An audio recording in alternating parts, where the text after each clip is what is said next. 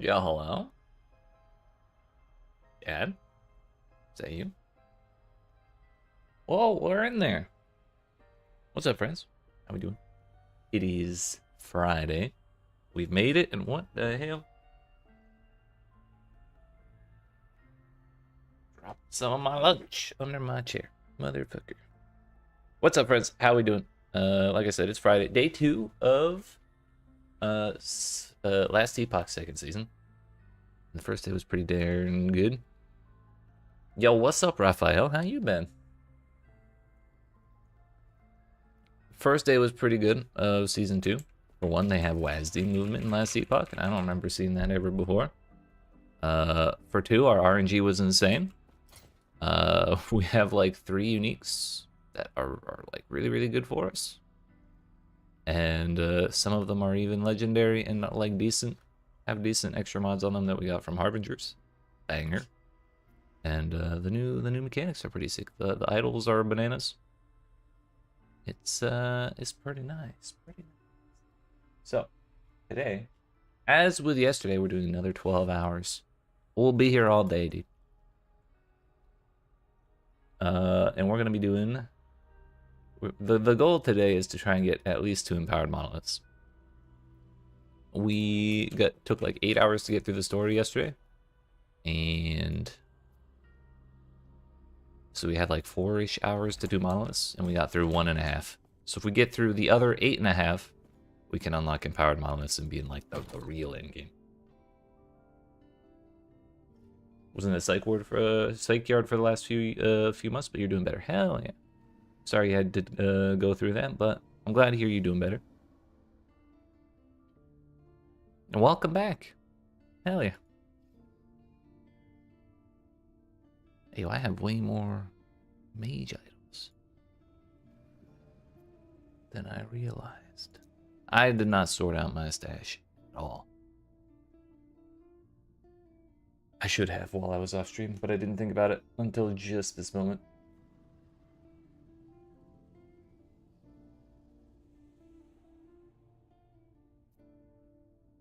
So, have you checked out any of the PoE 2 stuff that's come out? Or like in the past, what was it, 2 weeks ago, 3 weeks ago?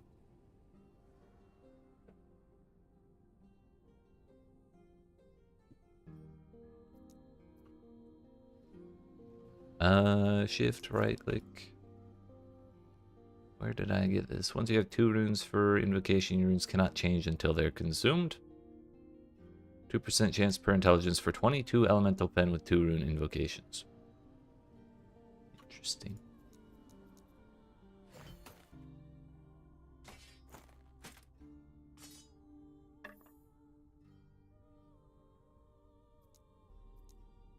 We're just gonna dump all that stuff.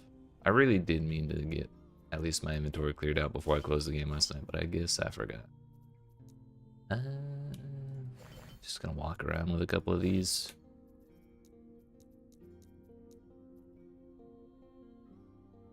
Got home like 3 days ago. Gotcha. Well, if nothing else, you missed a rather rocky launch for the first like major update of PoE 2. The game balance when they like released the huge update and then made everyone, well, they didn't make everyone reset, but everyone reset because there was an option to and was highly recommended to.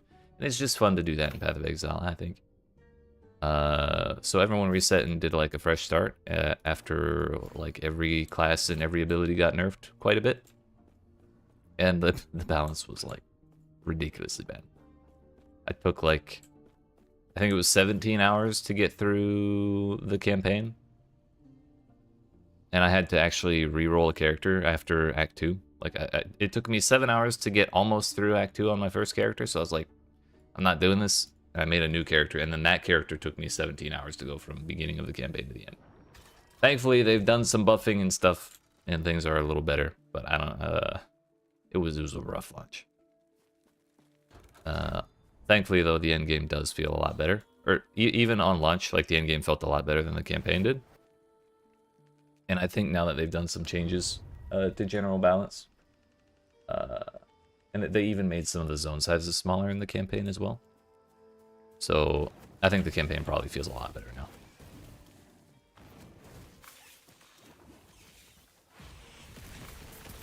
But last Epoch, one of the other major names in the scene, I guess, just had their second major season release yesterday. So that's what we're gonna be doing for this weekend and then next weekend. And I believe it's the week after that that Diablo 4 has another season coming out. So we're gonna be all over that. And then probably for at least 2 weeks, we'll do it the launch weekend and then one more weekend. And then at that point, I'll decide with where we want to focus. Because we have so many games to play right now. We're spoiled for choice.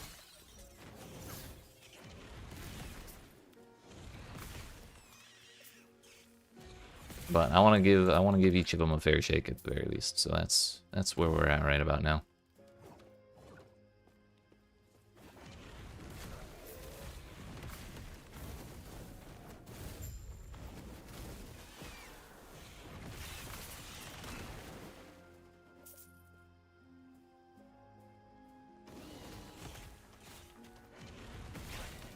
Hell yeah. For sure. Which is great because in March, nobody was releasing anything. I had like the exact opposite problem last month. But now I just can't decide what we're doing.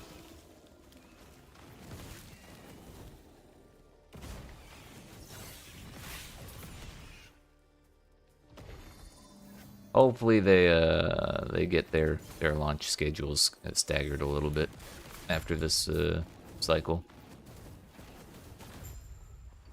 Because ideally, if we could just keep bouncing from release to release every couple weeks, I'd be okay with that.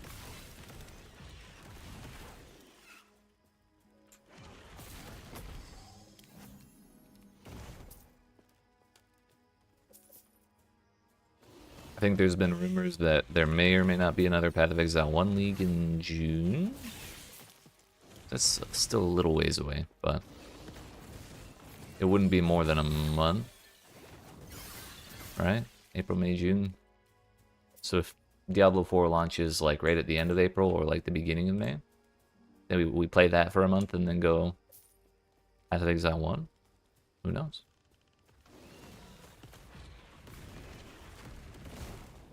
Oh wait, this is done. I was looking for the tomb, the new mechanic thing that they added. We got some stuff. Mana regen. Didn't see the other thing.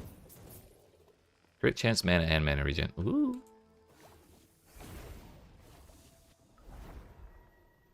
For real. They're all trying to kill each other is what it is. They're trying to squeeze each other out of their big launch boosts. That's what I like to think anyways.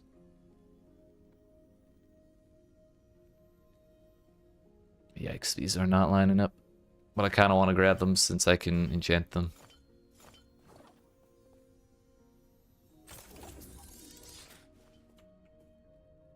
Armor elemental res. I'm not upset about that. Bad for the marketing. Well, honestly, here I think no, last Epoch had this season scheduled to release on April 3rd, I think it was. Or 5th, something like that. It was like 2 weeks ago, basically. And then like 2 weeks after last Epoch announced that day, Path of Exile 2 announced for the exact same day. And then last Epoch backed off. Which is kind of funny from like a competitive standpoint. But also, I would like to play both, you know? Capitalism and shit, that's right.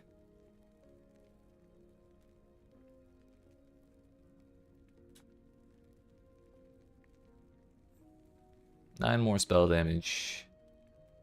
It's the same range on spell damage and mana.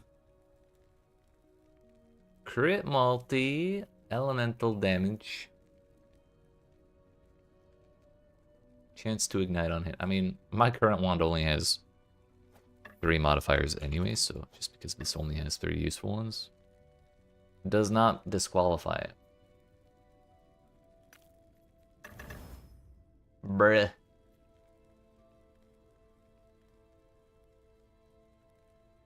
I mean, that's a lot of crit multi. We lose that on 26% cast speed. That might be kind of ass. It is kind of ass. I think we'll leave it. We'll work with it.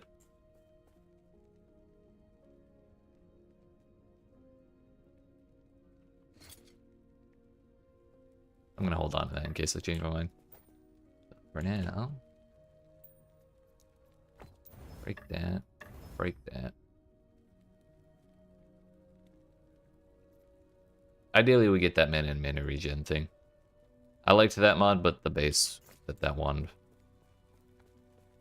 the base of that wand was bad.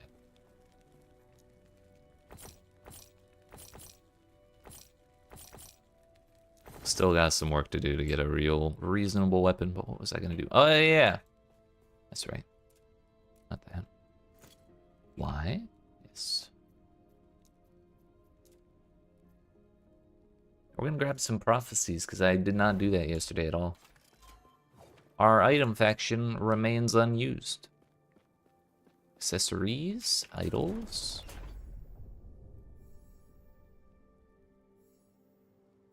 Rune of Shaping, Affix Shard. Could I get class idols? No.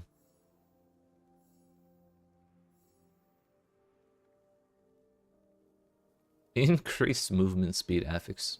Yes, I will actually take that.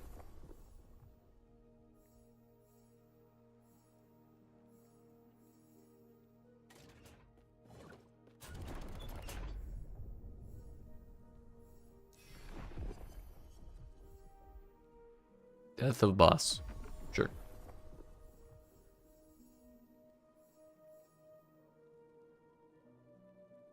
Two Shades of Orbus.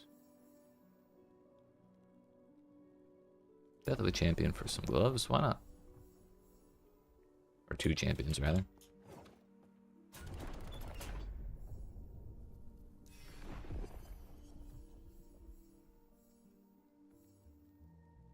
Two-handed staff. I don't want to fight Raya for that. Give me wands.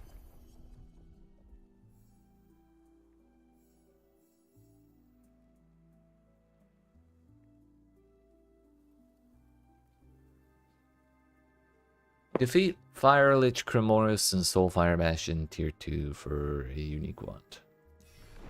I don't want to do dungeons.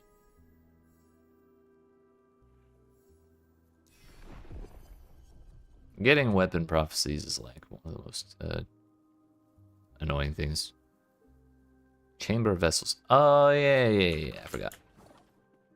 We need to do some shit. I will not be doing any campaign objectives. That costs 500. Yeah, I'll take 4 of them. I don't believe in campaign objectives. Somehow I have 2 of those. Cool.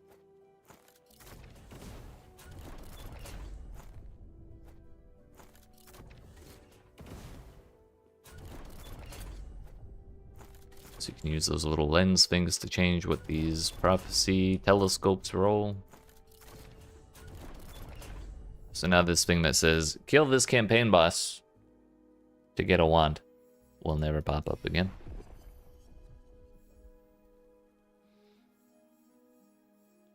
At least while I have that in there.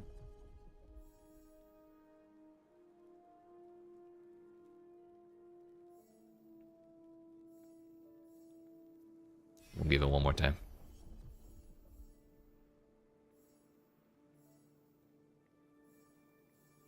Okay, yep. We're not getting none of those.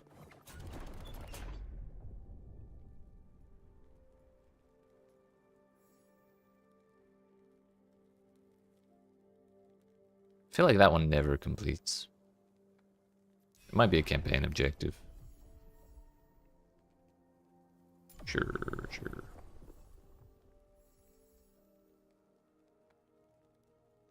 Three unique rings. I'm poor. Okay. Well, at least we got like what, 4 of them?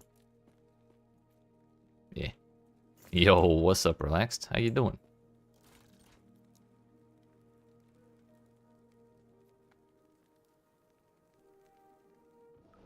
I've just realized I've made a terrible mistake. So when you there are 10 of these timeline things, and when you complete a boss, this is only on PC. It might be. Hold up.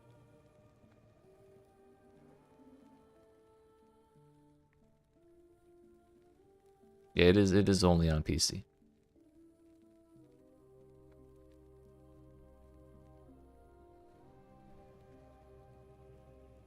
So there are these timeline things, and we run through, we clear like randomly generated zones. We do it enough and we build up progress for a boss fight. And when we kill that boss, we get like a permanent buff from that zone.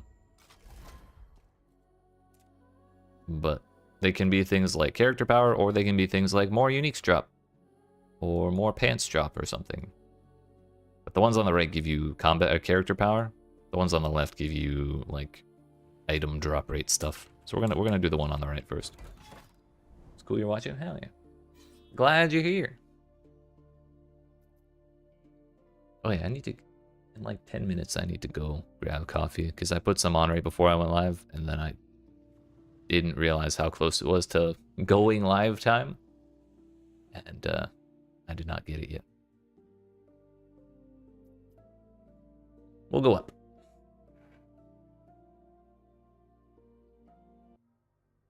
So what are you up to, Relaxed? You playing PoE or something?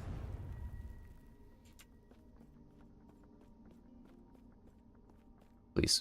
There we go.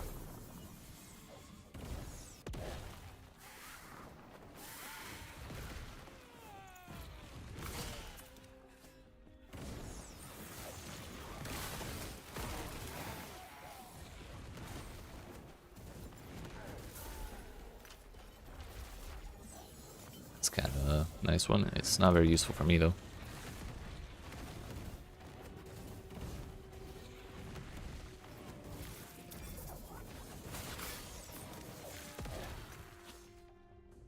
And move speed, 27 elemental res, 38 dodge rating. 2 of those are useful. That's my shrine. Good on that. PoE grind always stalls at Act 3. They do be like that sometimes. You just get stuck or like blocked on progression from build problems, or you just kind of lose attention span there. Whoa, those are some boots.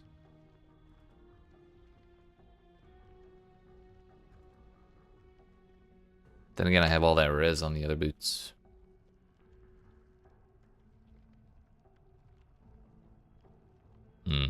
Maybe. You're a phony gamer. You play exactly what you want for exactly as long as you want to. Don't feel bad for not getting past certain areas.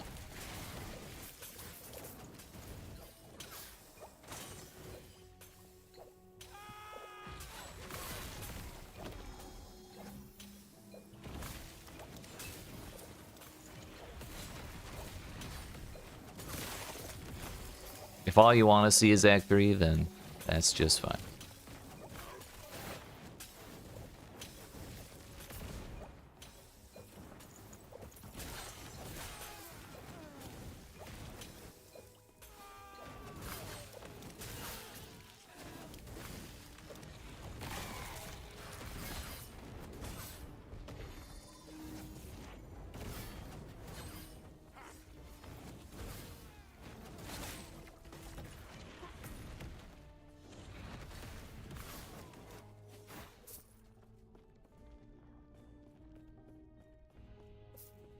Gotcha. It do be like that.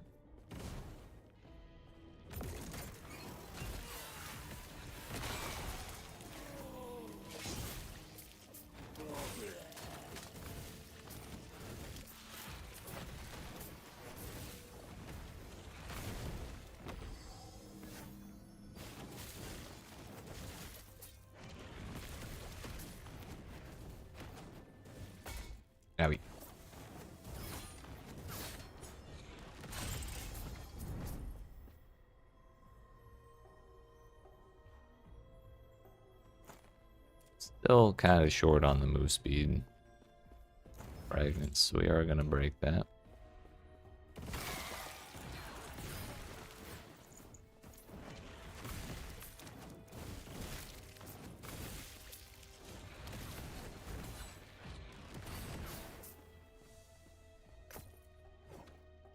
Come at home. Well, kind of sad not finding one in the previous place, I'll be honest.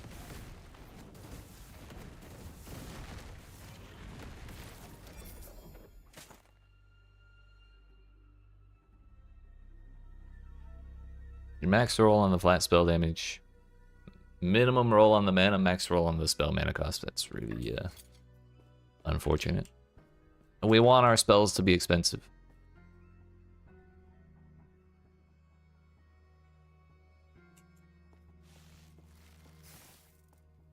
What the hell is that?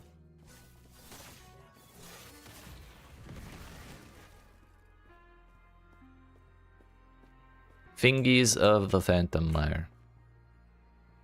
Terrify inflicts fear for 1.5 to 2.7 seconds, causing enemies to flee from the target location. Enemies can only be feared once. 4-second cooldown, 16 mana cost.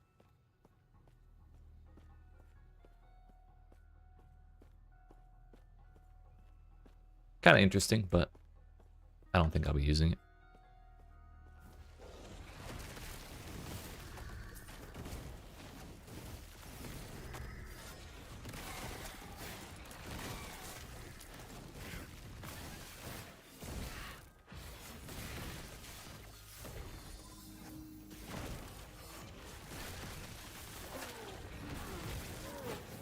Give me another mage. I need a 3 LP ladle.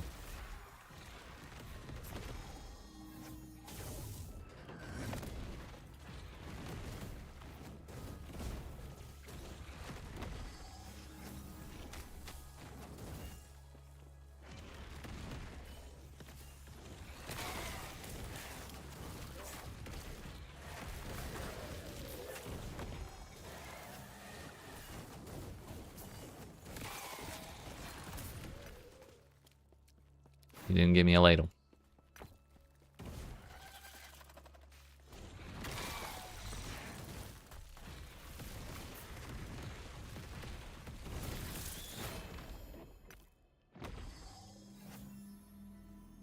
Vitality, bow damage. I don't know if any bow builds care about vitality, but I guess that's cool.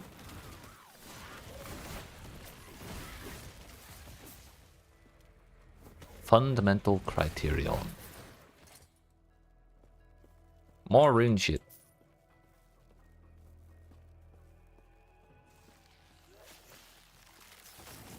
That is not my class.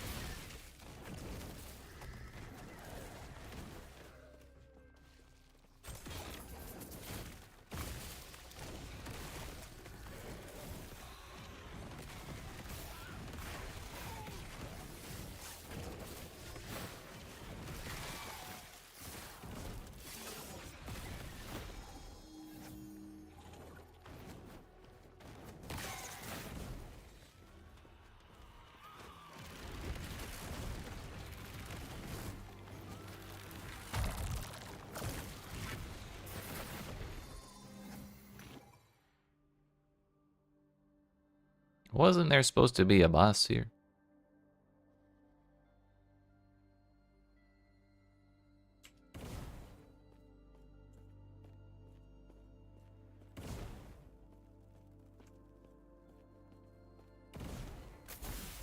Gold!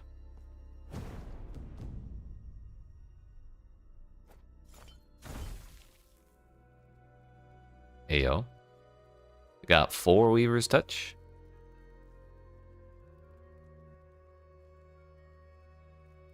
Although I just realized it rolled minimum on the added static orb tendrils. It's kind of a bummer. Ah, well. Time to go.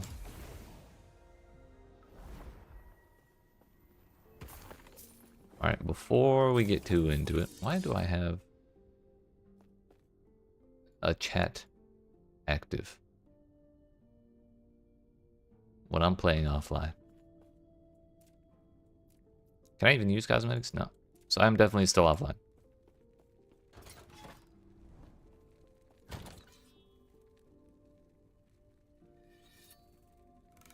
Don't care about those at all.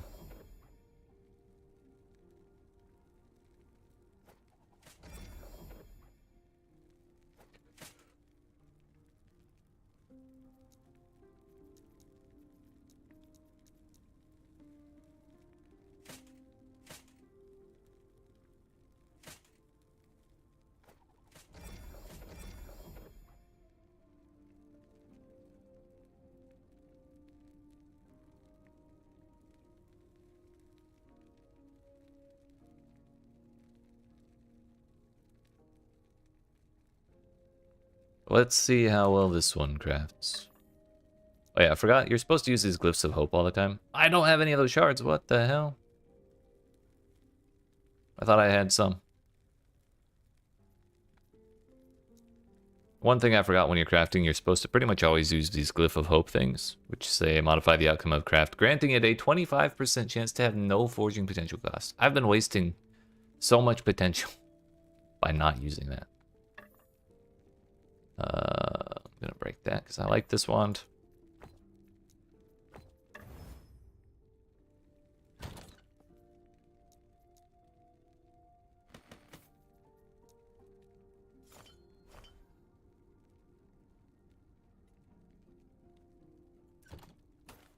Can break that too.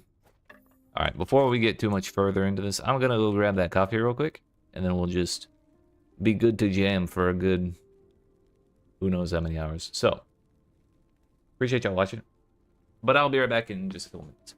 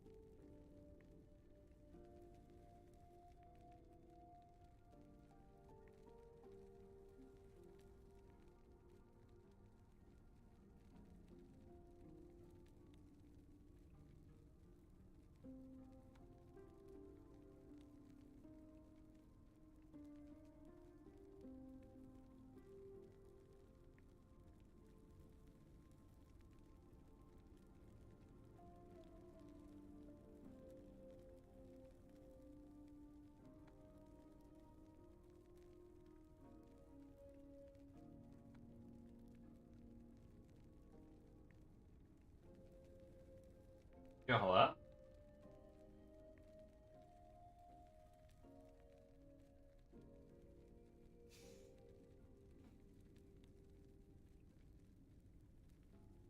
Coffee has been acquired. So sorry for the early AFK, but we're back. We're good for who knows how many hours now.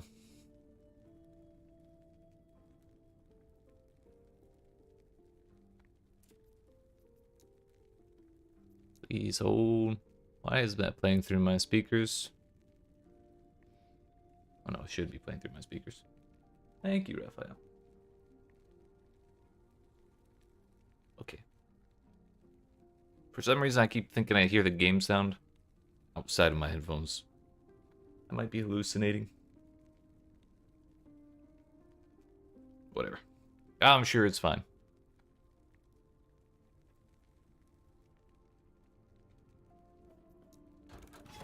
Yeah, we're good. We're good.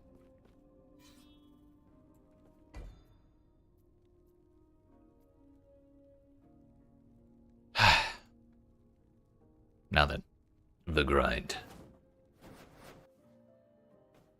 So all we have to do is run from zone to zone here. Do whatever objective it tells me to do. I.e. slay enemies to locate unstable rifts. And we'll probably clear those rifts out, and then we'll be good to go to the next one. And that'll give us a thing called stability. We get stability to fill up a stability bar, and then when we have enough, we get to go fight a boss. And then we move on to the next zone. I think I'm good on that. That's the general basic idea of the endgame in Path of Exile, or in Last Epoch, rather.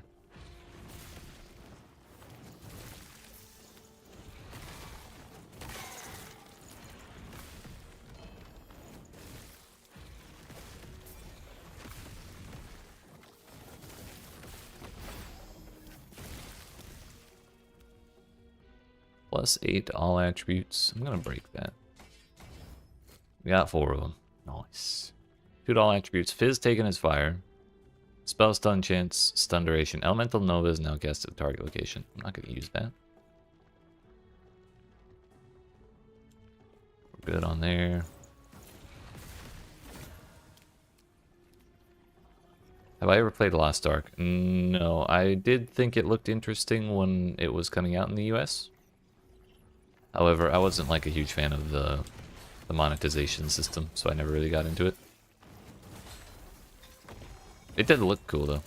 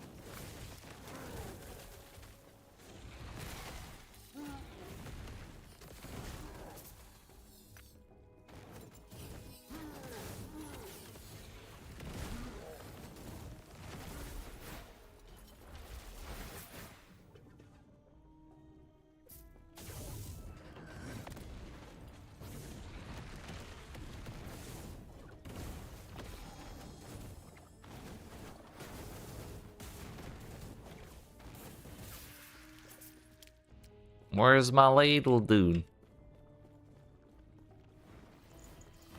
We're gonna grab the zone objective first, and then we're gonna go do that tomb thing, and whatever that champion thing is.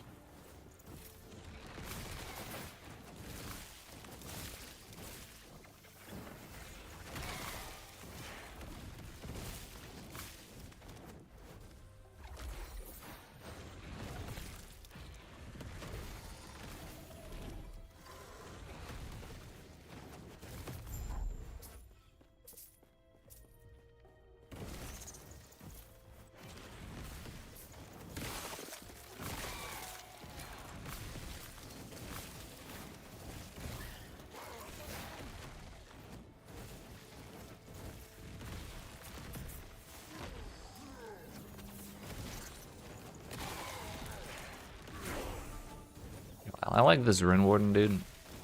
He drops the big Rune Prison, which lets me fight another Mage. Which means another chance at a weapon I want.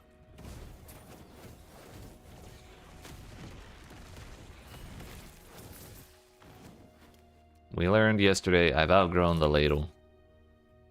But if we got a ladle with like 2 or 3 legendary potential and got some good mods on there, the balance of power may turn back in the ladle's favor.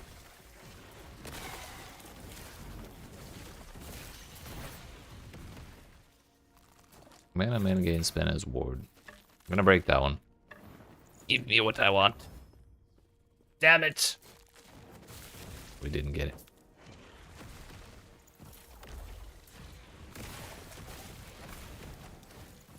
Ignite on fire hit, 39 fire hits, okay. We'll enchant that one.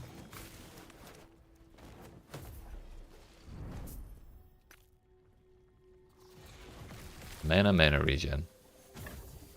Also a good combo.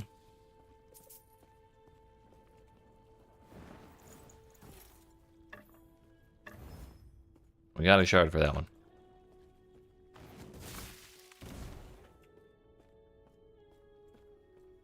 So I think we actually prefer...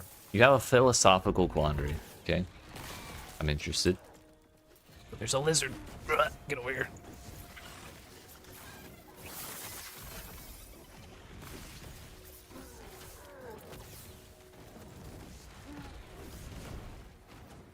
I would like to hear it.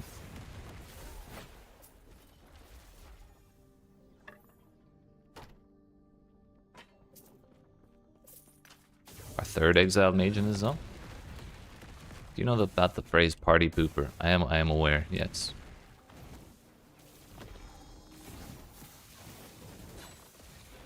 That was actually my nickname in college, so yes. I'm aware.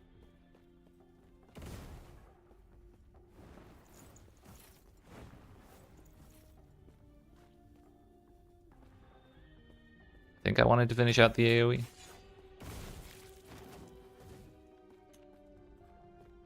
If you combine that with the phrase, I have a party in my pants, does that mean you have pooped in your pants?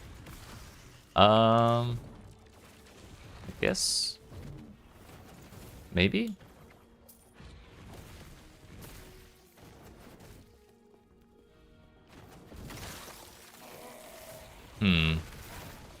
That is a quandary.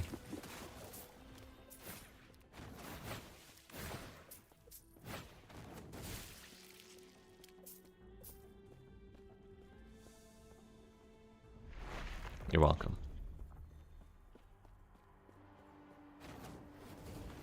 My philosophical quandary I've been having for at least 5 years is what is the proper verb for consuming soup?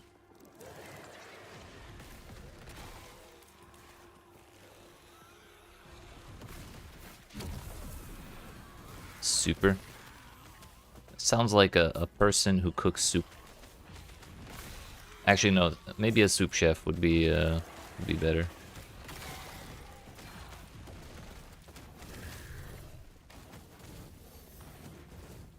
But we're not talking about making soup. We're talking about consuming soup.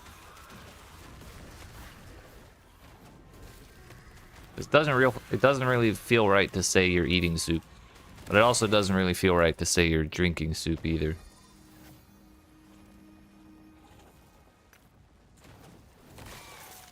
And using the verb having soup feels like sidestepping the problem, you know?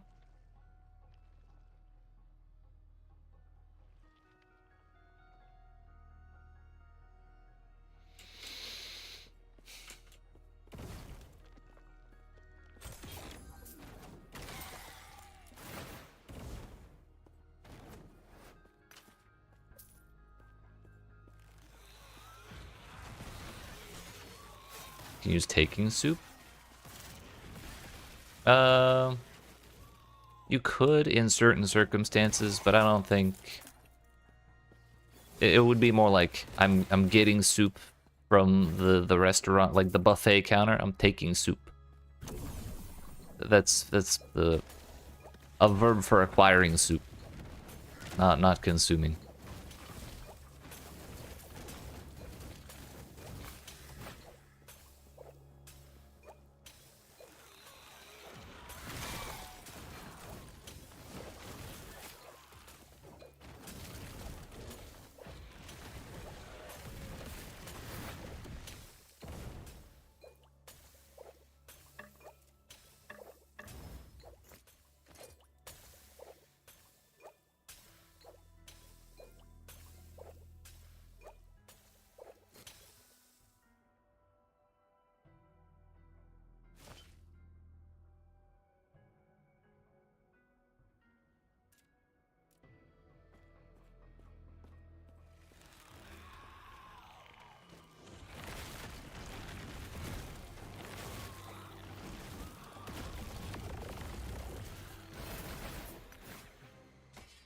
I'm gonna pick up every single copy of Clotho's Needle that I get. That's actually kind of a banger. Just because it's Weaver's Will, and Weaver's Will is a system where the more you you equip this item and the more stuff you kill with it on, the more modifiers it gets. And so it either gains a modifier or the modifier goes up a tier. So it's pretty much entirely random. So if I ever wanted to use this, I would probably need to run through several copies to actually find a combination of modifiers that I really want. Unfortunately, it's 2x4, so it's fucking huge.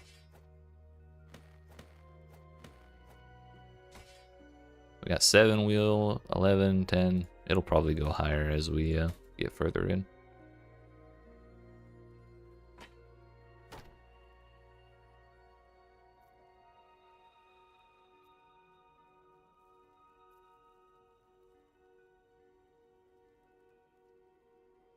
Yo, the double mana? I didn't even see that.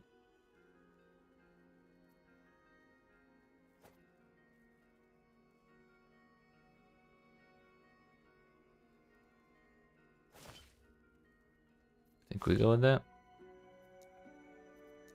Don't want to use no basic bitch idols if we have these fancy league specific idols.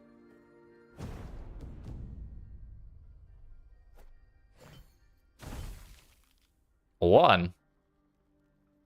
Disgusting.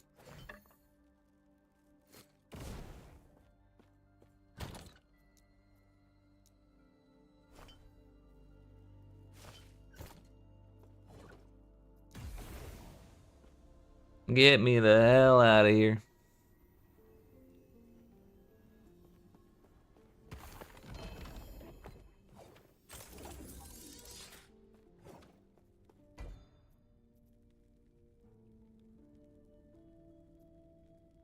There's a cemetery up there. We go.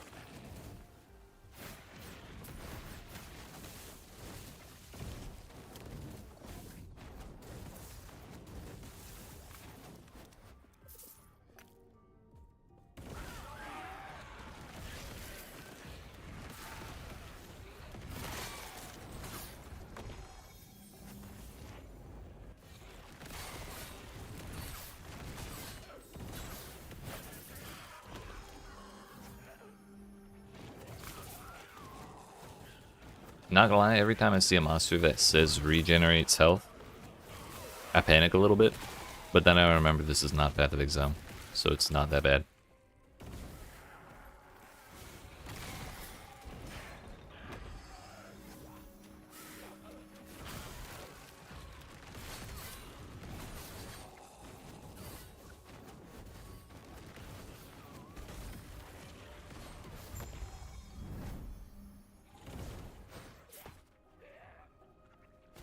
Cast Fire Aura on crit. Plus 3 spell cold damage. Could we get spell fire damage? This would be a nice source of actually having Fire Aura, though.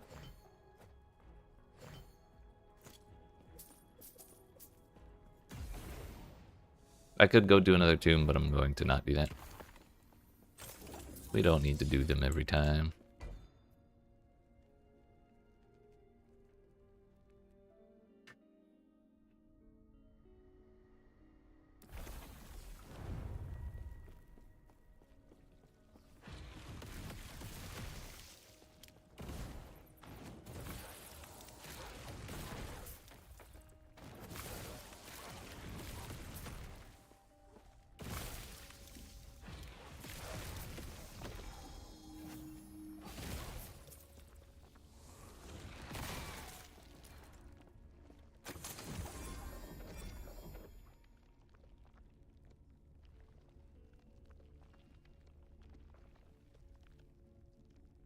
Want that at all.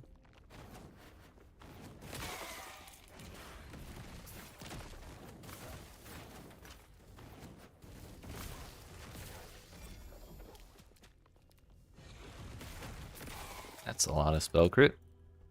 With Fizz Pen and necrotic damage, I think I'm good. I don't even want to save that for use, like making a legendary item, because it's not tier 7 on the Exalted mods. Why would I want it? It's less than ideal, so therefore it is worthless.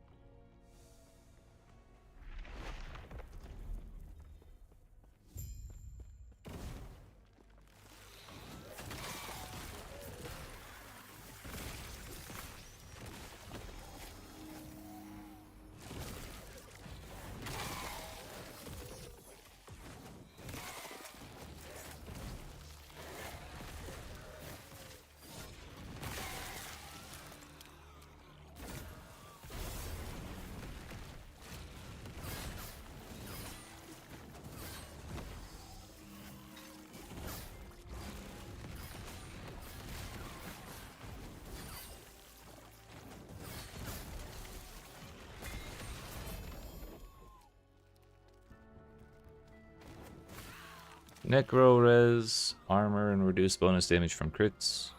Poison res, minion poison res. Summon swarm of bees on melee hit. Font of the Erased I was kind of interested in. Not only is it 13 elemental res for its simplicity, it has percentage health and mana along with Weaver's Will, so it could get some fun stuff. It might not. It might. Who knows? There's only one way to find out. That would be... We got 39 cold res on there. I'm gonna lose all of that. Yep. We're putting that shit on, though. What? What's up, Mr. Tag? My floor is glowing? That floor?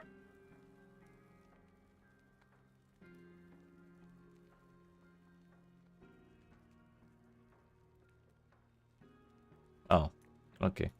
I had to check, dude. Well, usually that's a good sign.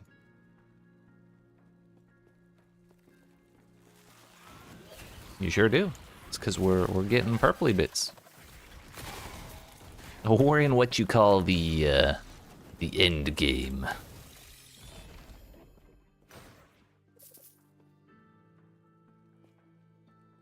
Void pen, spell damage. I'm good. Hello. Oh.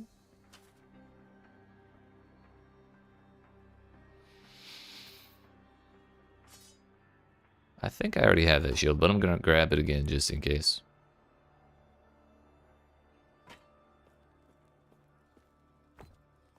Wait, what the hell was that?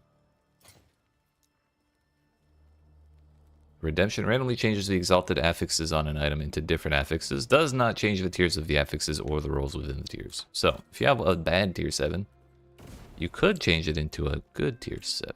That's good to know.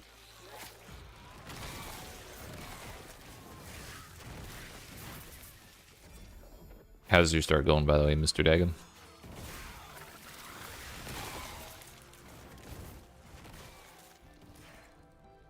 Barely played? Gotcha. It do be like that sometimes.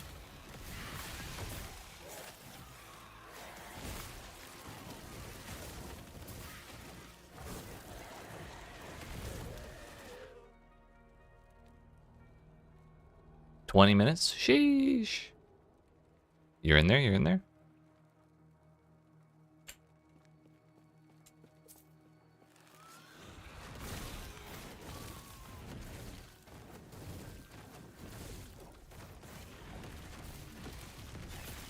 Yo, 23k crit. We're in there.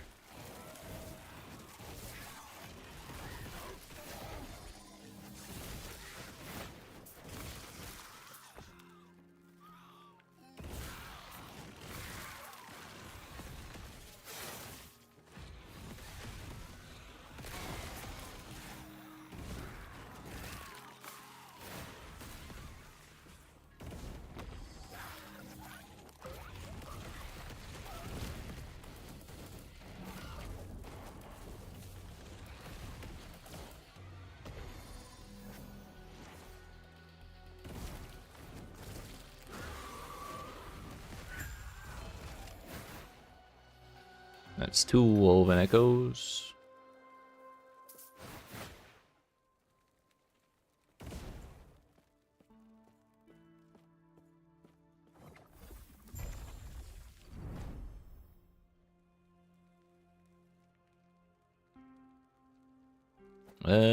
Sure, how about that?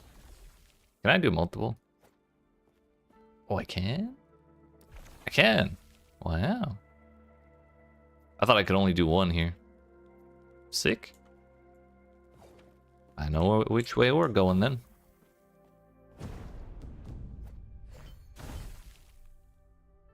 Effective haste. 1 second of haste after you use evade. Not crazy, not bad. CDR mana regen. With 4 Weaver's Touch, that's pretty good.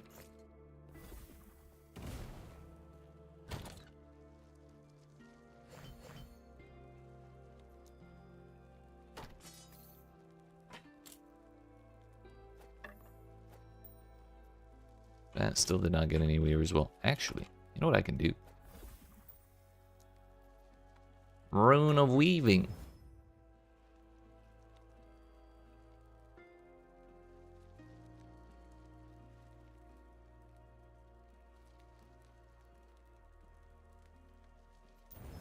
We're already not a huge fan of that.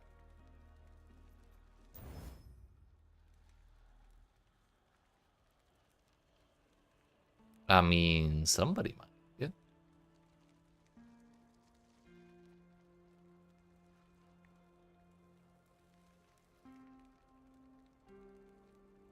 It's at least got colder as.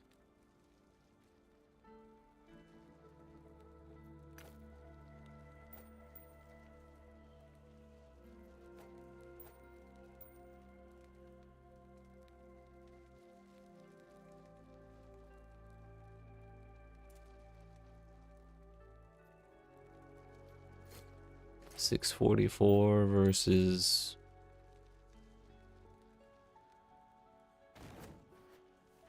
$604.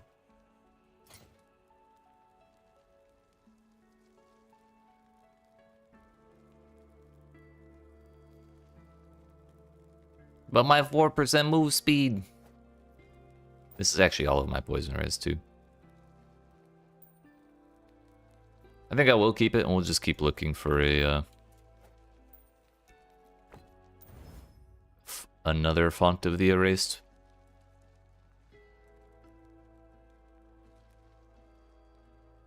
I think I am going to break this as well, because I actually want not mana and mana spent gained as ward, I want mana and mana regen. So the less time I have to spend using focus, the better.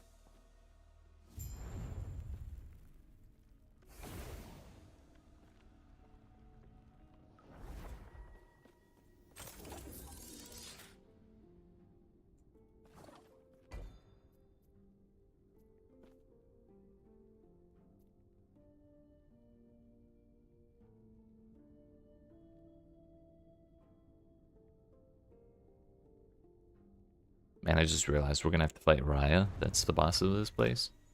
Gross.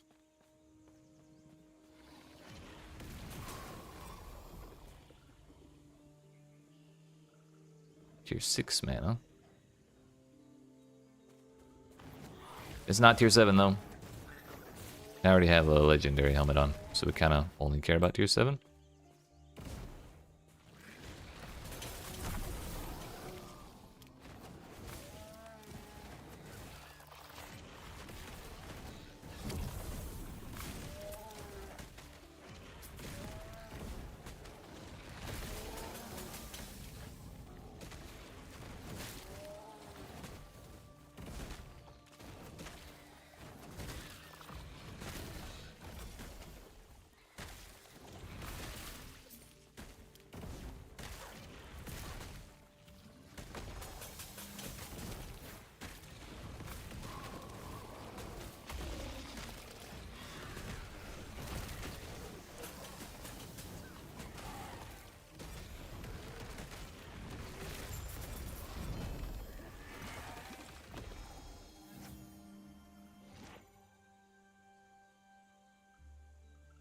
Curse damage, curse spellcast speed. Mana gained when you use harvest. Fire aura area. Fire damage over time. Wow.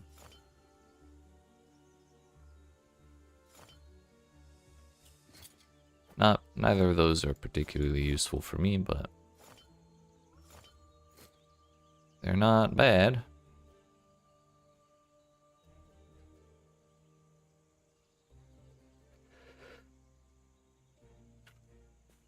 Get me out of here.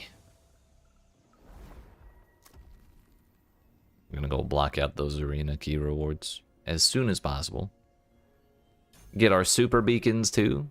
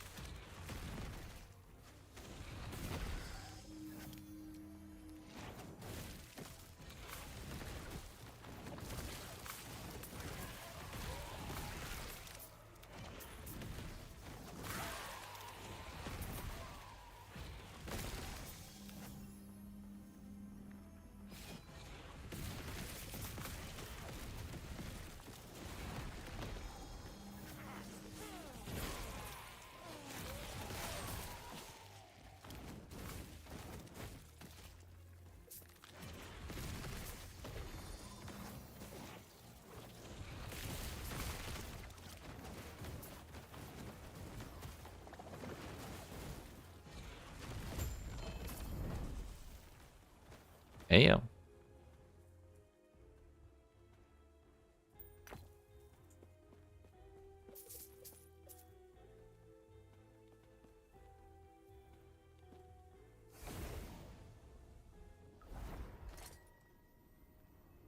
May as well just hold out for these runes again, right?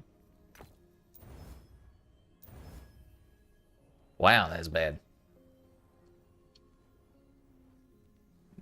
Necro res, lightning damage, void damage, block chance, and effectiveness. Still has 2 Weaver's Will left, but I don't think it can get another different one. Excuse me. Part of me wants to just throw that on the floor, but also I feel like, what if there's some wacky ass build that I think of doing later, and that would be like the perfect ring for it. I have no idea what that could possibly be, but like, what if?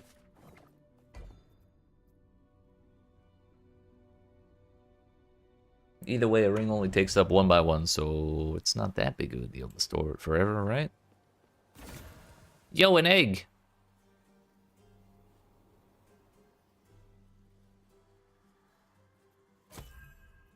My ladle.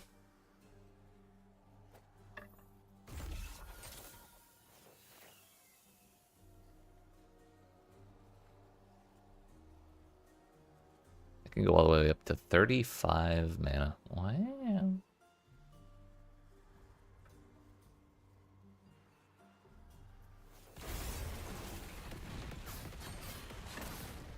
Got his ass. Wait, defeat or banish the nemesis on each floor to scale the tower. That's sick.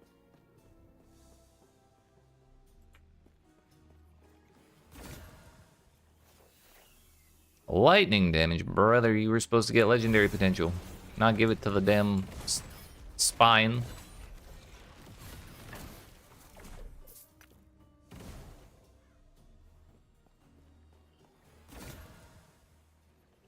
Hey, yo, that got tier 7 intelligence. Sheesh.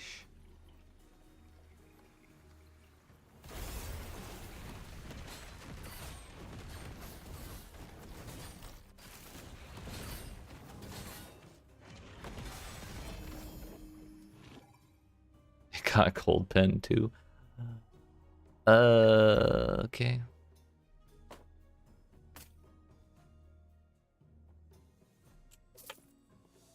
We getting another one? Oh, hell yeah, we are. Thrall Sting.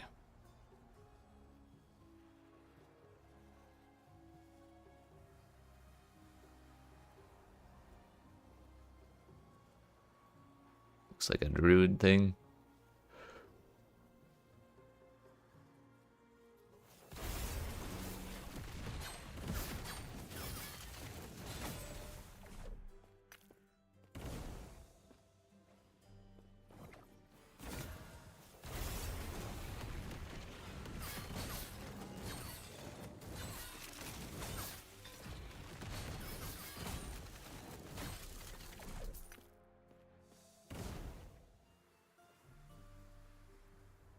Yeah, we got a rune prison too. 20 intelligence. Double exalted.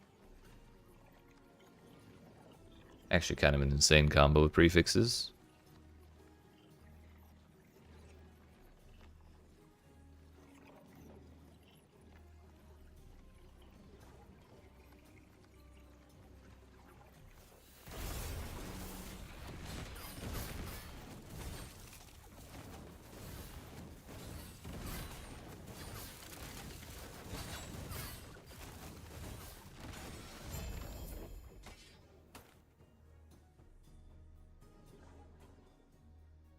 Chance to cast Fire Aura on kill with fire skills with a 1-second cooldown. Probably take both of those. You gonna give me another ladle, dude? A ladle, ladle, ladle, ladle, ladle, ladle.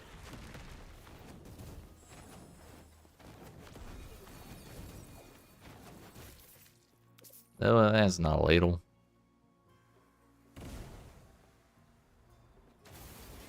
Vengeance incarnate.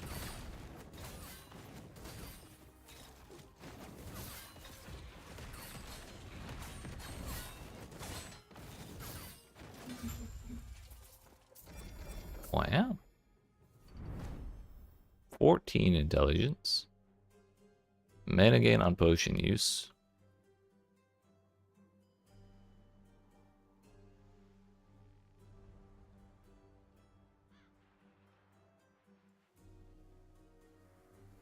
What does a crystal core turn into, though? Can I just have it in my inventory when I kill a Harbinger?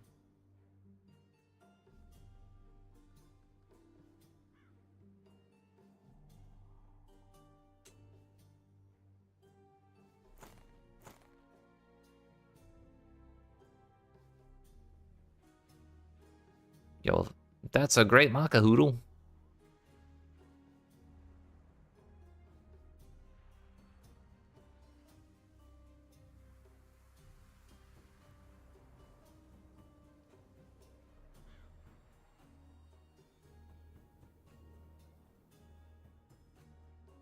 Yeah, we'll leave the rest of that.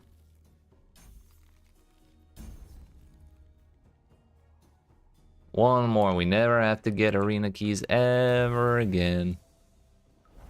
Actually huge.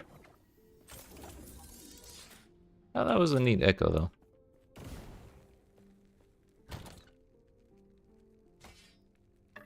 Bummed about the ladle still, but whatever.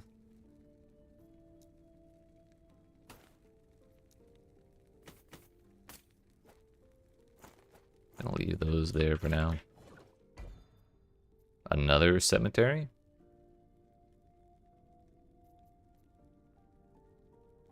$16. We could get up to 50, and we need 250, which means we need 29 to get the final boss. Assuming we don't die during any of the quest echoes.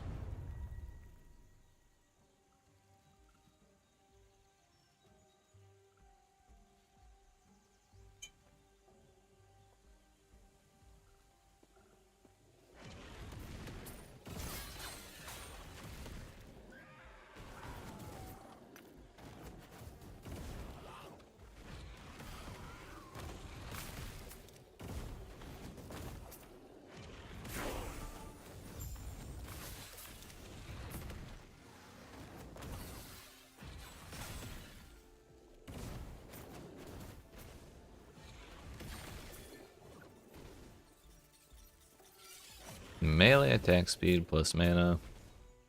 That's it.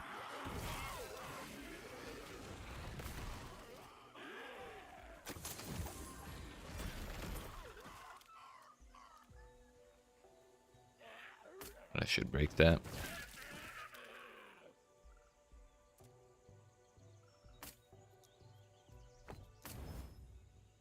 We got the teleport shards. Let's go.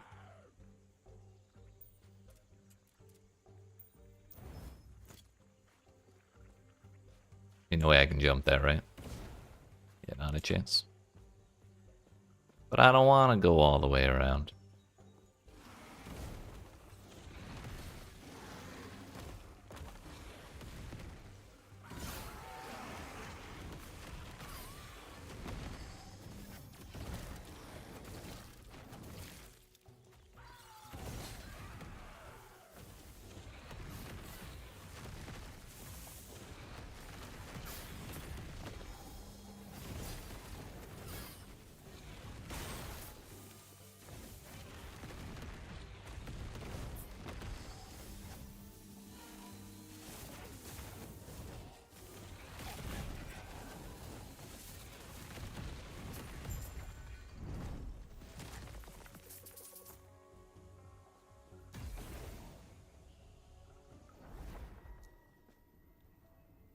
More AoE, yes please.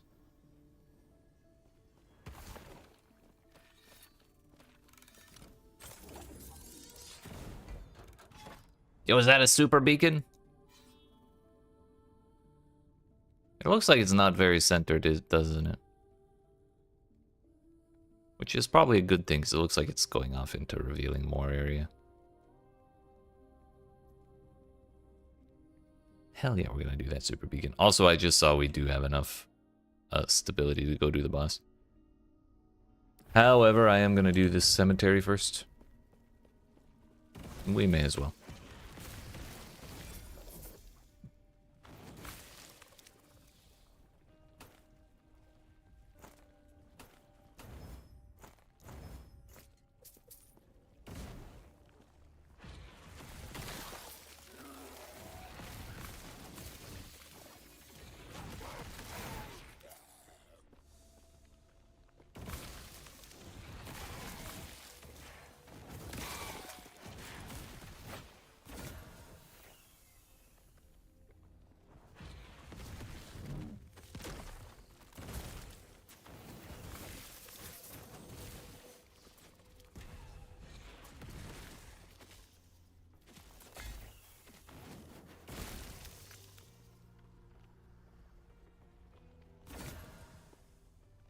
Modifiers to volcanic orb speed also apply to flame rush speed and distance at 64% effectiveness.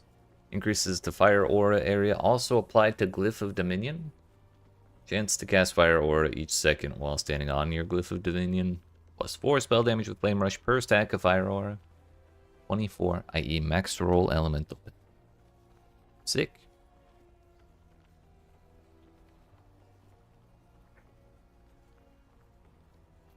Why not?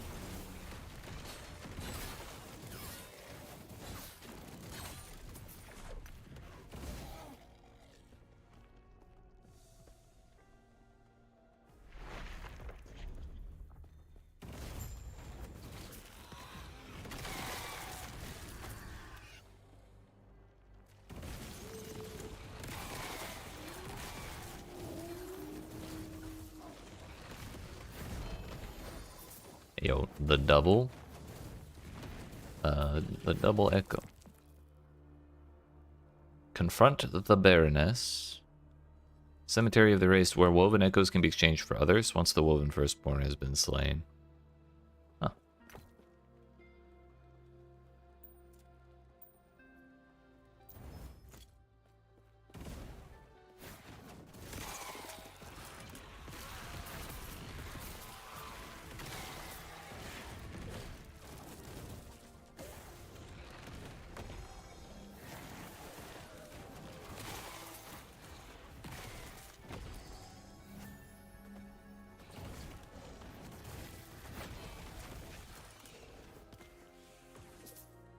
The Pillar of Skulls rises high above the something or other. Hold up.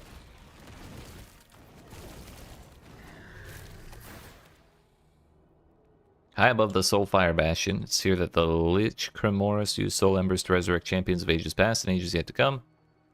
Stand on the pillar and slay all champions that would rise to oppose you. Ah. A boss rush of sorts.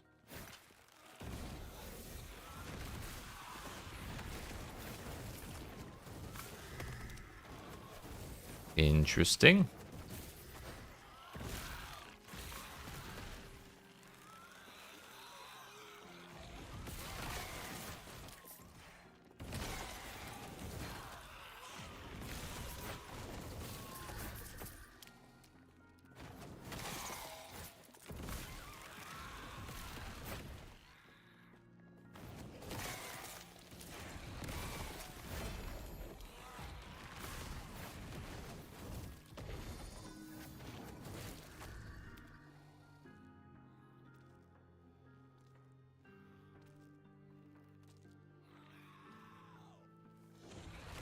That's pretty nice.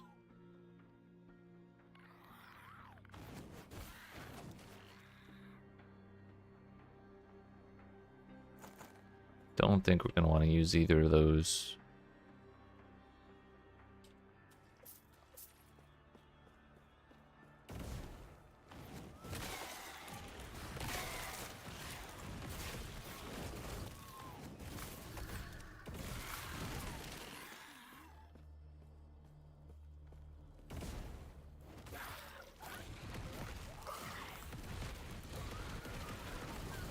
I was hoping we could kill it before it actually, like, stood up properly.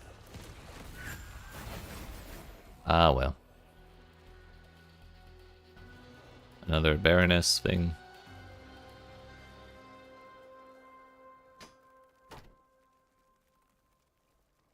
T6 elemental damage. Another Font of the Erase, though we would lose a lot of elemental res and we would lose 1% health and mana. Less than ideal, but we might get better Weaver's Will stuff out of it. However, unfortunately, I don't have any more of those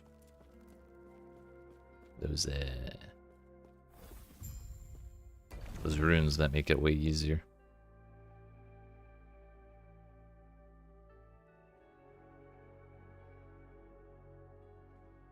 I don't really have a lot of echoes like laying around, so I'm gonna hold on to the Cemetery of Reweaving for now.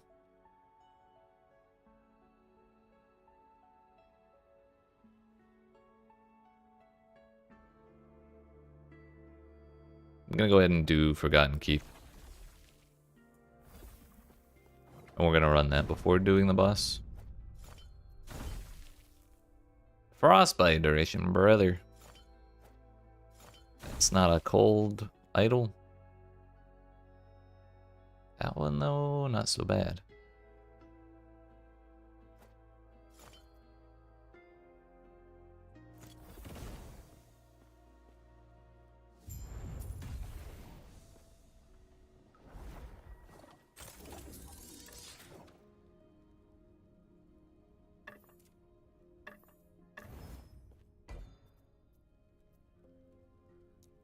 I kind of want to see how the super beacon looks, but also I don't want to see it that bad.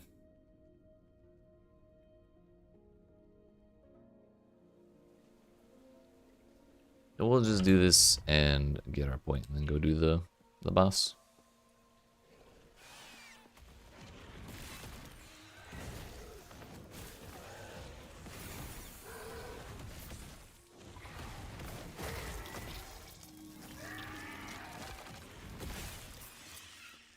Plus 5 health, okay. We could get that in mana, that'd be sick.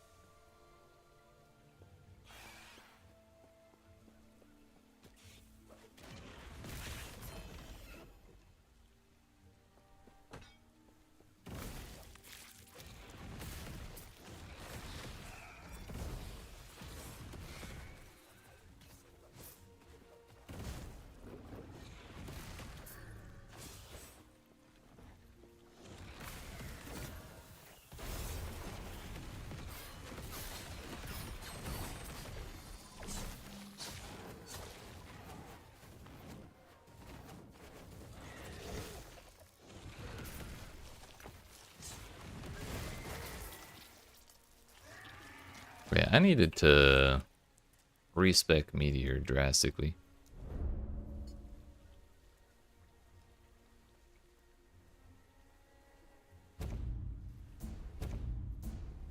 I think those points need to go in Infernal Descent or Astral Cataclysm.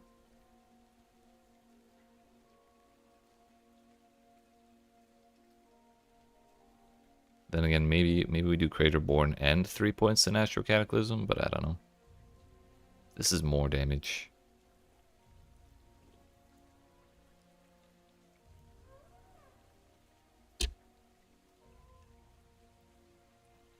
I don't know, dude.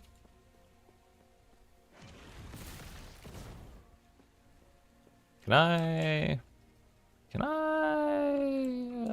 Of course not. No fun allowed in video games these days.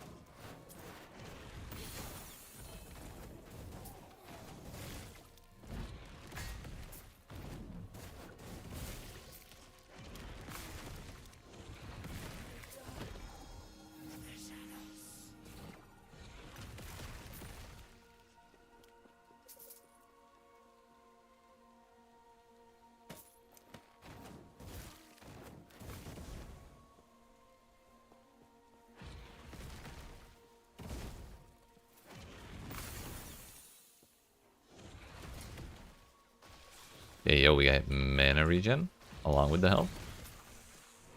It's already looking pretty good.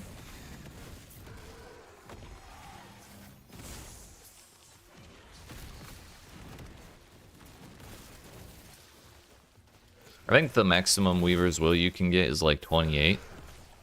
So that would be four modifiers at tier 7. Granted, that's probably absurdly rare. But the fact that we have, what, 13 means this is going to be pretty far from, like, a maximum power legendary item, no matter what we roll. Mana plus mana.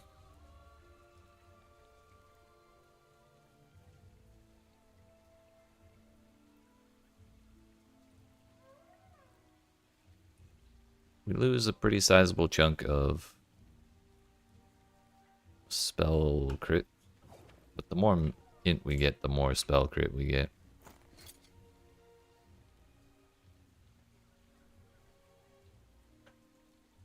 Although this says 45 forging potential. We must have gotten it from a Harbinger.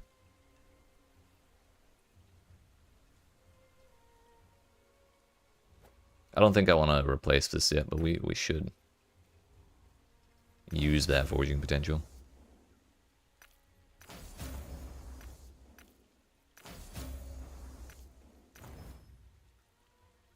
Requires a level 70.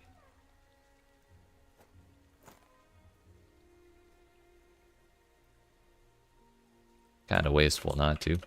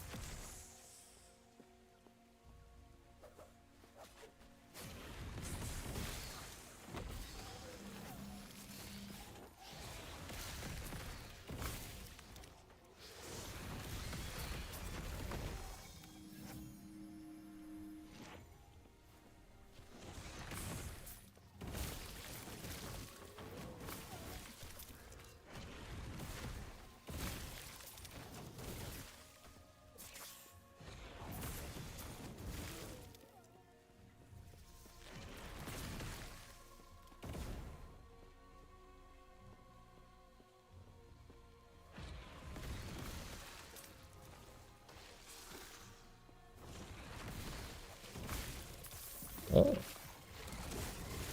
For a moment I thought this was going to be the Baroness, and I was going to be quite surprised.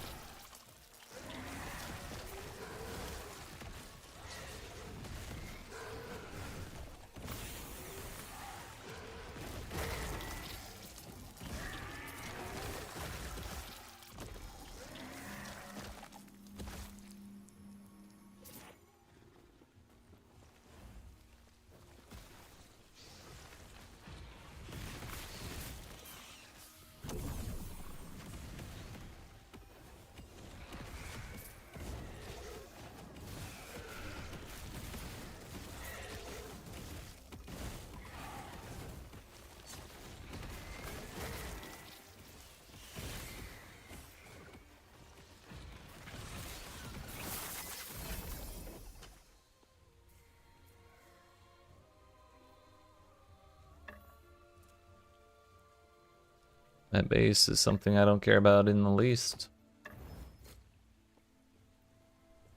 Are we pretty much going to be stuck on Crystal Wand this whole time? Thinking we might be.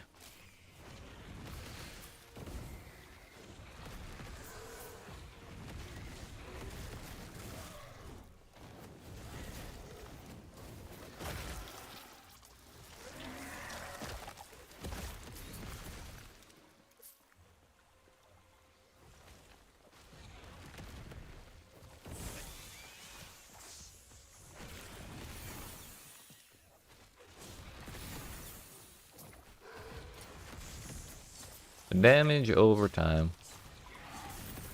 Why do you hate me, video game? Why? Hold up. Let's...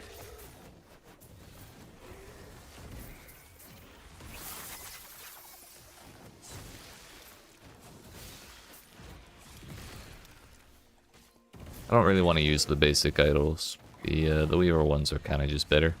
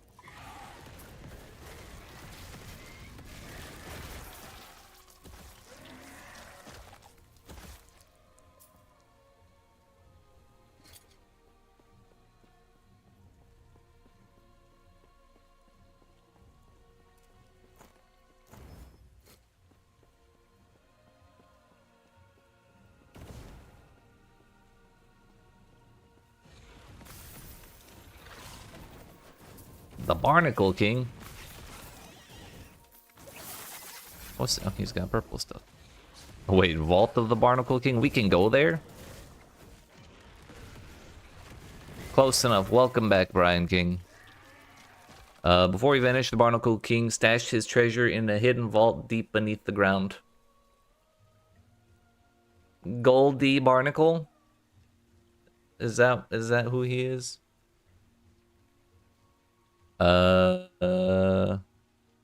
Search for the lost vault within the caverns and altruistically free the overburdened lizards locked within the caches. Yes. Strictly to save them and not kill them and take their stuff. Right. I'm gonna be king of the barnacles, dude.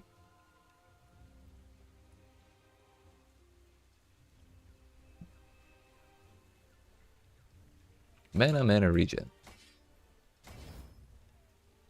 All that for 2 shards.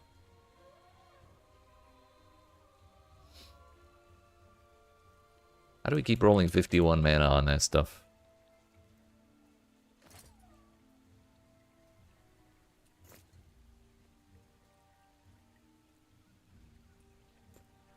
Yeah, I think I'll wait. I'll wait for something better.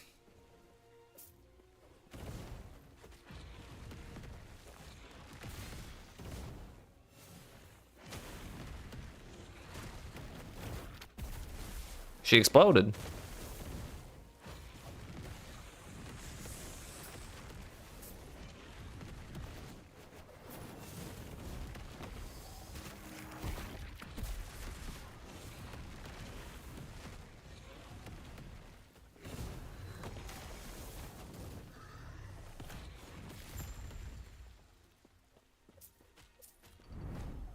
Level of Firebrand, level of Bone Curse, Javelin, Aerial Assault, Elemental, Nova, Snap Freeze, Infernal Shade, and Flame Reeve. Nice. Get out of here, Arena Key. Never talk to me or my son ever again.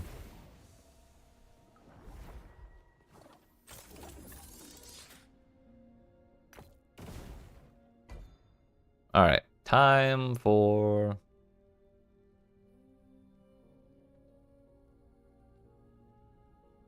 Does filling this bar up reset everything? I don't know, but we're gonna go do this. Time for quest echoes. We're gonna go bully a bird.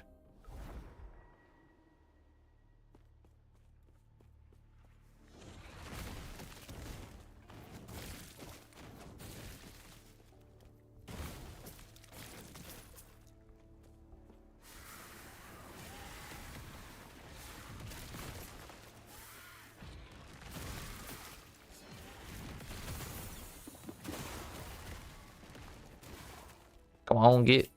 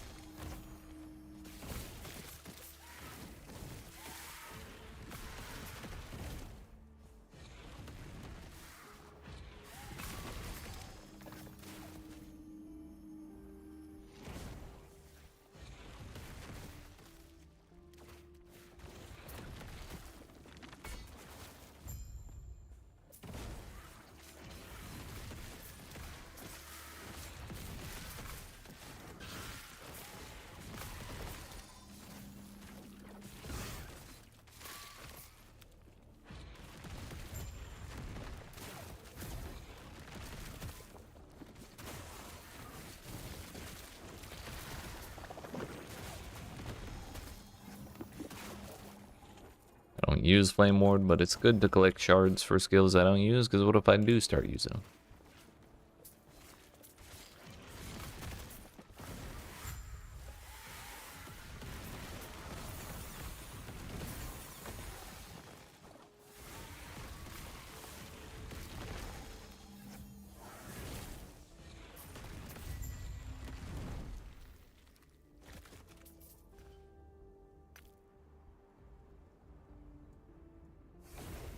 Good enough for me.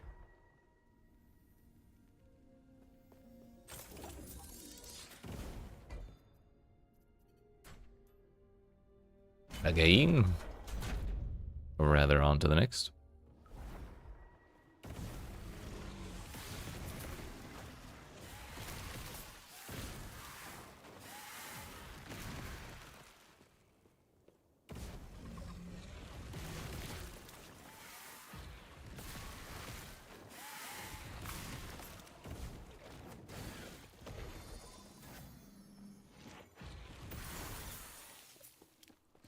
What do we have now? Hey, yeah, we hit elemental res. Alright, so the damage over time isn't great, but the other three are kind of sick. It'd be nice if we hit max mana. However, for where we're at, that should be okay. Also, this is a nice base. 14 to 40. Along with mana regen. It just does have that glyph of dominion. What if we do the old...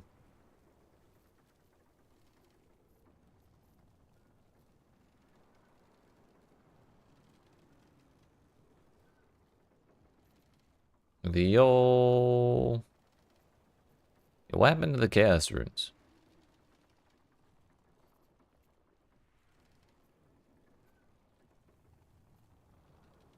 I guess we just have annuls.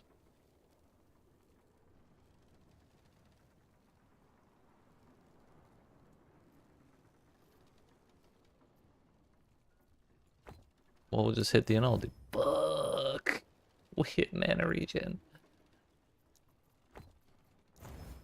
Okay, dude. Well, now we know to use that base. Although I didn't pay attention to the name of the base, I just know it exists now.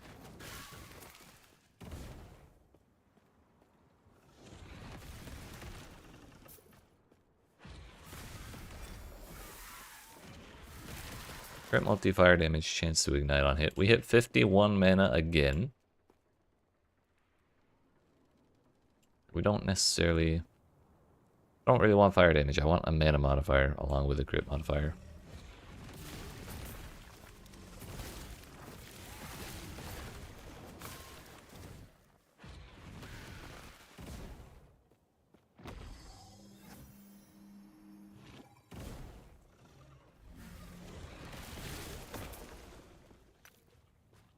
Yo, now we find the Glyph of Chaos.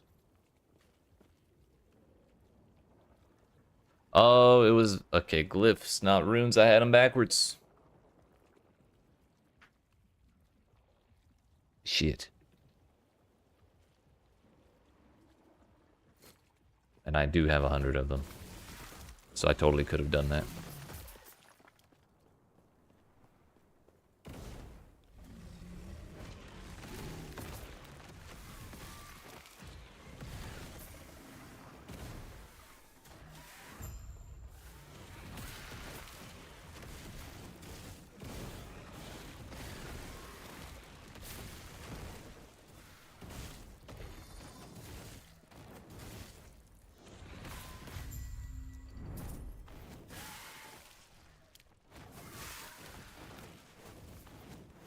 Alright, let's go punch a bird square in the mouth.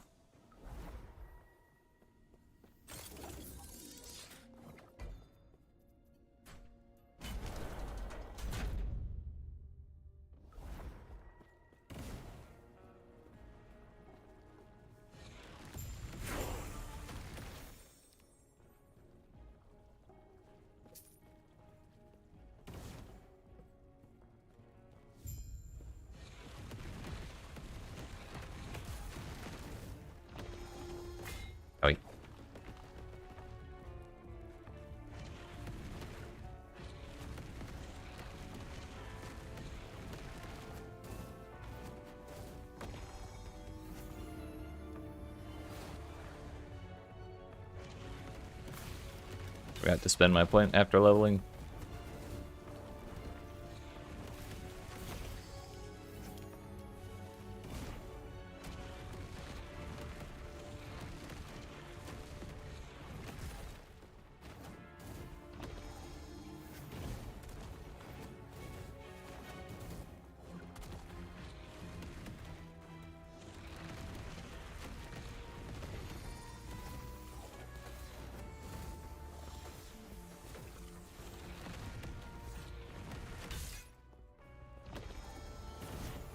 They sped that up like crazy, dude.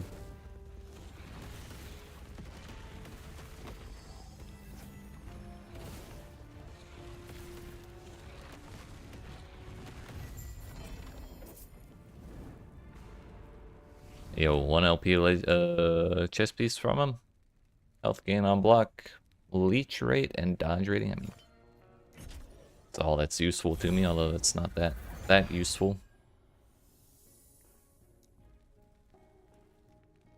Blind on hit, spell void damage, fire spell cast speed, chance to cast fire aura when hit, void damage per fire aura. Not useful to me.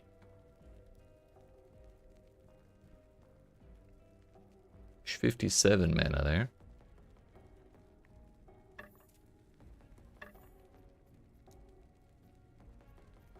I only have 3 crit multi things. I think crit multi is what I want, since I can very easily get more crit chance by getting more intelligence.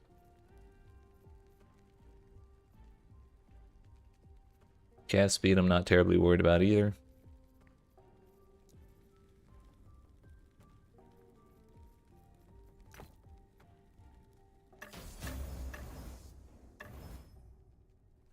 We still have 11 forging potential. Fuck.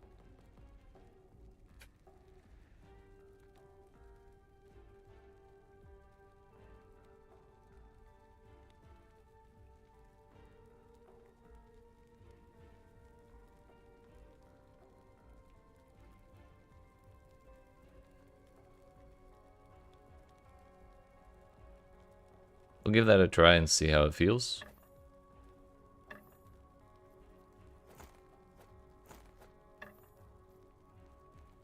Down to 4 Weaver's Will there.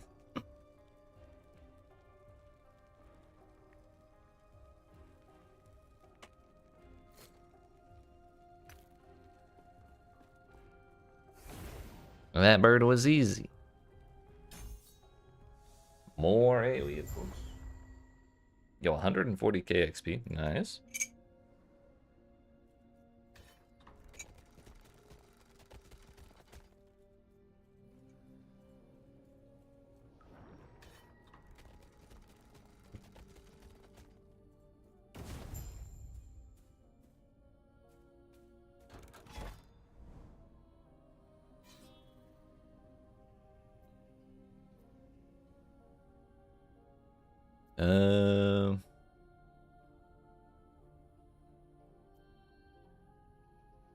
Man, this is gonna be lag on. We better not get hit by shit when we're doing that boss, because I have no cold res. I believe I'm capped on lightning though. We're like real close. Yeah. Halfway there on cold.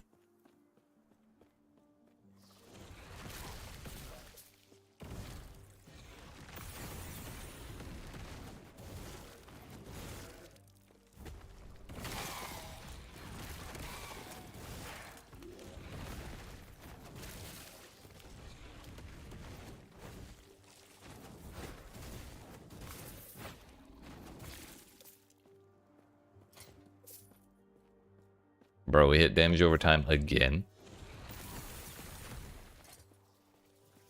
At least we hit mana regen to 5 first.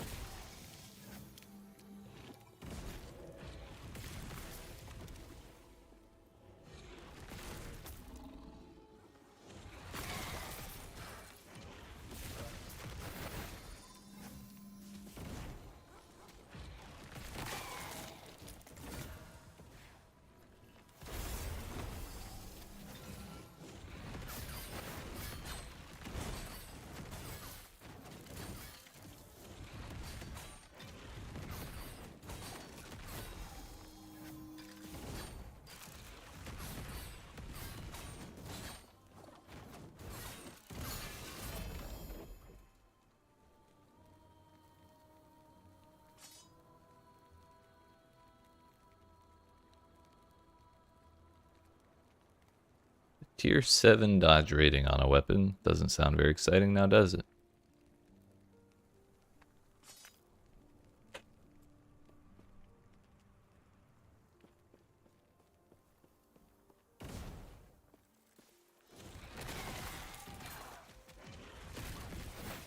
We did lose quite a bit of damage by changing weapons. I think we're doing like 1 to 2,000 less damage on crits with meteors.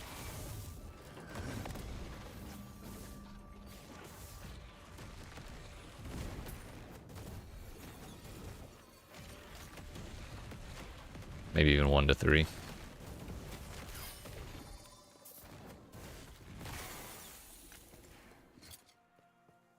Naturally we hit fucking damage over time again. Neither of the useful suffixes got hit more than the time they got added. We only have 1 mod left. One upgrade left. Does it go on mana regen or does it go on damage over time?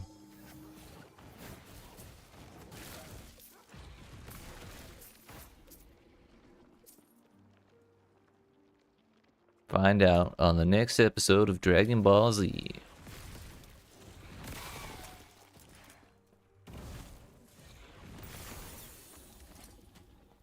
We went mana regen. Of course, prefixes are illegal. I'm sorry, suffixes are illegal to upgrade.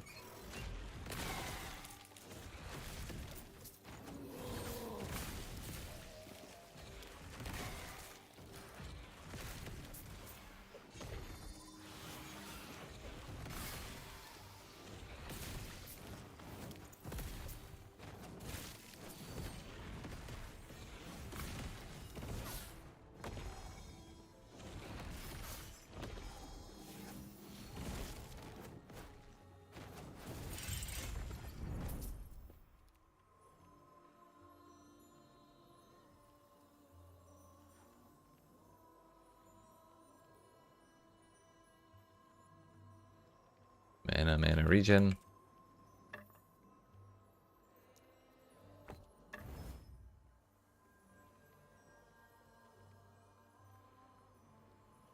Yeah, honestly, maybe increased damage is the play.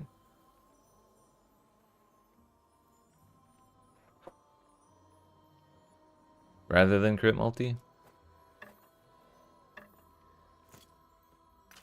I'm gonna go back to my old one for now. I think I will hold on to that wand in case I get to the point where I'm like just under 1,000 mana. And then we put it on to make the difference. Because once we do break 1,000 mana, that's going to be a significant boost, I think, to our sustainability. And it'll be another 5 spell damage as well. Maybe not as drastic as I was hoping, but it's something. Go ahead and run this and see what's what.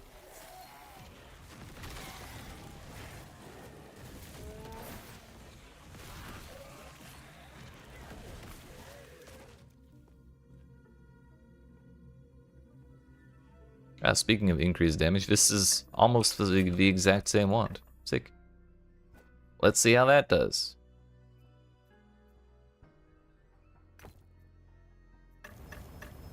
It does terribly. Thankfully, I got all my shards back.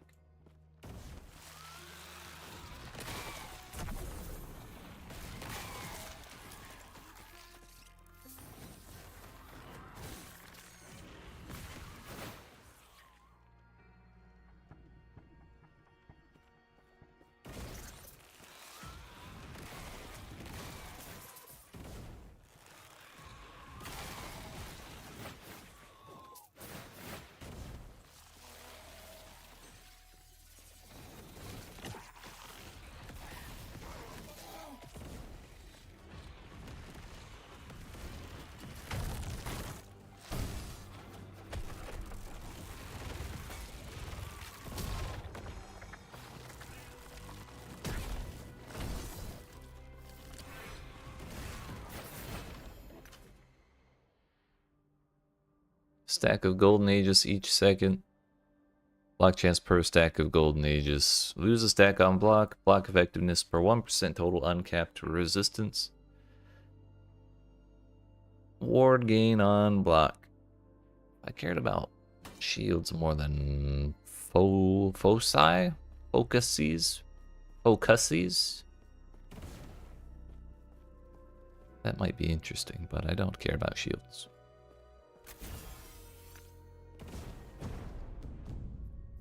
Wasn't gonna re-roll one of these.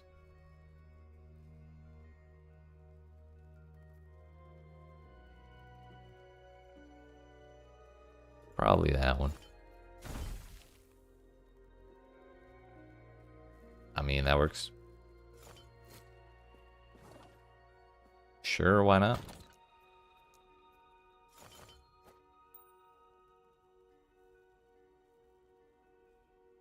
And I still can't believe we didn't get either of the suffixes one single time.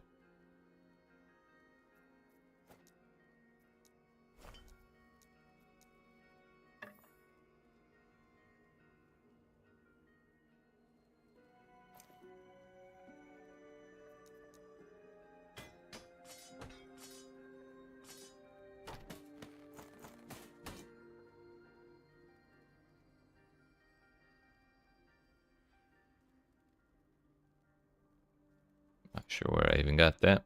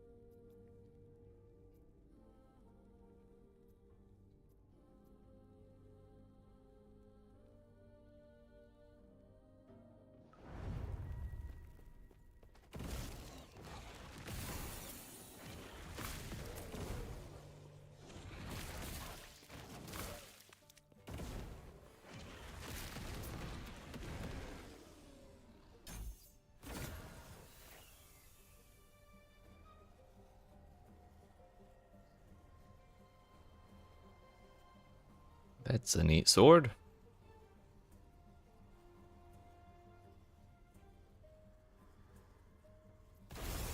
Let's see what it gets.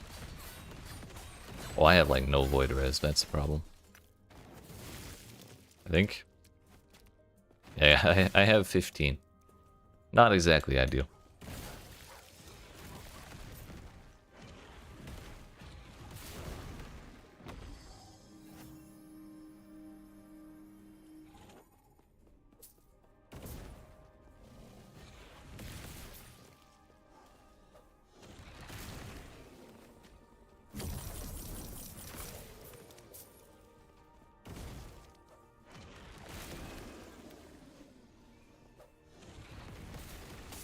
I saw 26k there, that's kind of nice. Static charges generated per second, along with fire damage. Cold damage with elemental nova, probably not the worst ever, just not good for me.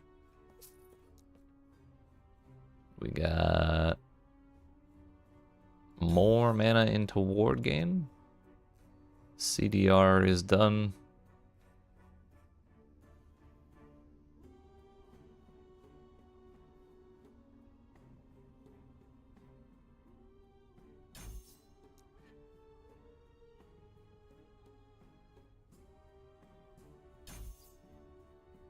More critties. Honestly, if we have all of this crit chance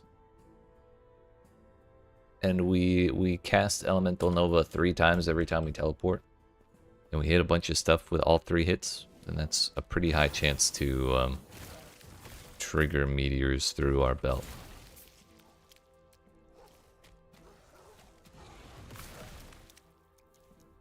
That was going to be cast speed.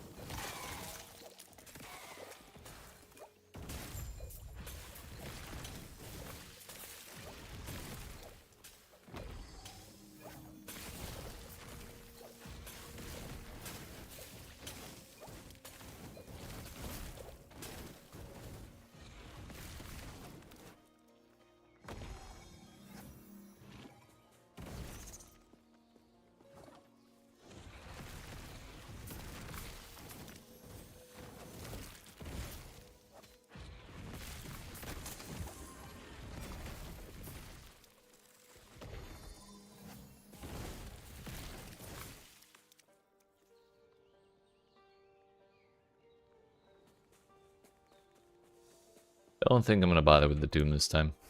Oh no, we're not even done here.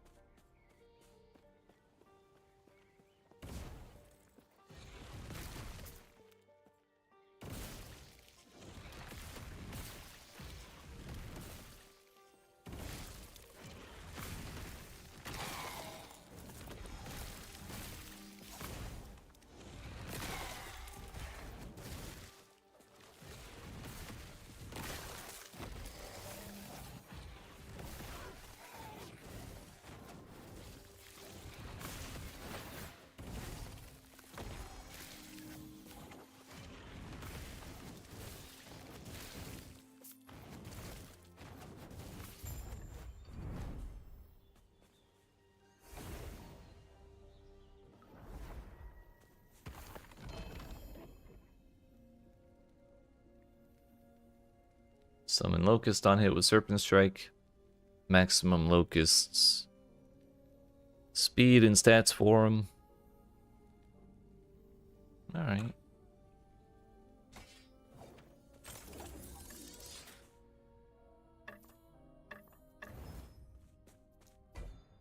Yo, back-to-back cemeteries. Wow.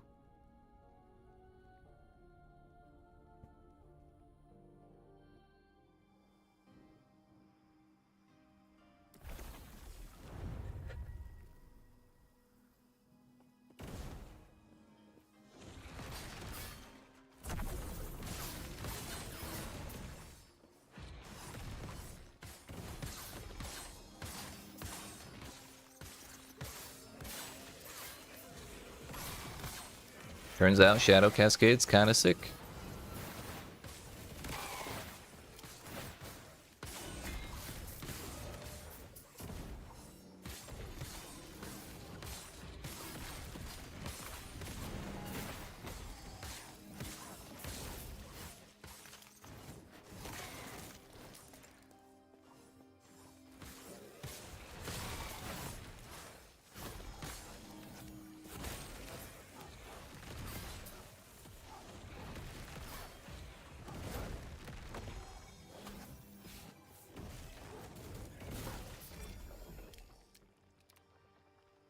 Percent increased health. Got 4 of them.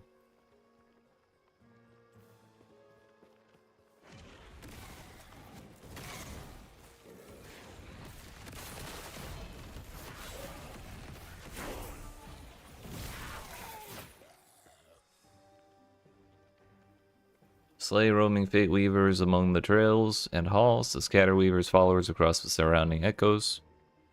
Packs of the Weaver's followers in those echoes are more powerful, but drop large amounts of memory amber. I didn't read the other one. Oh, it's another cemetery reweaving. Okay. We already know what that does. More AoE for this level and the 4 levels after it as well. We're not stopping until these meteors take up the whole screen.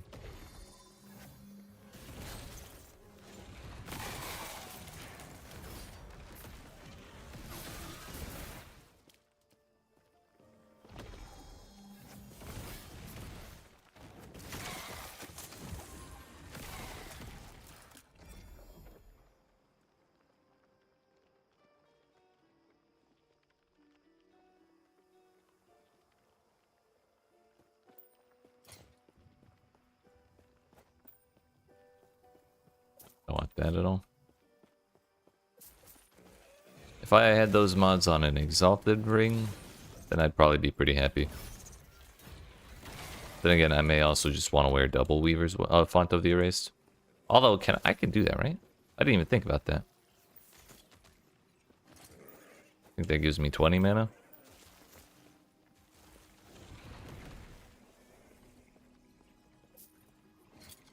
If we find another one that has... What do we have on there? We have a lot of res. 15 mana. So that 8% is giving us 35, I think it was.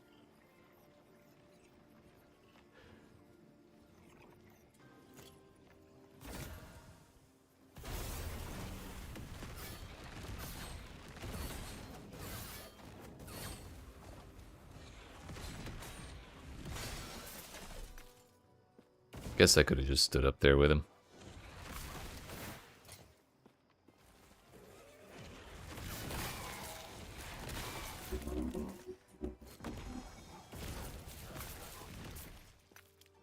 Forgot at 900 mana we get another 3 potion slots from the belt.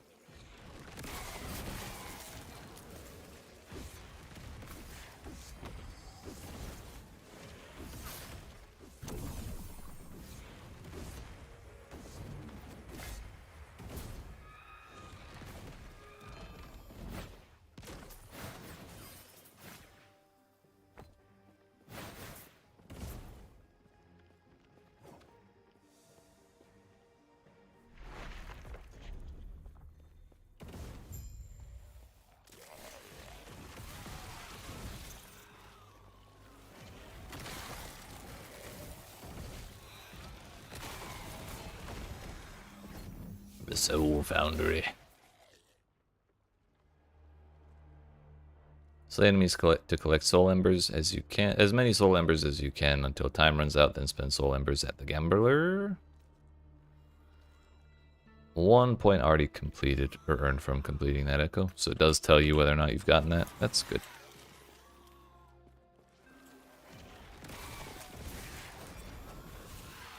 I haven't really decided what I'm doing next on the Atlas tree, the monolith tree, whatever you want to call it.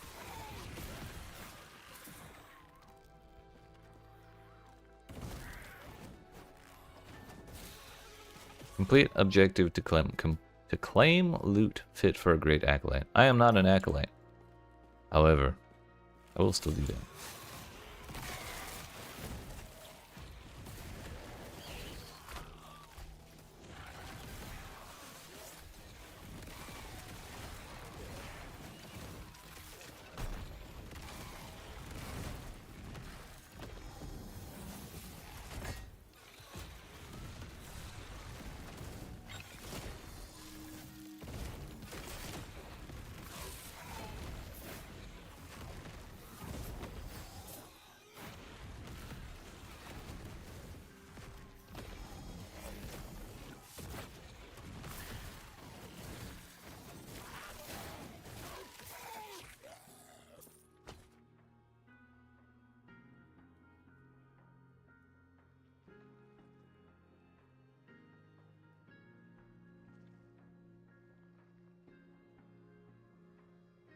Intelligence, move speed, health, CDR.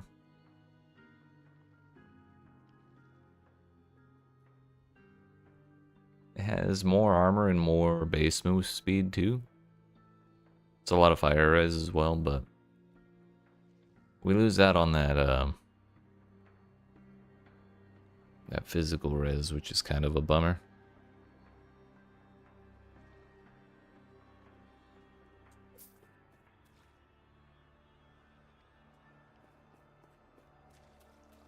Well, that was just like a mini boss room. Sick.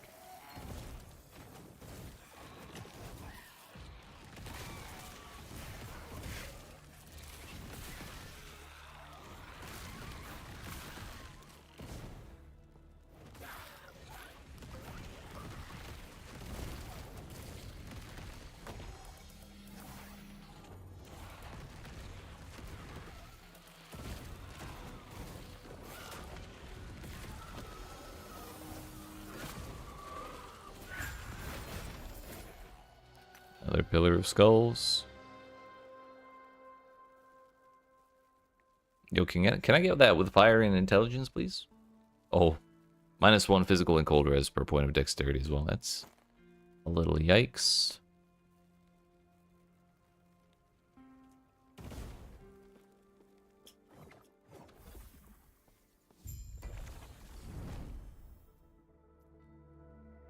Oh, the little green pluses are things that can give you more Weaver tree points, I suppose. So if we just build out this entire... I don't know why I went that way when I could have gone this way. What was that? Pillar of Skulls? Oh, okay. We'll start with those two.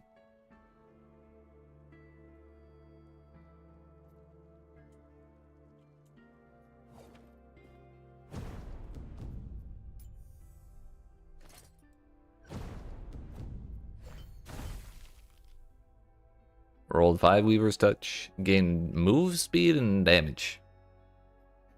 Wow. Okay. Sounds kind of ideal, honestly. Melee and spell damage. Kinda nice, kinda nice.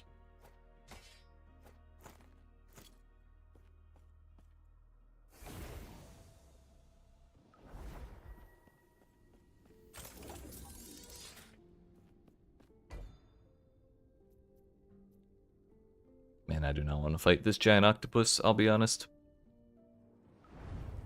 I think our damage is good enough to where we'll be okay, and like this character is very mobile with teleport being how it is. But like, why are we targeting out of the map?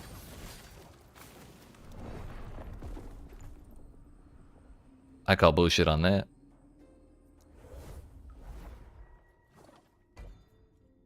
I think I can still complete this and get the point. I won't get shit else though. I wasn't too worried about the rewards from that Harbinger, so I don't know if we get to do it again, but the fact that the meteors were just not going where I was targeting was a little questionable. Alright, Raphael, appreciate you hanging out. It's good to hear from you again, and have yourself a good night.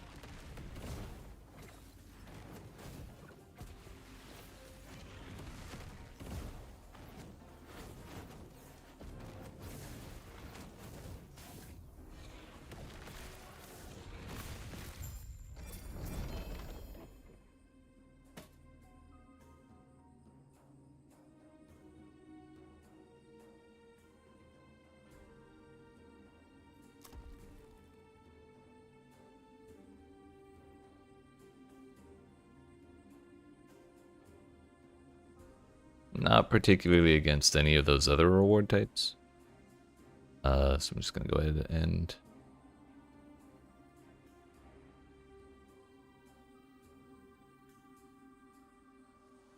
or we're gonna go ahead and not outlaw anything else.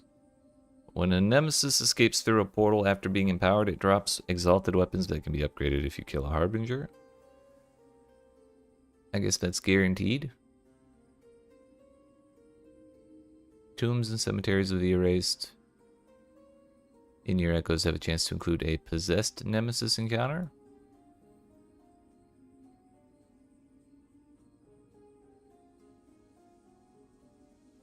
Cemeteries are more common.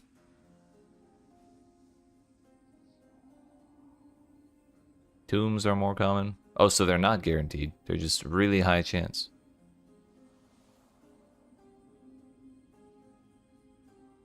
Ayo, wait. Rare enemies in your tombs and cemeteries have a small chance to drop that timeline's boss-specific rewards. That chance goes to 0.3% with 3 points, but like... that's still kind of crazy. You can just get the boss drops without having to do the boss.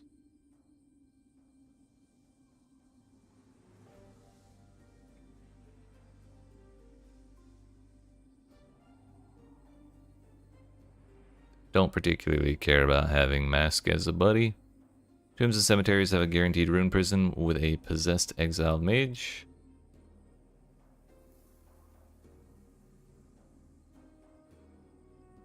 Rune prisons have a chance to spawn 2 exiled mages.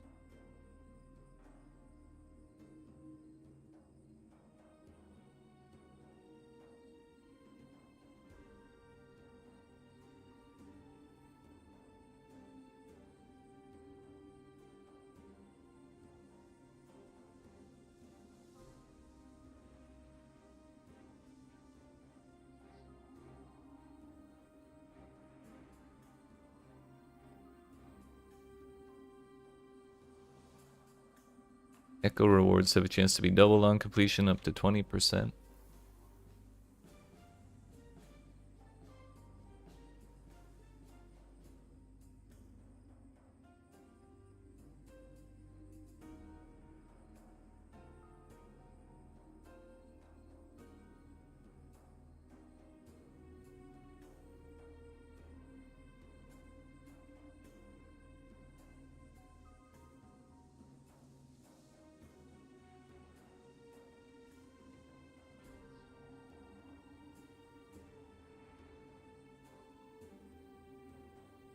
Your arena echoes contain fewer waves. That's kind of funny. By the way, we can have up to 50 points on this this tree. I don't know if I said that already, but we still have quite a ways to go before we're maxed out, so we should be able to get quite a few of these if we want them. Hey, yo, arena echoes no longer appear on your... Yes.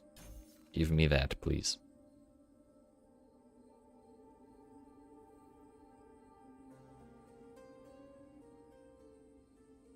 Opening a cache has a chance to spawn a lizard. Loot lizard shrines are common. More common. Always drop a unique item. And they have double the chance to drop their tail. How do you... They... What does their tail do?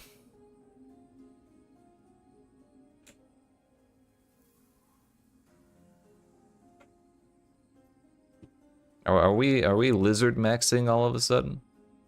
We might have to.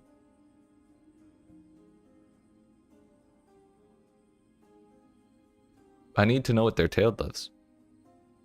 Your echoes have a chance to spawn a rare enemy alongside a pack from a specific dungeon that drop that dungeon's respective key and have a chance to drop the respective dungeon boss's unique items. That's also insane. I think we should take both Warden's Echo and the one that does it for timeline bosses.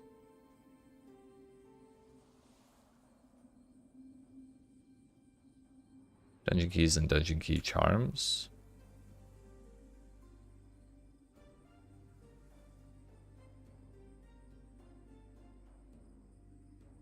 I don't know what a dungeon key charm is, but I know what a portal thing is. I think it's a portal. Is it? It's just a portal charm. Maybe it's that thing right there.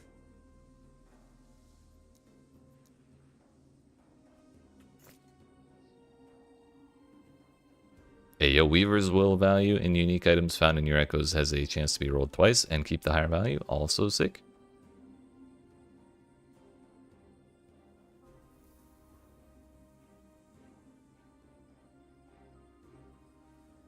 Bro, there's a lot of good shit on here.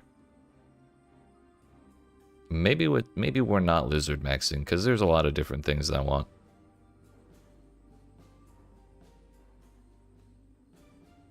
We want timeline boss reward maxed out for sure. But if we're doing that, we want to maximize our chances of tombs and cemeteries. So we want 3 points there, 3 points there. If the rare enemies drop the things, we want more rare enemies, but I don't know if pack size would cause more rare enemies to spawn.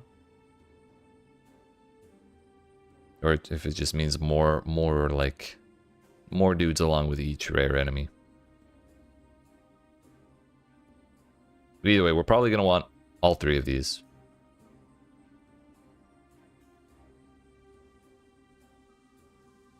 We're going to want to go all the way down to Prime Weaver. Warden's Echo as well. And then Lizard maxing. There was something else over here that was kind of funny. Maybe it was the arena thing.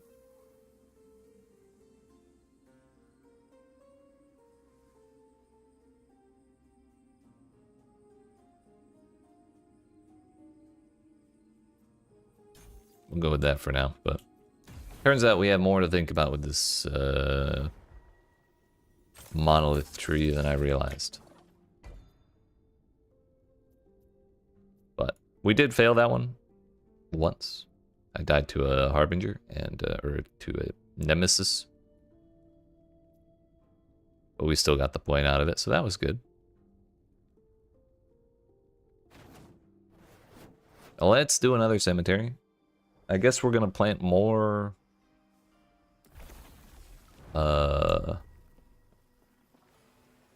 woven echoes so we can get more points on that tree sooner. Turns out we do get to fight this man again. My meteors are actually targeting properly, so that's good.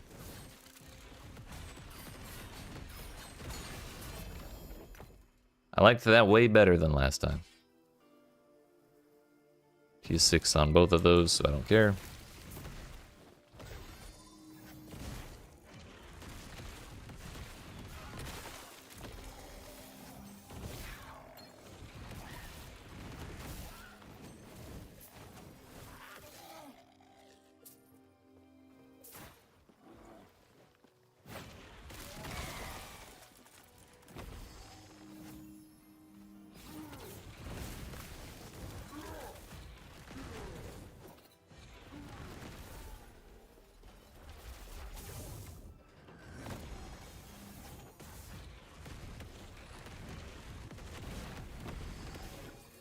Hey now.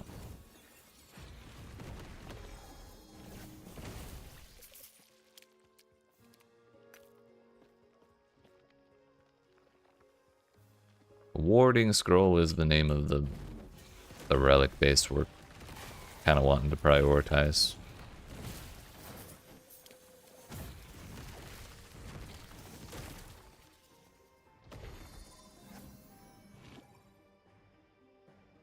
Not too hyped over those suffixes.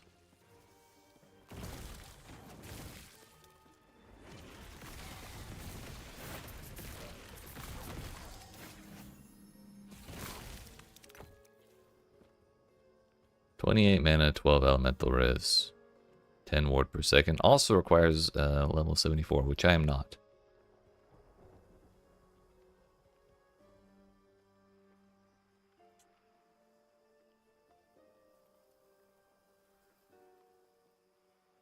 We would lose out on mana regen from the implicit. But if we did use that base, we could have up to 16 intelligence. And maybe it's fine if we lose the mana regen just because we have focus. Kind of the goal for me was to try and graduate past using focus at some point, but maybe we're just never gonna get rid of it.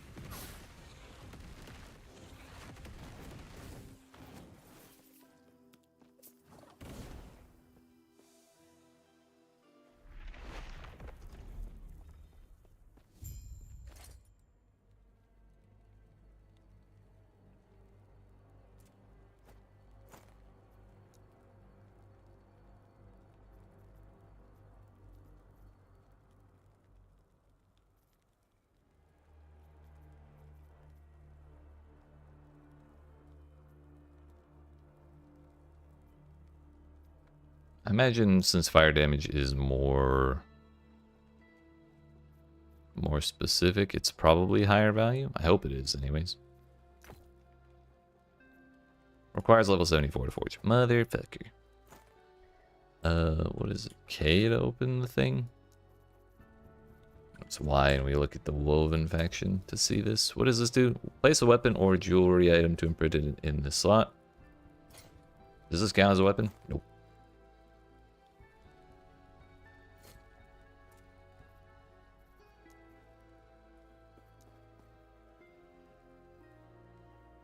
Yeah, it's definitely an offhand. Okay.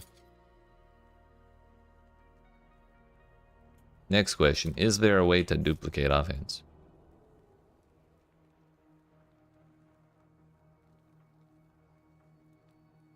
Armor or jewelry?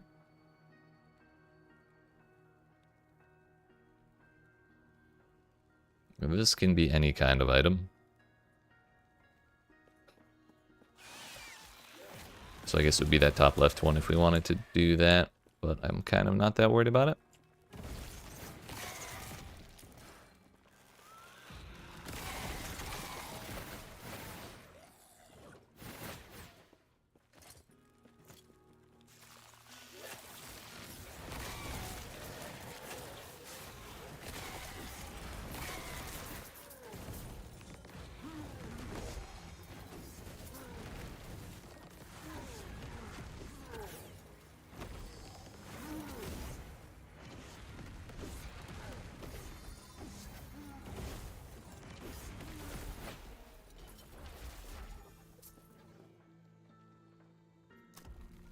I don't know how I got another point, but I'll take it.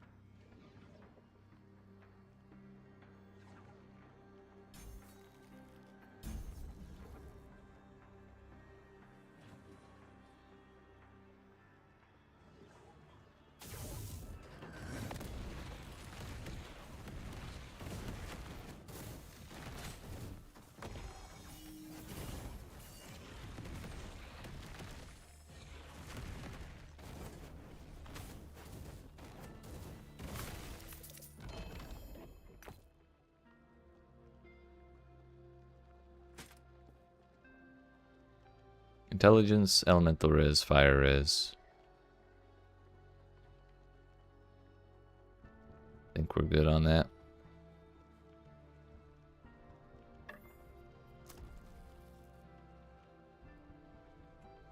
Similar items are more likely to have the same rarity, subtype, and affixes as the imprinted item, so we kind of want something that's a little similar to what we want.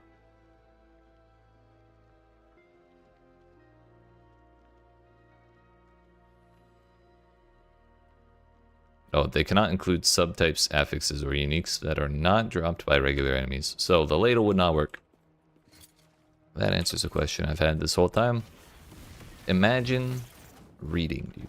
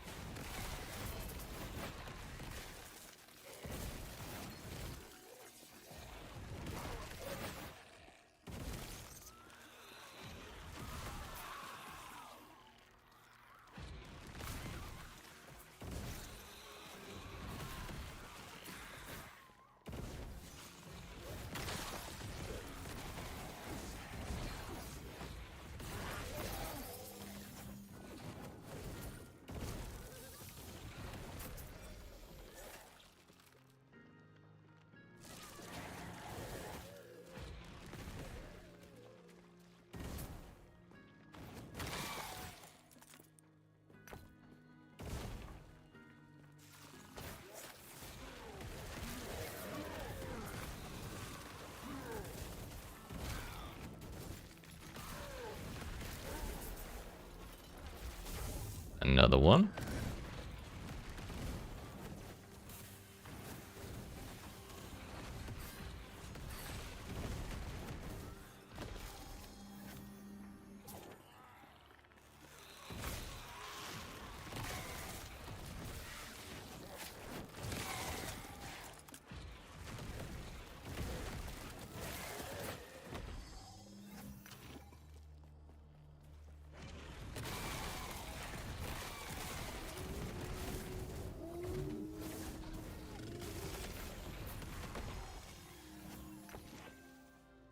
Fire aura on kill with fire skills, 2 melee lightning damage.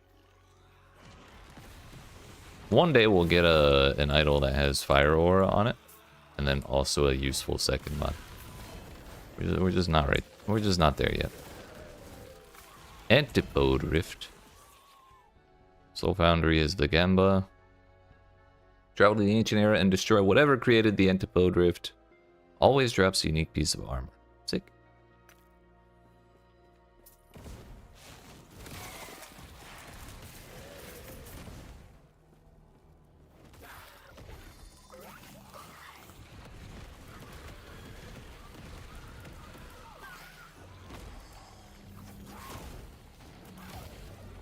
Pretty sure we ate that slam. Which Forgotten Keep was that again?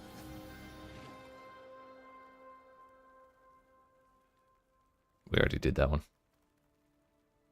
Crit chance, crit multi, elemental res. What the hell? Yeah, I'll give that up for... I'll give 9 fire res and 2% health for crit chance, crit multi, and elemental res. Yes. It's well rolled as shit too.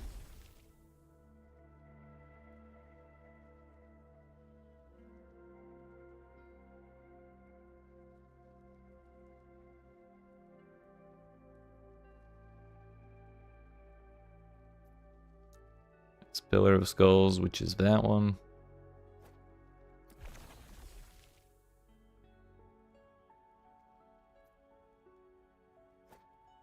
Soul Foundry.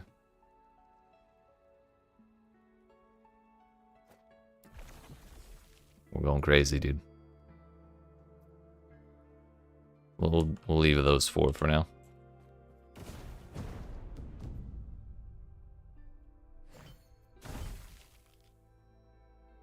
Alright, well, at least it has a second useful modifier, just not 3 of them.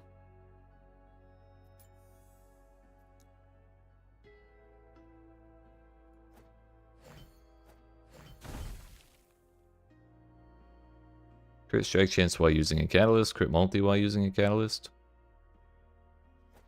Unfortunately rolled tier 1.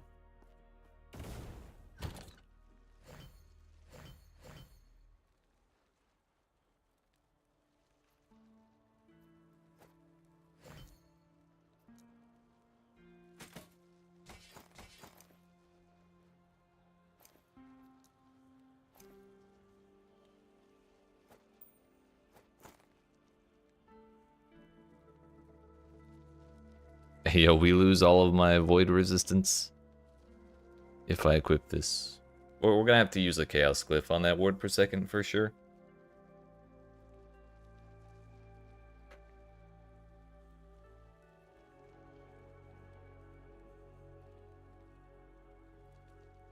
I don't think I'll end up using these things now that I know crystal skulls exist. I think we are also not really critting enough.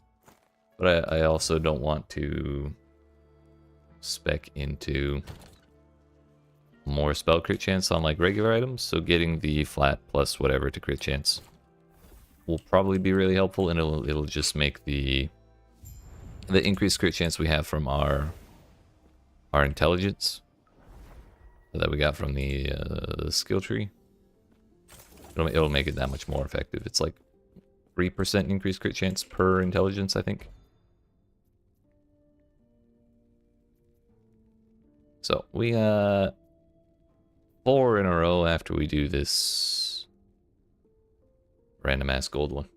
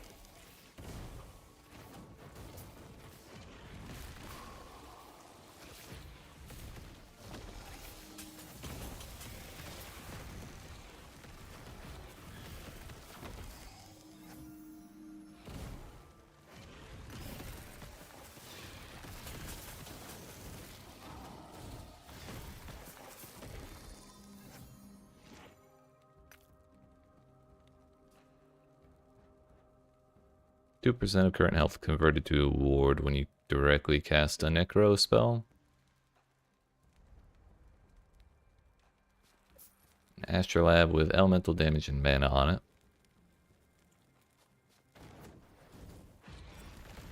I did not slay the Scalebane leader yet.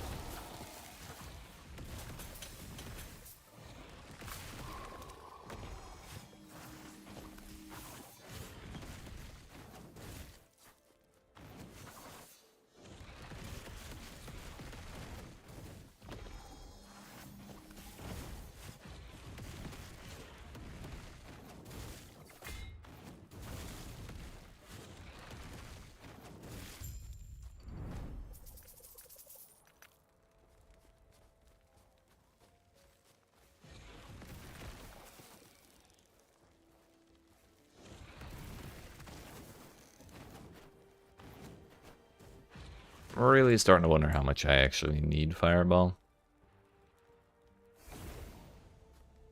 We could change it for Black Hole.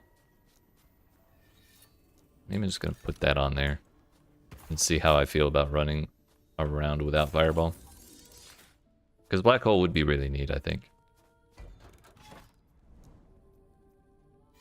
For a little while, Fireball was it felt like a better single target skill than Meteor did. But then we got the second one, and then we stopped using the ladle, so the crits did more damage without having to hit the enemy first.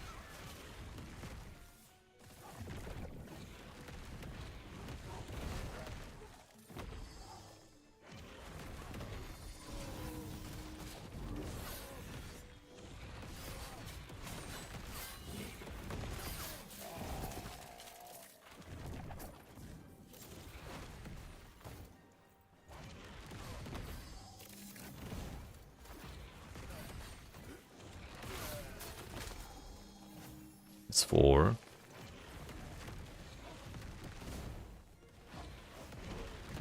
I didn't expect that to work so well on champions.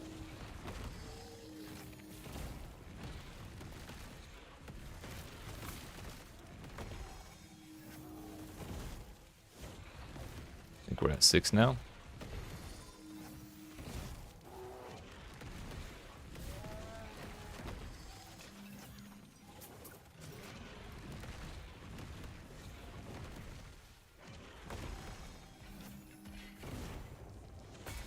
Owie, that was close. One more.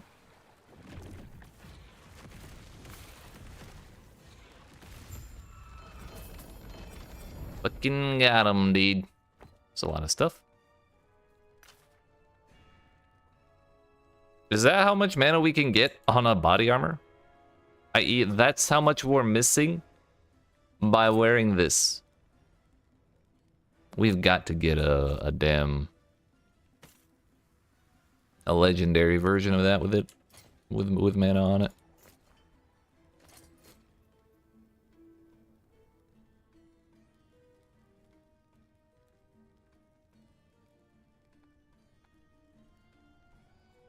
One LP.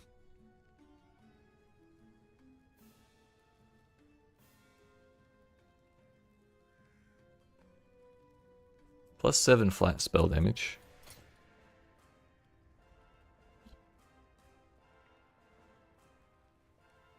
That could use some improvement for sure, but we also have no forging potential on it anymore. Huge arcane idol. I don't even want to pick it up. It looks bad.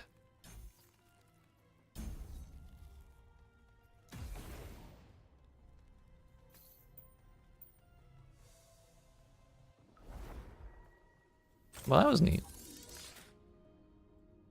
I felt a little nervous not having Fireball, but it worked out.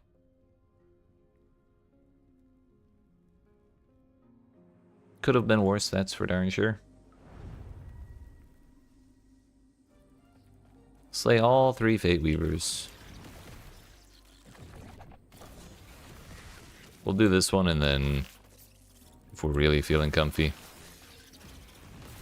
we'll swap our specialization.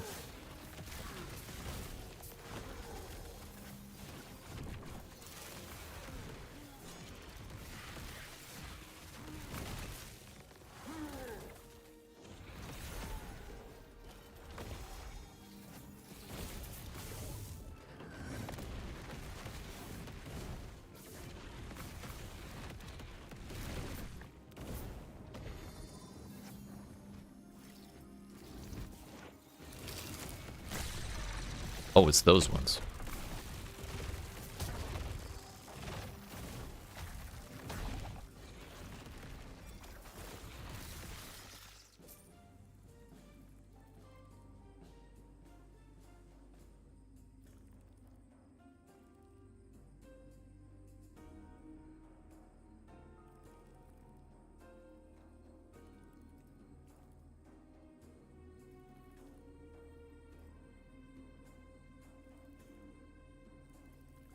That's kind of tempting, but we lose 13% move speed.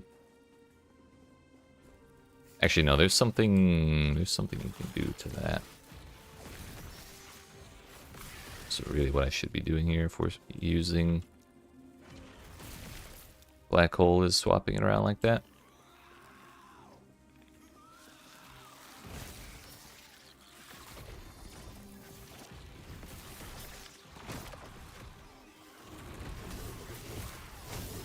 Hello.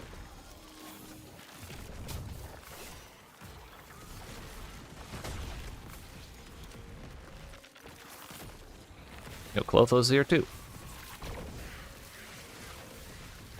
The whole family came over.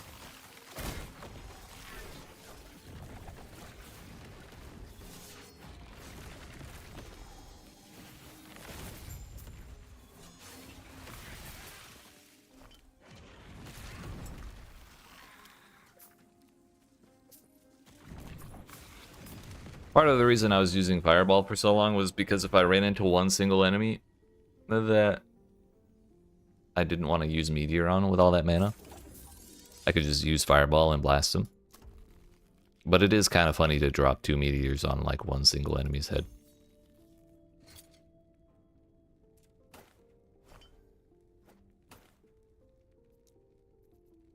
I forget how you get the runes of experimentation. Is it the glyphs?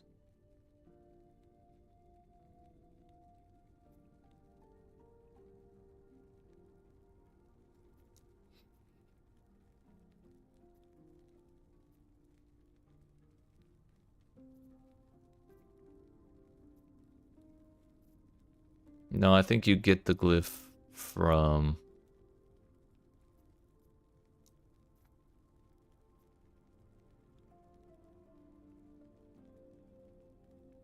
I think you get the glyph from those boxes. The thing that lets you seal those experimental modifiers.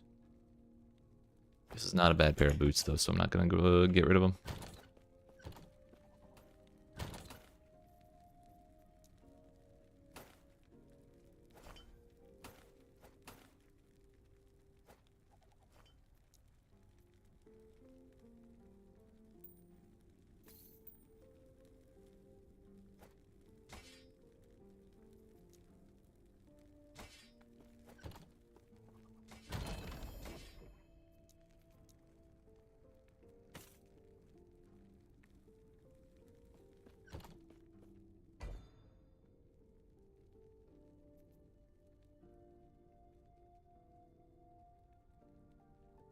Well, yes, I would like more Weaver tree points. How did you know?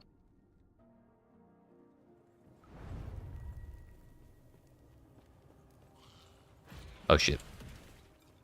I forgot. Heck out of here, Fireball. There's a new sheriff in town. Blinded enemies cannot crit.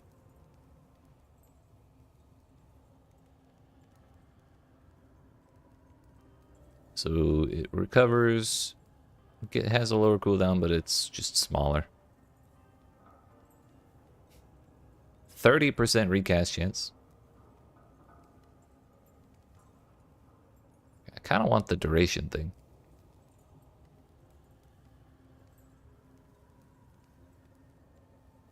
I do just want more meteors.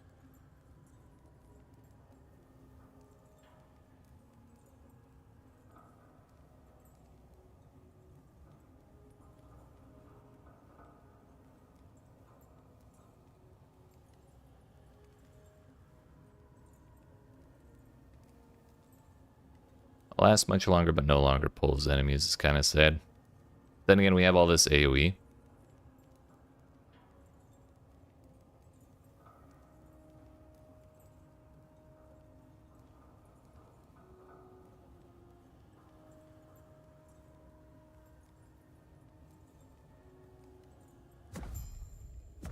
Hello?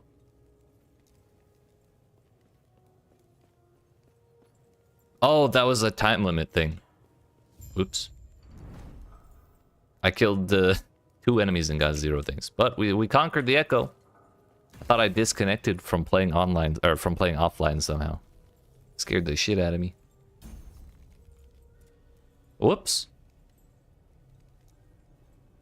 Not right now, gambler man.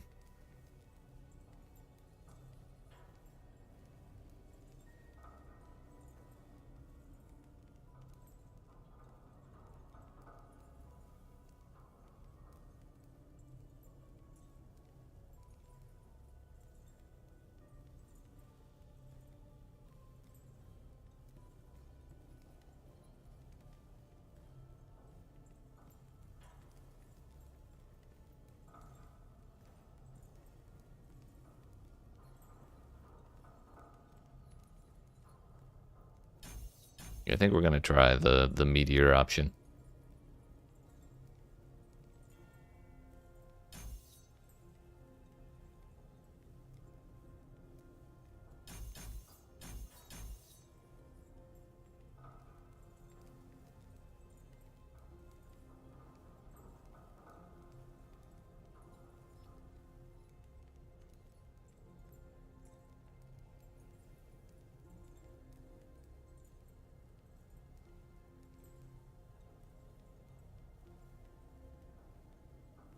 I think we definitely want that.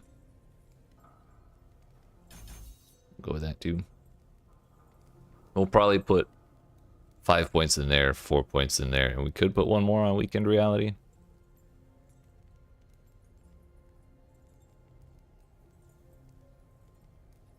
Or I could take Pulsar. I don't know.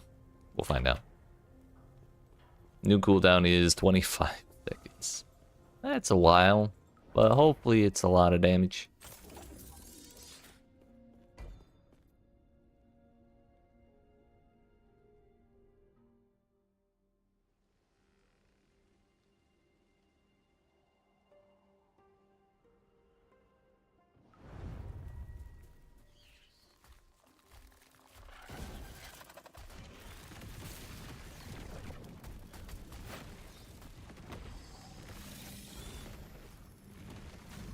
That's the nice thing about having Black Hole Trigger Meteor. I can just sit there and channel focus while it's going and maintain my mana through the drain.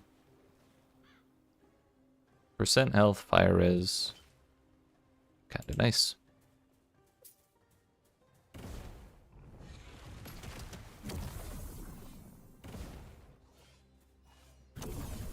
Whee!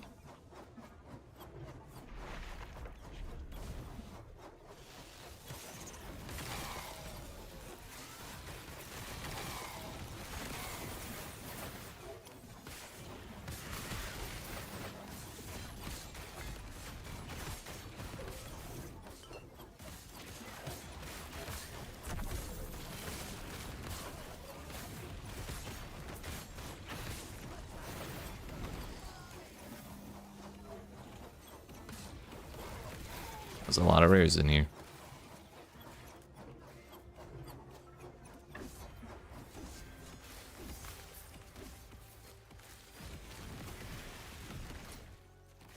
$60 and $60. Oh yeah, that's not a great base for this.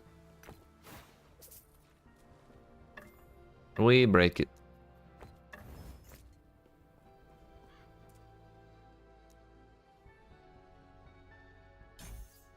May as well do that.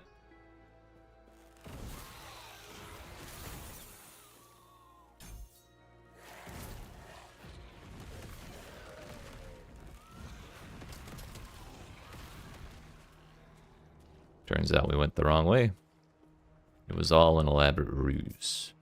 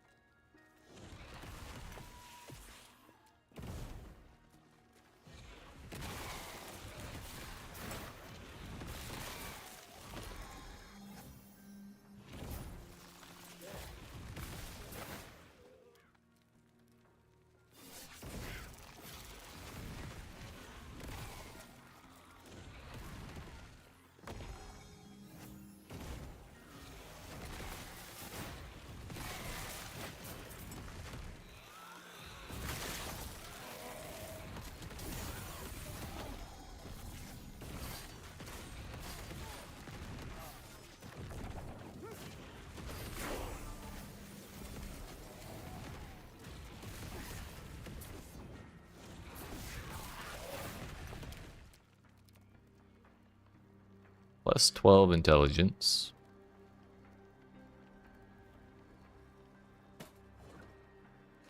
I want more than that. I want a tier 7 though. If I'm ever gonna make a legendary helmet of my own, then tier 7's a must.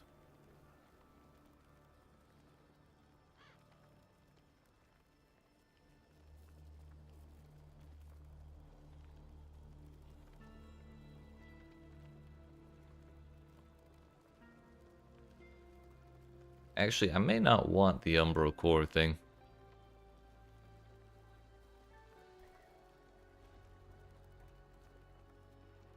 I kind of want the area so they're pulled into the meteors. I don't care about the damage of Black Hole itself.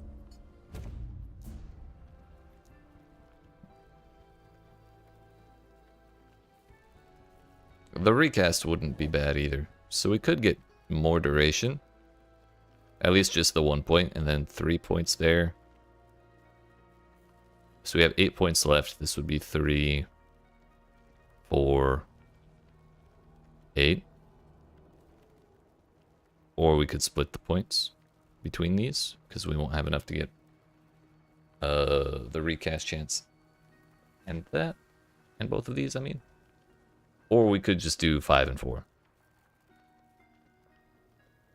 Because we have this 1 point plus 8, so it would be 9 total points for 5 and 4. But then we won't get any more duration, and we won't get the recast chance. But honestly, I think that's kind of okay. Let's try that.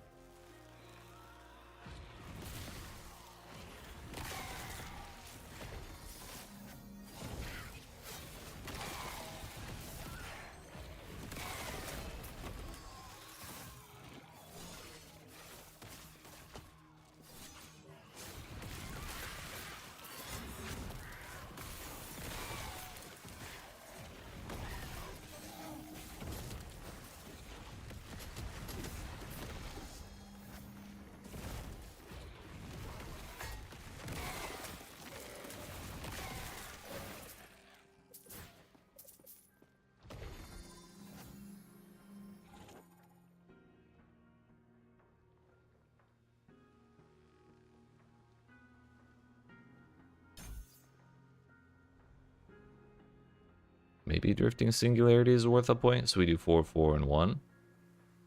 Just so that the meteors will go... Like, the black hole won't become useless the moment all the enemies in range are dead.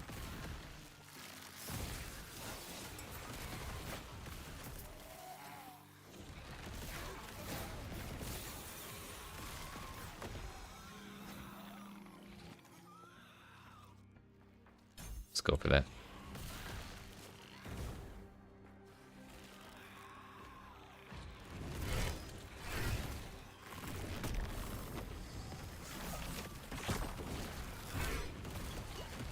That was close. Possessed bosses seems kind of toxic. Dead Forest. Scissors of Atropos. With 8 Weavers as well. Not a whole lot, but it's something.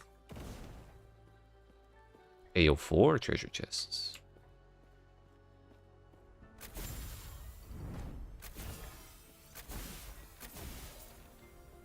Nice.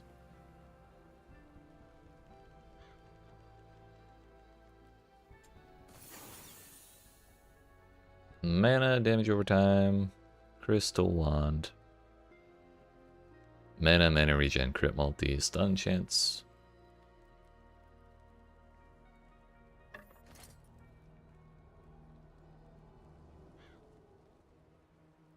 I'm gonna put this in there. It may not be ideal, but we'll go with it.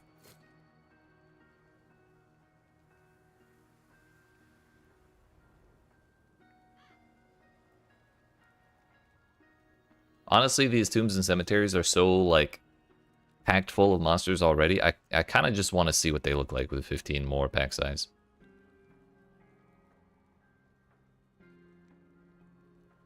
But I also kind of want to get down to Prime Weaver and Warden's Echo a little faster. So it's 1, 2, 3, or 1, 2, 3. We could go either way.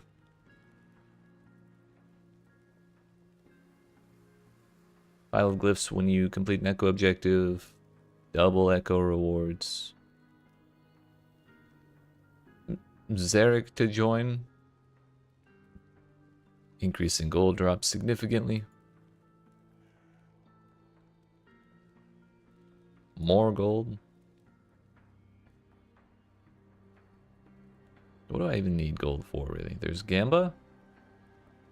I guess there's Soulfire Bastion. Isn't that like the main gold sink? I suppose the real question is there anything over here that I care about? I kind of do want the timeline stability. So going down this way will put me 1 point away from that. And then if we do get to the point where I'm like completely good on... Oh no, that's down here. That's a little ways away. Never mind.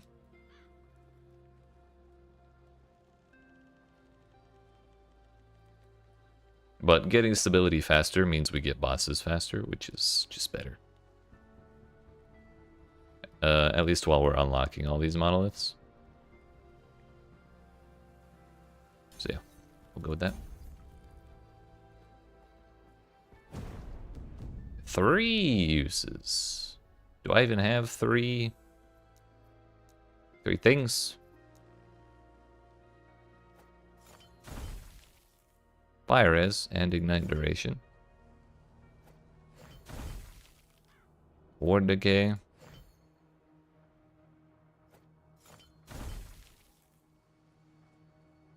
Crit chance, crit multi. I really do want area for elemental area skills. On more of them, however. This is the only one I've gotten that's been like kind of interesting.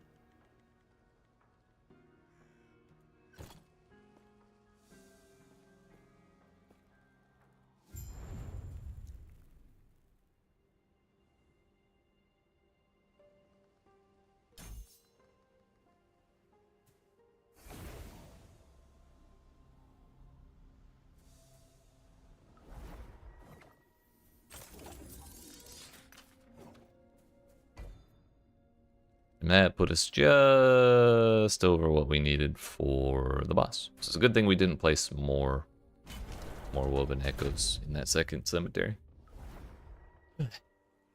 Perfect. But now we have to deal with fucking Legon.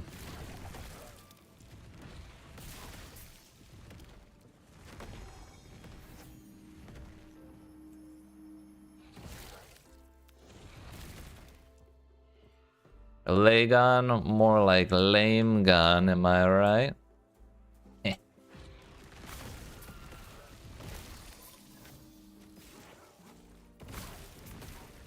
What am I doing here?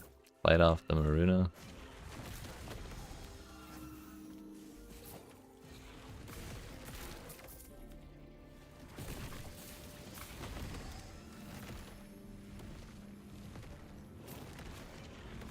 Where's it going? It was moving away from the enemy.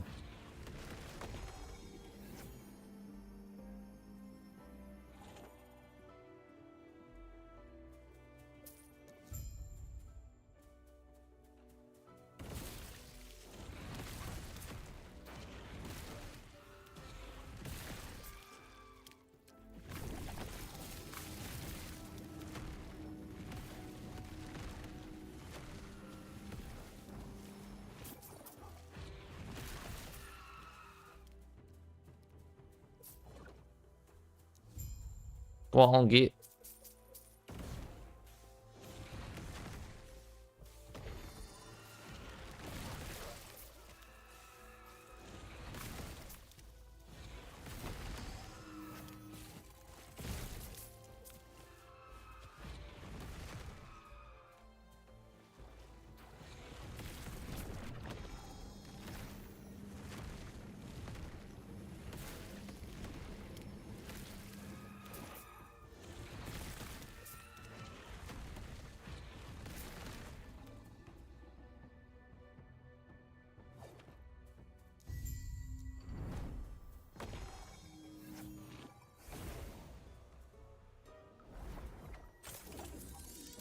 That was way faster than I expected. Communion of the Arrays. Stats on this item are doubled for 1 second after using potion. 1 slot per equipped Weaver's Will item, armor, mana spent as ward, damage to stunned, more damage to stunned enemies. Seems kind of nice, but I'm not going to give up my darn Harbinger of Stars for that. That's for heckin' sure.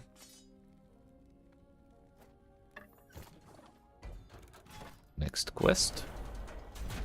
The nice thing is once we get all of these normal monoliths done, we won't have to redo these first quest echoes when we get the bosses the second time.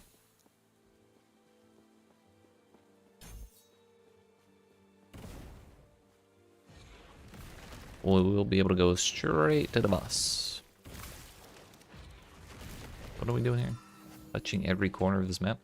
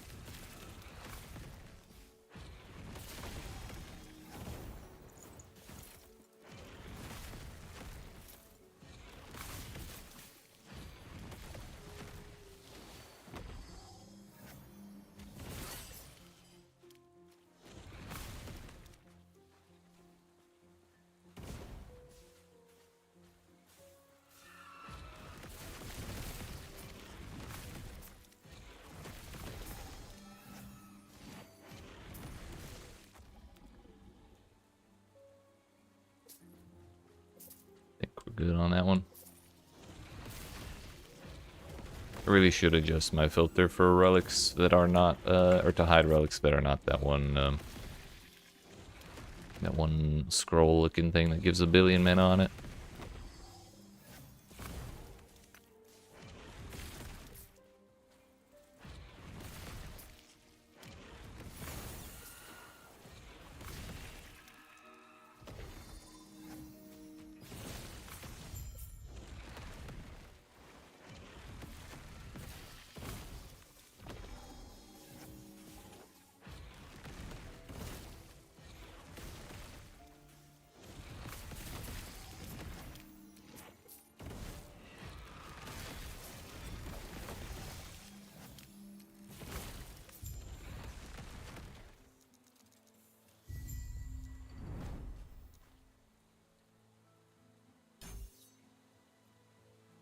Okay, bye.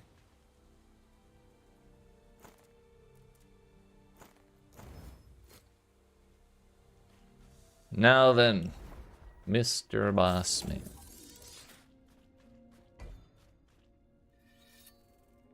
Why did my stability go down? We were at 331.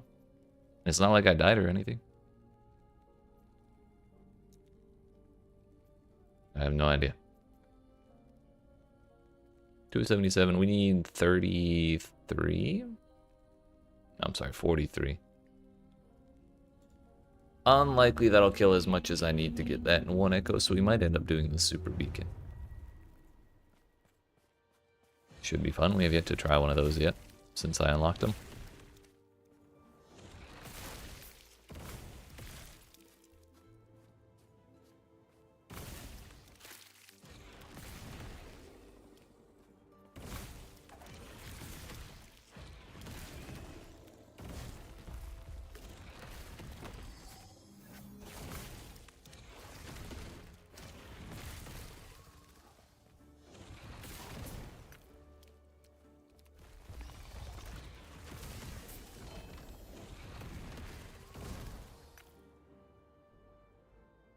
Solar on step is a lot of crit multi for melee builds.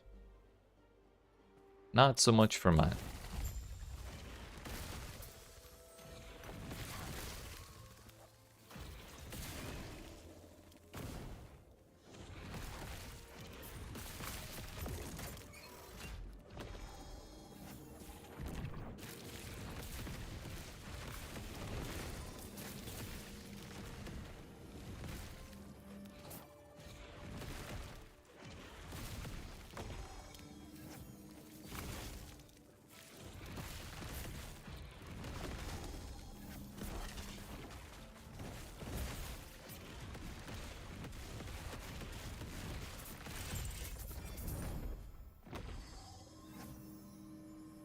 An int. It's also got mana on it. Just a bummer it's that base.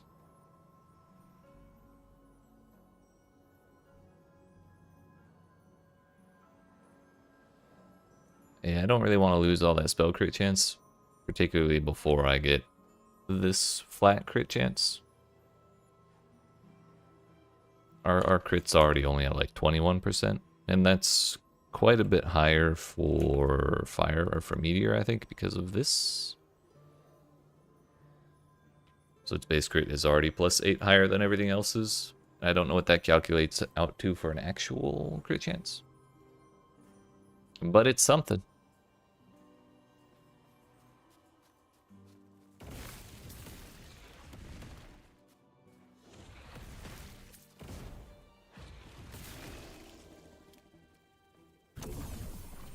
Okay, we're good to go here. We're gonna go try the super beacon. It's like a beacon, but super.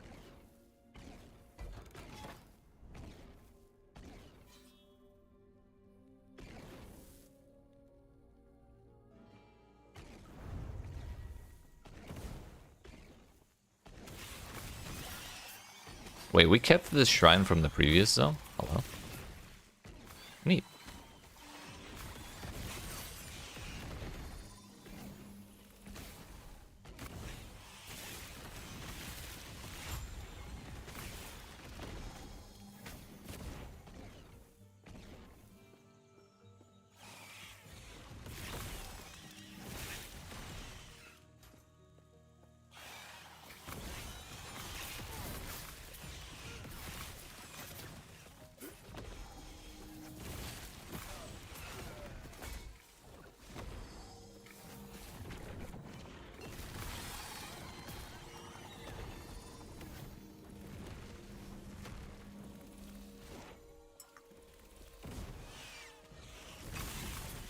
At least I thought this was a super beacon. This beacon looks kind of plain.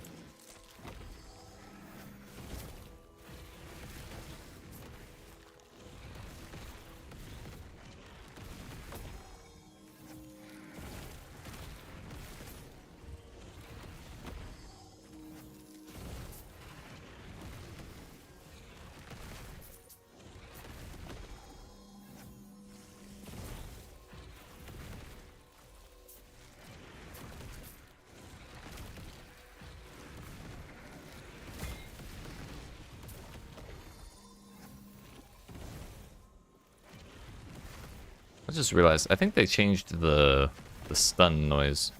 I remember the noise it used to make when you get stunned used to be like the most annoying thing in the world.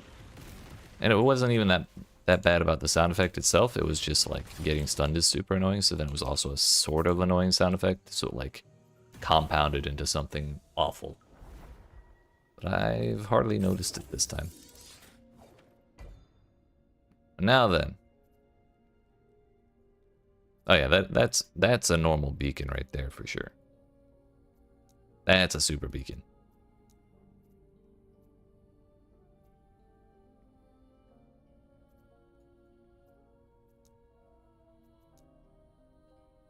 Not bad, not bad.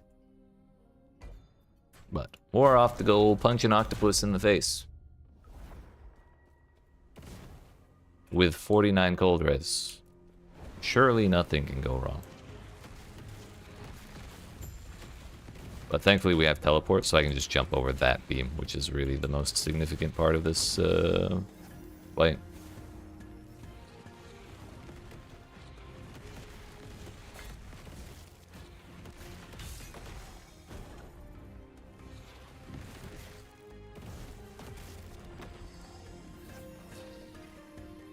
Oh, wait. Ow, rude.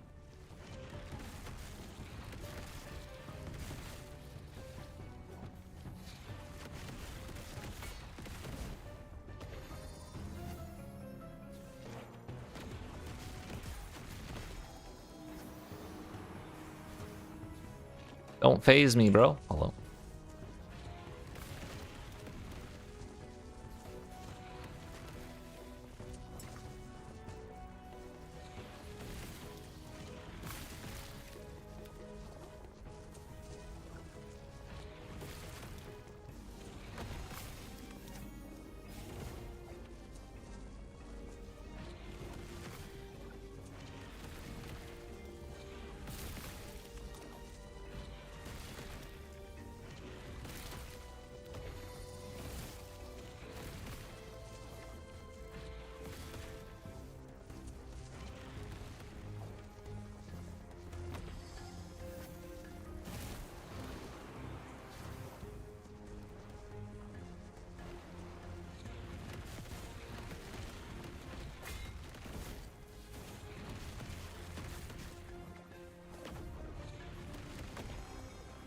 Forgot about the waves in the endgame version.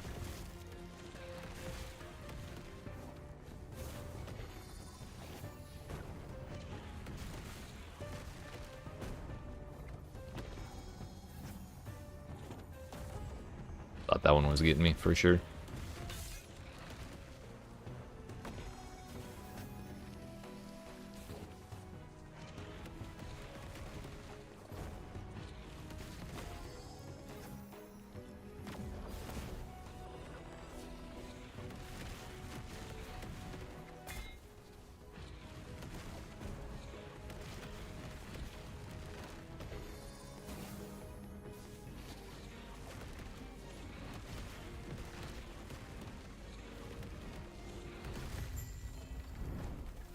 Yay. Health regen and plus, I'm sorry, percent increased health regen and flat health regen is not the most exciting for me. Shred lightning res, also not that insane. Stun chance is probably okay because we're dropping giant meteors on things. So if they get stunned off of that, not bad. But I have ward like 99% of the time, so health regen is kind of useless for me. Unfortunately. Luvion. Stupid ass octopus. 180k.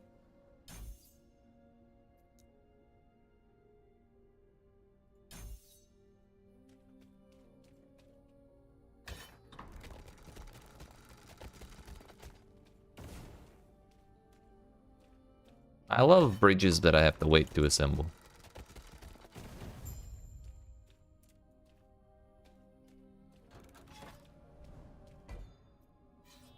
Reign of Dragons. What level is this place? 85.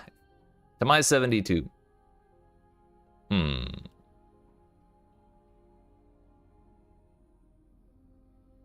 I might be able to do it.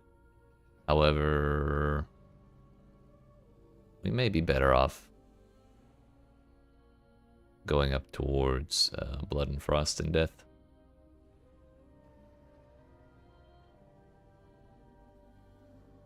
No real use spinning my wheels on things that are too difficult for me.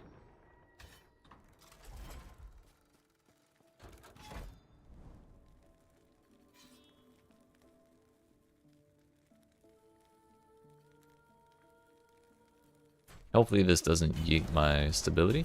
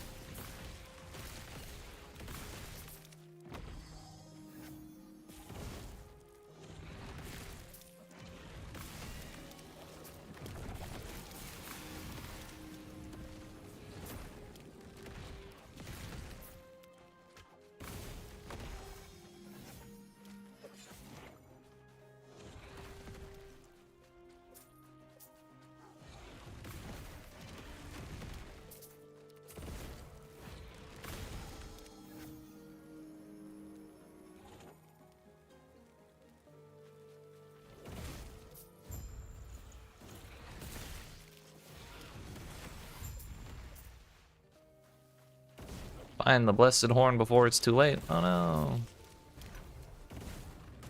We can't let the birds get it.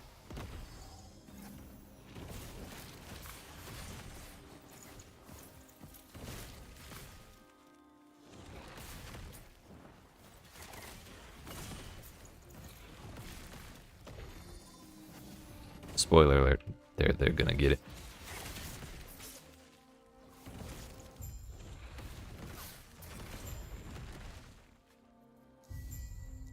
No. 42 crit multi.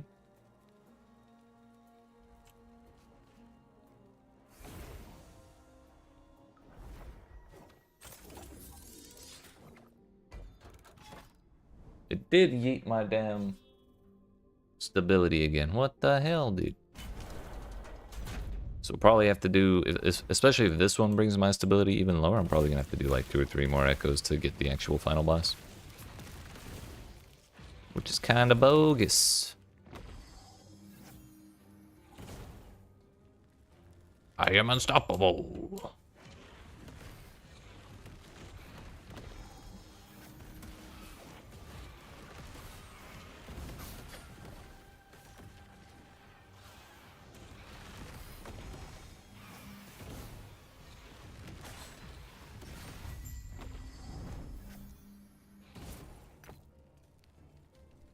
That was quick.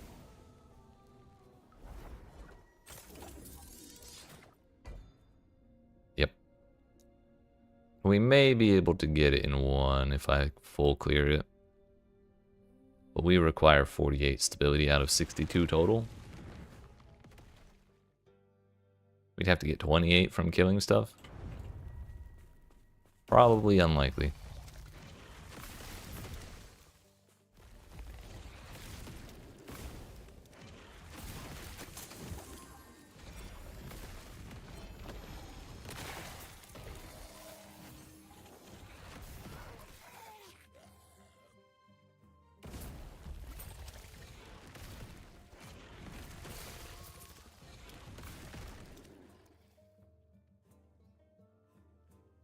Lightning Aegis one hit. Fire Aura on kill. I don't know what Lightning Aegis does, but it sounds like a defensive thing. Which can't be a bad thing.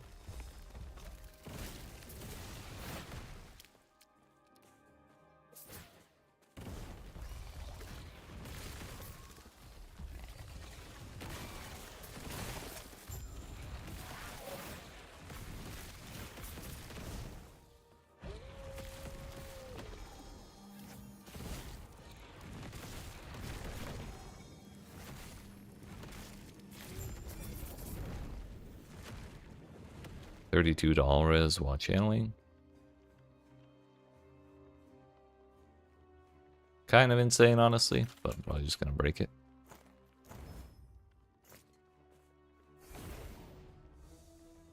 It'll be faster for us to just do another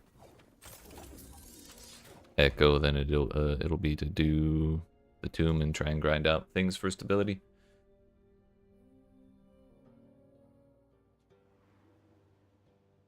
This place is only level 62. That's 10 levels beneath me. We kind of just want to get to the next one. That should be like level 70 something.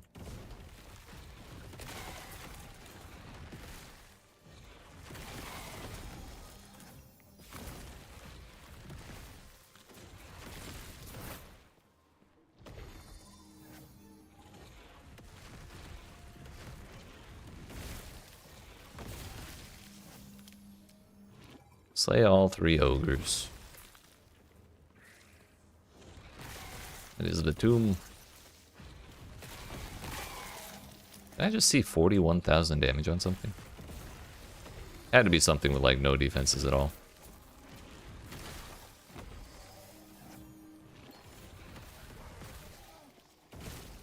I left some amber back there, but I kind of don't care. Hey, lizard. Give me your tail. I want to know what it does.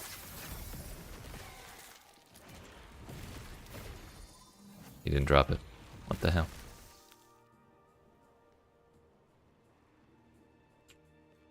Why even bother? You want another one?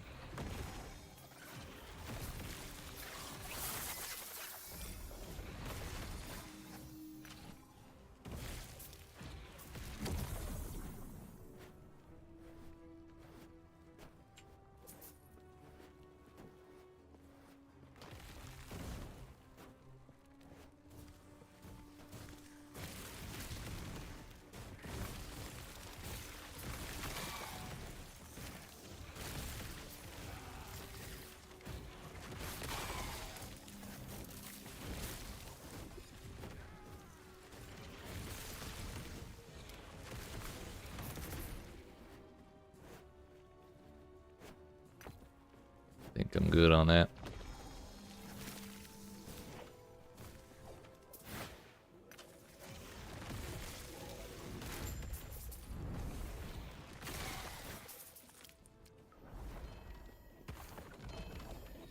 Yo, 2 whole sets.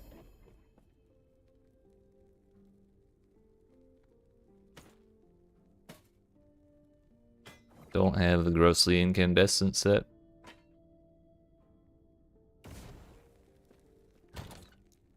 I would remember that one. I was gonna break that.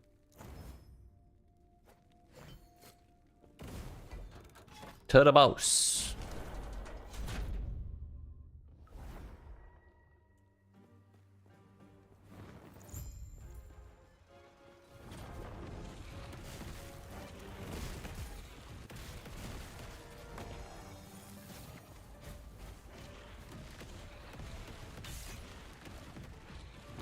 I'm having fun with this build.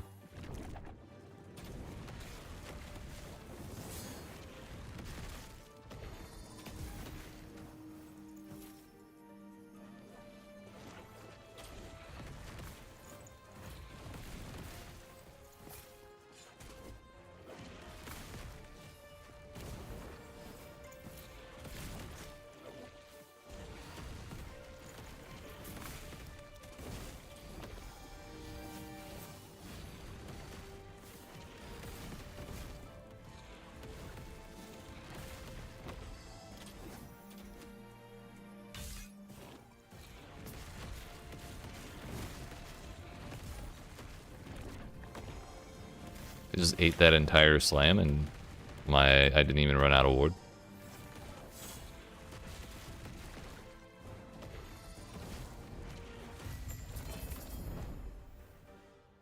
Exalt the amulet ×3. Yo, they tell you when you finish your prophecies now. That's actually sick.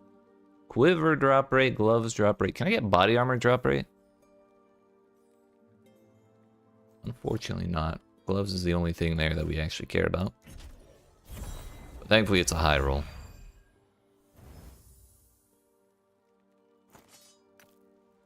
Bone amulet, minion damage, healing effectiveness. Yeah, that's all bad.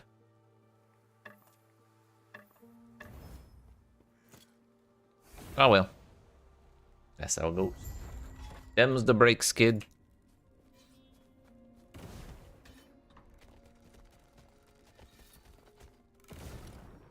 Whoa.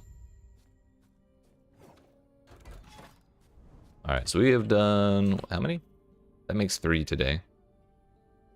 The goal is to get all 10 done. This one's 70, so it's still just a little beneath us. Maybe we would be best off doing Fall of the Empire next. Then leaving Blood, Frost, and Death for later.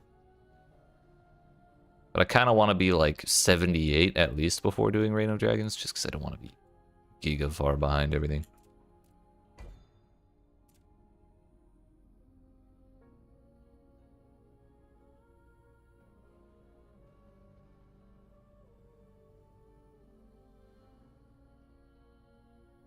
Let's go ahead and do that one next. But before we do, I'm going to get up and stretch my legs because I think it's been like 3 hours since I did that. So, appreciate y'all watching. Hope you're enjoying. If you are and you've not already, make sure you smack the like and subscribe if you're watching on Twitch, on YouTube rather. If you're watching on Twitch, smack the follow button. You're free to smack the subscribe button if you're watching on Twitch as well. If you do subscribe to any streamer on Twitch who's playing Last Epoch, you do get a cosmetic skill effect for, I think, Maelstrom, which is a primalist skill. But that's neither here nor there. For now, I will be back in like 5 to 10 minutes.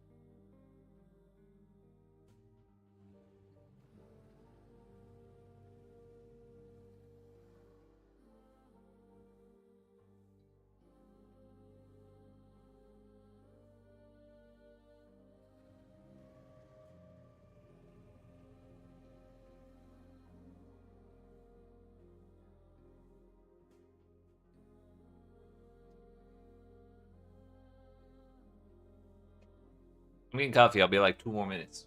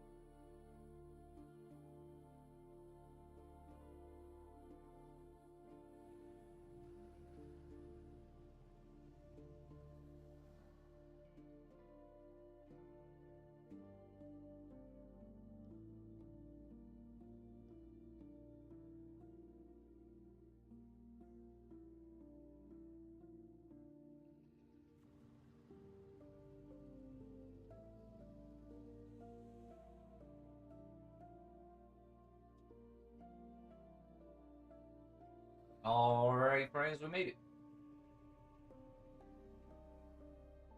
2 seconds and we'll be zooming again.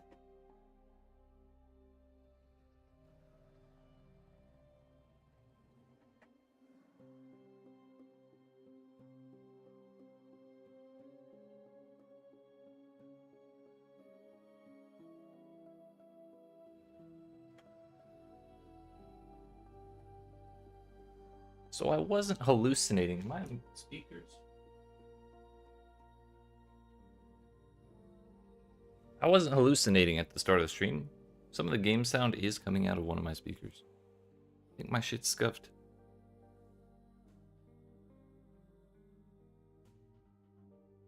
Weird. It's better now.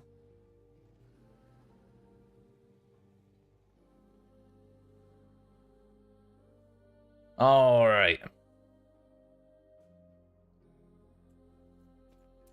So, we're doing the level 80 Fall of the Empire Monolith. Hopefully that gets us to like 75 at least.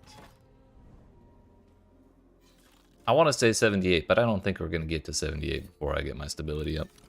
So, I don't know. We'll see. I'm pretty sure these last 3 are all level 90. And then empowered monoliths all go to bring all of them up to level 90. I'm pretty sure that's what it is. Excuse me, so sorry. Whatever, we'll figure it out as we go. What is that? Rare wands and catalysts? I was hoping for uniques. Honestly, we should be looking for unique chests, body armors.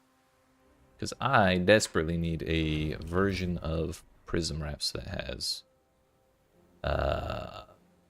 legendary potential on it.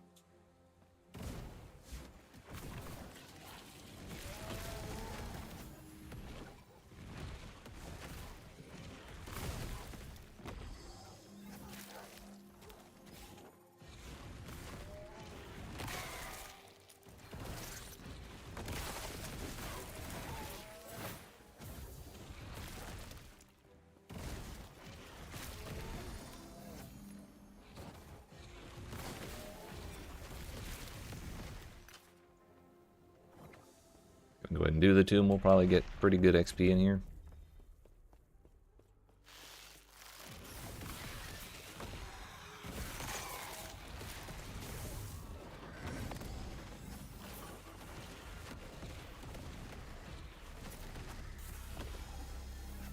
For being 8 levels down, our damage is holding up.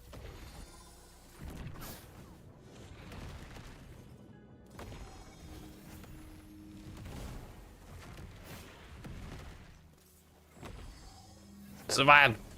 Yeah, we're fine. Hey yo, it's Prism Ramps.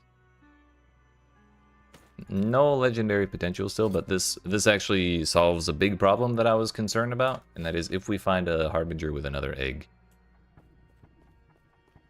I wouldn't have been able to take off my one chest piece to try and put legendary potential on it. So I kind of wanted a spare anyways. But now we have one, so we can just wait for the egg.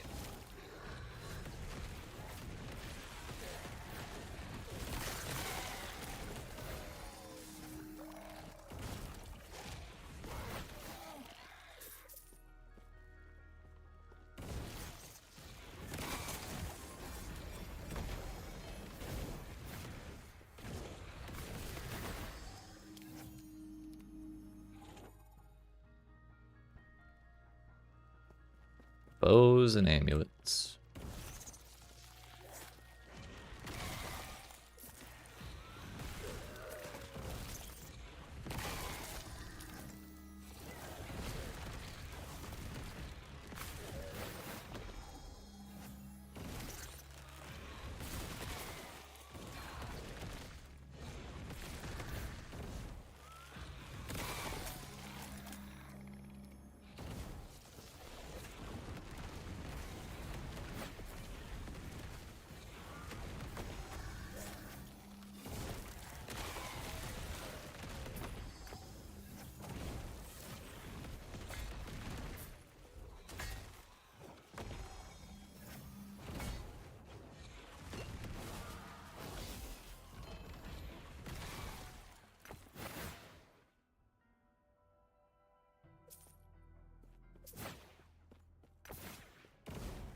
Why do I feel slow as hell?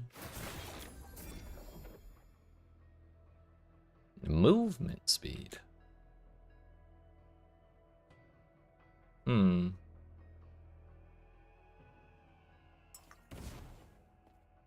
bad we're stuck with Harbinger of Stars. Not that I mind. It's a nice spell.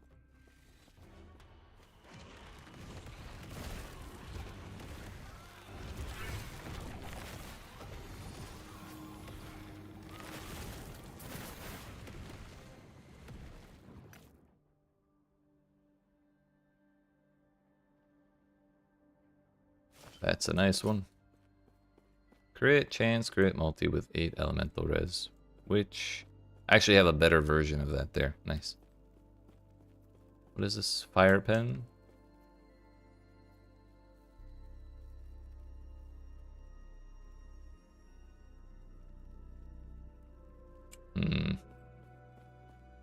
I wonder what's better.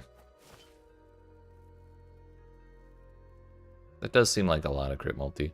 But I think I don't have Fire Pen just about anywhere else.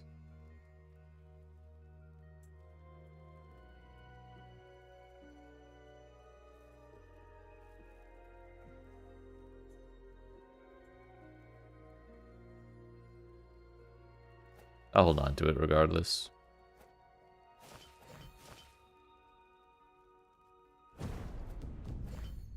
Left that in there. It seems... Spell damage while wielding a staff. Gross. Can't re-enchant it yet.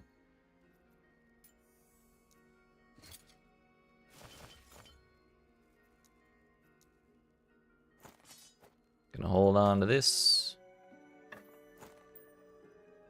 Put that in there for now. Gonna hold on to that too until we get another tomb.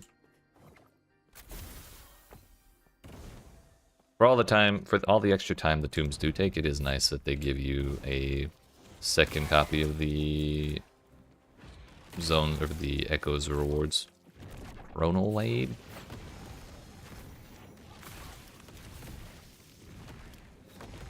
Yo, it's a better Astrolabe. 18 intelligence. Up to 42% mana as ward, increased mana regen. Bro, my nose will not stop fucking itchy. What the hell?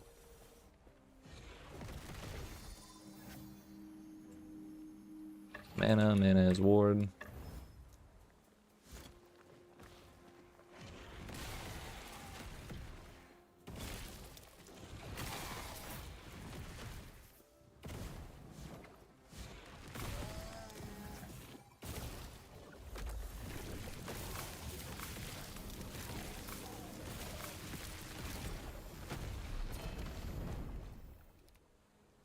Telphoons, Mirage, dodge rating while channeling.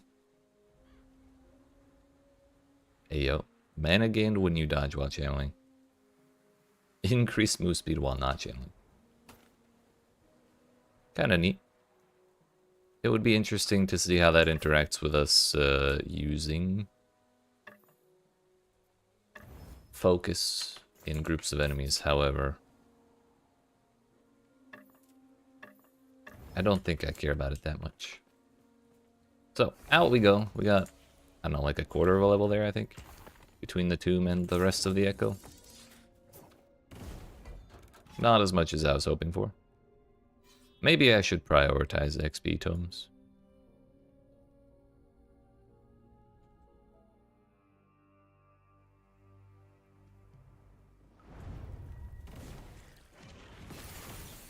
I know they got nerfed a long while ago, but maybe they're still kind of useful.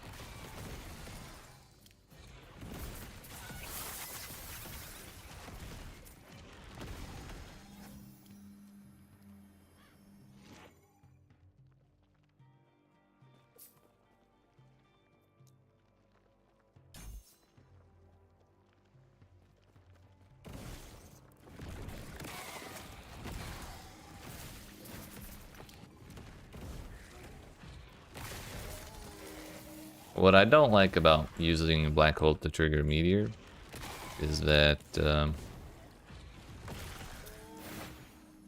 it takes the full mana cost of Meteor, which is 102, and it drops 1 Meteor per time it triggers Meteor, which the only reason Meteor's mana cost is 102 is because I added 50 mana cost to trigger 2 minions, to drop a second Meteor per cast. So I'm basically getting scammed out of my mana every time I use, or every time Black Hole uses Meteor.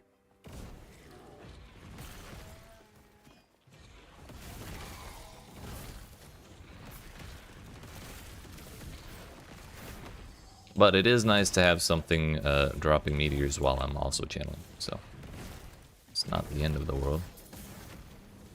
Kind of like that.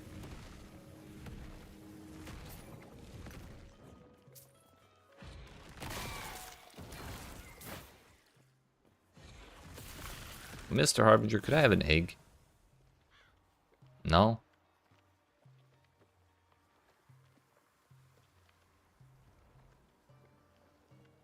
This is 3 weapons I don't care about. And gloves I don't care about. Get the hell out of here. Do better.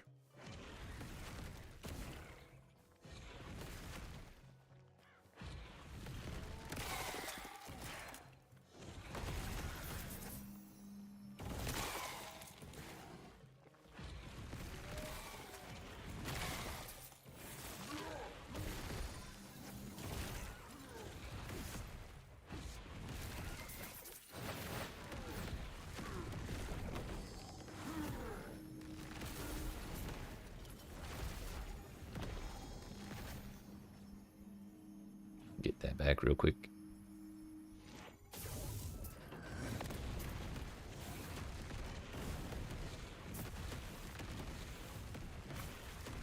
That damage is pretty underwhelming when we don't crit, but oh baby, when we do. That's the good shit right there. I don't like that Black Hole doesn't change direction once it starts moving somewhere.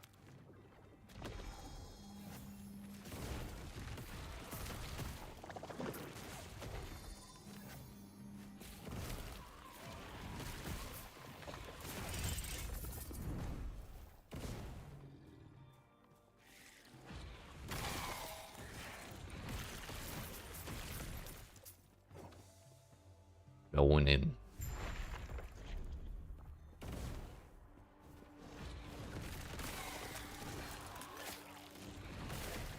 I think the XP tomes that come out of here are actually better than the XP tomes that drop in my hideout. Or in my little pocket of time, whatever they call it.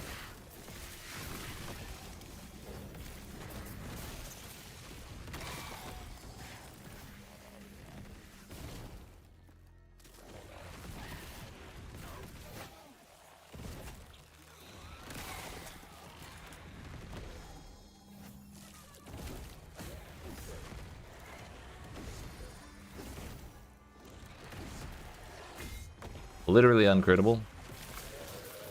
Till the very last hit.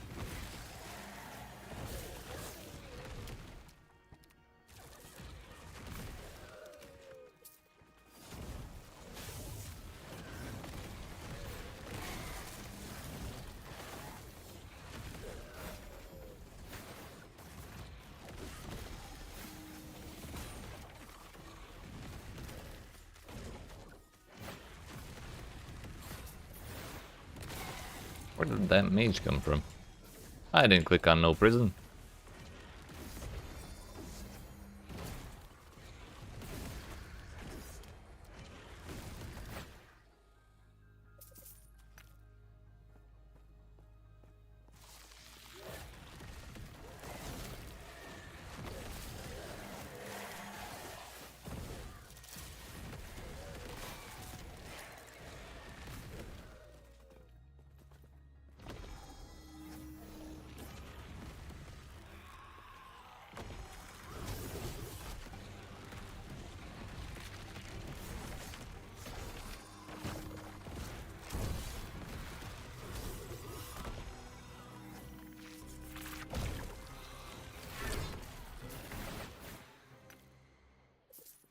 Honestly, I don't even want to look at the Weaver idols anymore. They can be really good, but there's so many of them. And I also just haven't wanted to bother properly managing my filter for that kind of thing. Roll that shit again. What? Okay, dude. Okay, dude.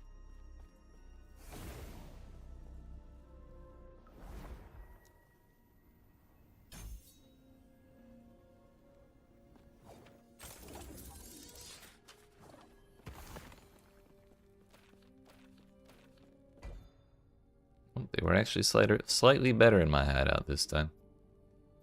We'll do that again. More XP, please.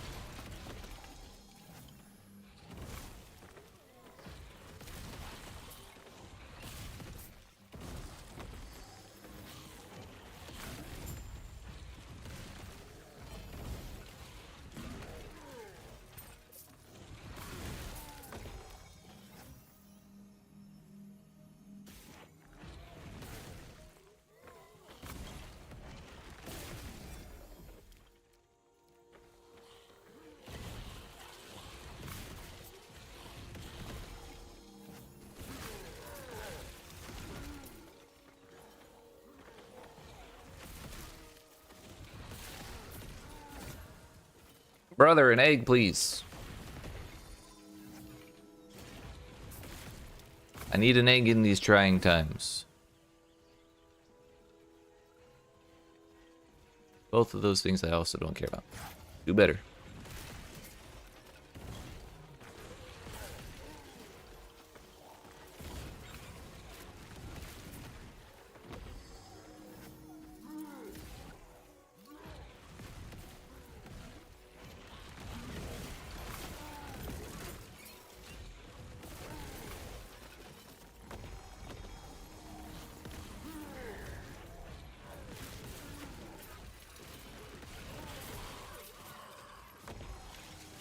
Oh, that was a lot of void shit, which I have 0 resistance to. Oh, 15.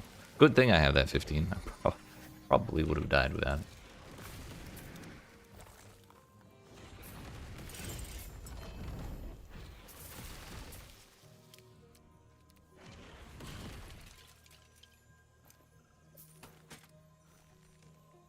Trip mana region on a bad base and underwhelming suffixes.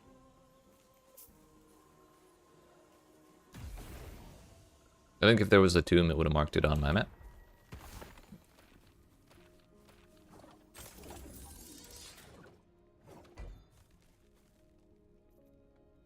Exalted relics or a cemetery.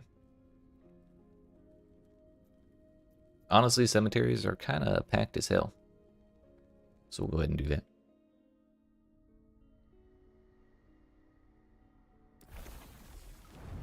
And we get to add more fun echoes to the map.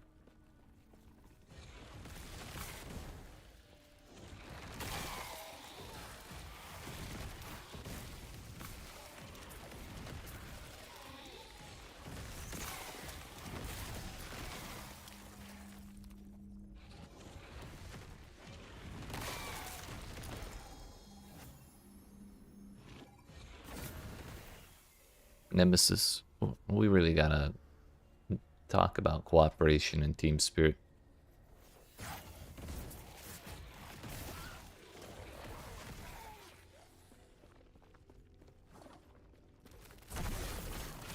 Oh, we spinning. Oh, we spinning now.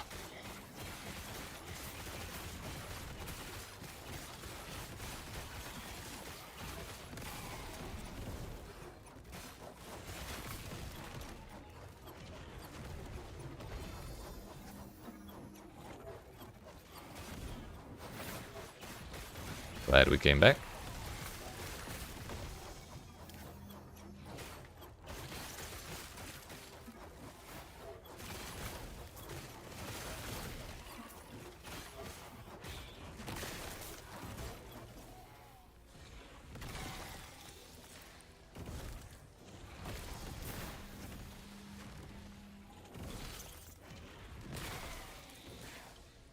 That was the longest run up to a cemetery I've seen yet.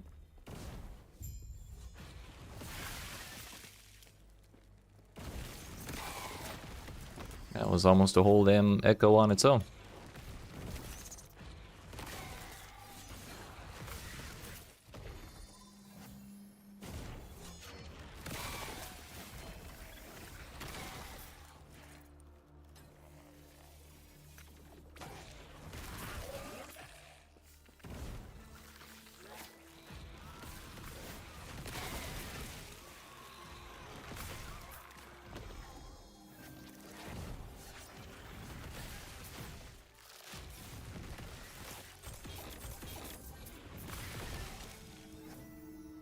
Yeah, I'm not reading all that.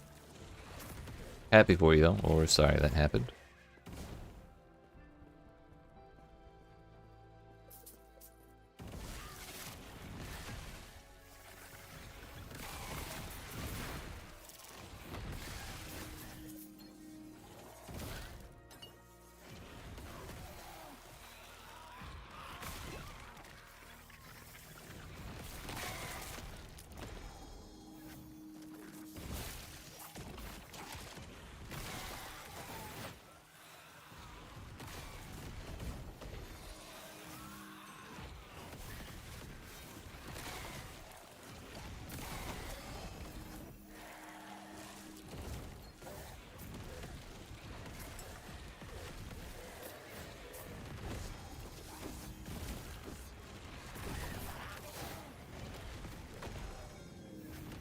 Filled with shrines. Nice. What's that?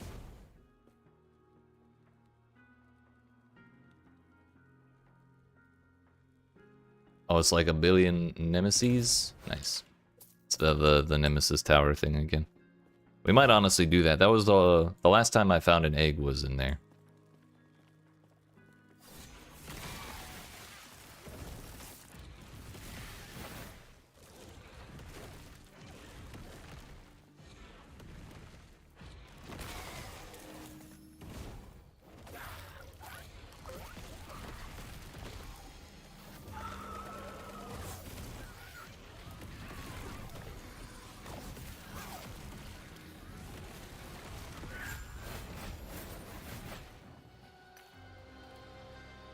Inheritance of the Erased. Every 10 seconds. Oh, yeah, we've seen that one.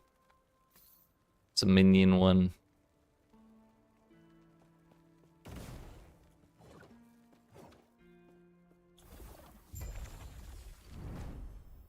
So where are we going?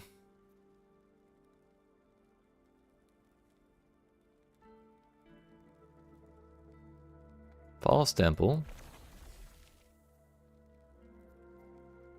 Woven Beacon. Wait, what's that do? Reveal Echoes. Suppose that makes sense. Looks like it's the same size as a Super Beacon. But I was kind of hoping we could just do a bunch right in a row rather than have a random echo in my way. But oh well.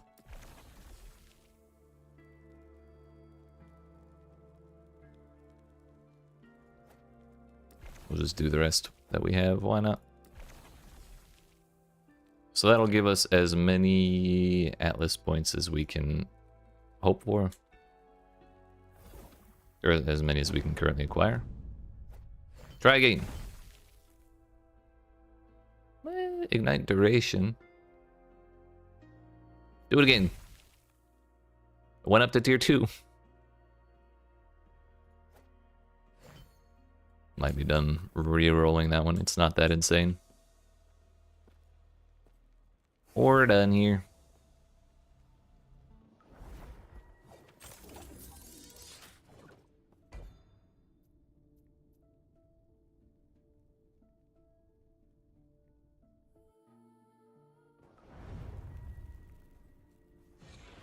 Give me the shrines. Yo, summons loot lizards. Let's go.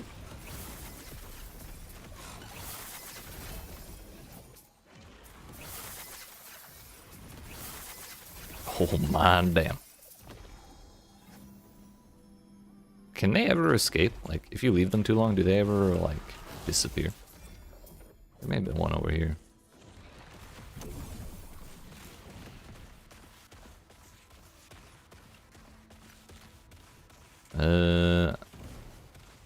Sure. We're gonna pretend that's all bad and that I looked at it.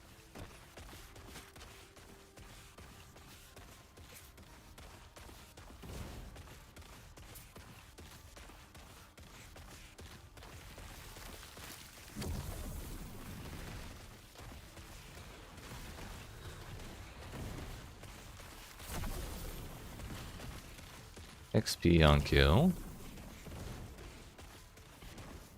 Kinda need that.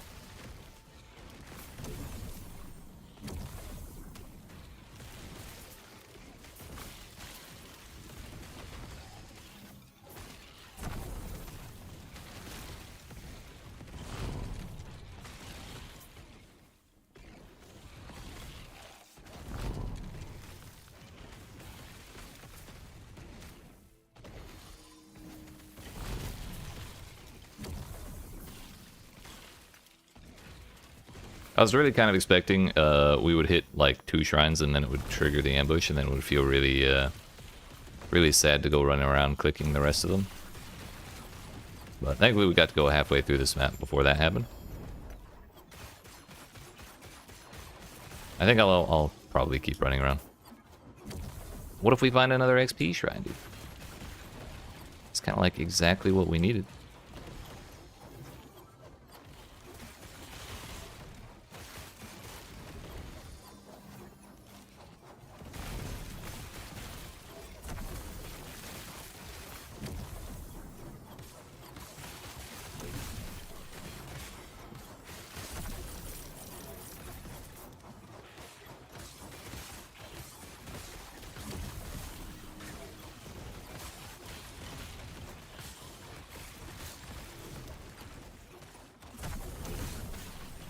How many shrines is too many is the real question.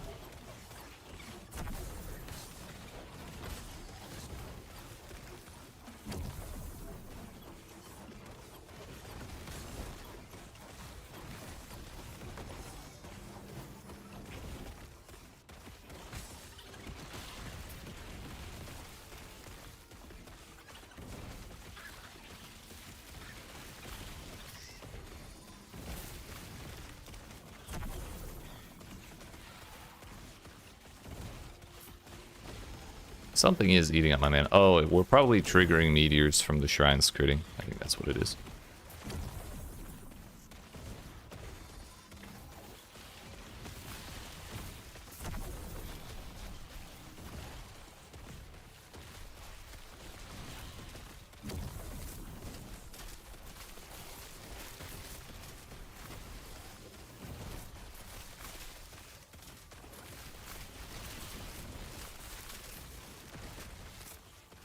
Alright. There's probably more we could do if we ran up in there, but that was fun. It's time to move on. They're still going.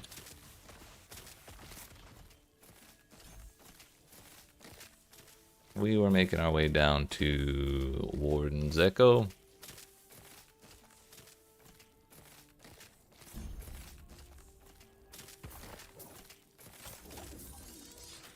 Ah, peace returns.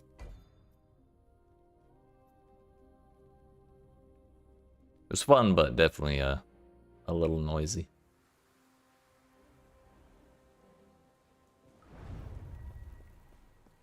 Slay both champions.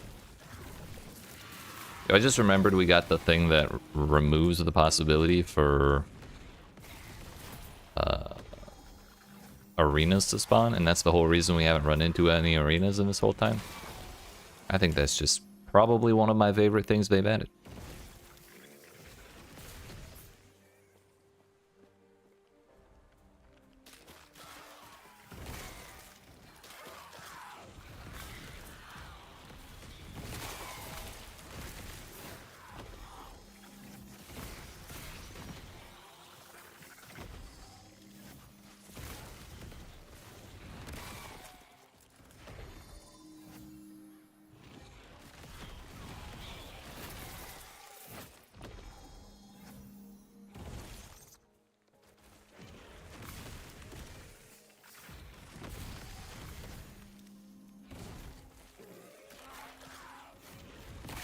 I meant to do the objectives first, but I didn't realize I was already running towards the tomb.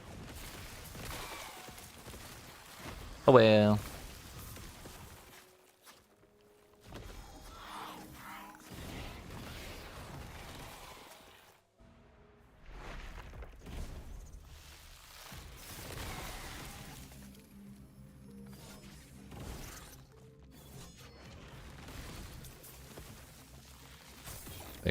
I think I almost just died to all those poison explosions.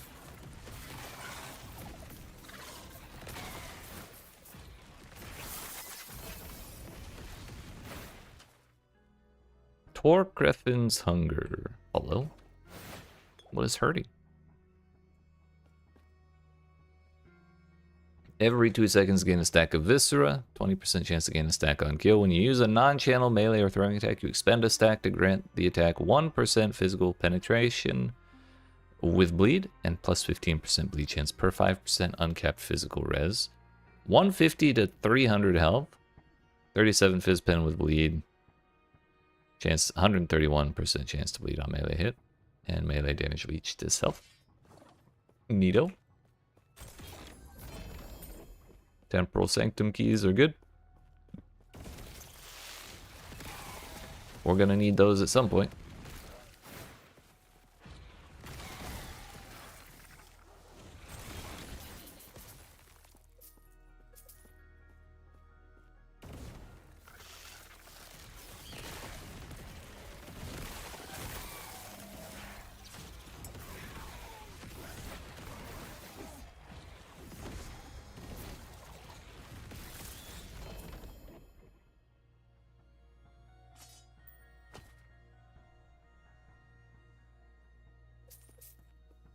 Plus 21 spell lightning damage. Can you get that on like a wand? I'm gonna break it and see if we get the shard, and then next time I look at crafting a wand, I'll see if we can add it. Oh yeah, lizard. I guess he didn't want to even try and escape. He saw what happened to those lizards from the shrine in the last map. An egg! Yo, what the hell? The pearls of the swine. Bone curse also inflicts acid skin. Ward per second for each curse affecting you. A lot of word per second, actually. Poison damage, vitality, all res, all attributes. Now then, it's finally time. An egg in these trying times. Naturally, it is a Voidborn Nemesis. Tragedy has struck. We ain't getting that egg for free, that's for sure.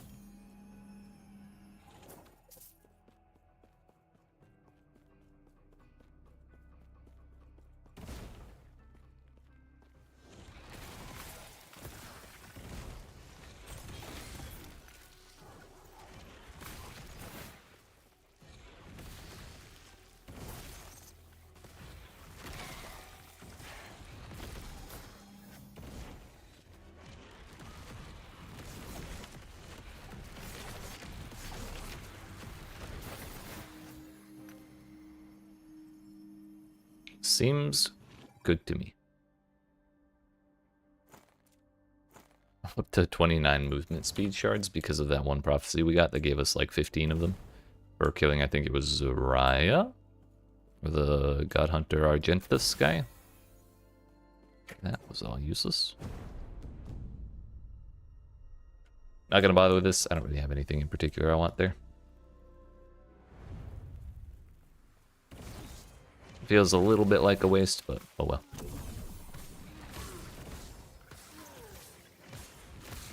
Well, yes, I will fight a mage.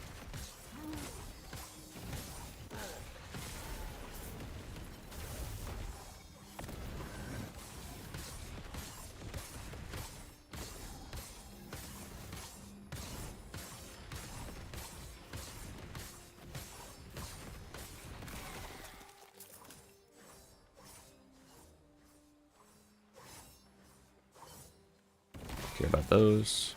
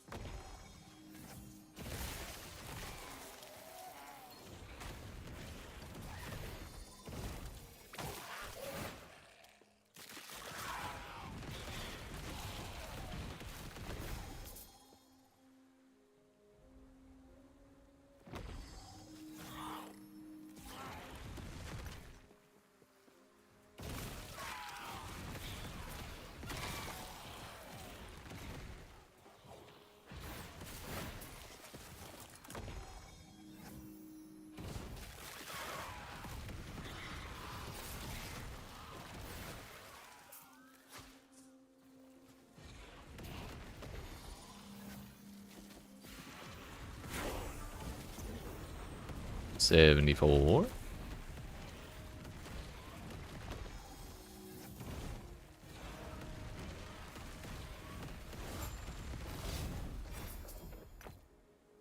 If we can get one more level before finishing stability, I'll probably feel okay-ish going into the 85 monolith. Not great, but we may be able to make it work. Either way, we maxed out our area for area skills.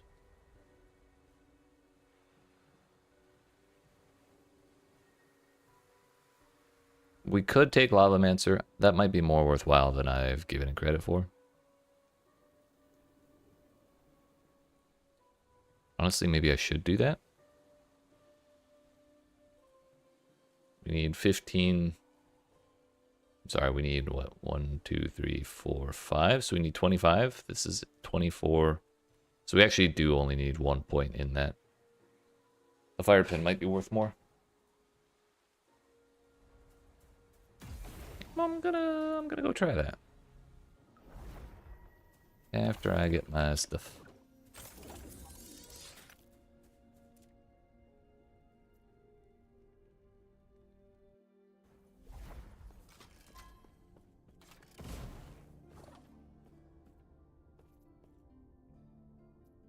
Oh, you just do it at the dude?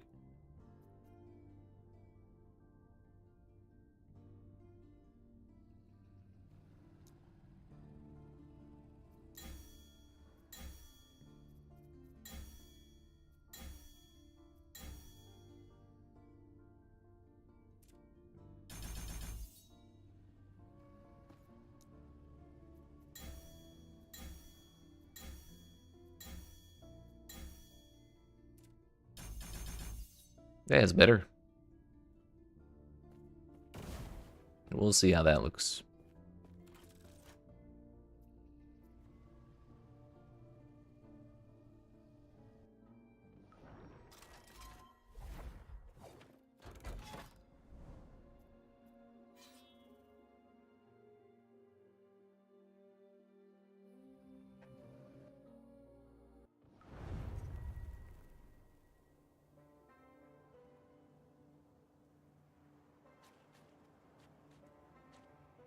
Where's the bacon?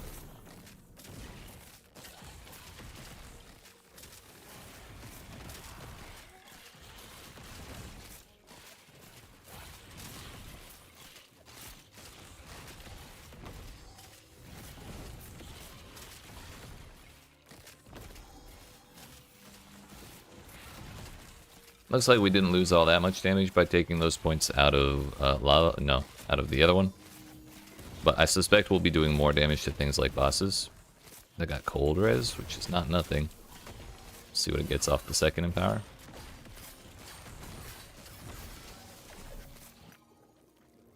Not what I was hoping for, but not useless.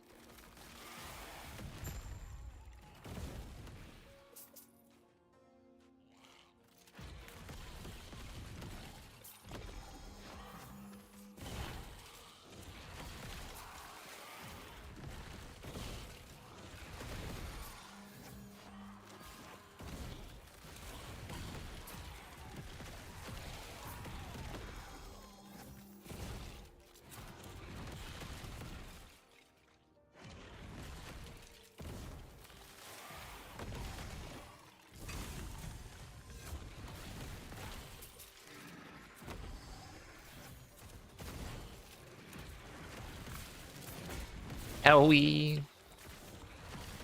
Gotta clear that out.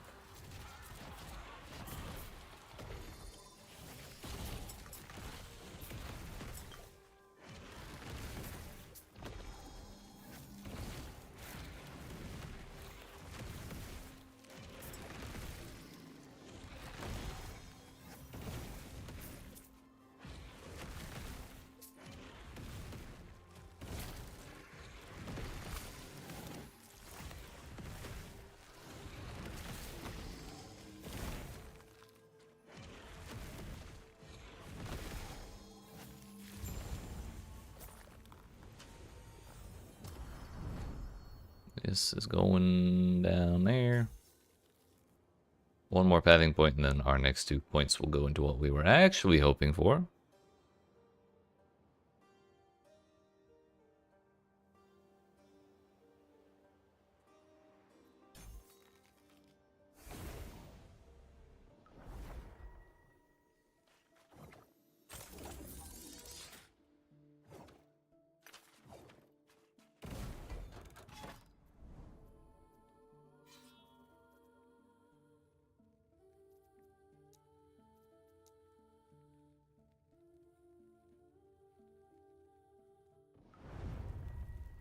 An antipode dragon.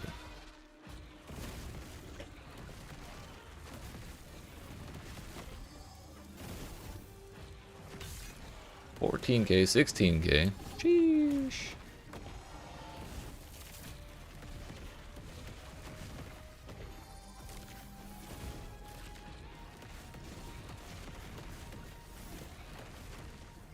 You can't fool me. This is just that one dragon from Dota whose name I forgot.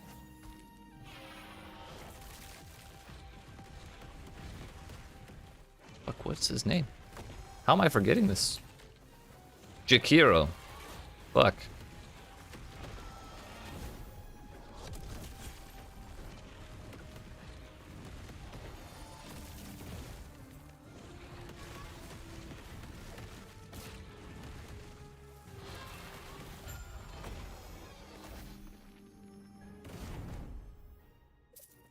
Wing guards and dominance of the tundra. Evade cast glacier along its path. Neato. I already have the other one.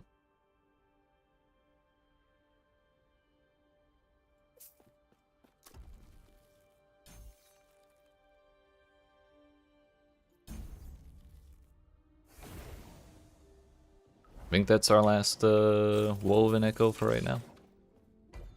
No, we got one more.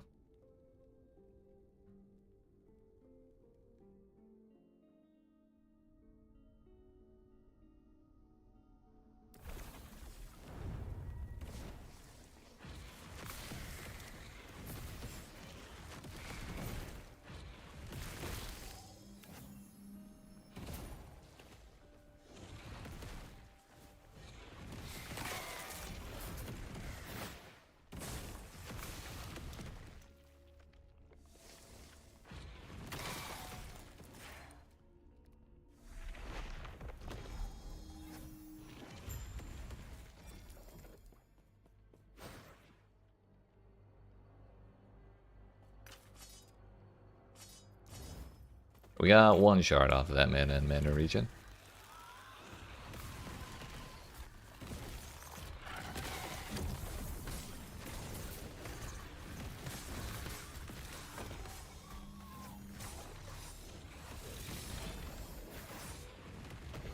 It's a lot of stuff.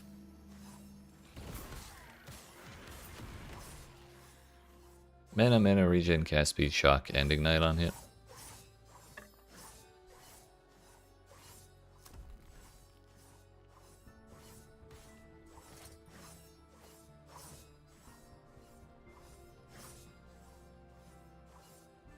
I don't know how much value I have on for crit multi.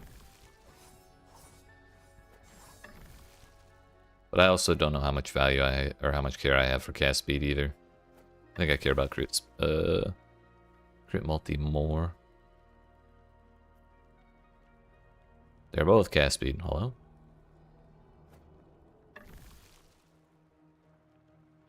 No? Stun chance. These are the same thing. What the fuck? I didn't just dupe something, did I?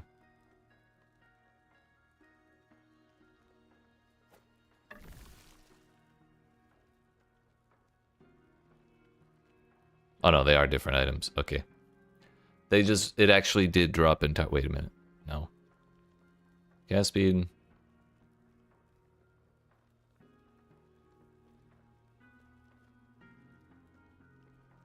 Oh, okay. We're not, when we put an item in here. Hold up. We don't actually lose the item. That's what's going on. Okay, we didn't dupe shit. Thank God.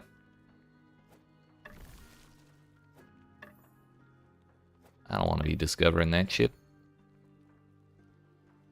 It doesn't take the item away, it just puts it there.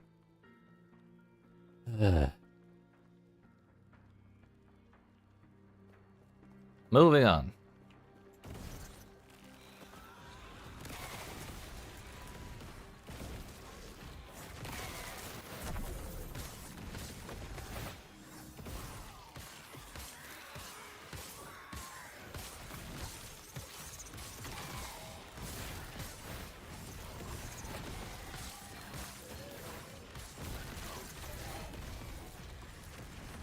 Slay Haruspex Orion, Seeker of the Shards. On something. Always drops a unique melee weapon, and we get a point out of that. 80 cold reds. Well, that solves one of the problems. Doesn't give us mana, which is kind of what I was hoping for, but now we can put that on. And the next time we find an egg, we put the other one in there. The one I'm wearing right now.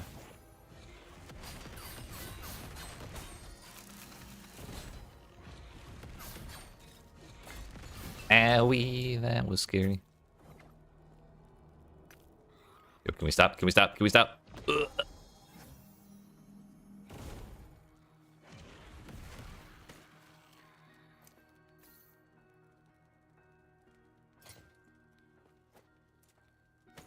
Well, we're capped.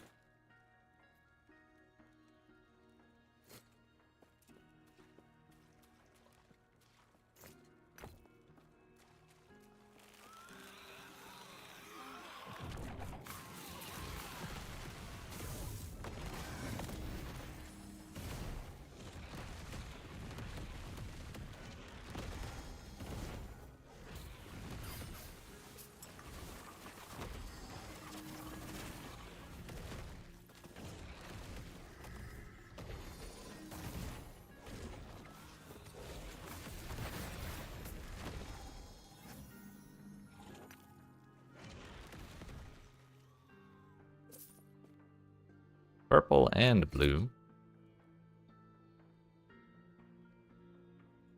Don't really care though.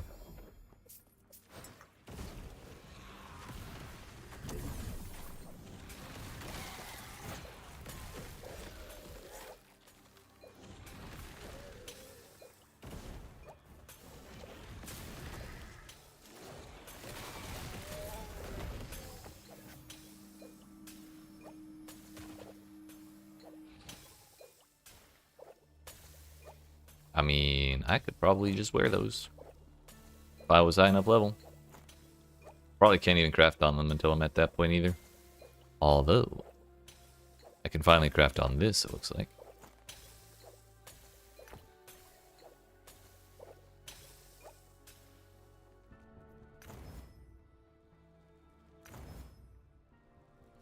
$17, dude. Why?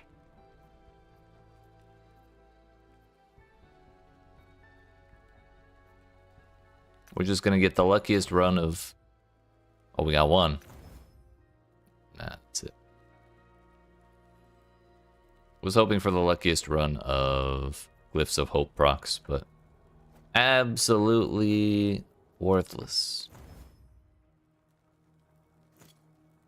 We'll find another one, I guess.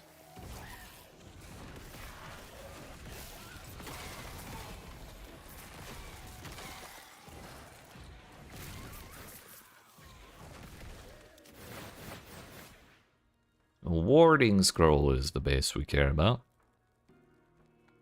For relics.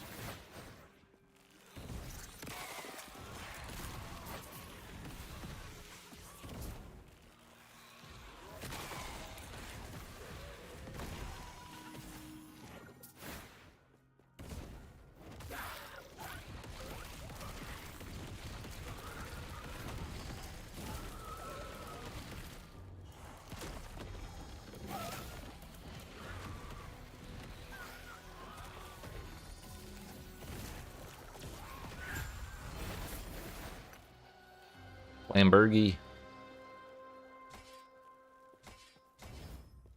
No all attributes shard.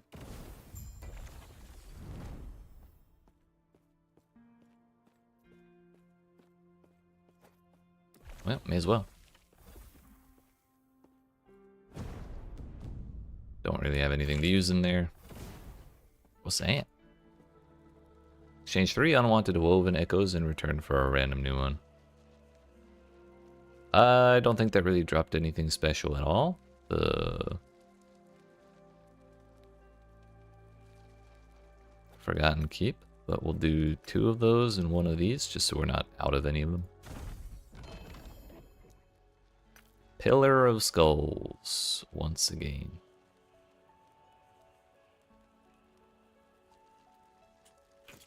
I remember that one.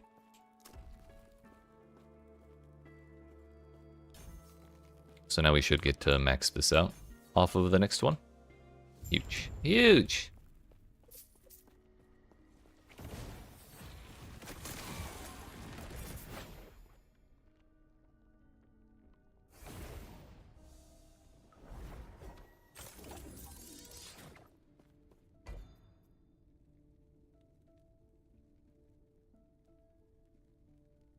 %, elven damage, what could possibly go wrong?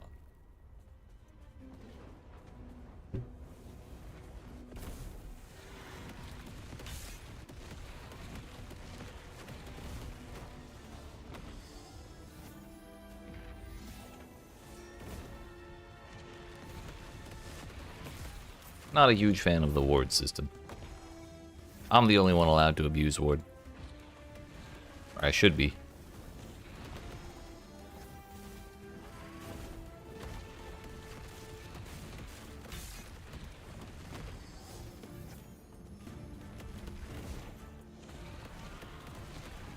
Yeah, I think if I hadn't spec'd into the fire pen that I did just like 2 echoes ago, I probably would not be doing nearly as much damage to this man.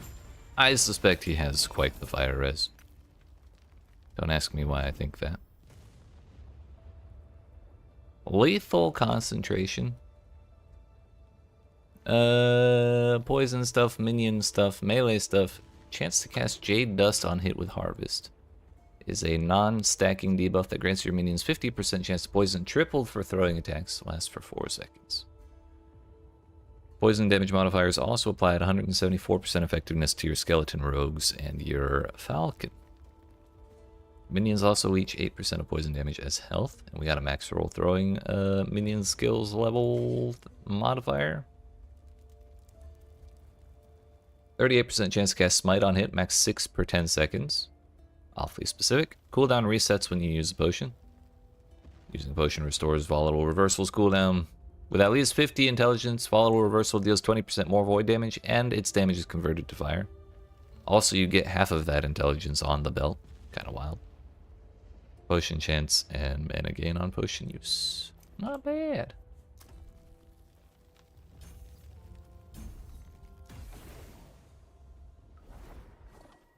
Now then.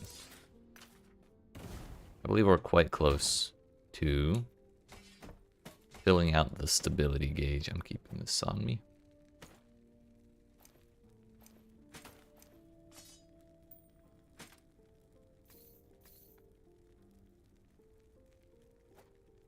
One day I'll sort this out. I'm sure.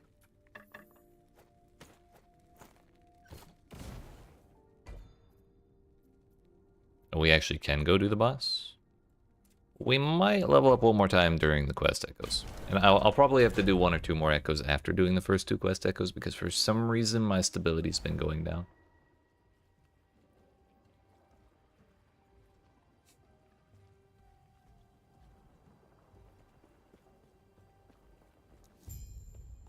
These fools.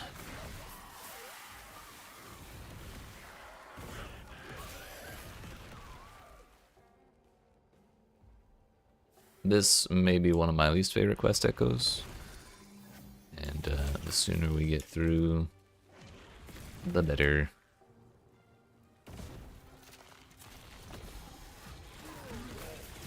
But God bless teleport. Probably make it a lot faster than usual.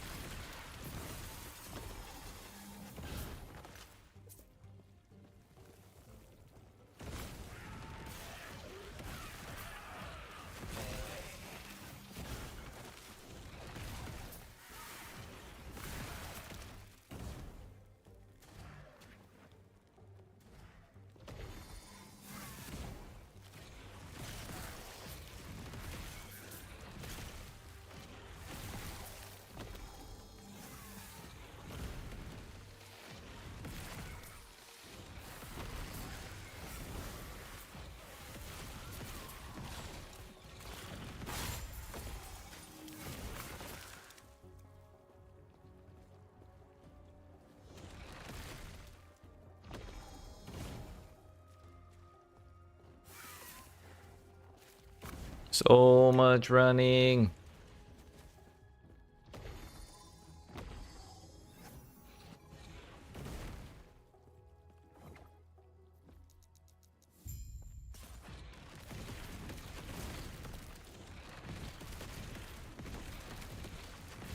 To this day, I don't know why she turned into a bad guy all of a sudden there. Now I'm not willing to ask the question. 5%? That's kind of a bummer. What if it rolls like the best shit ever?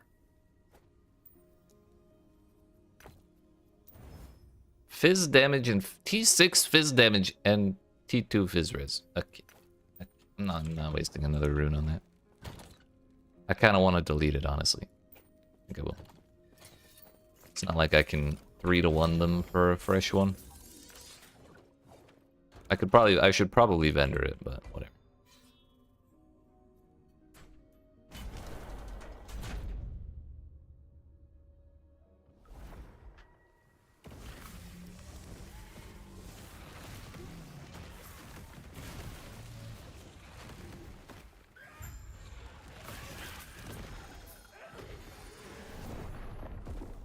Ah, right. I still have no Void Rest. Well, now we're definitely gonna have to do another Echo before doing this.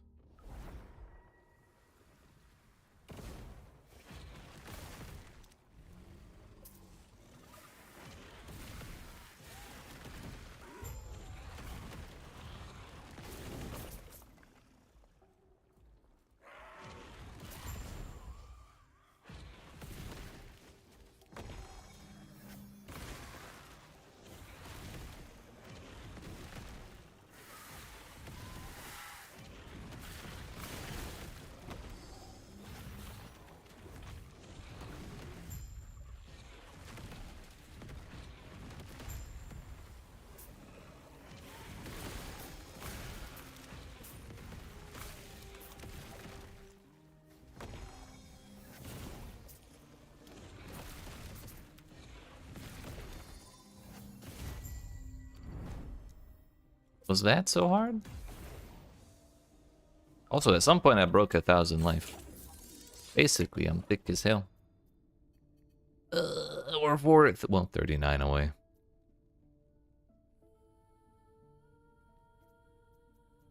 We'll go one away from the cemetery. Also, to this day, I've still not talked to Mask again since finishing that quest. But now I have a bunch of amber, so maybe we should.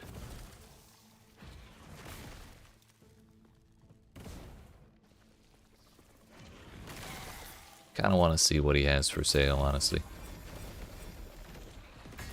Yeah.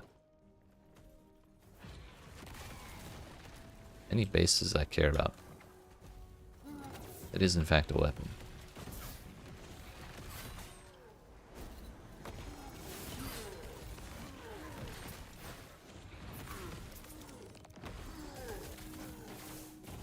Two Rune Wardens, hello?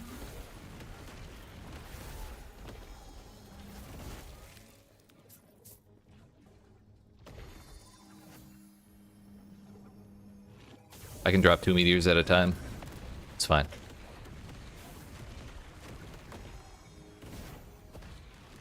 It'd be really funny if the exiled mages would fight each other.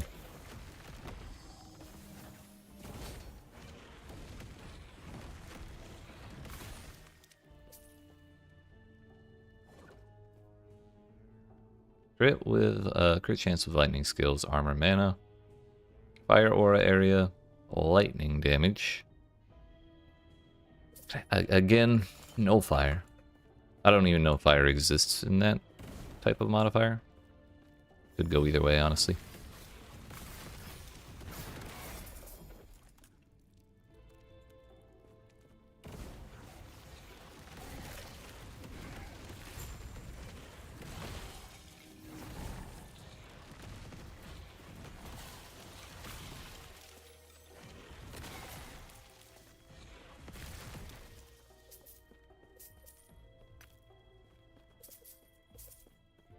Gonna take the short way there, even if it means backtrack. Bro, please. Even if it means backtracking. Nothing a couple teleports can't fix.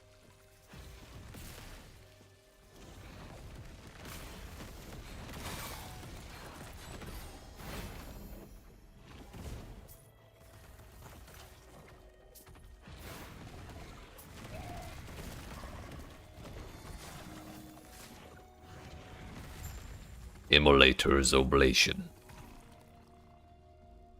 Ignite yourself when you use a fire or necro skill. Spell damage for fire and necro skills per stack of ignite on you up to 20.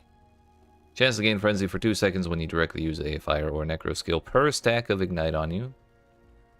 Ignite duration, 100% chance to cleanse all ailments on potion use. Interesting. Neato.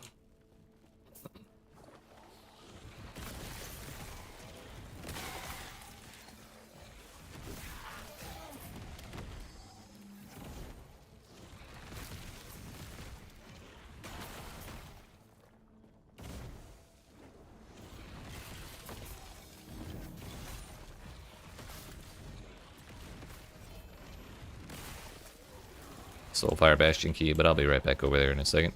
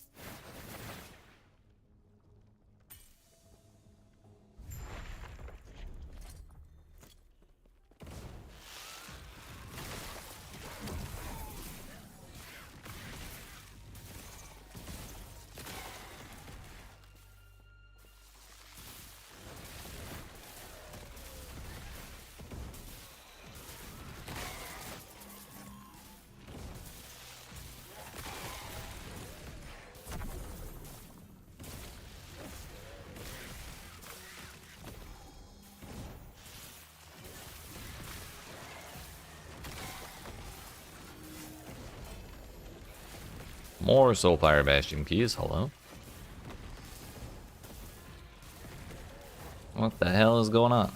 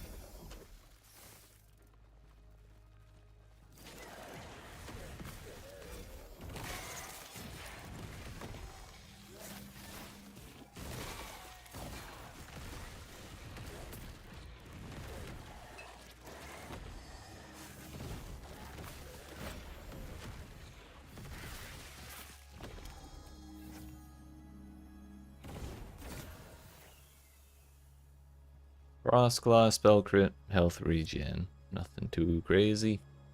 The incorrect history of Terra. I'm a huge fan. Move speed, intelligence plus void resistance. Honestly, could be huge.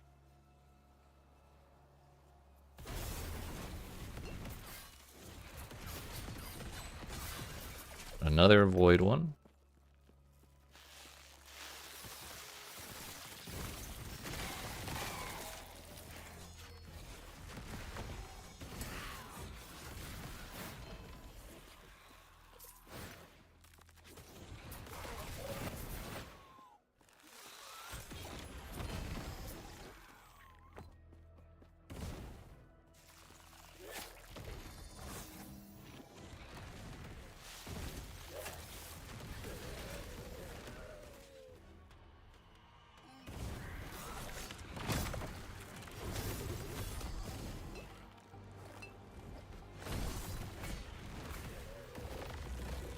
I'm throwing, panicking. That scared me.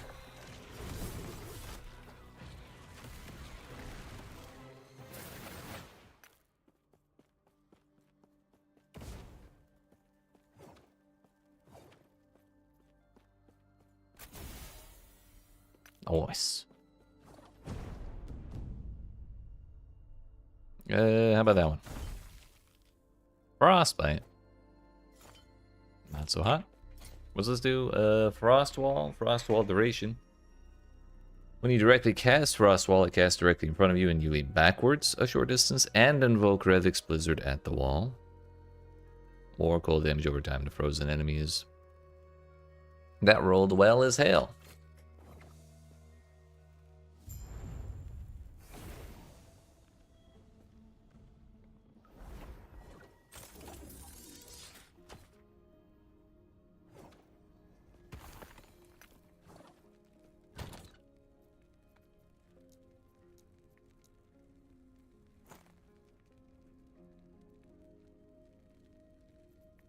Alright, we're doing another one.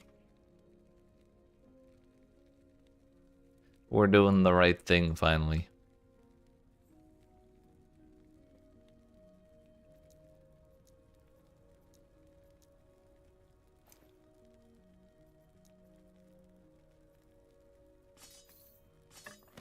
The real question is, when will they let us have stash tab or quad tabs?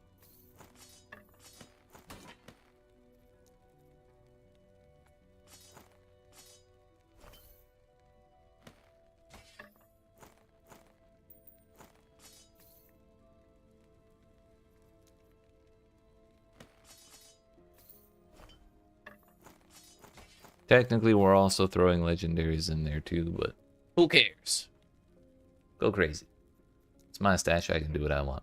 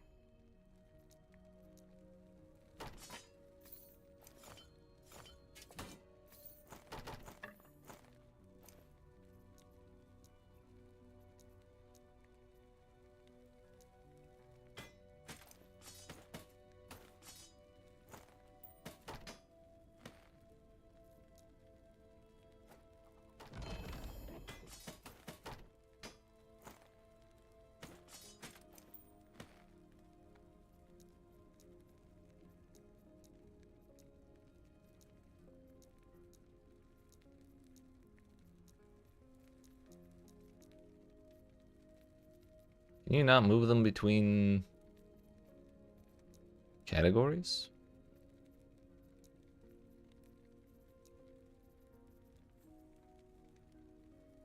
Ah, you can. You just have to do it this way.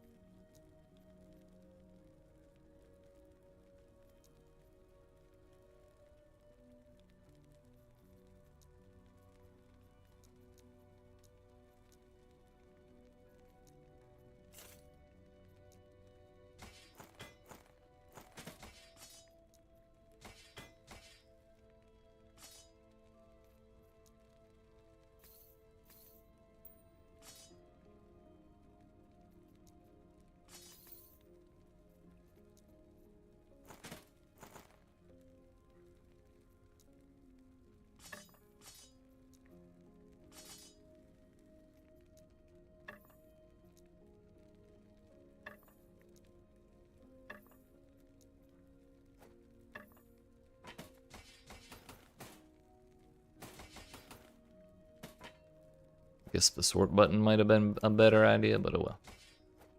Too late now.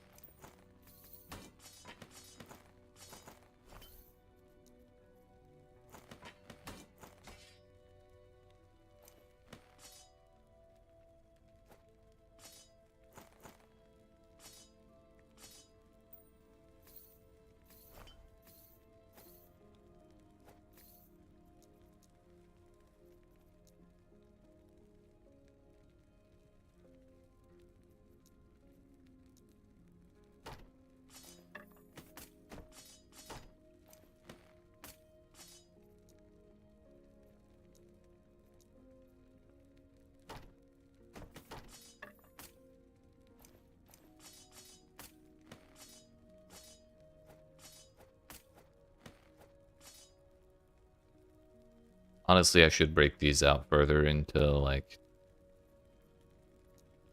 slots that they take up. Probably put that there just because I didn't have enough shattering runes at the time. But I also don't care anymore. Random rares that I thought were interesting.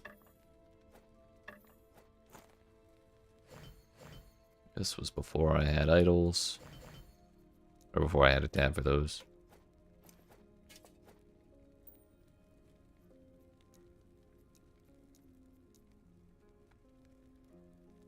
I think it's that one.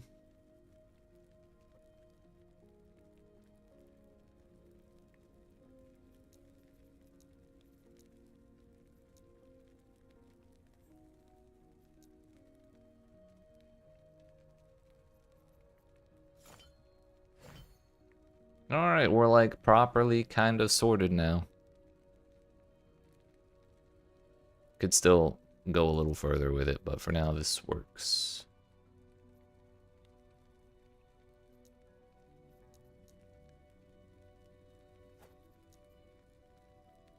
So now if I need to dump something, I can just throw it in here and I won't lose track of it immediately. Good enough for me. Oh, and it's the Admiral Harton thing with the, like, the double octopus things, or the big Leviathan sea monsters, I think. This place looks different.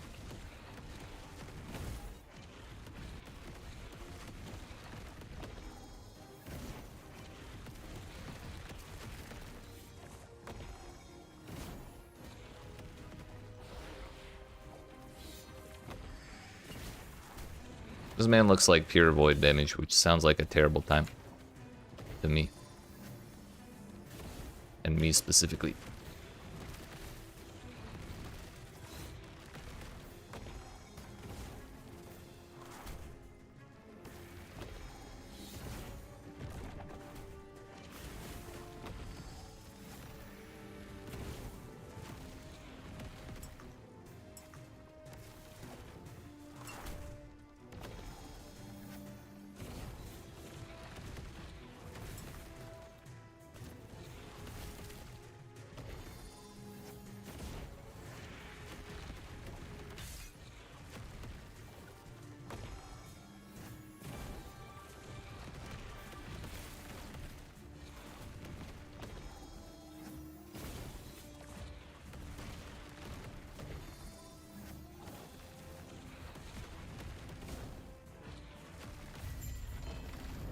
Teleport's a great ability.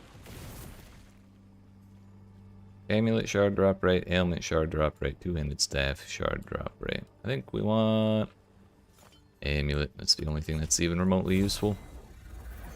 Much like with some of our other things. But that is a boss man down. Somehow I leveled up. I forgot you get a big old chunk of XP for killing a boss. Fine by me. Now then, our original plan was to start speccing into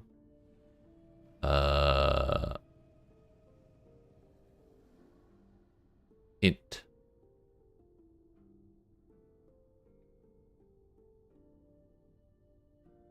Through the other trees, because there's a number of skills that give it.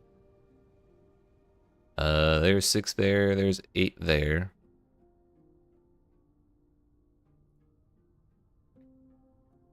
There's 8 there.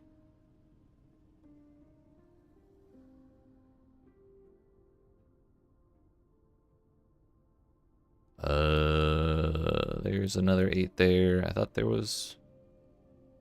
So that's 16 total. Pretty sure that was all that we could reach here.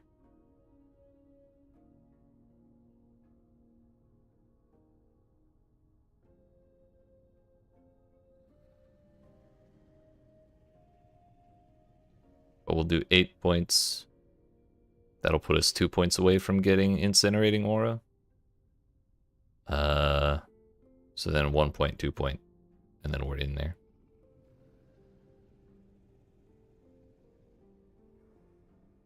I don't really care about the ward gain. Kind of care more about this stuff here. I like the flat mana. The more spell damage thing seems kind of annoying to, like, it doesn't seem like it's gonna have huge uptime. Yo, that has mana regen. Up to 12% and then doubles with 50, so you get 24% mana regen.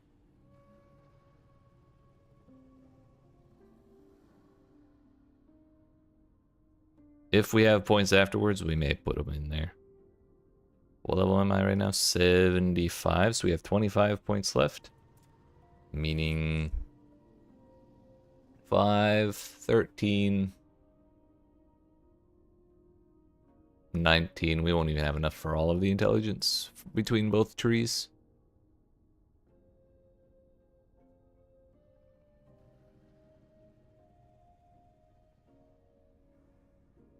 While using Catalyst, you have additional intelligence and take reduced bonus damage from critical strikes. So that would be 36%.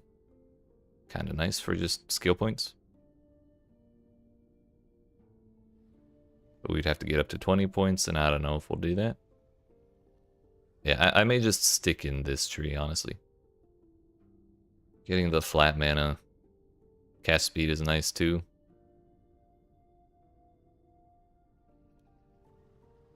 Flat mana, some int, more int, and then Rune of Renewal. So it'd be 5, 13, 19, 25. Puts us perfectly at 100, assuming we get this character that high, which I don't see why not. Not against the idea of going that far. It's not like we lose XP when I die. Not that I ever die, though.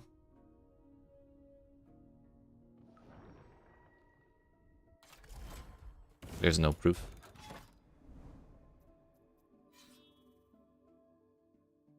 Alright, we made it to 75. It might be a little rough for a while, but we'll do our best.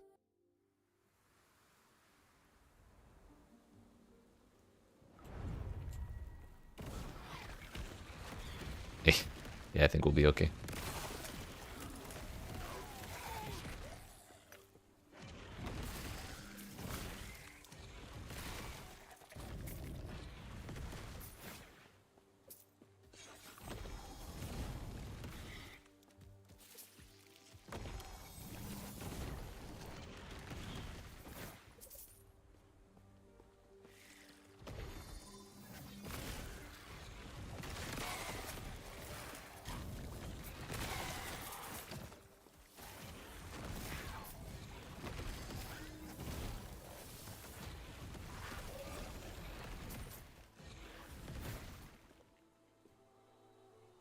If we do finish this timeline or this monolith too quickly, though, we might have to run it a couple times just to get XP up to like level 80 or so. Because I don't know how I'll feel about going into the level 90 monoliths at like 13 levels low.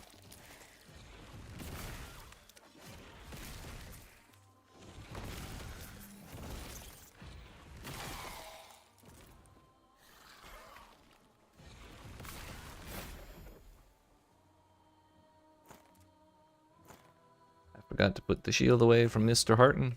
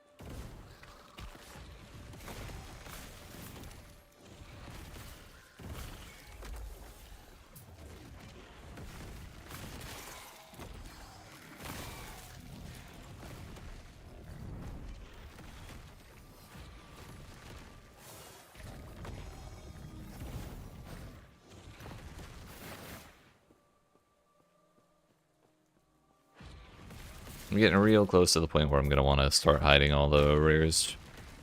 So we're only seeing exalted items. Like amulets I should still be paying attention to. Gloves maybe? I haven't thought about mine in a long time. Cast speed, mana, frailty, necro res. It's not an insane pair of gloves, but not the worst ever. At least it's got mana at max. Should probably pay attention to that too. My boots are going to get upgraded to purple momentarily. That is to say, next time I level up.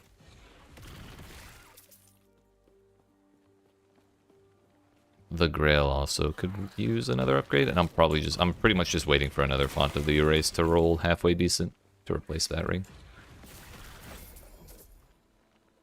Crit chance, mana regen.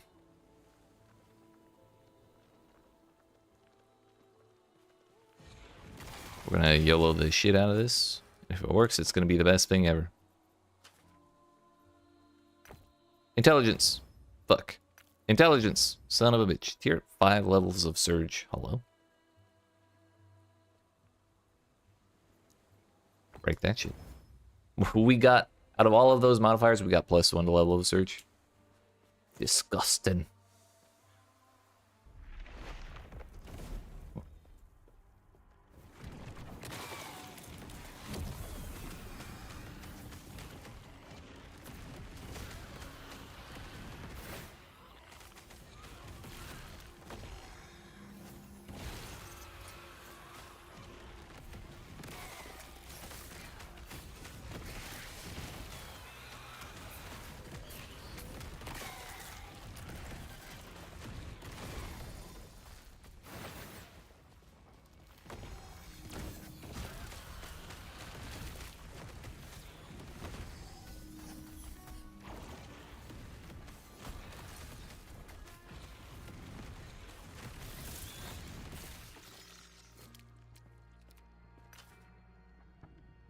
Crit avoidance.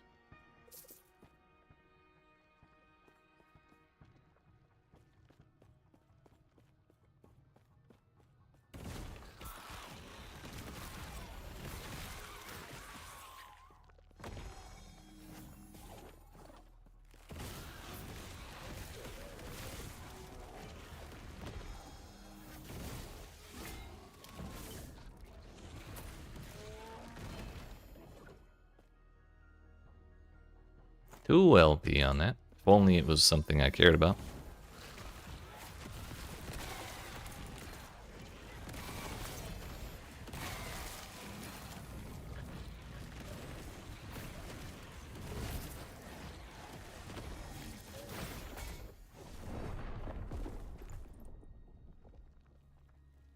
$1,187 damage from the upheaval, and it was 7 overkill. That was almost the exact amount required to kill me.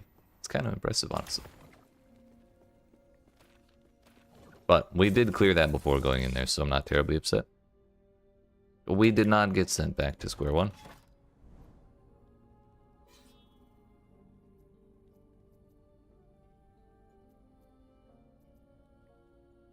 I'm gonna go that way and grab the XP on the next one.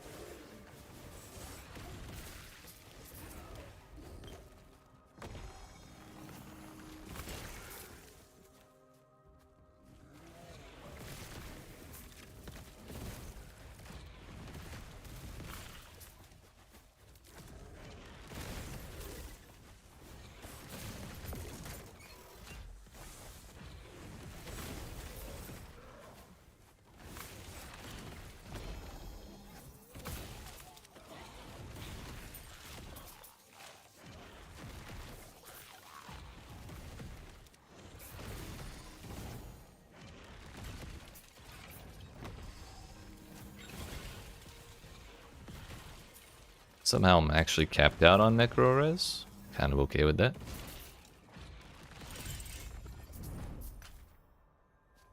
Not sure where I got it all, but I'll take it.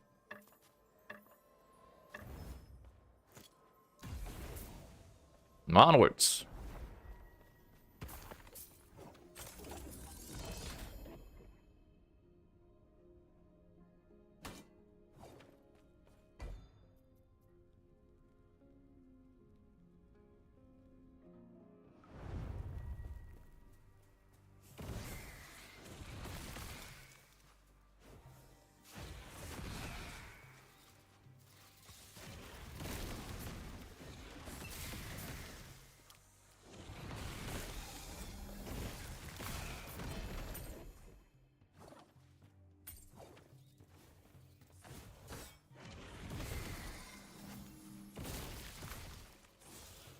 Kind of going exactly the wrong way.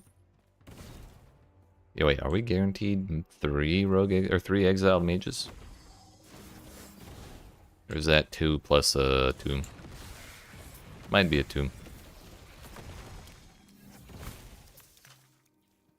Mana regen, poison damage.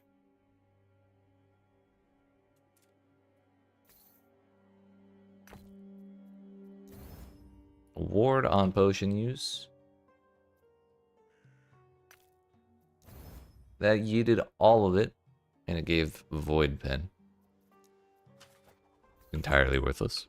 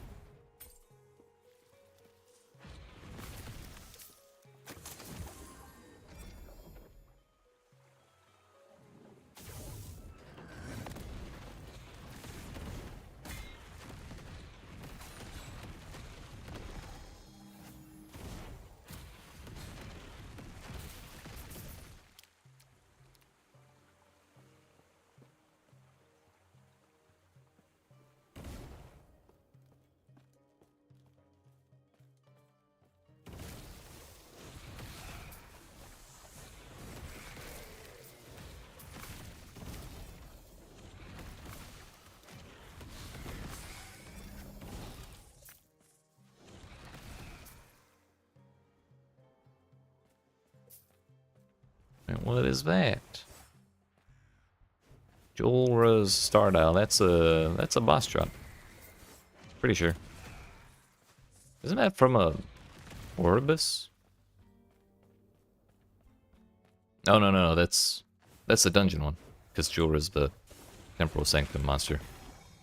Boss. And it has an LP. That's kind of insane.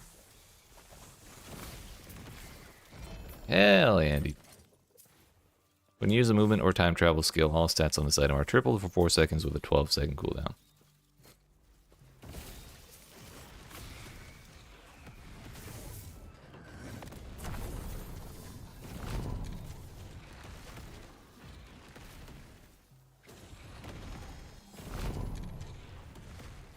I'll not be using that because I like Will of the Erased better.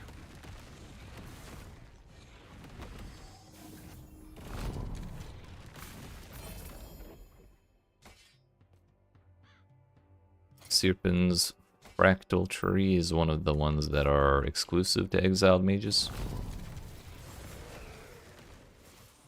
I see a Nemesis.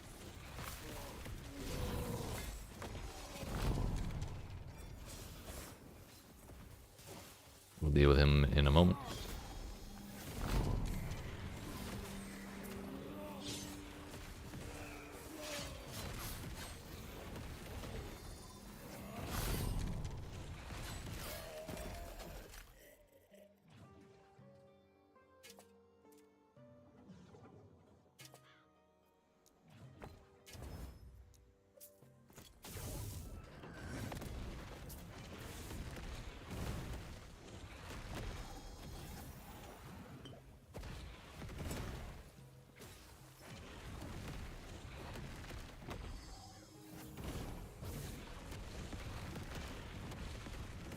For some reason, I just kind of stop critting every time we aggro one of these mages.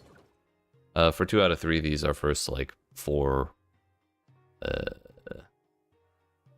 meteors that hit it, or just like 4k damage compared to the 12 we're expecting. This does not have that 10% critical strike chance, or that 31%, I guess. Nor does it have mana on it, but it does have mana regen. That may honestly outweigh. Then again, that would also yeet half of my necro res, and I am capped on elemental stuff pretty heavily. So this would probably not work then. I will break it though. I could have put necro res on there, but then I just wouldn't really be gaining anything. Losing mana is probably the thing that feels worse. Sheesh, that ring would be useless in PoE2 with the amount of movement skills we have. For real. What's up, Pio? Also, it would be even more useless because they keep trying to delete Chronomancer. So time travel skills are moot. We hit the movement speed, dude. And sealed vitality onto there. Not the most exciting thing, but oh well.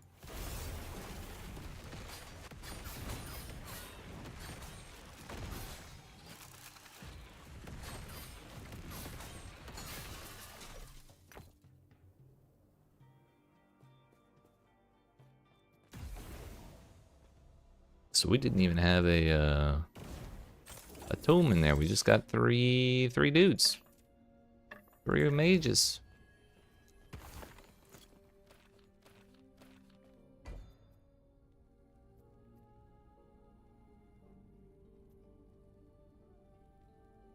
Let's see how we do against the cemetery boss, I guess.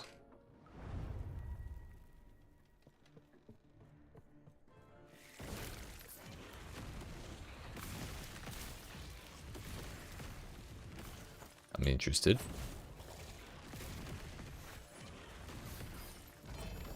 It gives you a bit of PoE1 plus D3 feeling. I can kind of see that. I'd say the itemization is pretty, like, quite a bit more complicated than in D3, but that might be where the PoE comes in. But the game is very easy to get into, which I think is a good thing.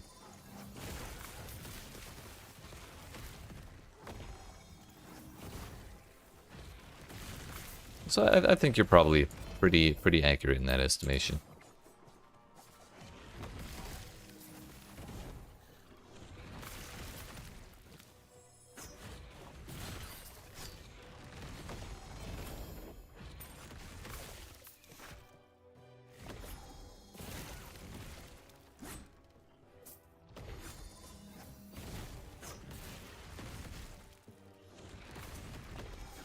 I need mana.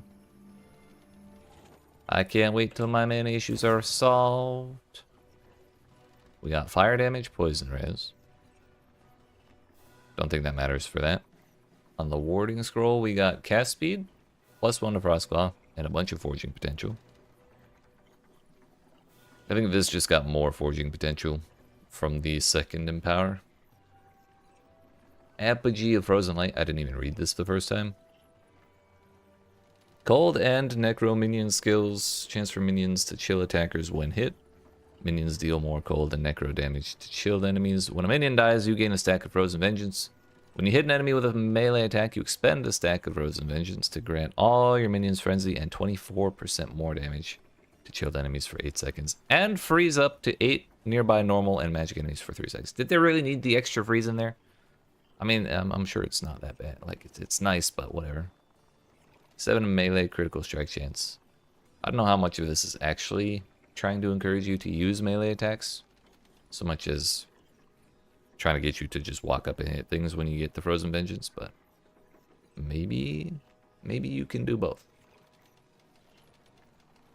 Whatever. Yo, are we actually stun locking this man? Is that what's going on here? I think that's kind of what that looked like before I ran out of mana. Purple bad. Purple real bad. Sort of Lich King vibe for real. Looking Frostmourne, dude. Huge.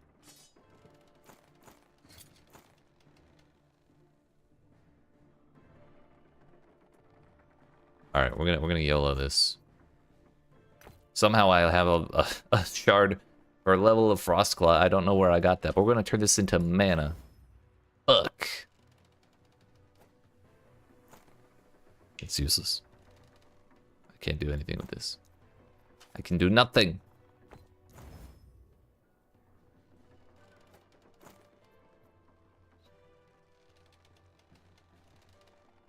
So what do I have on here? Fizzres would probably be the other thing we put on for our last one. We're not going to shatter it, that's for damn sure. I'm going to put Fizz Res, because I don't need all of that Elemental Res.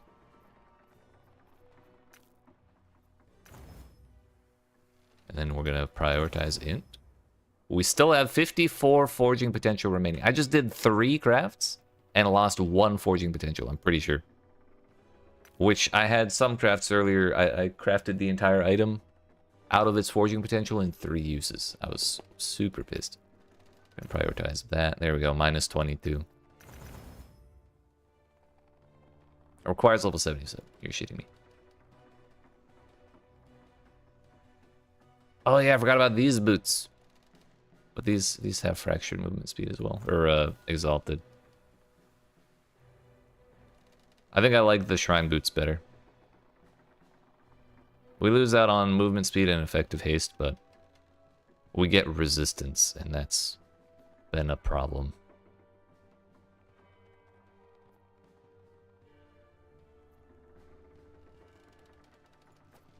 Now my shit's purple. And in 2 more levels, we'll get more physical resistance, so we'll get ourselves a little bit closer to that cap again. But oh no, I may not have enough forging potential, honestly.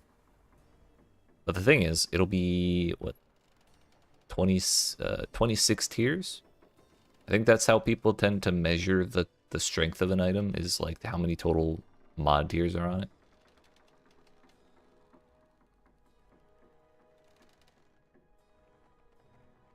So 20 is kind of the default max, but if you can also seal a modifier on an item, which is kind of like fracturing it in PoE, it's that one at the bottom where it's just kind of down there, not taking up space and also not modifiable. So that sealed affix is tier 5. All the other ones are going to be tier 5, and then we have another one that's tier 6, which cannot be crafted. It's just a random chance. What rarity is purple item? It's called Exalted. It is 1 step above rare, and it's an item is exalted, or what differentiates an exalted item from a rare item is that one of the modifiers will be either tier 6 or 7, or like at least one of them will be either tier 6 or tier 7, which normally, like the mods say, 5 is the max craftable. So you can't upgrade any of them above that point, but it is possible to drop them above that point, and that goes to either tier 6 or 7.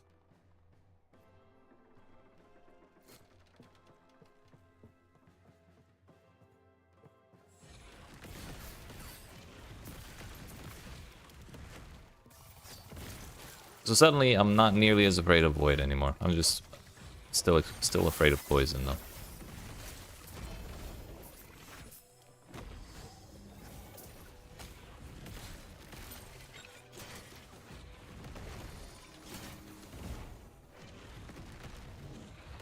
But Void honestly has been the scariest thing, because I've definitely gotten blasted by that today at least once or twice.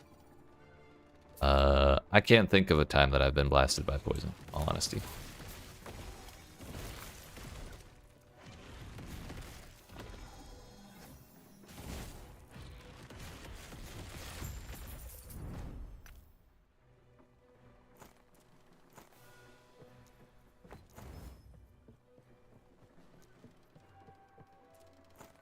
Oh, I was gonna craft this. Yeah, we got that. It has 14 forging potential, bruh. Oh, we would lose 17 fizz resistance by changing that. So I guess that could be our other thing. I don't really care about health and health regen. So we could put more fizz res there. We'd have to get really lucky to turn this into something usable, though.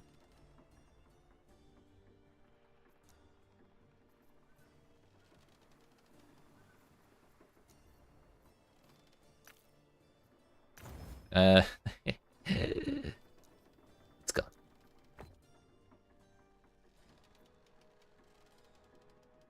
So the way crafting works, for those who don't know, every non-unique item drops with a certain amount of forging potential, and basically you can use that forging potential to upgrade the modifiers that are on the item already. By using a little affix shard, which you just kind of find while you're fighting stuff. Or you can break items to try and harvest the affix shards from them. Which is what I've been doing every time I use this thing. And if they have an open mod slot, you can pick whatever you want. You can just throw it on there. But it does cost forging potential. And the ranges of things... The ranges of cost for forging potential, 1 to 24. A lot of the times, you don't hit that 24, but like sometimes you just hit it a little too often. It blasts 3 items in a row, and it's very frustrating. But other time, but there's also like a chance to critically succeed, which doesn't take any forging potential, and not only does it upgrade the modifier you're choosing, it upgrades another tier for another random one. So like if I were to do this right now and get a critical success, I would upgrade the crit chance, which is what I'm trying to do, and then it would upgrade the chance to ignite on hit. It could do this one because that's tier 6, but whatever. And then there's also this glyph of hope thing. Gives you a 25% chance to not cost forging potential. So those things kind of mitigate the risk, but I've been having some real bad luck with the crafting like all day. I think I've gotten 1 item, maybe 2 with this one. But even that got pretty unlucky right at the end. It blasted like 14, I think, on reaching tier 4 Fizzres.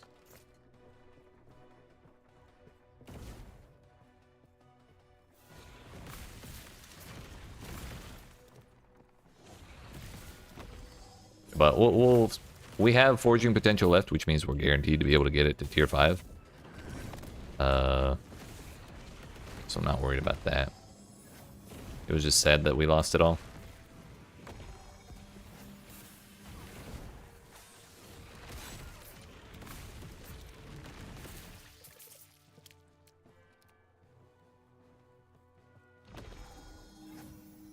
Oh, we're done here. Get me the hell out of here.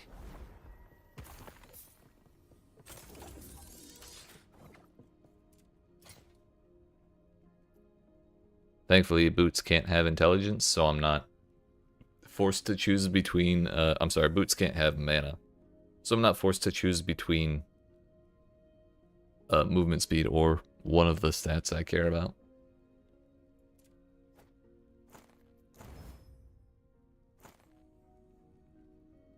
I can't believe that used all of it at once. What a bummer.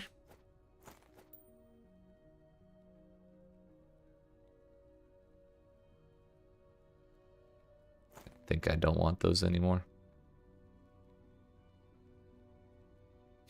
Glad you get to craft a good item at your current level. Still using your level 30 boots as a level 72. Yep. I've definitely been there before. That's one of the nicest things about Pew, about the last Epoch. It has a really, really convenient and accessible and straightforward crafting system. There's kind of like a lot of different things you can do with it, and a lot like I don't think they really tell you about the critical success thing anywhere other than like the game guide if you go looking for that information. So there's like things to know, but it's not like confusing to use even if you don't know those things, which I think is great.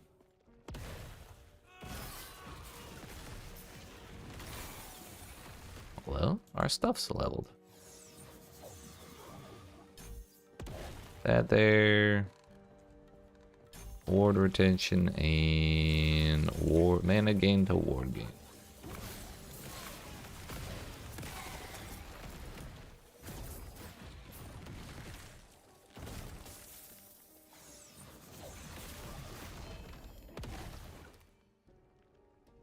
Sepulchre of the Lost.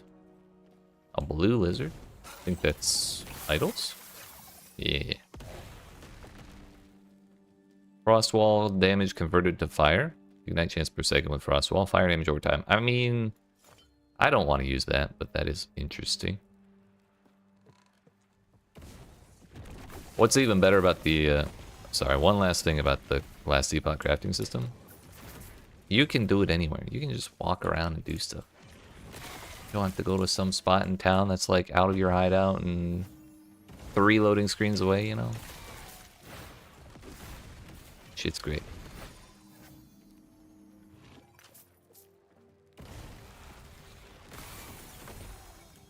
Meteor?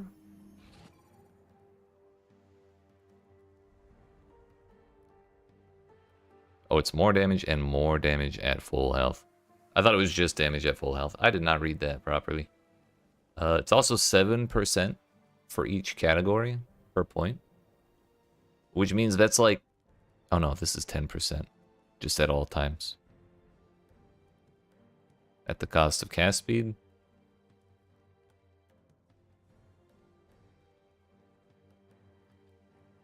So 14% on the first hit, and 7% on subsequent hits, or just 10% on all hits? Kind of leaning towards 10 on all. I like uptime on my damage. Not a fan of damage on Tuesday.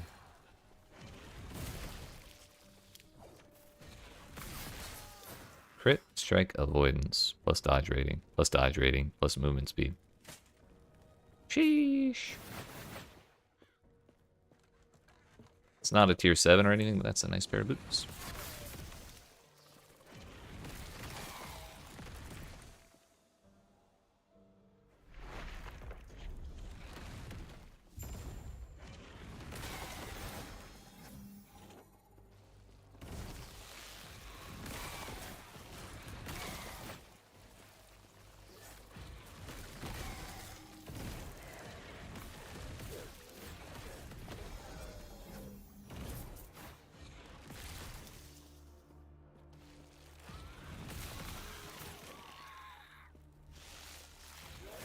Give me an egg in these trying times.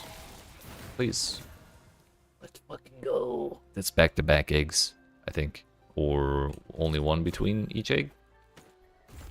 Let's go.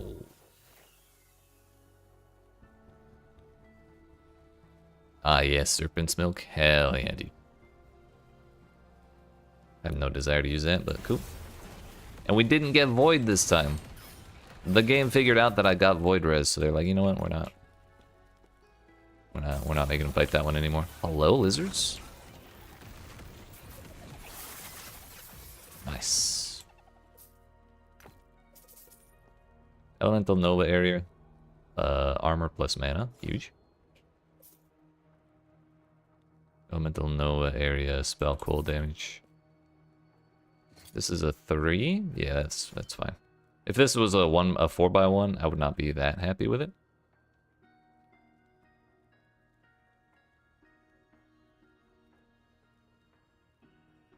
I'm gonna drop this fire pen. I'm gonna drop that one to put it in. And then we're gonna go get the heresy all over it.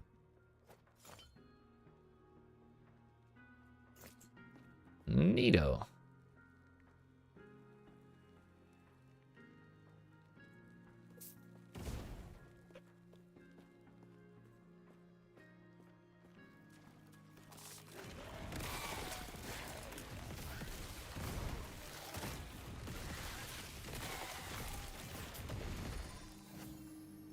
So Elemental Nova area. Elemental Nova is the skill that goes off every time I teleport. The one that goes off 3 times.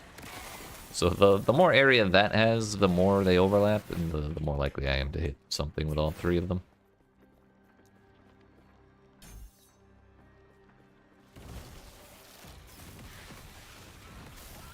Also, I'm not sure how big of a fan I am of Black Hole, honestly. It's kind of neat, but also I don't know how effective it is. And if I don't want to use Black Hole, and I don't want to use hello, and I don't want to use Fireball, Flame Ward is an option. It's just a big old button that gives me a big old shield and does a bunch of retaliation damage to things that hit me.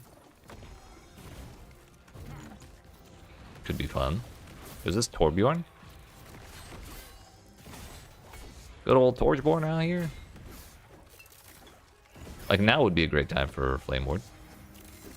get my ass beat.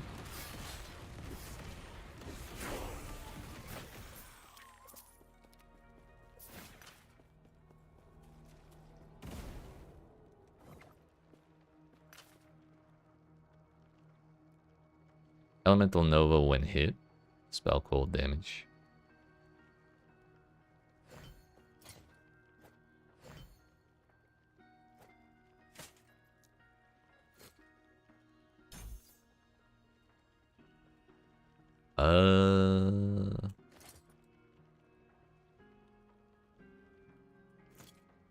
Oh yeah, I was thinking of skills. What else could we do? I could do Mana Strike and just walk up and bonk things with my wand to refill my mana, but I feel like I'd probably be better off spamming or like channeling focus at that point.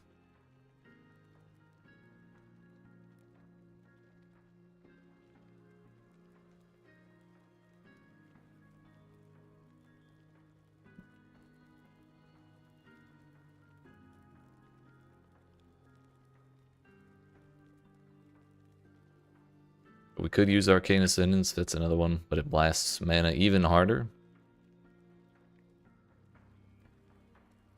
I feel like I need my mana issues sorted out entirely before I think about that one.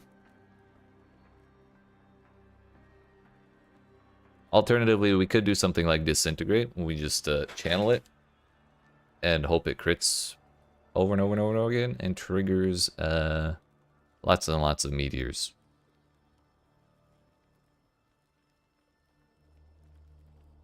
Then I also feel like I could just push the meteor button over and over again and have that trigger lots and lots of meteors, you know?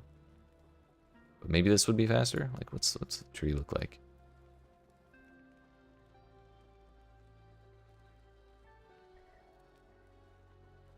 When you stop channeling Disintegrate, you cast Fireball at nearby enemies twice per second spent channeling up to a maximum of...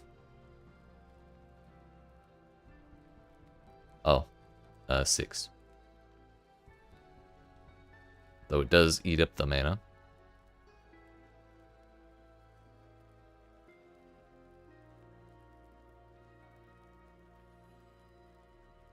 More fire damage based on your intelligence. That's 1% per 2 int. Quite a lot, actually. Disintegrate gains a portion of your chance to ignite with fire spells.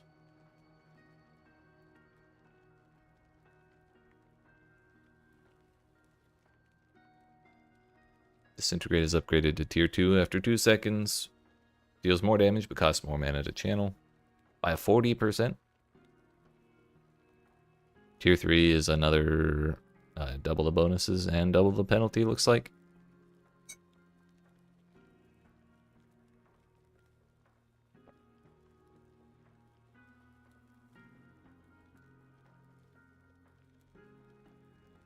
Grants global more damage to ignited or shocked enemies. And global reduced mana cost. I don't know how I feel about that. We don't like reducing mana cost.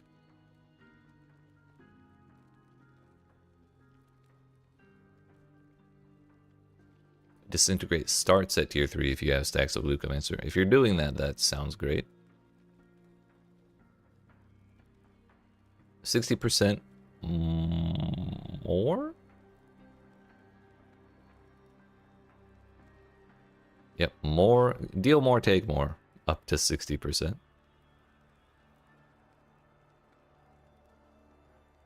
And doubled at tier 3. Wow.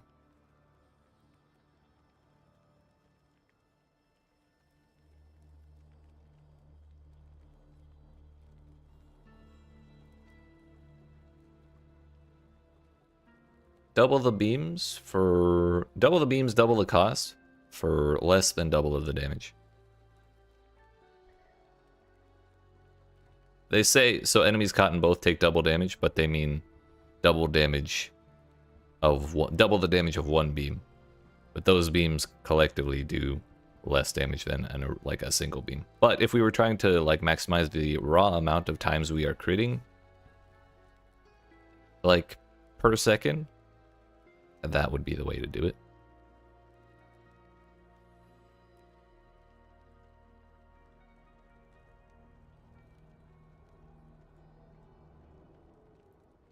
You can get 3 ward per 3 int per second.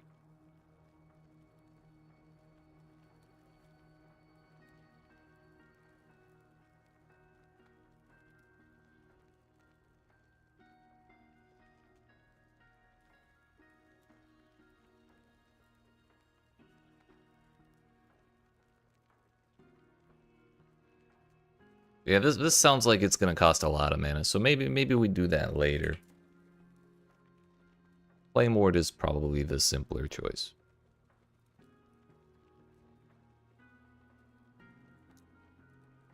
What does this have? Enemies around you are knocked back when you use Flame Ward. Cast when you're stunned if it is off cooldown and you have positive mana. An additional charge allowing you to use it twice, although you have to get a longer cooldown to do that. By 2 seconds, what's the default cooldown? 15. Less than 20% more cooldown for an extra charge. Doesn't seem too bad.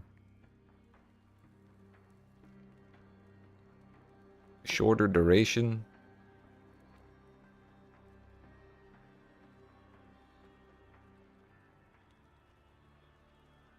Hey, yo, wait a minute. Mana now absorbs damage while Flame Ward is active. That's something I don't like by itself, but each point of mana shields 5 health and ward. So it's like way more efficient than the other way to do it. Flame Ward grants mana regen while active.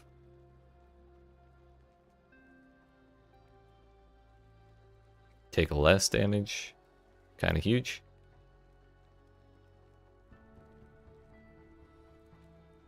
Reduces elemental damage taken while active.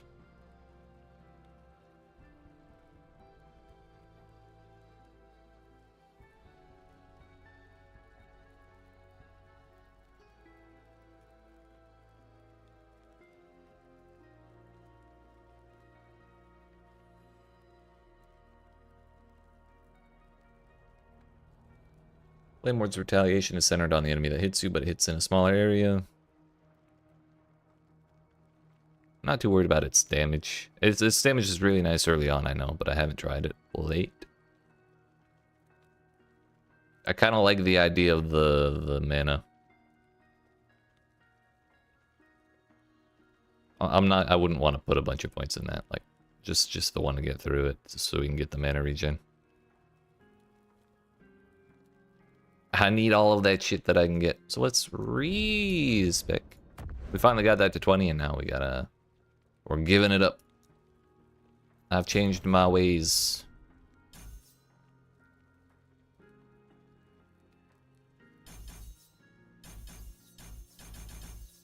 Yeah, buddy. Accelerated XP up to level 19. So we'll be up there in no time.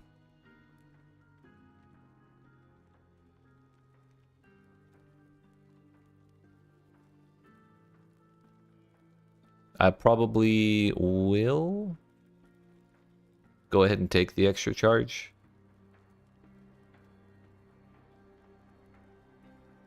I could also take more ward, but then we dunk on the damage to do that, so maybe not.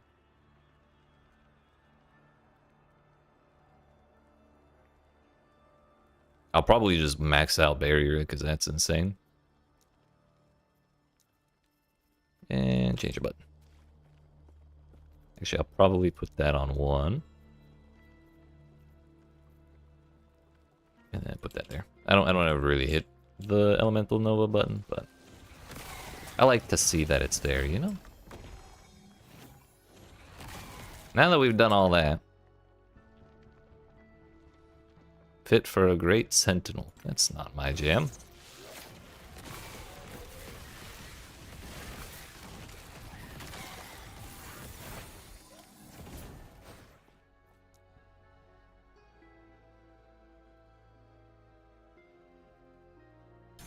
Let's max that out first.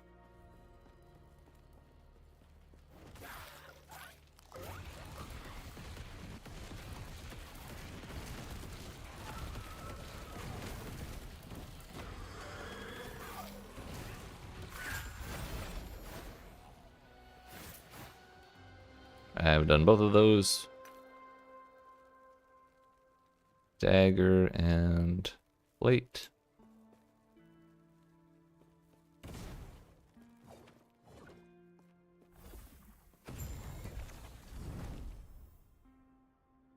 Despite the fact that it's useless for me, that is a new one, so I am going to do it.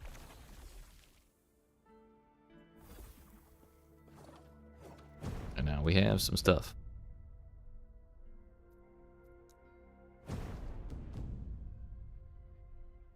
First of all, this one. Okay. Second of all, this one again. Probably going to do it again because I want something more exciting than that. Ward is kind of our lifeline, so that's far from useless for me, but however, I'm not excited by those modifiers. Are there 6 skill slots you can have at one time? You can have 5.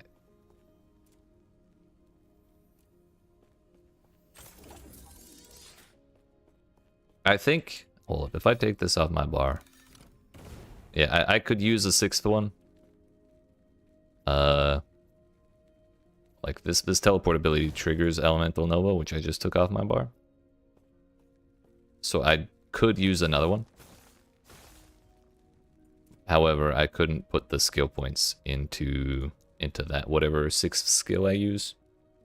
So I guess I could still use like... I could still put Arcane Ascendance on my bar even if I didn't spec into it.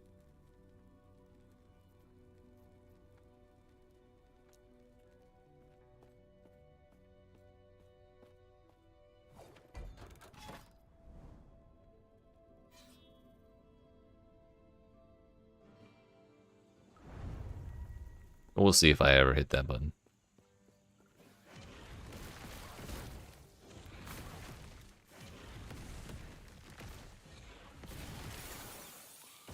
Show me the egg.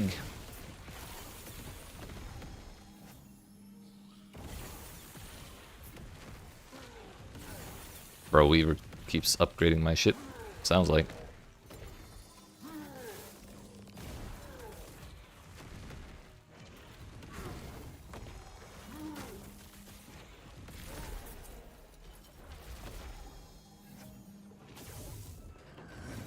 It might actually just be not the it's not the Weaver, it's the skill leveling up.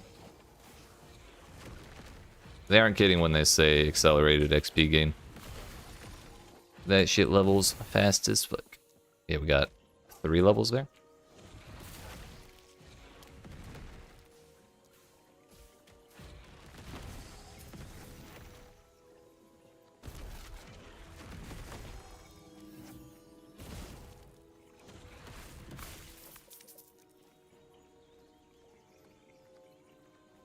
The more I use this ability, the more I really want dual Aegis. Being able to use one charge offensively and still have another one, like in case I panic, would be really nice. Now then, dodge rating, bruh. Give me mana on the second empower, please. Begging.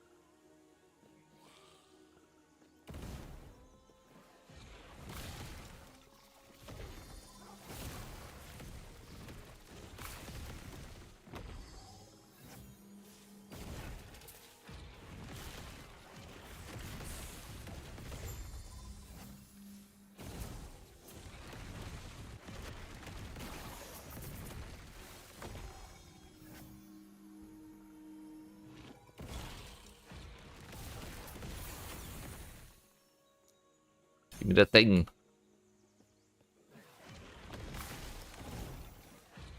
Cooldown is now 16.7 seconds. It's a while, but Still alright with me. Does mana gain on kill suffix exist? Maybe? If it does, I don't think I've seen it. I feel like I would have recognized and been like, that would be great. If it does, it's probably on an idol at a value of like 4.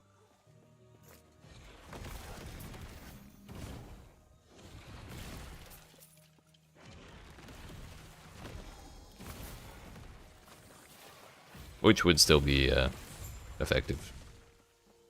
For sure.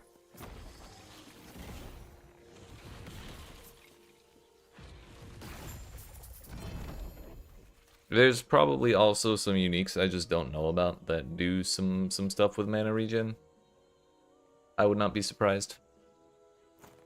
Or just mana recovery in general.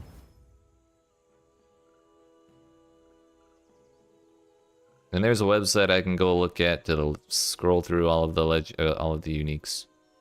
But also, I kind of just like looking at them. I like reading them and seeing what's what. Although this looks like... Wait, more spell damage to ignited enemies. More chance to ignite on hit with fire skills. Fire damage if you've killed recently. 100% armor while ignited. Hungering Souls base damage converted to fire. Hungering Souls ignite on hit instead of possessing. Okay, that's not for my class, really. I can equip it, but it's not really meant for me. We may as well take that. What's a woven echo I enjoyed? Honestly...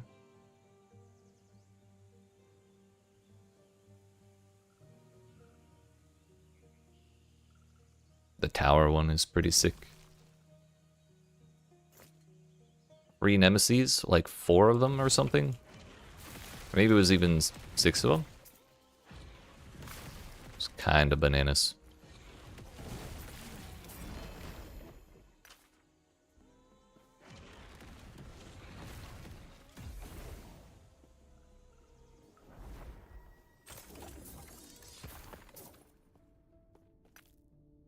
Whole forging potential. We're trying again, dude. No guts, no glory.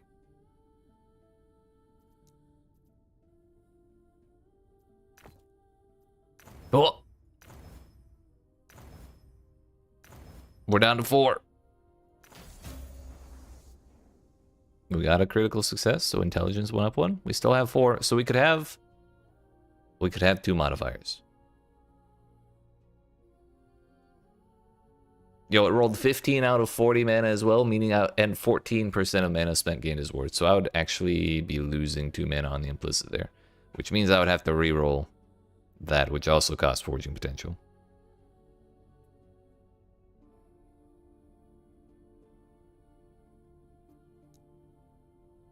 We're just gonna hit the physical res and see what happens.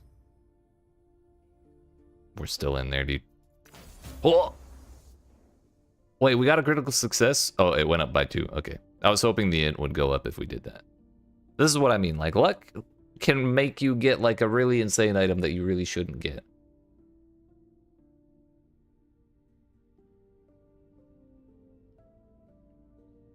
Which means I can either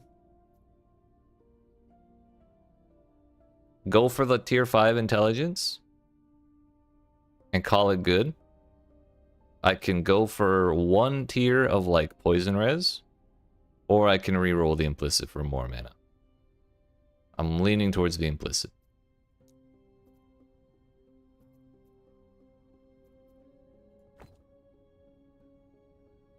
This would already be like a pretty significant, well, we'd only lose, well, we'd lose 3% effective crit chance off of that, but we're gonna like way outweigh that when we change my offhand to my the base that I want. So I'm not too worried about that. And we can still preserve the forging potential while we're trying to reroll instead of adding something. It worked. But we still have forging potential, so we could still get more in. More poison res. This is still not a great roll, but it's better than what it was.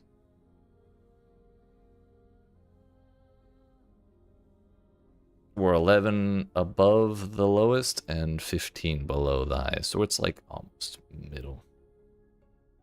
We won the 1 in 40. But now I still have to decide between more intelligence or poison res.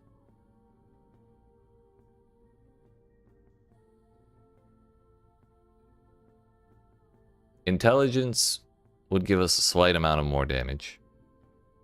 Poison res would make us probably pretty significantly safer from poison damage. Because my poison res is basically non-existent right now. So even a little bit extra will be pretty significant, I think. So I think that's what we're gonna do, and I don't feel great about it. But obviously, we just have to critical success. Fuck. I mean, for starting with 20 forging potential and 1 modifier, that's pretty damn good. By the way, you what you said about the level 30 boot at level 72 PL? This Grail, I believe I've had since like Act 4 or something. Then again, it requires level 66. Maybe I did. No, the level requirement went up because I crafted it that high. We've had this thing since like the very beginning.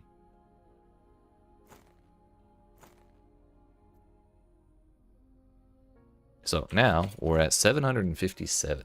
The goal, the target is 1,000 mana. Because we have a handy thing up here that says +5 spell damage, and spells are guaranteed to refund 20% of mana cost if you have 1,000 maximum mana. Right now we have a 70% chance, but having a 105% chance to do that is a little better.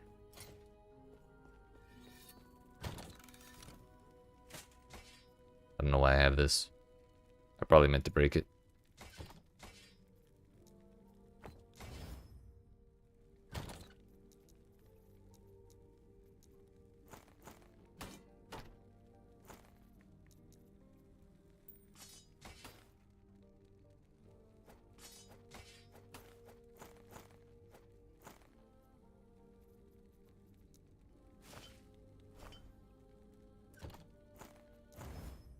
Not even gonna think about it. Alright.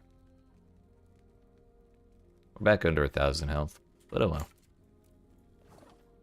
We still have like 1,000 ward at all times, so can't be too upset about that. Man, that one... Actually, we got what, like a streak of 3 saves on our rolls? Maybe it was even 4. Because I think it was two critical successes back to back. Maybe it was just 3 because it was 2 crit successes and then a glyph of hope preserved the potential to get us that poison res. Kinda huge. Kinda huge. And now even more of the mana I spend gets turned into ward too. So I'm even safer. Just by spending mana, which is like my favorite thing to do.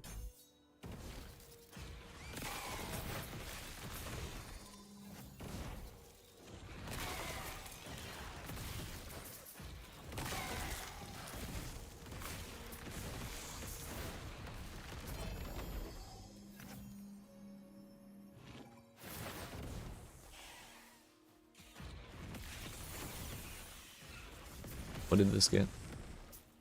Some more ward decay. Yeah, I'm gonna reroll that the very moment that we get another tomb.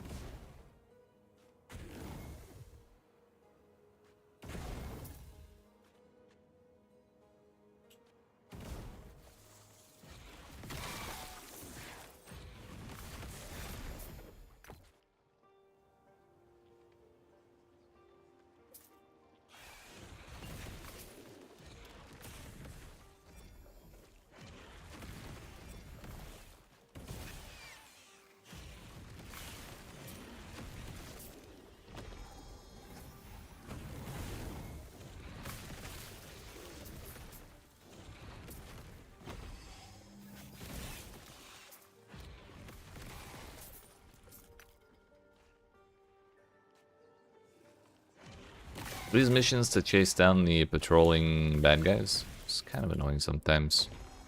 Because they move way faster than I ever expect them to. So I start running to one area where they're at, and I stop looking at the map, and then I look again, and suddenly they're like on the other side of the fucking place.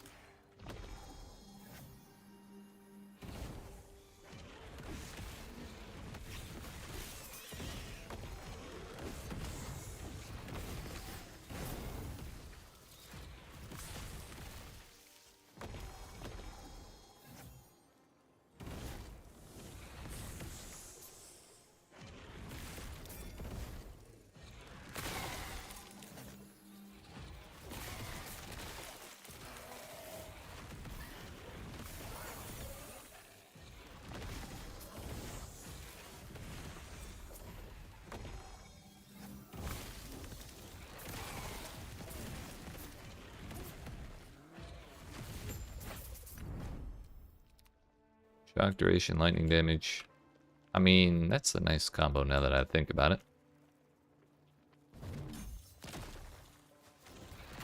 The zone's done, but there's also a tomb and a nemesis over there, so I'm gonna go grab those.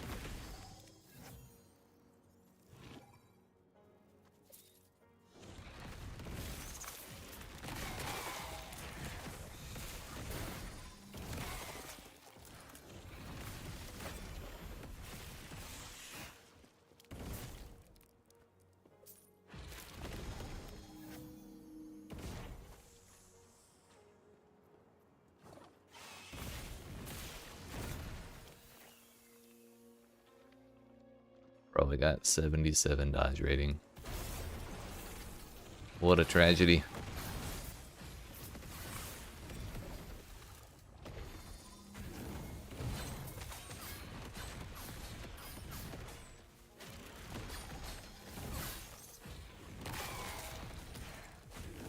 And this mage, this nemesis got double empowered, and it got possessed. And he's got buddies.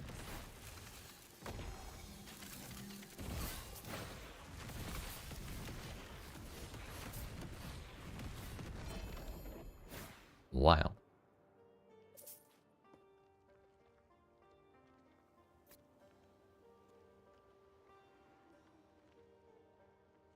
I mean, 17% increased health is pretty exciting on just about anything, although Tier 6 mana on a chest piece.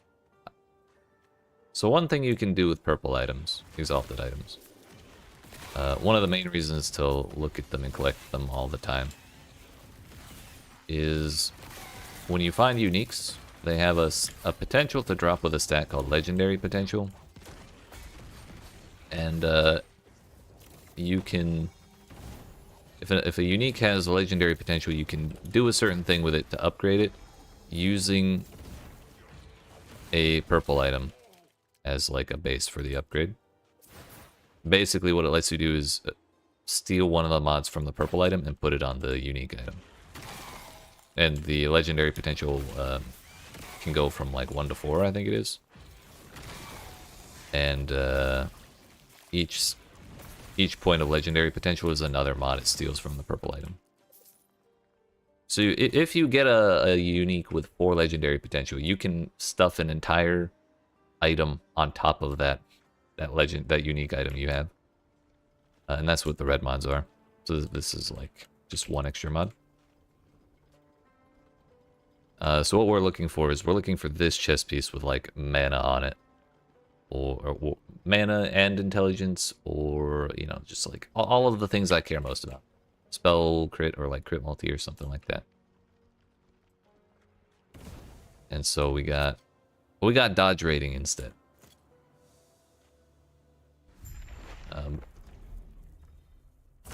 But the way we did it to get the dodge rating on that chest piece is a lot more random than the normal way you turn a unique item into a legendary item.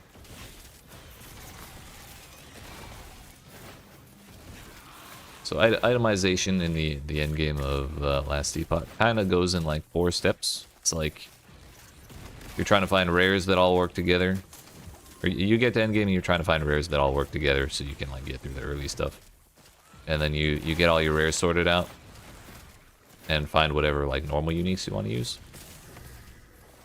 and then you start trying to change into purple gear because purple gear is like flat out better than any rare gear, and then you try and turn that purple gear into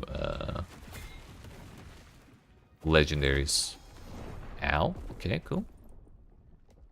That hurt. I think that's the second time this dude has killed me. I didn't even realize it was like a mini boss. I thought it was just a normal dude. Maybe it was, and we're 12 or 9 levels below the zone. And I'm capped on necrotic res, so he just hurt. All right.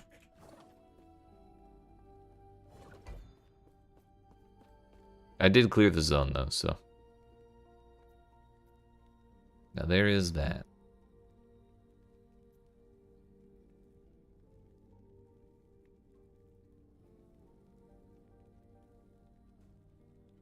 Oh, this is the zombie dragon monolith. Gross.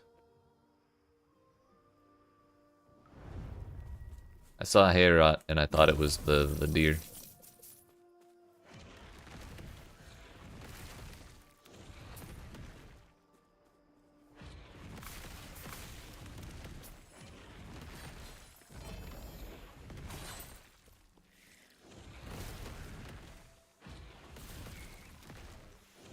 Have I cleared a tomb at this? I think I've cleared one tomb in this monolith so far.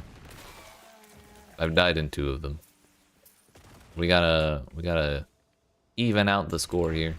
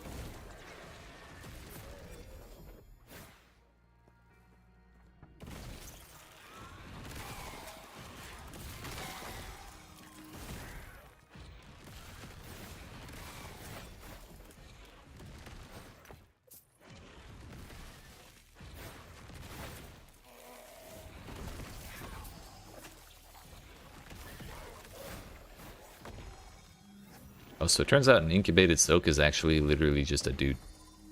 I thought it was just like a buff, the little thing that flies out and possesses things. Nope, it's just a dude.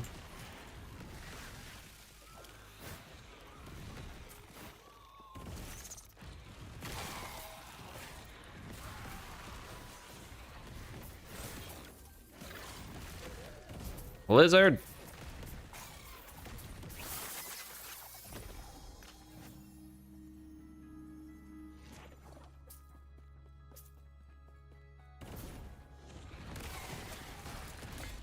Wretchblade the Doomed. I think this is the same kind of enemy that keeps killing me. He has a funkier name than the rest of the enemies do.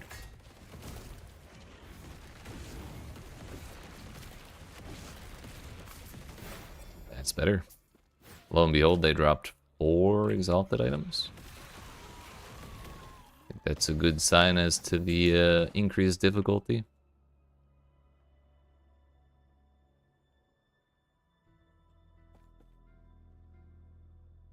I think I'm good on all that.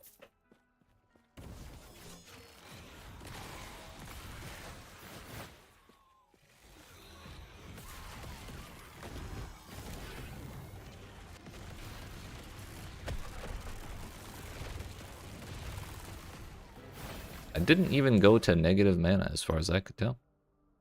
Polaris's Sacred Light with 1 legendary potential. Alright.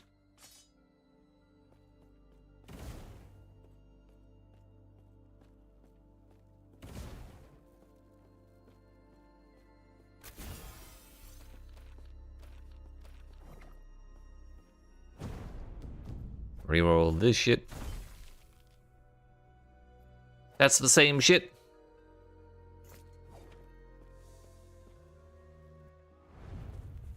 I think it rolled exactly the same, actually. Is it gonna keep upgrading the same? Maybe.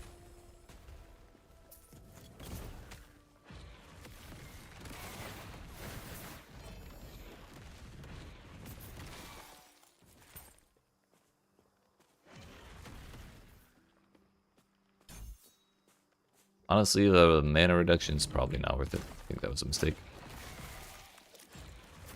What's this cost? 11? I guess that's okay.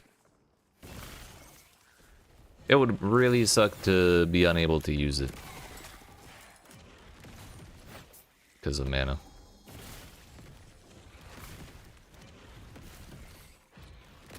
So those dudes are from a dungeon.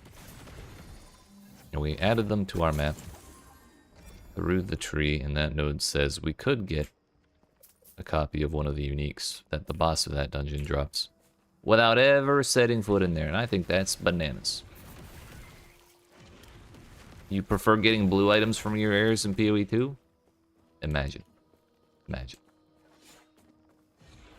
The funny thing is, in this video game, a rare monster is guaranteed to drop a rare item.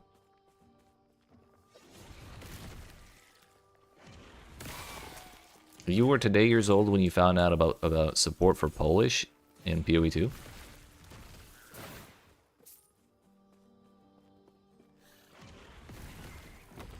I never really thought about it, I guess. Full text, hits from supported skills are considered crushing blows against ignited and fully armor broken enemies. Heavily stunning enemies which are ignited and fully armor broken with supported skills will permanently intimidate them. Oh yeah, I do remember that. Seeing that support, yeah.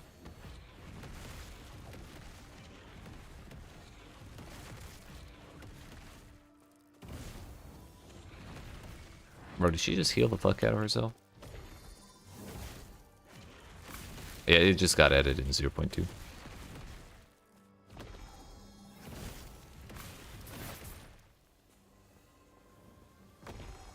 Yo, dog, I heard you like conditions, so I put conditions in your conditions so you can condition while you condition.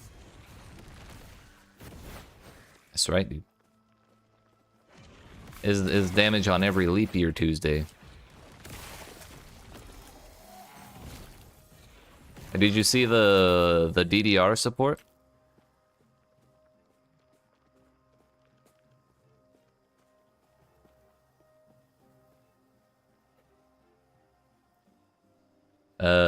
Fuck, what's it called?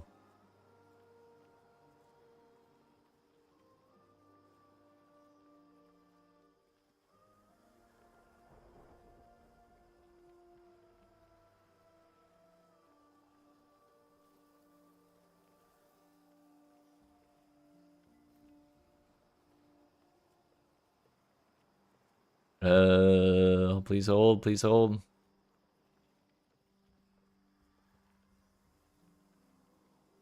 Not delayed gratification.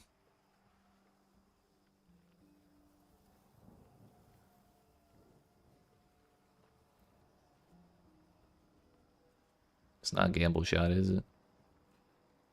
Oh no, that one was actually funny.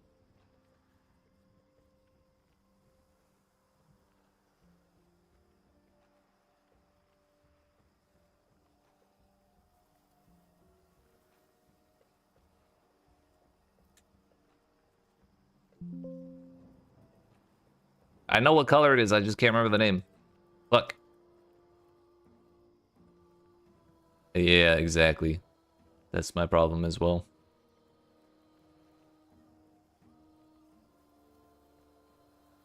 It's basically the worst thing ever.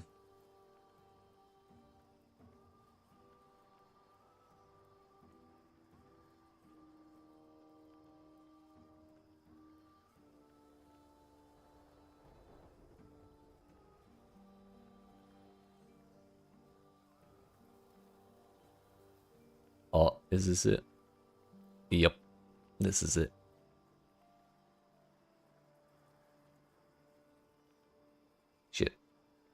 2 seconds.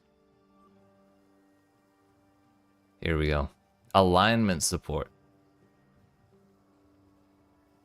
Support spell attacks. Supported skills indicate one of 4 directions. Changing indicated direction when an attack with supported skill matches that direction. Attacks from supported skills which match the indicated direction deal much more damage. Cannot support channeled skills. So for 30% more projectile damage, you play DDR.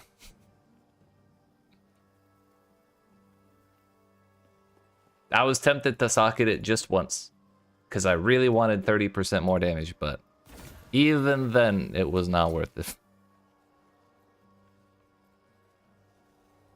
Because not only, it's not even like a time-based thing, it's, you get it right and it changes, so you're automatically wrong again.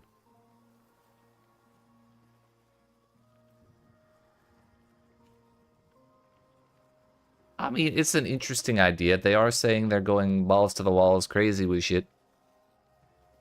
And clearly they are. But, yeah, that one, kind of a miss for me. At least there's only one condition there.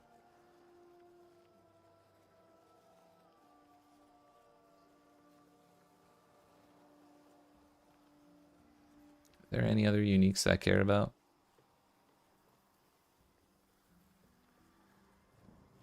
Not particularly. Like, this one rolled well, so I kind of want to boost it. But also, I think if we leave it, we'll get something different. Yeah, if challenge or empowered. We'll empower it.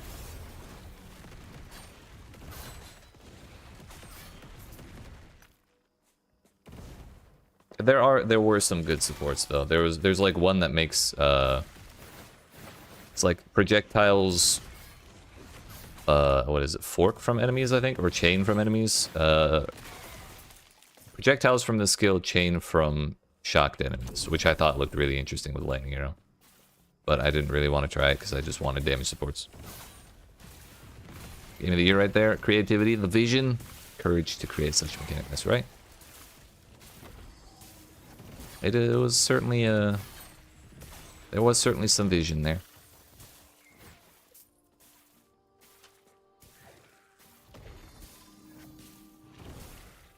Maybe not clear vision, but there was some. Foot of the mountain. Bro, this whole getting dungeon uniques from not dungeon monsters is great. I'm a huge fan. It's already happened twice. I think both times it had LP on it, which is even better. Bro, are we? No, we're not. We're not doing it. Go back to the couch again. All right, sir. You as well.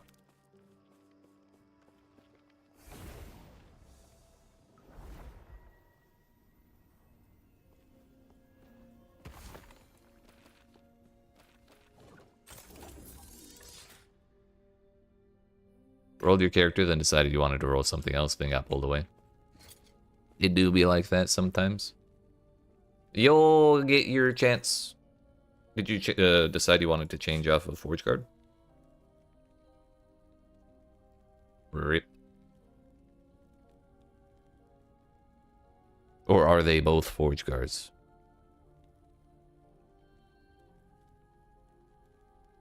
Going Void Knight. Ooh. You know you can just respec your Ascendancy, sir?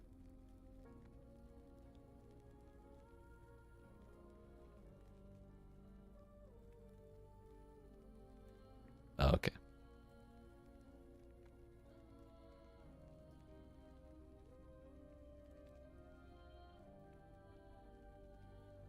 I say that way because you used to be not able to support to respec your Ascendancy, much like PoE 2. But also much like PoE 2, now we can. Feels good, man.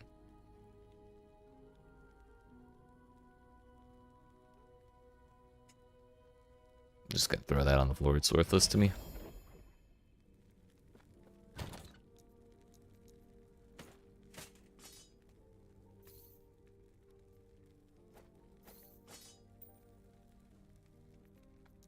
If you're taking the effort to make a legendary item out of a purple item and a unique, you kind of want to min-max the shit out of that because it's quite difficult to really get the opportunity to make a legendary. So usually you only really want to do tier 7 modifiers, or like use purple items that have tier 7 modifiers. But if I get the chance, I'm just gonna yeet that thing immediately.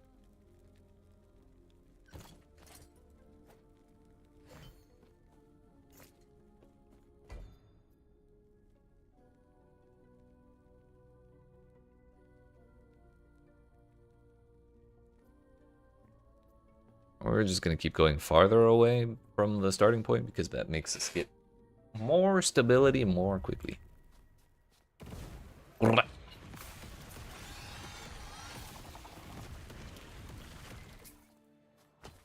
I love about PoE2 is how unpredictable it is. It's the RNG that keeps people coming back, you know.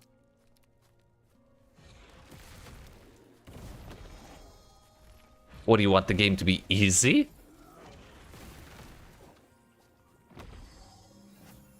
What are you, some kind of casual?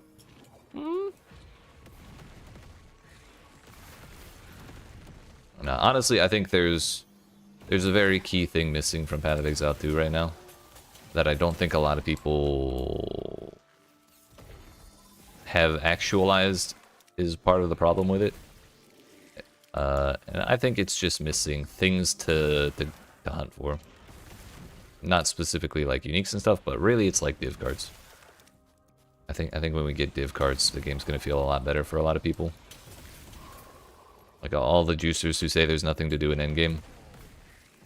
When we have that kind of thing that gives like real giga valuable shit, and they can get their huge dopamine hits from when they finally like juice the shit out of things and get one of those giga rare things to drop.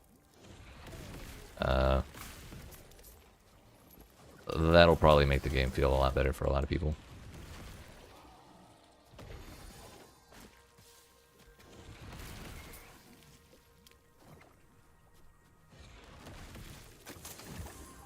Or at least a certain segment of the players who I think are talking a lot of shit about PoE2 right now.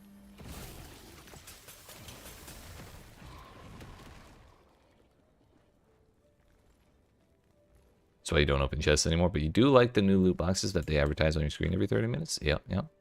That's marketing right there.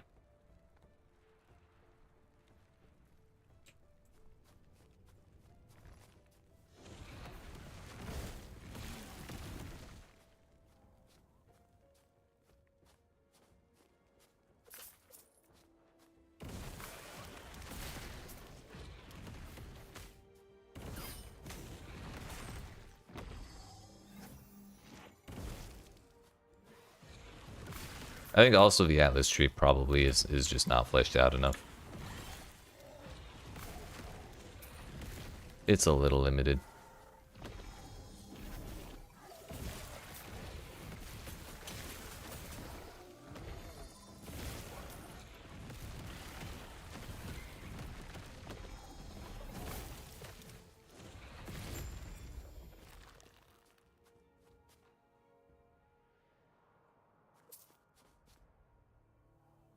Tier 6 move speed again with health and CDR. Oh, I'm good. I like my boots quite the way they are.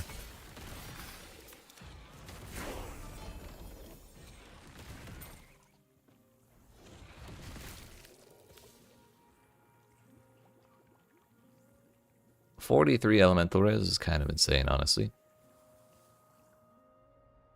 And I could actually just... mana. So now, this chest piece I could just throw onto a 1 or 2 LP copy of Prism Wraps. And if we hit the mana or we hit the elemental res, like, I'm not upset about either one. It's like a 50-50 chance. Really, it's like a 25% chance of really winning, 25% chance of kind of winning, and then 50% chance of losing. And that's if there's only one LP. And I'll take those odds.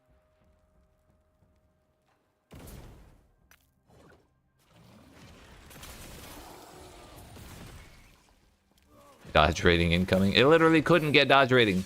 It could only pick for... Oh, it could pick dodge rating. Shit, you're right. Fuck. Please, no. Saying it's OPL.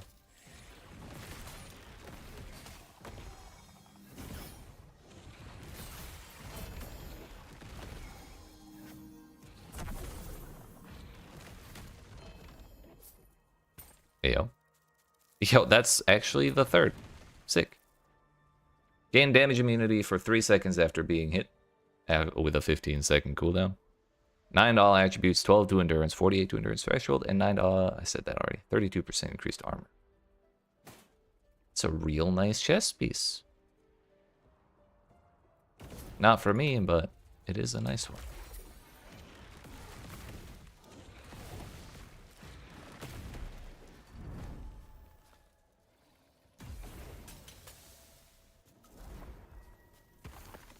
Oh, that was my beetle.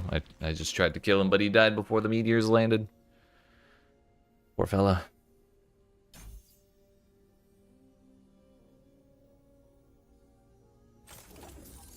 But in order to do the whole legendary, unique to legendary thing, I first need another copy of Prism Reps that happens to have LP on it. Which, to that end, we're gonna leverage some of the old item faction magic that we got going on.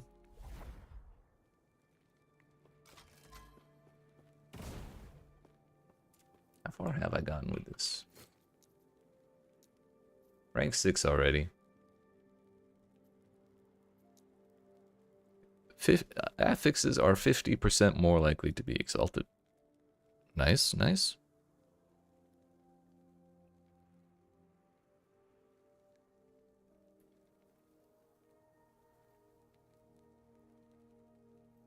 Exalted mages drop twice as many experimental items as next.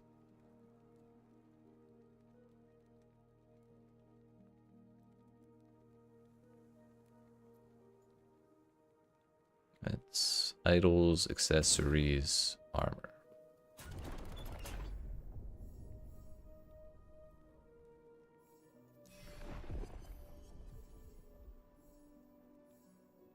Not doing dungeons right now. Not doing dungeons right now. Gaspar at corruption 140. No, I'm good. Don't care about set gloves either. Sets are quite bad in this video game. By and large, as far as I understand it. Unique armor with 8 weavers will. I don't even know what kind of unique armor that could be. But we can also get 8 copies of that. Why not? Death of a boss for 2 exalted helmets, sure. Kill Lagon with 250 corruption, up to 8 times. For armor with 16 weavers will.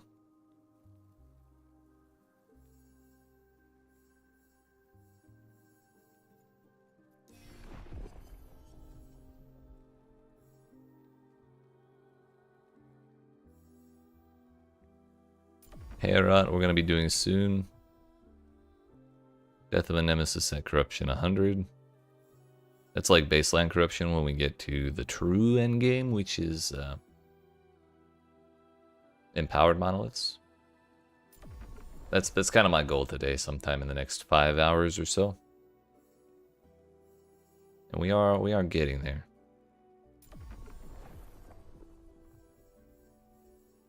We are just in a little bit of a bind with our XP being the way it is. But once we get to like 83-ish, we'll probably feel a little better. Exalted belts are cool with me.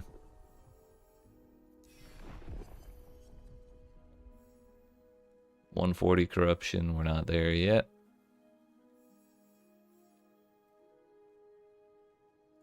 If I could get another Harbinger of Stars, that'd be sick.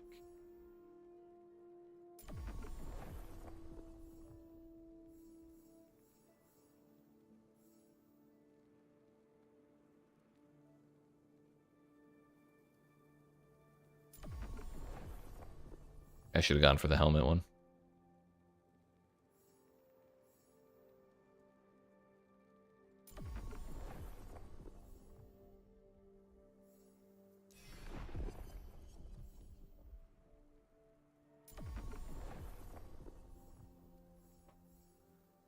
Deaths of Diamond Matrons. That one historically has never really completed for me. Whether it's bugged or I'm just not doing it right, I have no idea, so I don't trust it.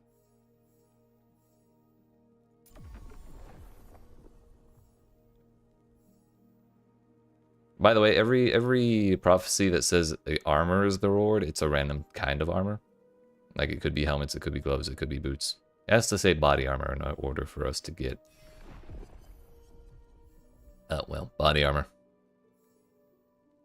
So like that one is actually not what it sounds like, but I'll keep taking it. Alright, we're pretty poor now. Time to go back.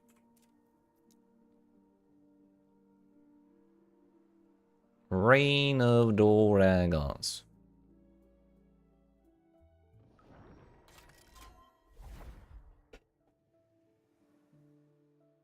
We're 77 now. So we're catching up a little bit. But we're getting also kind of close to where the boss is going to open up. And I think we might have the damage to do it. I just might also get dunked on a couple times. Trying to clear it.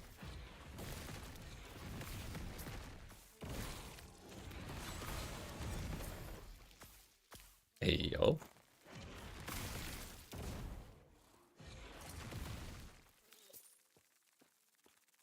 No, my void res. Although we trade it for poison res. It's not worthless. I still have the bulk of my void res if I do change that.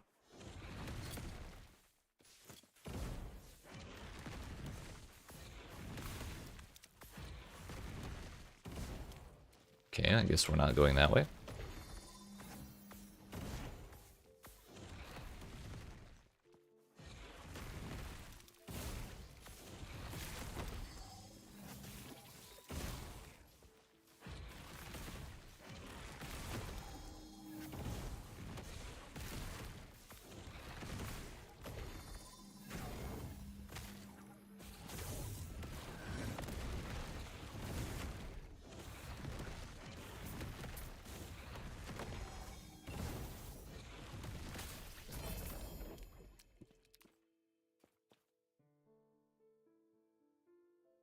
One, two, three, four, and we progress to 5th prophecy. That's the fun part about playing with the Circle of Fortune. Stacking up a bunch of stuff like that. Although, Shroud of Obscurity with 2 LP. Not my jam, but good to have. The more powerful a unique is, the less likely it is to have legendary power on it. So even 2 LP on some pieces of gear is like absurd.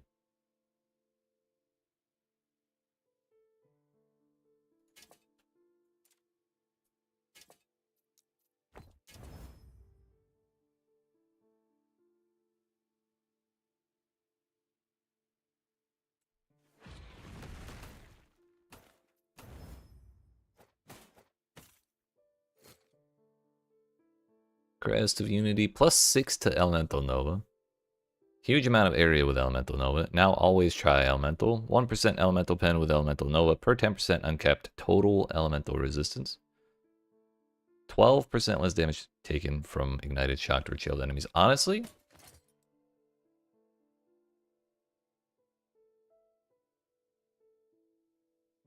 that might be better than Calamity. Like, sure, 72% fire damage, but I'm also just constantly using Elemental Nova while I'm jumping around.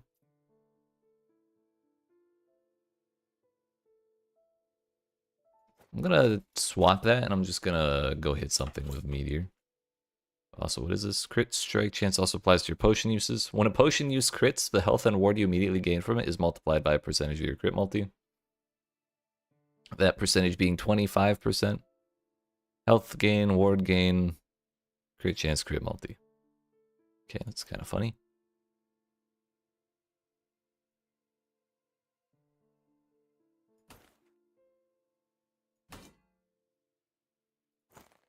I have any of those.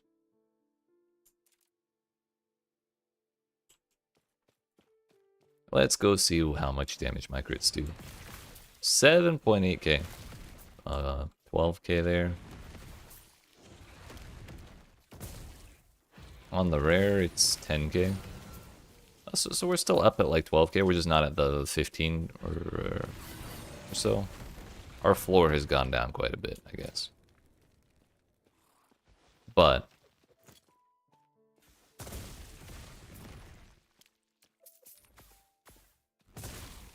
that's kind of cool too. And I have 6 more points to spend on that skill tree. But really, we're not so much an elemental node build. It's just a handy piece of utility. So I guess we won't. Having our damage floor be at like 11k is kind of nice.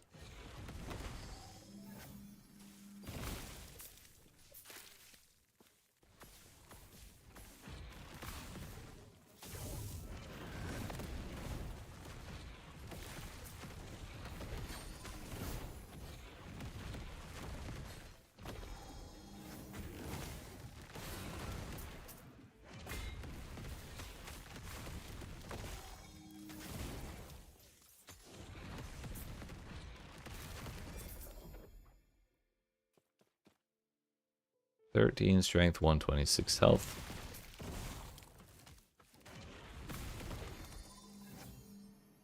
Yo, that's the double mana modifiers.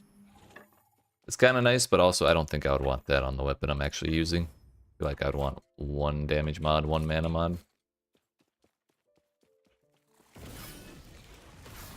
Total vibe-based guess.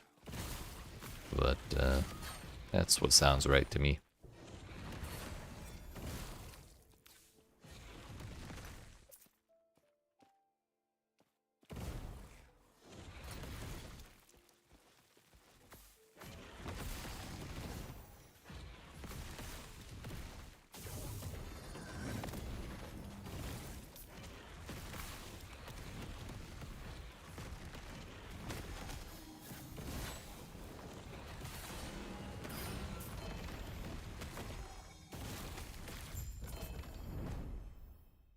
Hey yo, Harbinger of Stars. That's what we were fishing for. And it has an LP on it.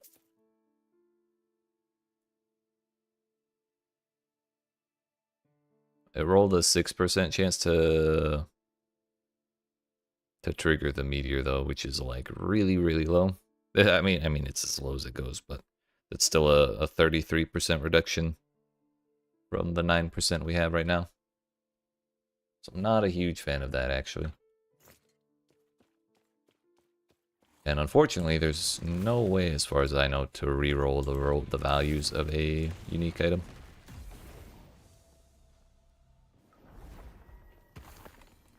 So I think that one's scuffed. I may as well throw it on the ground.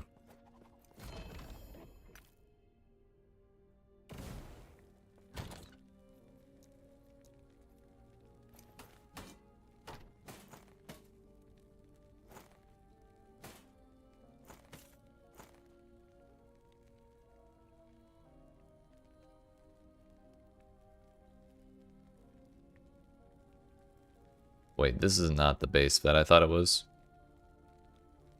This is similar to what I want, but it's a lower version of it. So I'm gonna fuck with my loop filter because I'm tired of looking at that stuff. Add rule. Actually, if we duplicate the gloves rule and change it to offhands and then the catalyst, turn off gloves, and block out glass, leatherbound tome, ritual stone, branded skull, sapphire tome, osprix,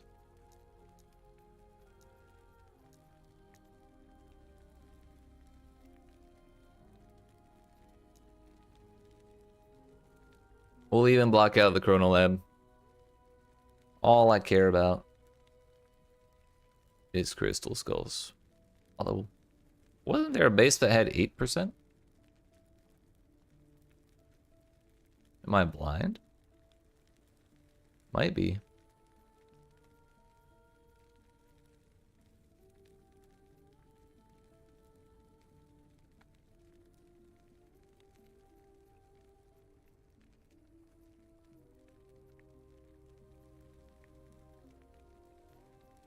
Either way, I still think 6 is good.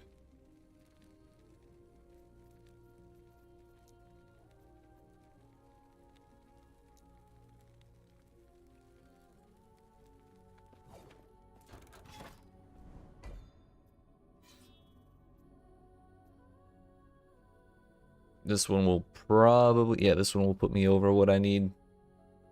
I'll probably have to do one more actually, just to make sure I stay over the threshold. But this will put me over the threshold for the third story echo.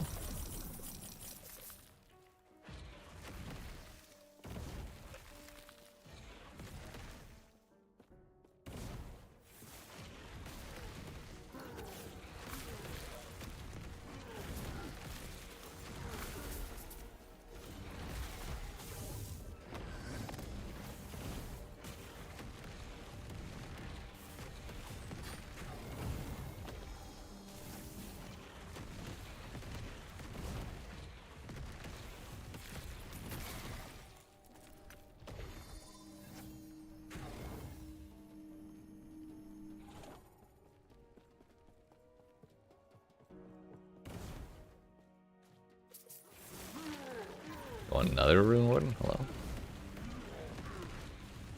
These dudes are everywhere.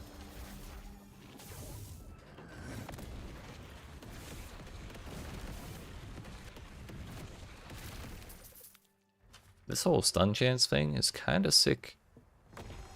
Turns out when the enemy doesn't get to do anything, I have a great time.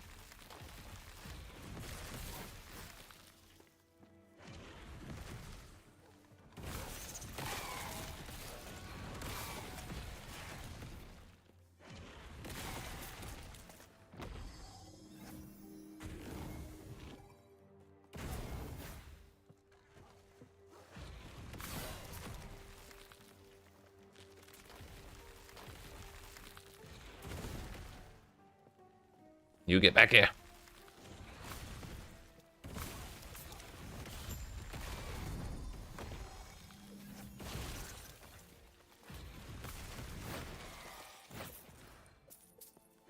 Let's go do the tomb. I have to reroll that damn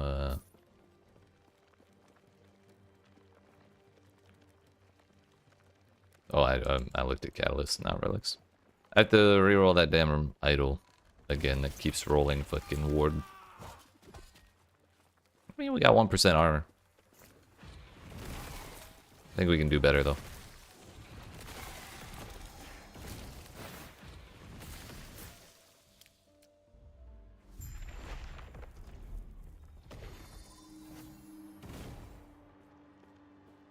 Now to make sure we don't die to whatever that little mid-boss is. A crystal skull, cast speed, elemental damage. Maybe. Boulder res dodge rating.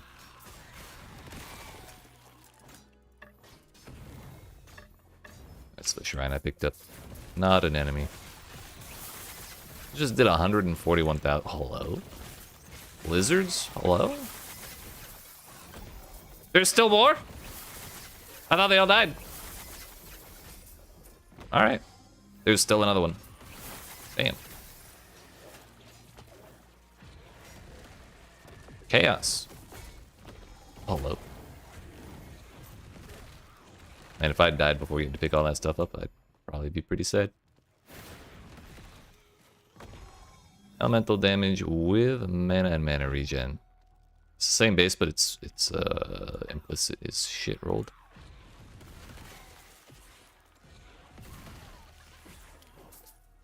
Ignite on minion hit, increase minion fire damage, minion fire res. Damage reflected.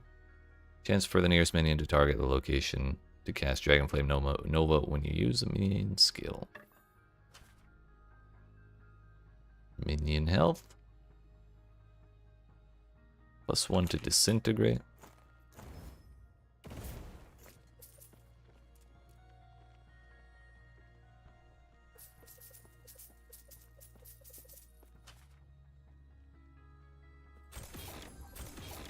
Kind of half expecting more lizards to pop out of that box.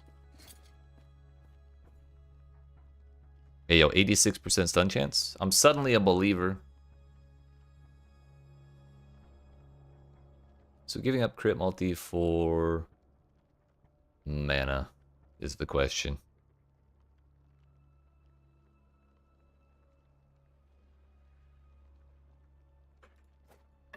What are the other suffixes we could put on? Blind, chill, ignite, shock, slow, freeze rate multi, fizz pen. I guess fire pen would be the suffix we want, if that's an option.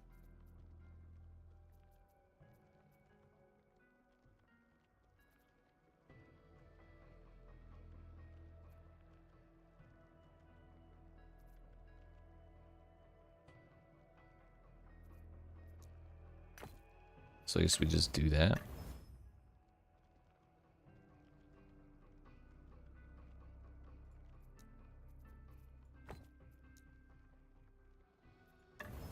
+5, +2 mana. That ate so much forging potential. Oh my fuck. 21? We went from 27 to 6. So this is what I mean by how brutal the fucking RNG can be sometimes with this crafting shit. So at the very least, we could hold off for one tier of fire pen, which we should move the loop filter.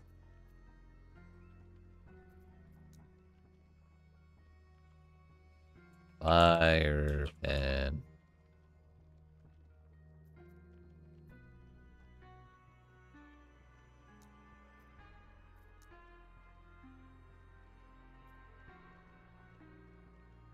I don't remember which one it was, so we'll just go with that.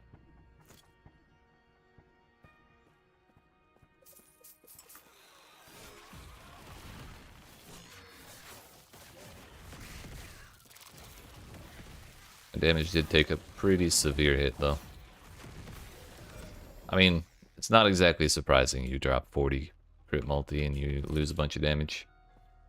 Maybe we should just drop the idea of a mana modifier on the weapon. It's probably too much. I think we really just have to rely on getting mana off of the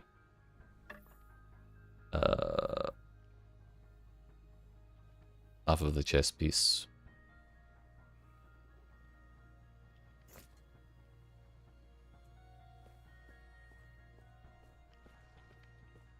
Because I think we have a good bit of percent increased mana. What is it? 15%. So if we get another like 150 mana or something on a chest piece, that puts us at 9, 10.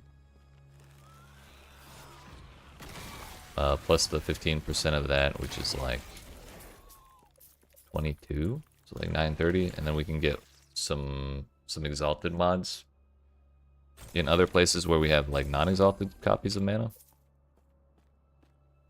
And that should be enough to put us over 1,000. But pretty much mandatory is like a really high mana mod on body armor, which is gonna take some getting. Because we're basically playing solo self-bound.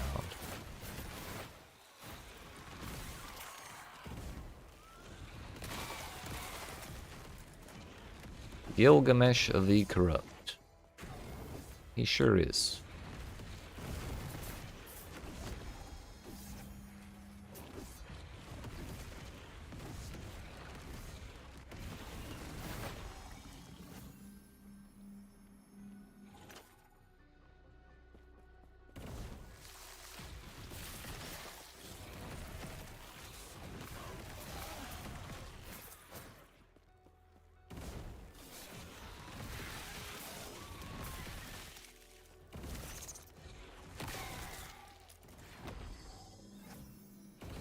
I just remembered I have a piece of body armor with 100 and, I think it was 164 mana, and that's tier 6, so it goes even higher than that. So we might actually just be able to get the rest of the way to 1,000 off of like a tier 7 exalted mana.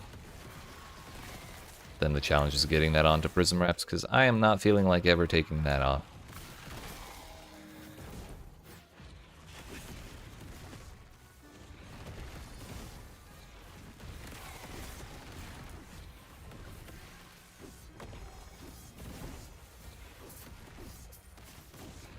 I got no mana.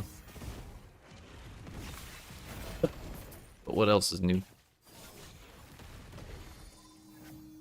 Oh no, I overestimated. Misremembered even. So maybe by tier 7 it can break 150?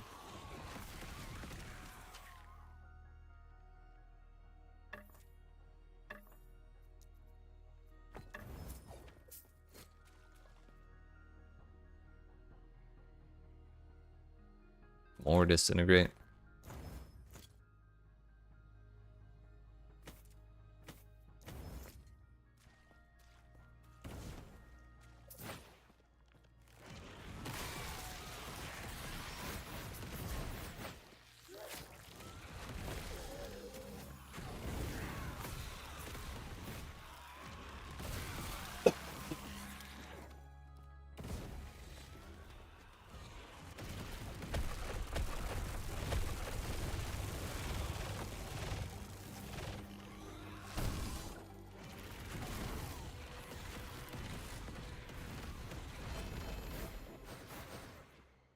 Legacy of the Quiet Forest. Void res, poison res while transformed, and rage gained every 3 seconds while in Spriggan formed. Sick.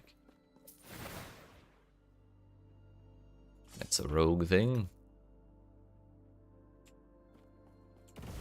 Suddenly, this one may not have worked out, but now that I realize stun chance is a suffix on weapons, that's what I want for my other suffix. Like, ignite and stun chance would kind of be a little bit bonkers, I think.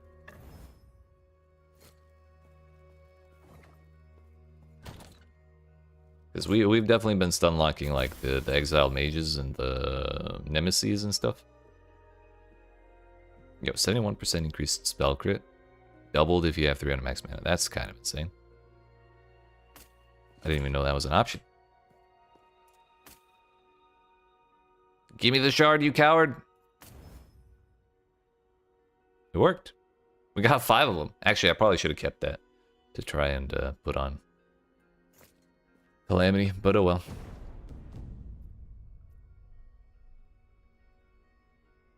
Too late now. Go game.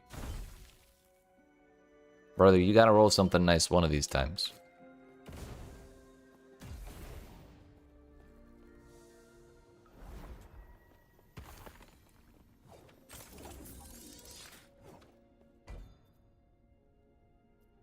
Double XP. Actually, yeah, we'll just go ahead and do the quest things and then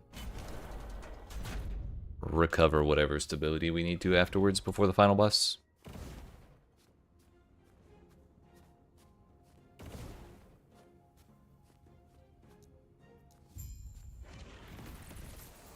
Good thing my necrotic res is still capped.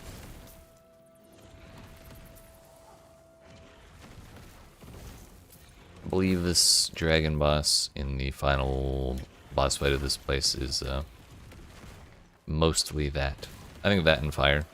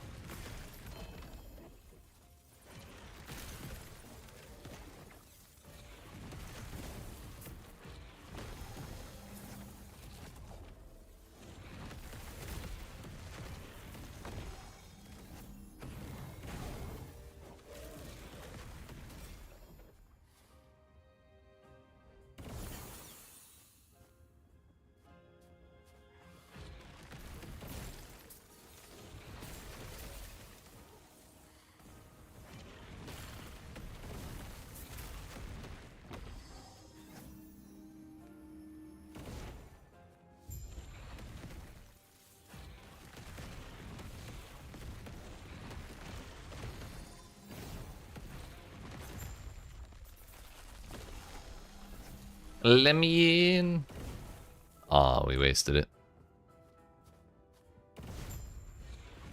Get shit on. Fundamental criteria. I'm not reading all that. Actually, it's shit rolled. I read all that like 2 days ago. Or yesterday, rather. This thing hasn't even been out for 2 days. One time I did this quest echo, it killed that dragon, and then left. And I forgot you had to talk to this guy, so he would do that. Or you leave. So I had to redo the whole thing. I was super pissed.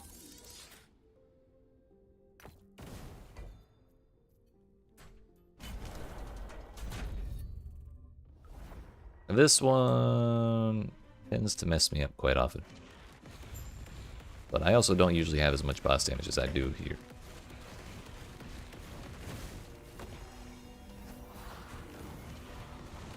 Or ward, for that matter.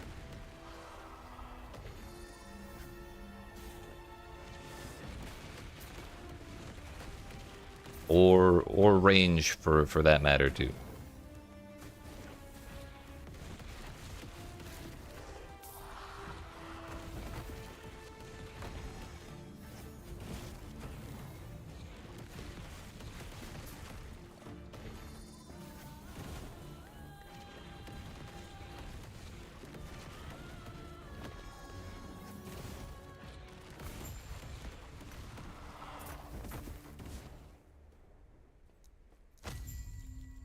Heck those eggs. We don't need them.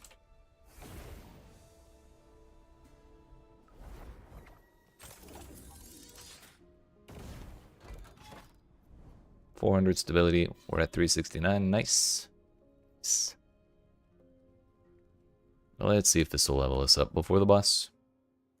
Hopefully.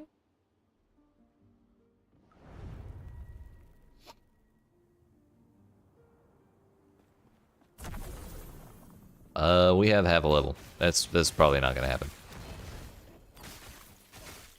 Already have that set.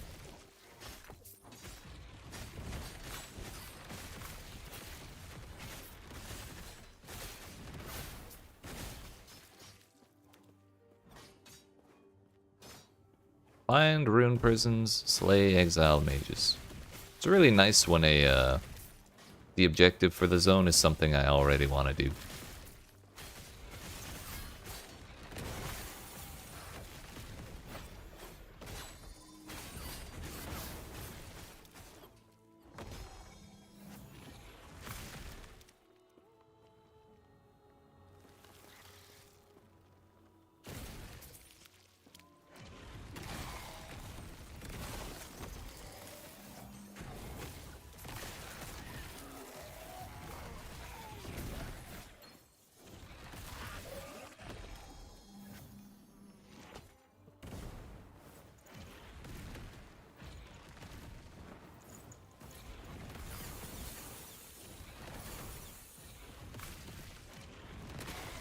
I was really hoping we would get one of these here, so that's good. This maxed out. And we're going to probably just take the flat ward value. Or maybe this reduction here. I think that's better. Oh, no, don't do that. That would have been bad. Remove that point and level up again. I put that point in the wrong spot.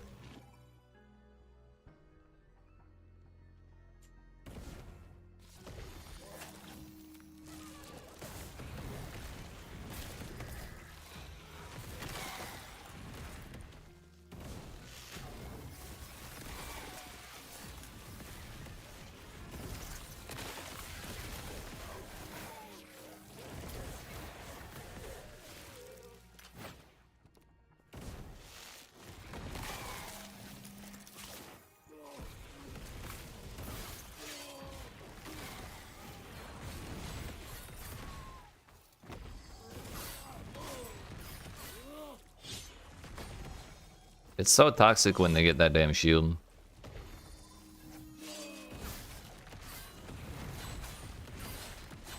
I don't want to stand in there. He's scary. Those are all bad. I don't want a single one of them.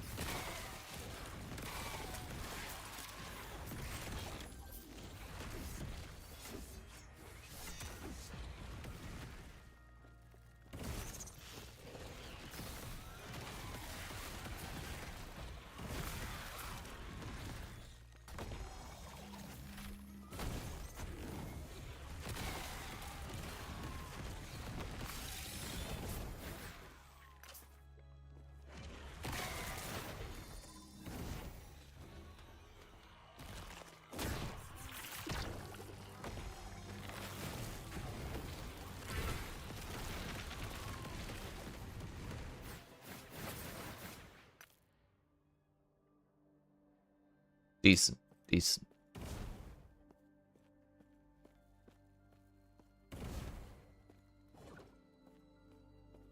Wait, area level... Why did that say area level 77 scaled? These are supposed to be area level 85. What the hell? It says 85 now. It just for a moment it said scaled.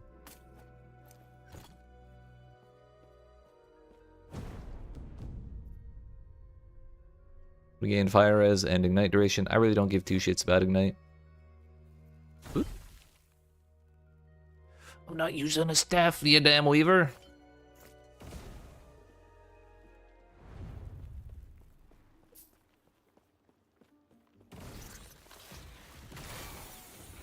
I don't even want to look at that item.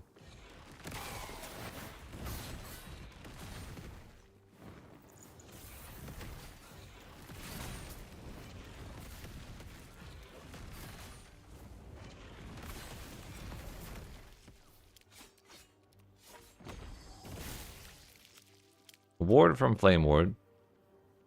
Fire damage. Oh my fuck, it's a useful one. Do we give up 6% mana? Hell no. Oh, we do have one of those.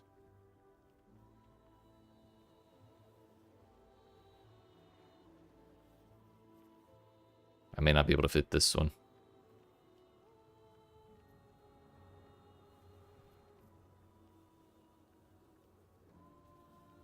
I care more about the mana than I care about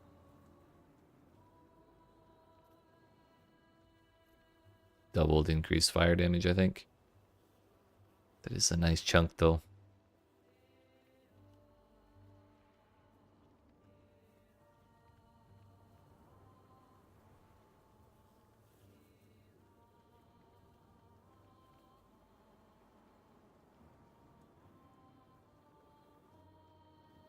That's only 2 extra spaces. I guess I could replace this one. We have a lot of other sources of mana spent gained as ward, and I do have all of the other possible like venues of acquiring area for elemental area skills. So losing 10%, it's the lowest possible roll on both of those mods too. So we could put this in over the ornate glass idol.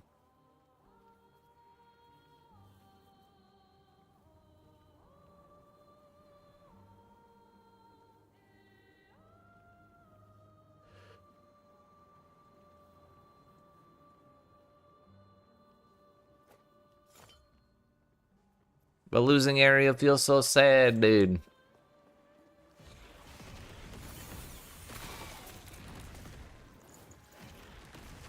They say it's not the size of your meteor that matters, but it really kind of is.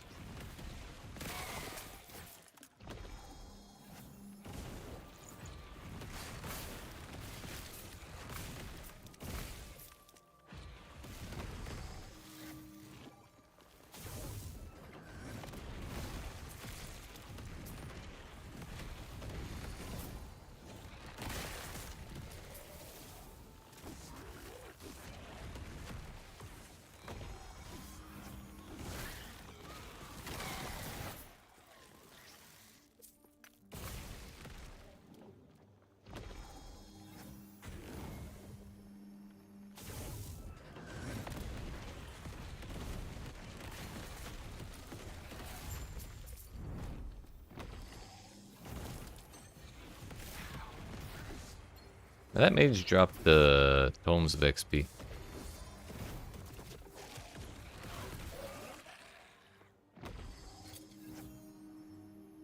Still really torn about this. The mana regen is pretty nice too. We'll enchant this and see if it rolls anything nice at some point. We don't have to make a decision right now.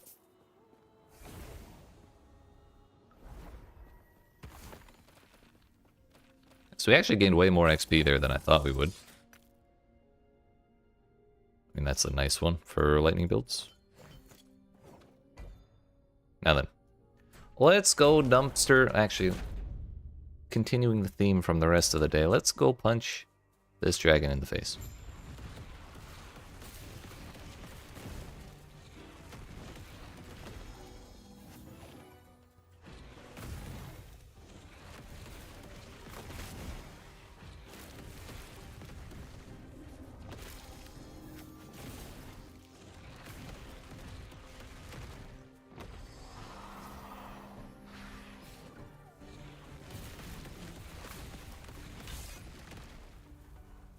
That was spooky. I had no mana for teleport.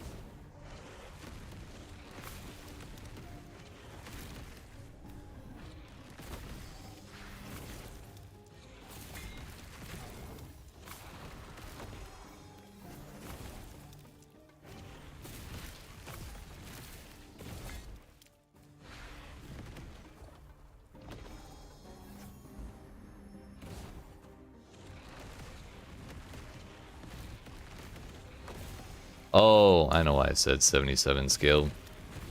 It's because of the little in-between area where the rewards are. That gets scaled with your level. Also, that nearly killed me.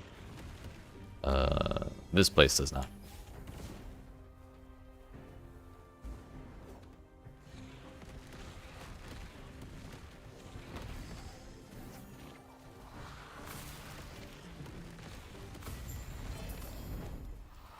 Fucking easy, dude. Red poison res, minion all res, my all res. That's actually nice. Yeah, buddy. Suddenly things looking a little nicer for me. Ward retention, ward gain on kill. Every 3 seconds your ward is consumed, granting a stack of demise per 13 ward. Each stack of demise grants 10% bleed chance up to 200. Each stack of demise grants 1% increased bleed duration with no limit. Question is, how long does demise, or like, does one stack of demise last? Hello?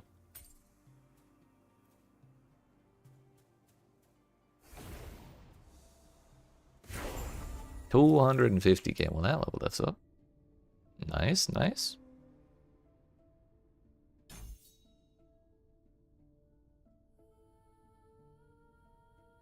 I will not ever get that that bonus because all my stuff costs mana. So we'll never get that mana burst or ward burst.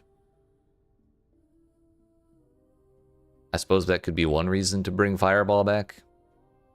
But it has a 3-second cooldown, so we could only do it once every 3 seconds. Not that exciting for 15 mana when I have, or when I'm gonna be having 1,000 later.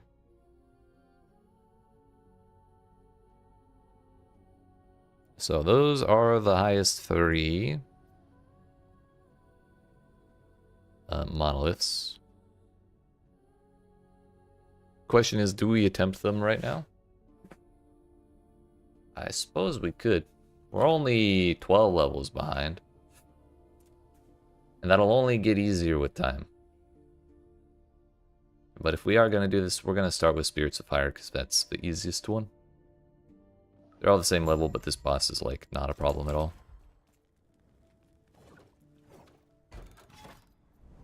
Let's see how it goes.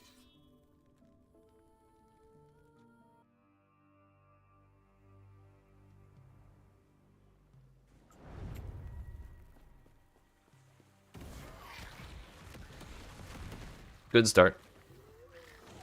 Still one tap that man.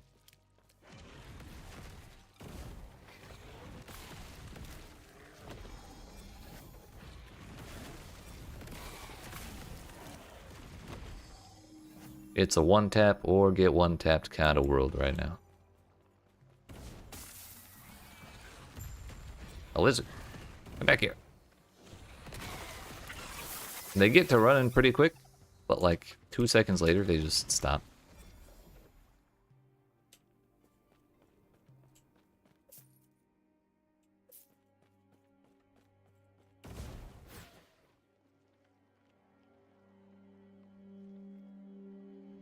Tier 17 mana. Oh, I'm sorry, tier 7 mana.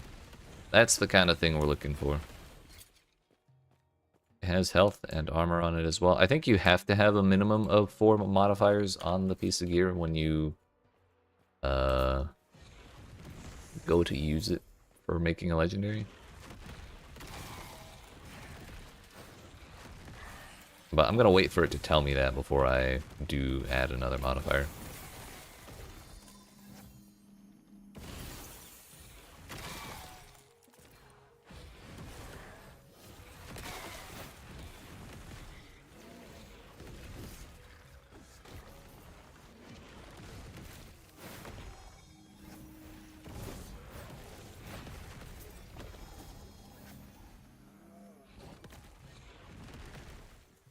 Ayo. Now that's nice.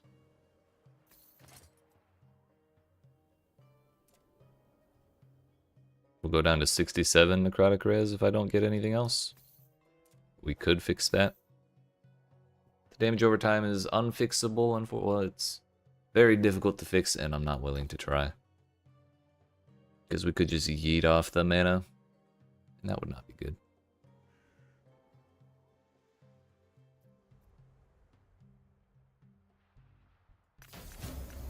Back-to-back successes. We're gonna... Nope, this one. Chance to shotgun hit. And we hit another critical success. Okay.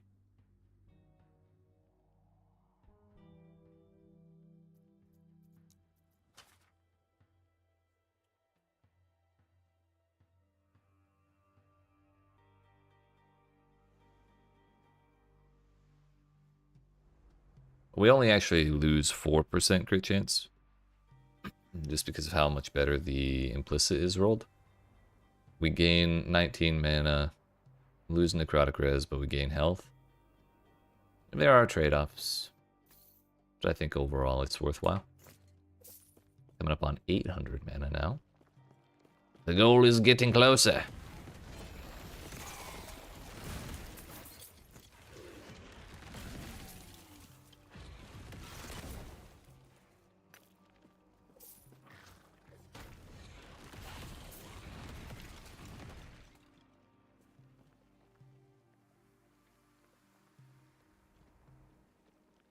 I'm gonna have to pay more attention to wands that are not blue.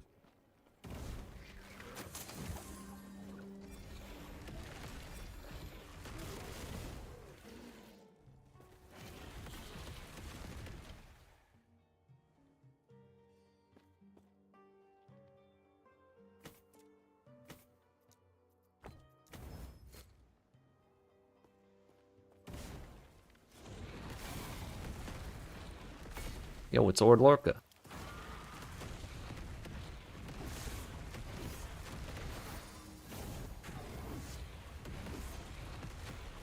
Wish I could see. There's a fucking statue in my way. And he's perfectly content to sit directly under it this entire time. Asshole.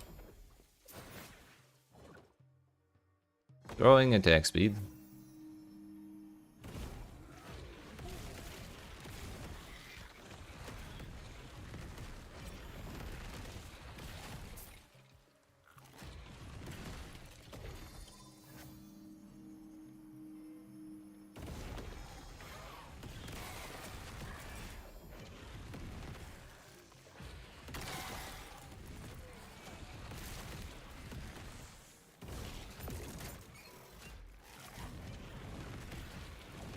Judging by how difficult Lord Lorca was to kill, I'm a little concerned for how we'll do inside the tomb.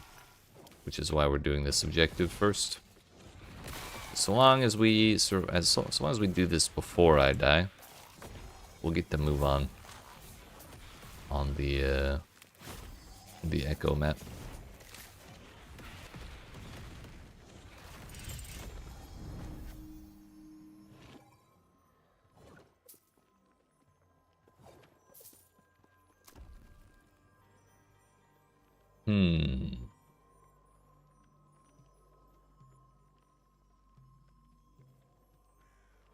You know what?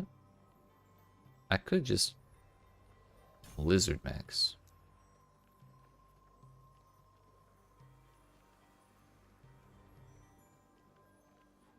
Oh, I didn't confirm this point. Confirm. Now respec.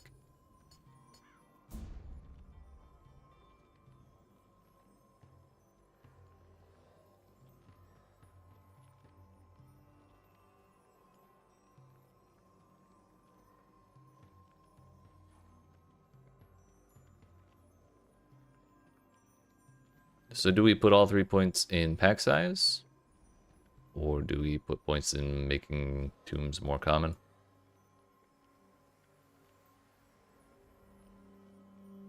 Let's do pack size, that's more fun. It won't apply to this one, I assume. But the next one. Yeah, we got a mage too.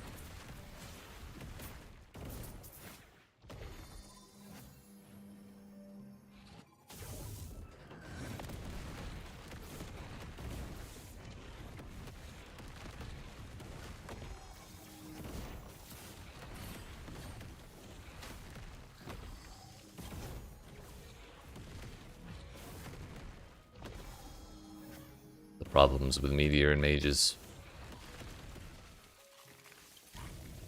Yes, kill him! Kill him! Good work, team.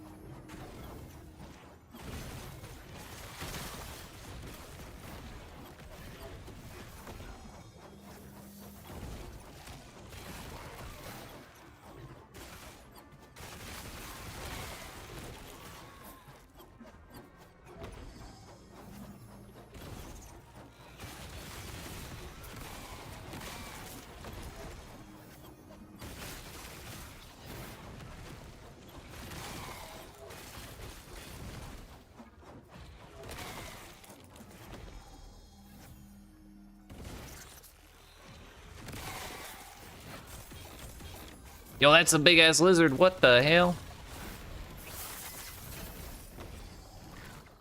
Guess he had set items. That makes sense since he was green. Put that away. Swaddling of the arrays. More melee damage to high health enemies, more spell damage to low health enemies. Attack and cast speed. I suppose that would be really neat for a Spellblade. That is not me, however. I already have that one. Don't think I have that one.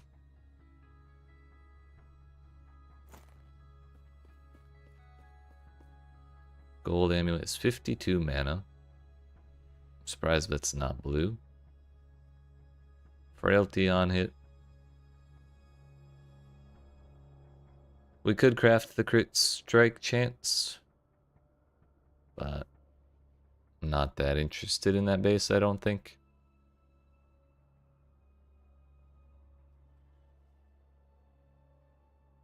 Tier 7 Fizz Res. Guess I'll hold on to it. Not entirely useless.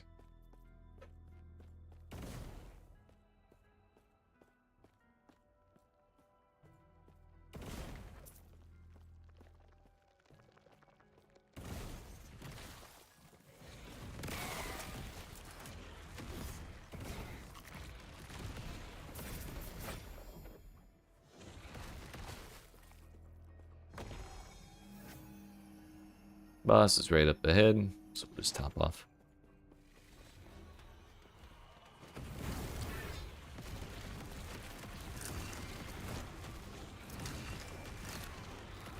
We'll keep stunning her out of it.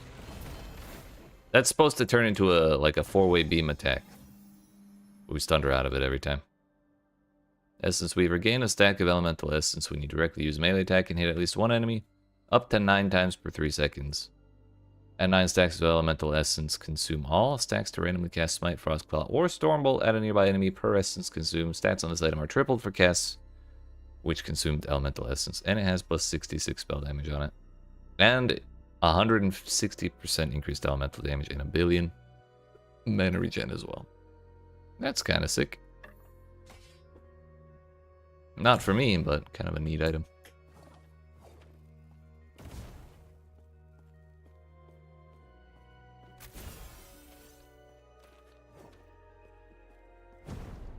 Now, can we get something that will make me automatically want to take this?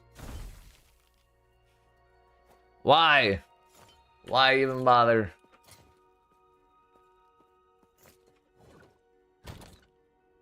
We could use my stash in my hideout if I wanted to, but this feels more fancy, so I like doing it here.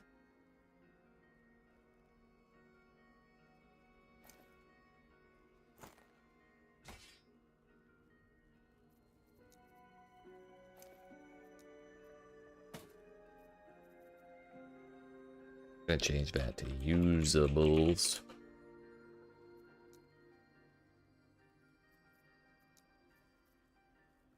Oh, I did have these ones.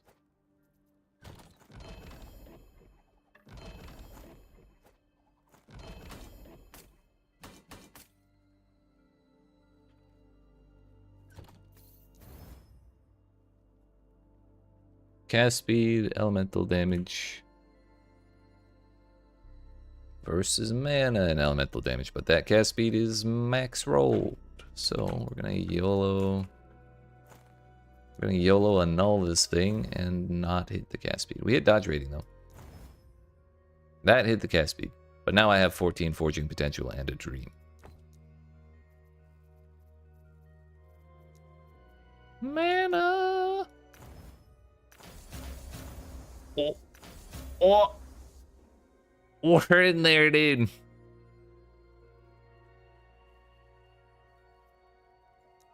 What the hell? This is why you gotta believe, dude. You just go for it. It's not like it costs a whole lot if you fail. Void res. Fucking fine. I don't even care anymore. Do what you must, for I have already won. +1 intelligence, plus 6% to spell crit chance.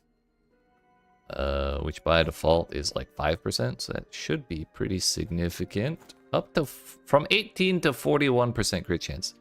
And my base crit chance on Meteor is far higher, because it also has another +8 in its specialization tree. So, life's good. We're going to be triggering Meteors far more often.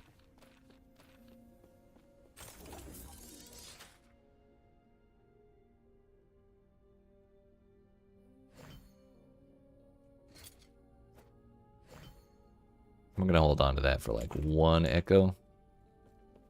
Just to make sure we don't want to change back.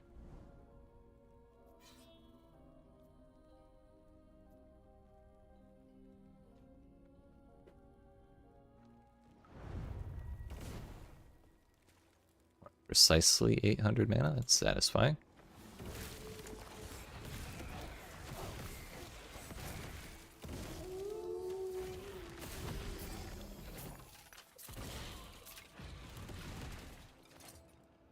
$56 versus 50.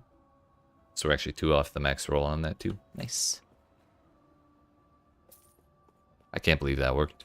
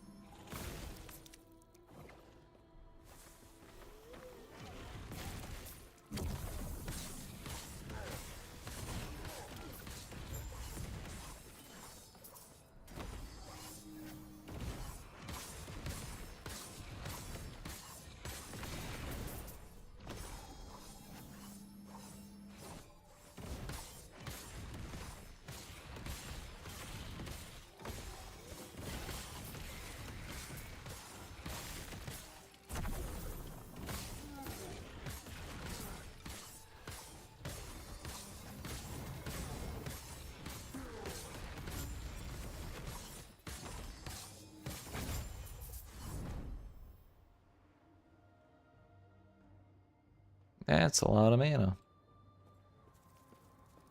That's my bug.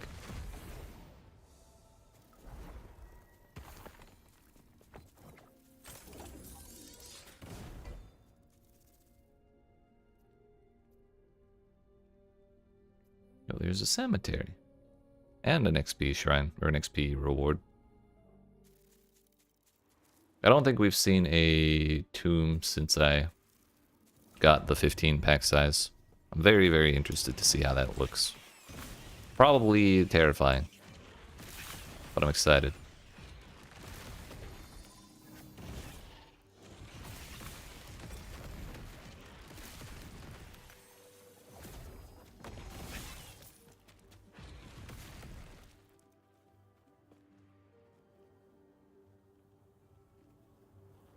I think we have so much percent increased mana regeneration that getting more mana regeneration actually doesn't matter all that much.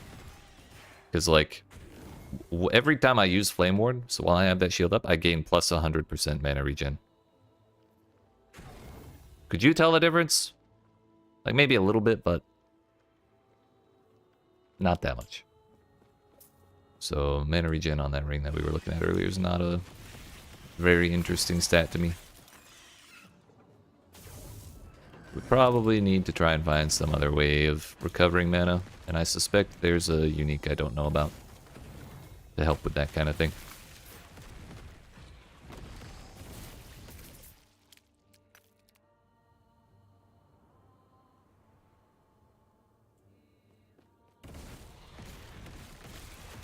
What are my gloves?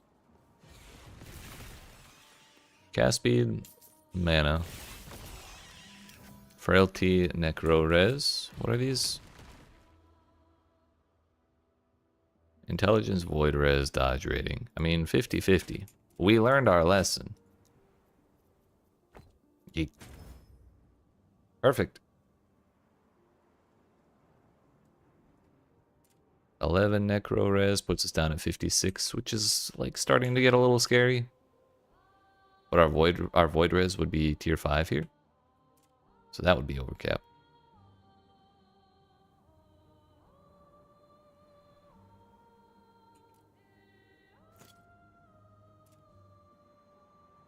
Now I actually really don't care at all what happens to that. So I could re-roll it to something else, but there's a very slim chance of us being able to do a whole lot of crafting if I do that. So if we just kind of, you know, fuck.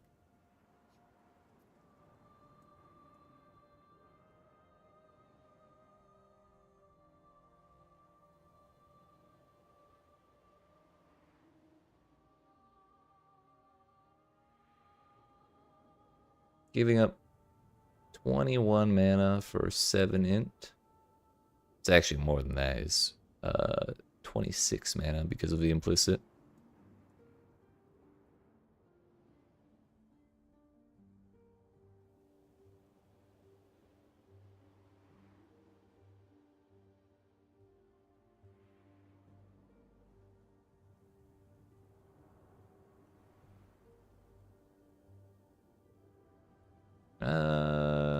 Probably.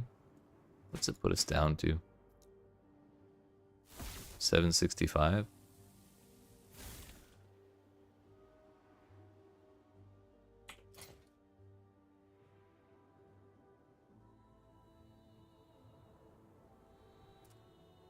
Spell crit goes up another 2% chance.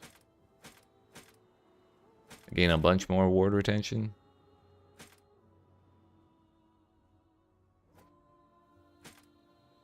I'm pretty happy with the idea of getting rid of this thing. This one I'm still a little unsure of. But we'll try it out for a little bit. I mean, the goal is still going to be to get like tier 5, 6, and 7 on the mana and the intelligence. So those gloves are not going to stay that way forever. It's just that's what happened. That's how those ones happen to turn out. Can we stop giving these things the fucking bubble, please?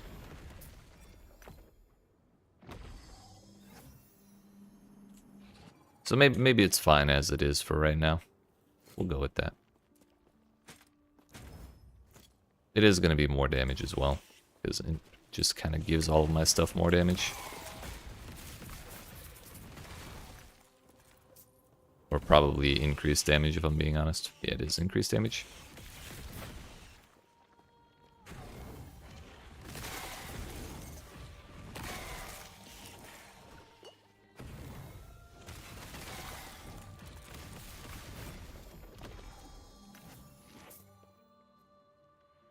%per point.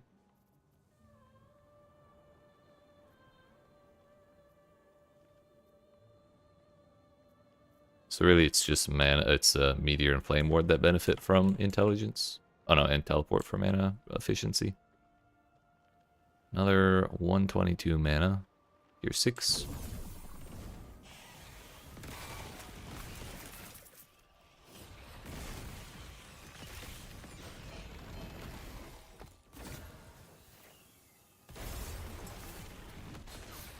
Level 90 double empowered nemesis seems...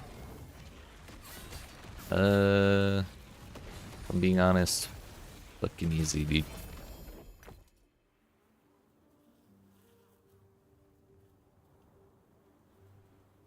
Minion dodge rating. For a curse build. Yo, could we not have gotten the minion dodge rating right there? Shit.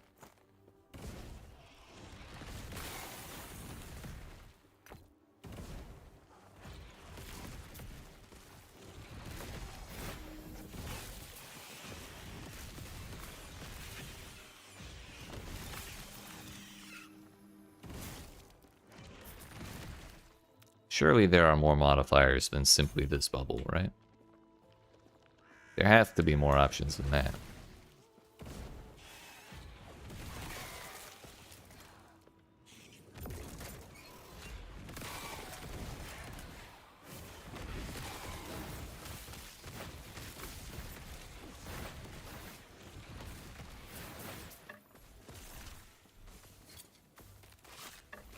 Shit. Get off my cursor. Yeah, that's worthless. I forgot I need to keep my eye out for crystal ones that don't have blue item names. Because I've decided I no longer want mana modifiers on my weapon.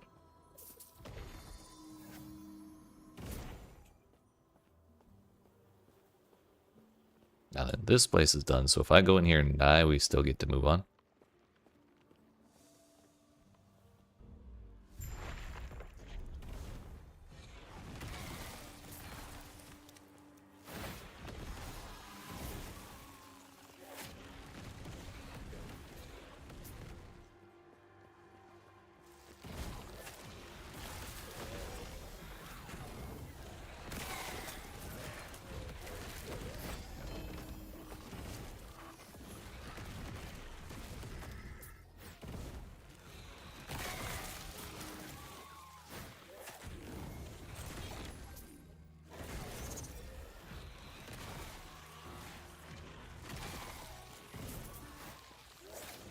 I might start filtering out the purple items for just tier 7s.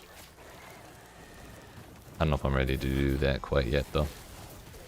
At some point, I most certainly will. Just probably not quite yet.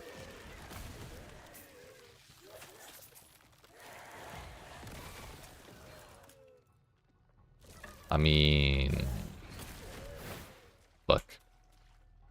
That's really nicely rolled for the most part. It's just got that 1 mana modifier. Oh, I don't have to stand on it. Nice.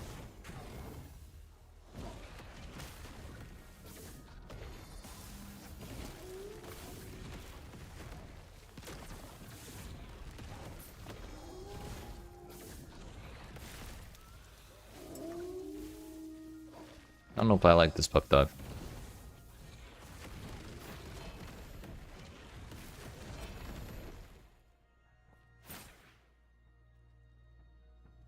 Int.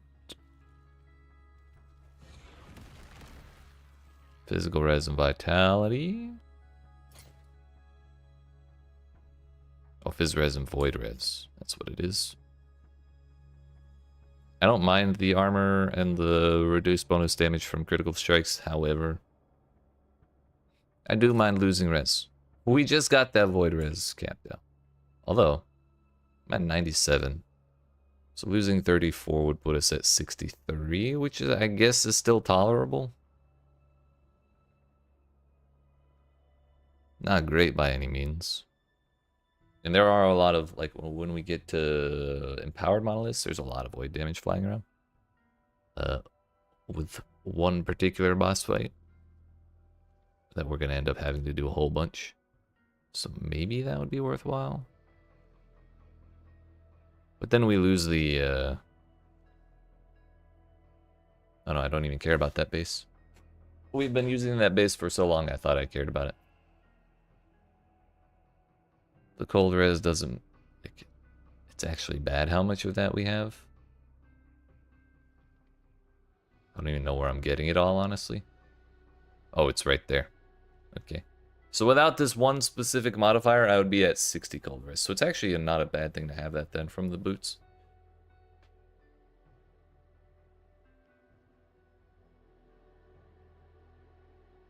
Probably worth then, yeah. Movement speed.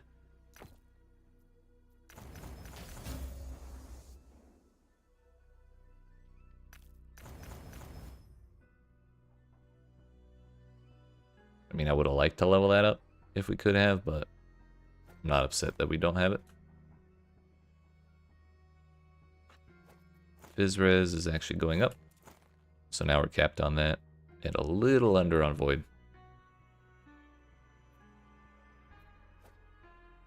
I think that's pretty good. Pretty good.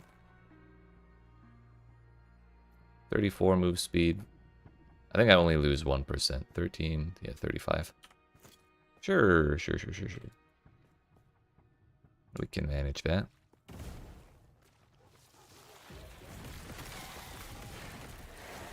And I get way more in. That's the other upside to all this. Was I at on there? 8. I'm now at 12. And that's 50% more in from my boots, dude. A rune bolt. No idea what that does, but sure.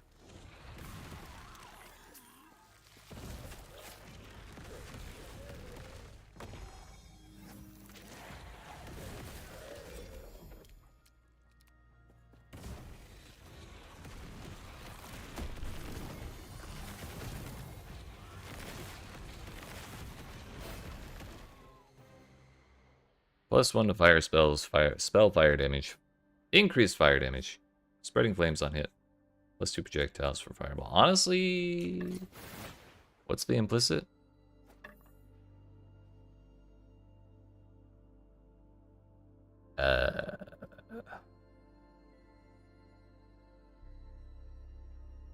Not worth it for us.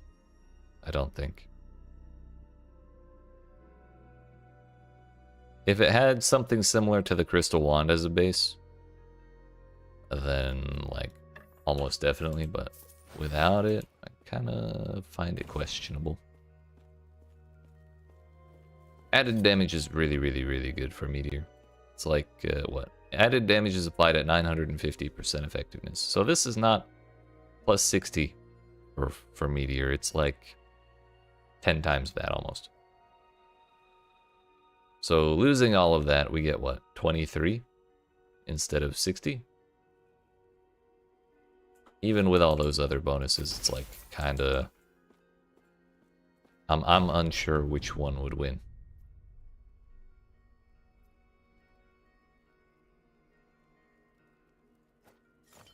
We're gonna find something good for this one day, damn it.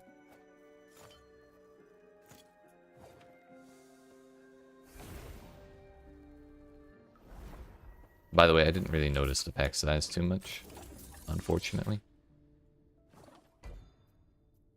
3 cemeteries directly next to each other. Sick. They're not connected, but close enough. In fact, we'll do this one so that we can then do them back to back to back.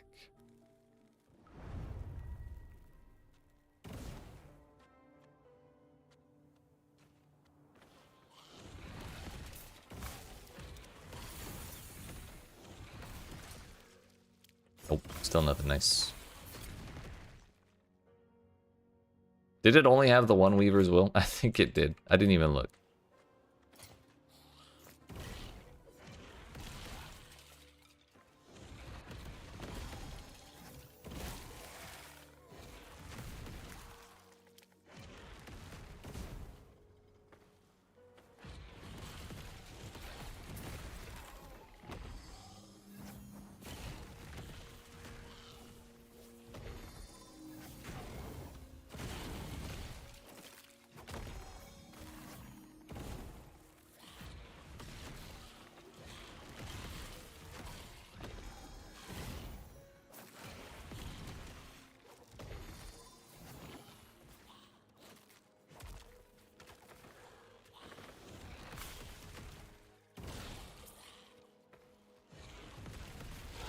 I have been ambushed.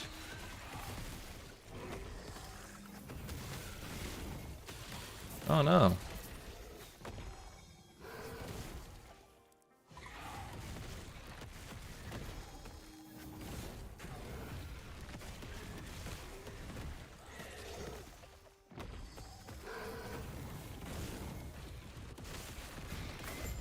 Ah yes, the Bone Clamor Barboot. A classic.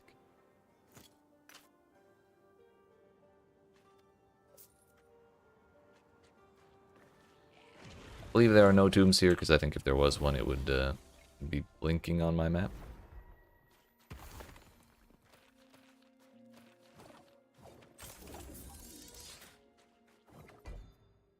Now then, they are connected. We didn't even have to do that. Oh well. We're overachieving today. I'm a professional, thank you very much.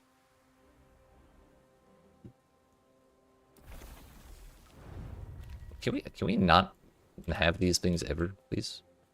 They are. I have not found them not annoying once.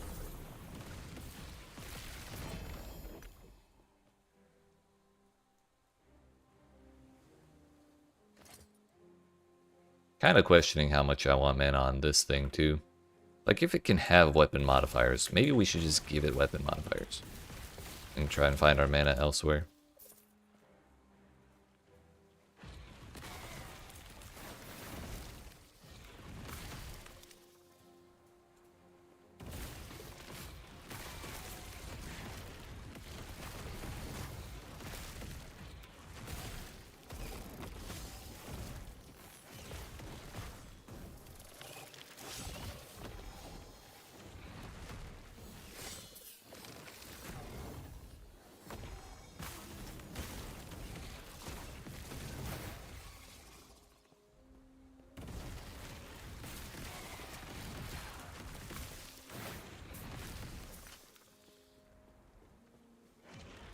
Alright, this is cemetery, that's the whole point. I just tried to open a portal in case I die, so I can come back. This is the wrong video game for that one.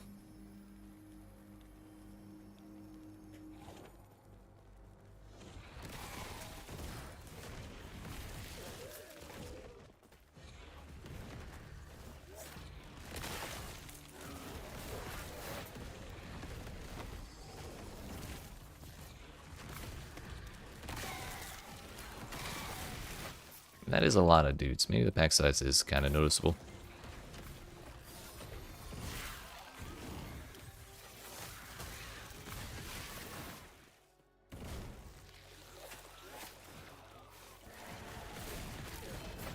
The Grand Brewery. No idea what that does, but we'll find out later.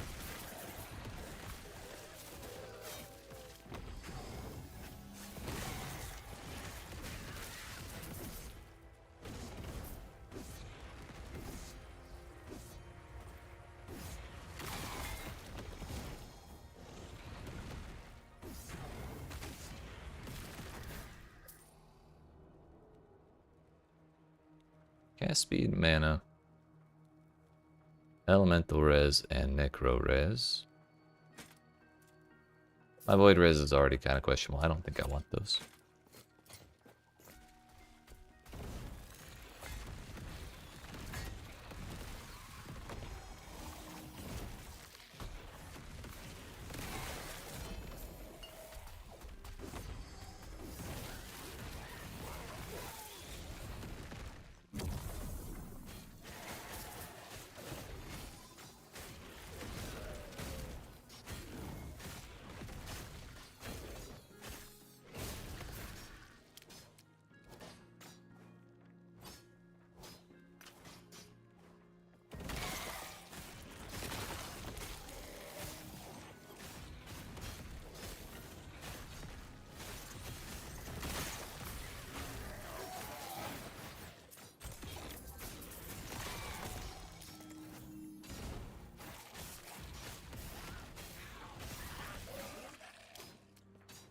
I wonder how people are reacting to this, this update. I haven't really looked at all.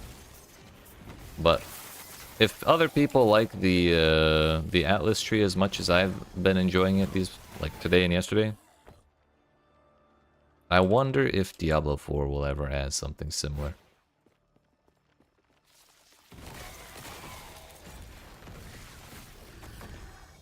Because it's been a good idea when PoE did it.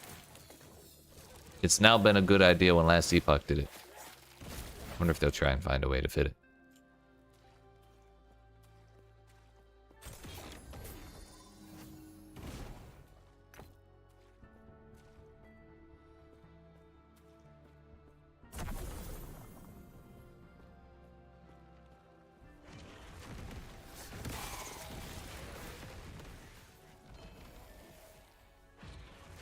Unclaimed trove. Hey, I'm a fan of those.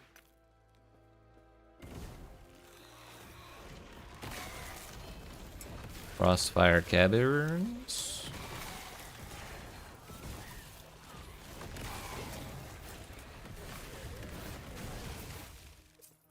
War never changes.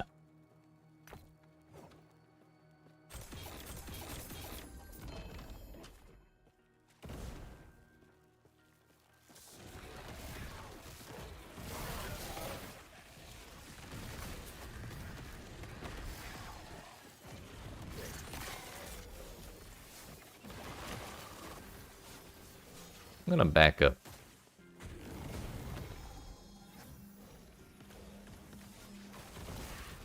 Oh, that's a huge conga line of shit. Damn.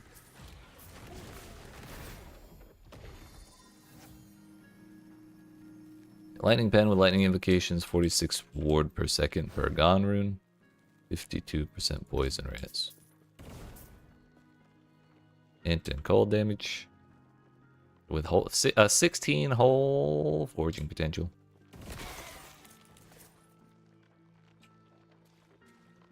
(409% stun chance. Man, could you imagine a wand with 409% stun chance in this build? Oh, that'd be snazzy. Although that's a two-handed axe, so cut that in half, like 200% stun chance. Still.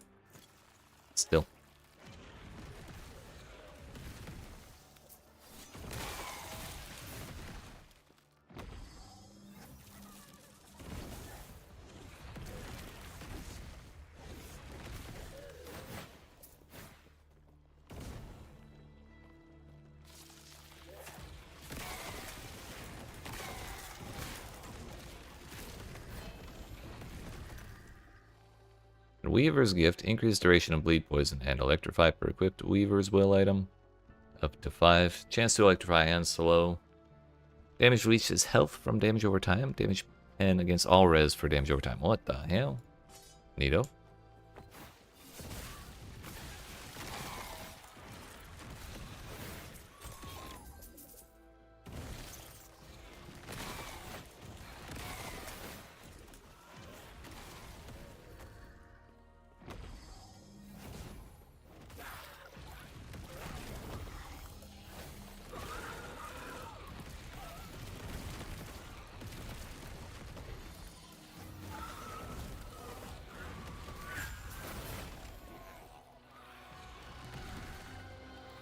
Woven Vessel of Chaos.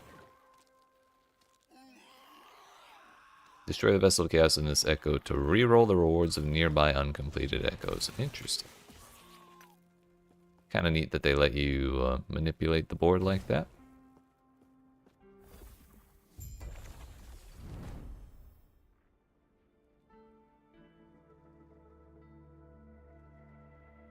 Brawl with beer in the brewery and emerge victorious to claim the Brewmaster's Buckle. Hell yeah, I want that. How could I not?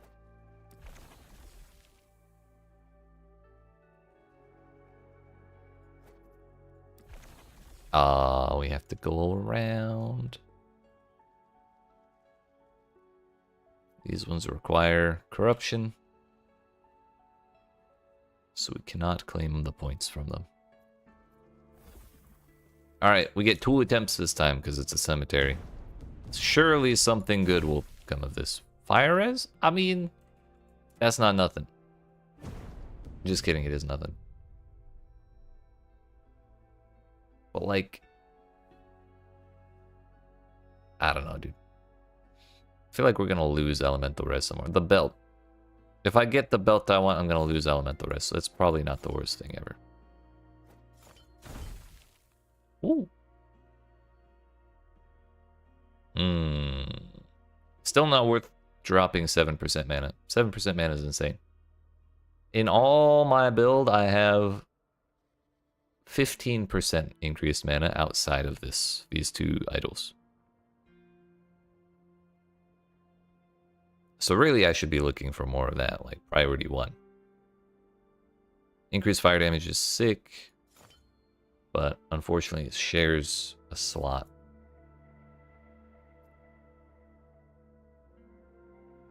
With the percent mana. They are both suffixes, so I don't even know what I would want on a prefix for that kind of idol. Genuinely, I have no idea. But we'll just keep our eyes peeled on those kinds of things. Throw that in there for now. I wasn't particularly planning to use this one. Oh no, I think I was planning on replacing that. I still could, but I kind of would rather do it with another armor and mana one. I search by modifiers. Yeah, well, I've been sitting on 12%. This is what? Hello? And it's got +3 flat, which is more like +30 flat with fucking Meteor. And that's gonna get upgraded, or that's very likely to get upgraded. Oh, what am I doing? There's another 7%, but that's basically the same thing as a 3x1. So I kind of don't want to do that. This is only 3%, so that's not worth.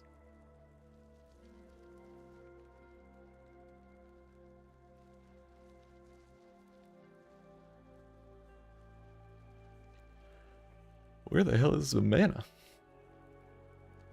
I don't see the word mana here anywhere. Oh, max mana. Okay. Searching by armor is probably better.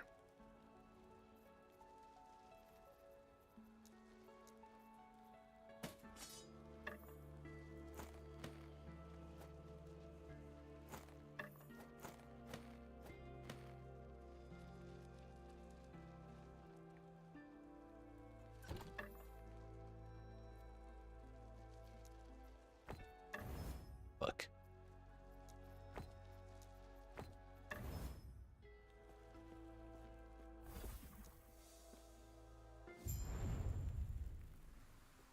I don't know why I left. We could have just portaled out.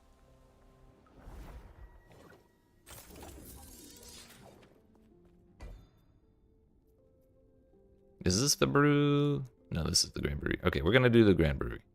Then we'll do the rest of the cemeteries. Although maybe I should go do that other woven one that I put in. What'd this get? I'm very interested. Bro, you're lying. Oh no, it was that one. Okay. Oh, that's a lot of kegs, casks, flasks.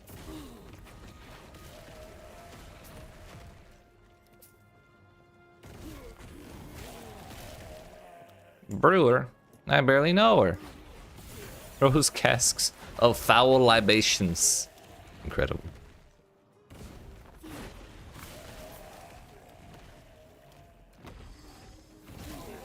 Only the foulest of libations for me, thank you very much.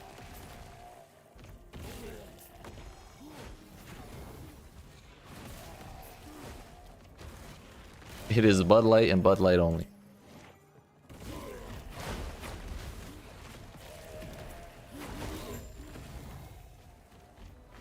Slay the Brudekaiser. Is that like League of Legends champion Mordekaiser, but with beer?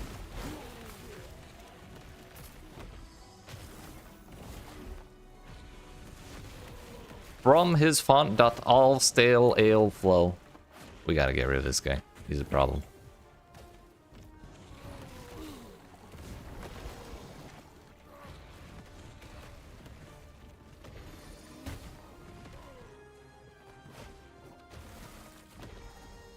I'm actually in danger, by the way. This is genuinely a problem. We did it! Victory! Oh, no. Please, no. Stop it! What is killing me? 2 LP. I'm sick. Increased stun chance. Necro res. 10% of max health gained as endurance threshold for 4 seconds when you use a potion. Health gain on potion use vitality, endurance, and potion slots. So that's 7. Up to 8 potion slots. Pretty funny. And 2 LP on it. Who knows the possibilities you could get with that. A solid map, solid map.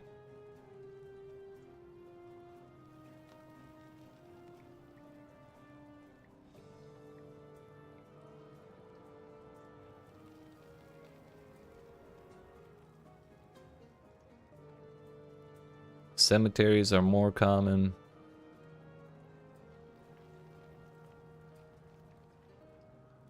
Tombs and cemeteries of the erased in your echoes have a chance to include a possessed nemesis encounter.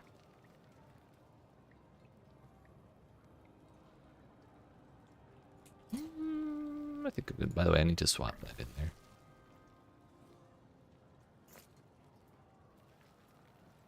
Not interested in mask.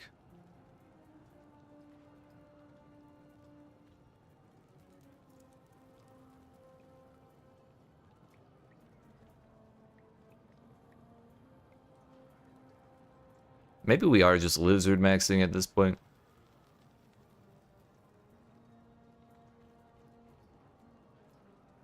Actually, no, we want the Weaver's Will thing. I'm still at 21 out of 50, so if we go 1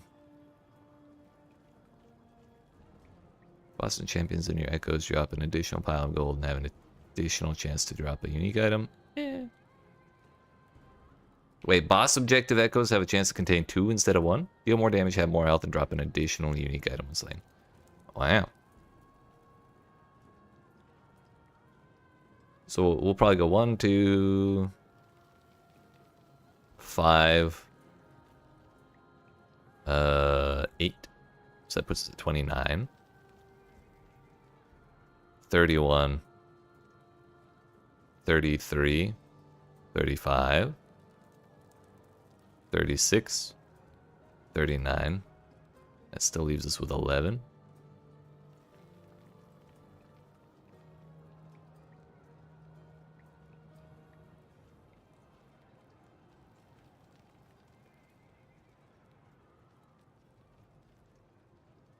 I am kind of inclined to also grab Grand Catacombs. Alright, at least put that all the way up. Like, if we have all these other points, that's just like straight extra value. They feel like they spawn a good like 50 to 60% of the time, but we can get that higher and get more value out of it. Hold up. Brother. Video game, please, you're tweaking. Do I care about that? We're just gonna throw that in purple depth. I don't care. Alright. We got a lot of keys. Scale Charm, used when entering a dungeon, greatly increases the number of loot lizards in the dungeon. It's his little hand. That's so sad. But, my friends, I need to get up and stretch my legs something fierce. So, I appreciate you watching. Have no fear, we are continuing. We got like another 4-ish hours to go in this stream. So, have no fear, we'll be back momentarily, but I appreciate you watching. Hope you're enjoying. If you aren't even not already, make sure you smack the like and subscribe if you're watching on YouTube, the follow button if you're watching on Twitch, and when we return, we'll path around for this so we can get more points, and then we'll do these. See what we get out of them. YEET.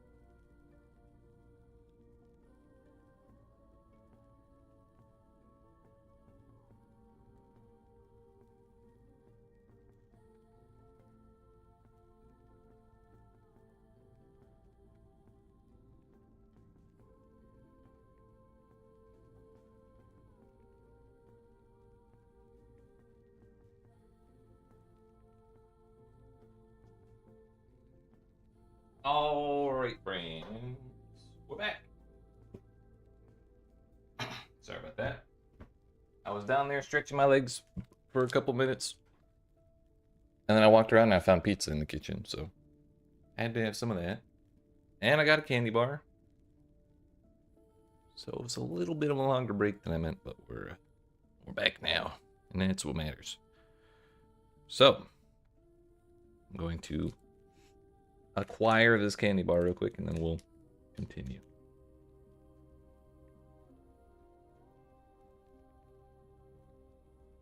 Yeah, all right.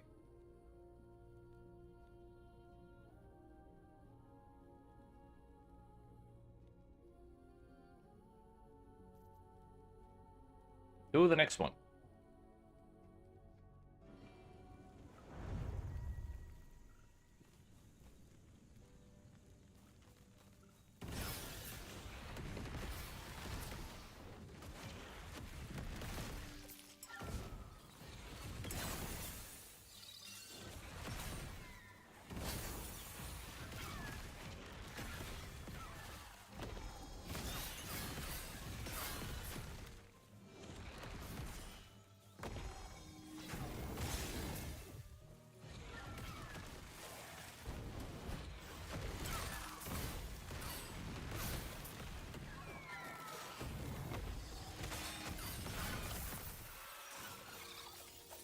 Yo, lizard.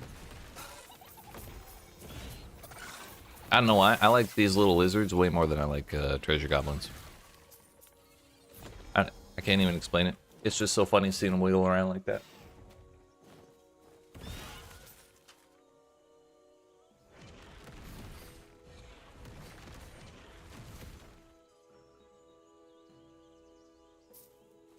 Now then, what are we doing? Both champions? Looks like there's no tomb in here, unfortunately. Clearly we haven't spent enough points on that that thing on the Atlas tree. It actually died to the ignite.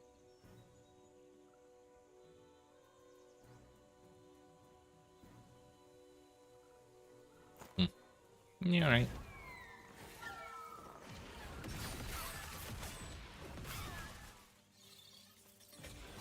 This whole time I was thinking we had to get through all 10 monolith bosses to unlock empowered monoliths. I think we only have to do the last 3. So you have to like get to the last 3 and then do them. And then you can just go to empowered monoliths and start getting harbingers and stuff, like the real harbingers, not these things.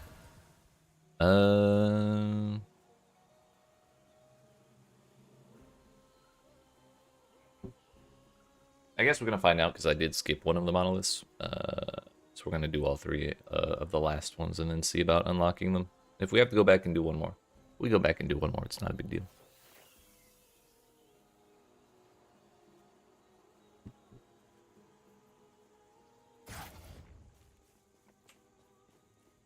I could also challenge that thing and have the same thing happen, except I get to fight it. However, I'm not that interested in taking the time to do that. Honestly, I probably should have looked at those gloves a little closer. I don't remember what they do. I recognize the art, so I stopped paying attention to it.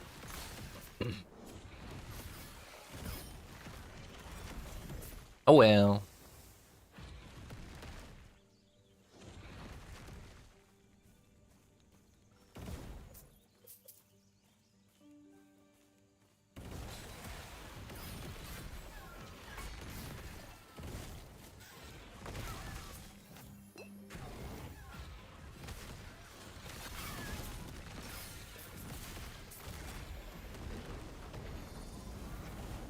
Yo, it's Ord Lorca again. His name is just so weird. Oracle amulets no longer feel mandatory? Ain't that great.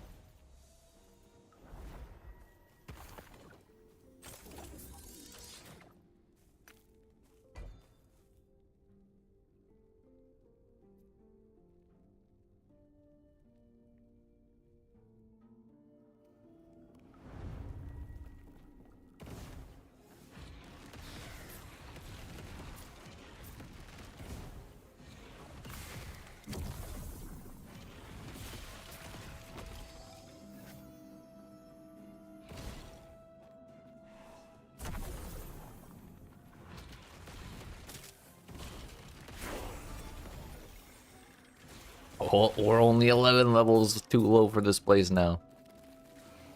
Let's go.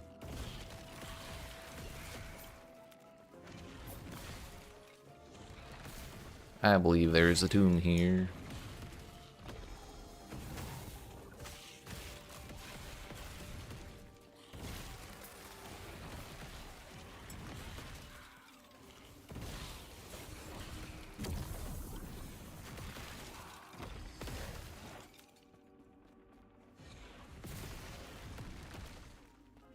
An ambush.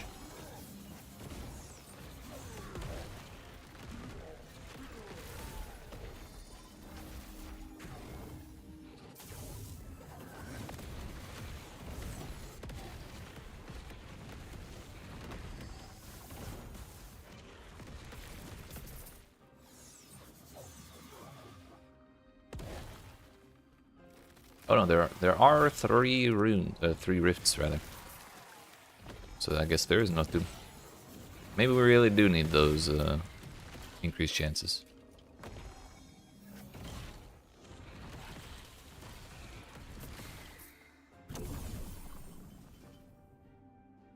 Those are just little ones.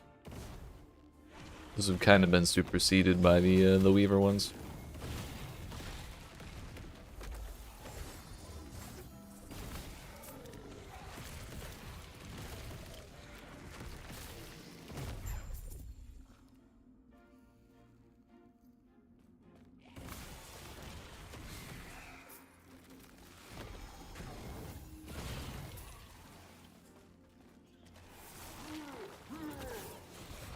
Another one.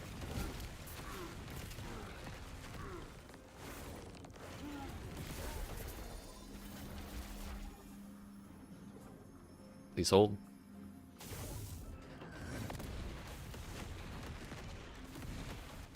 Yeah, stun lock his ass. He got one hidden. This is why I want stun chance on my wand for the other suffix.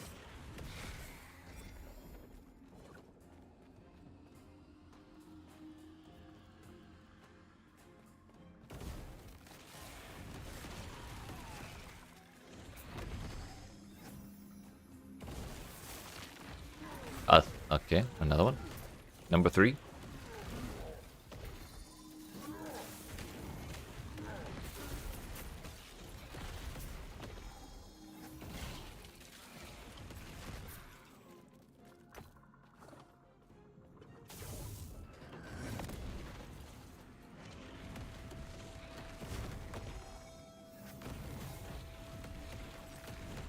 Stay right there for me, will you? Somehow he actually dodged most of them after eating so many at the very beginning. Oh well.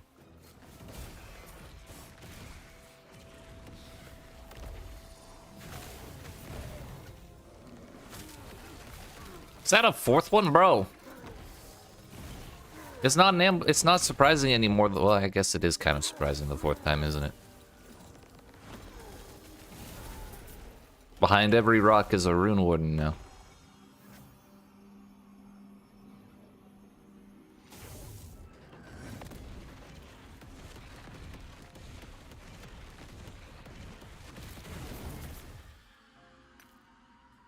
Easy.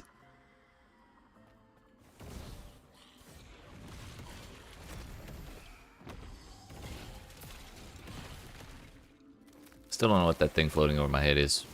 I don't really like it.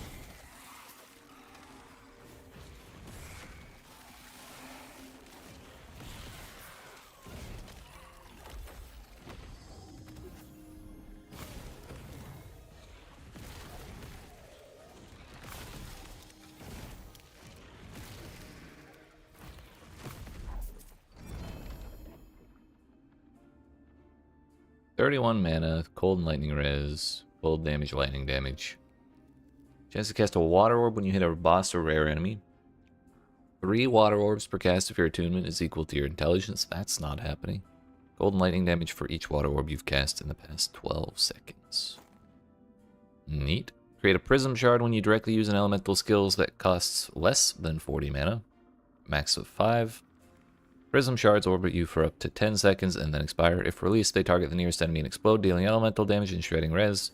Release all prism shards when you directly use a skill that costs at least 40 mana. +4 to base critical strike chance. Increased critical strike chance. Less elemental damage taken. That would be a very good reason to bring back Fireball, wouldn't it?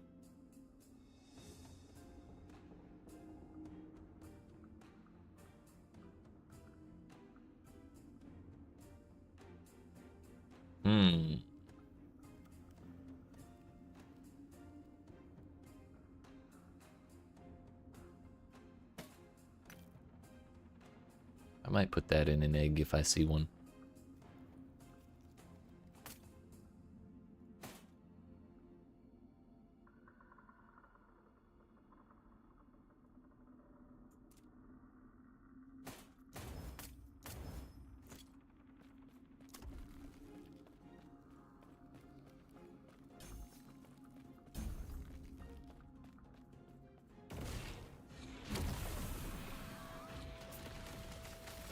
We've done everything. We can go home.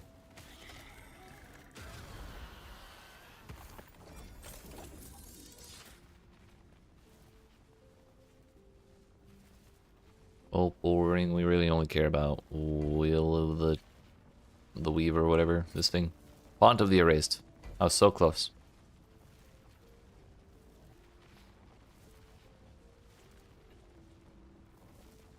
Alright, back-to-back cemeteries. Let's see.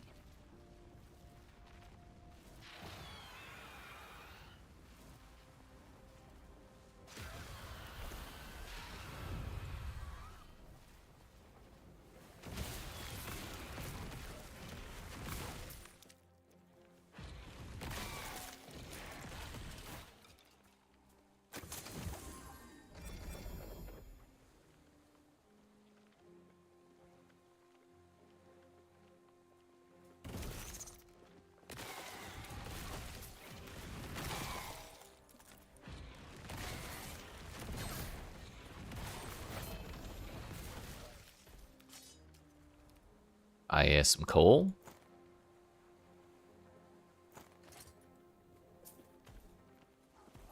Probably, I think I already have one of those.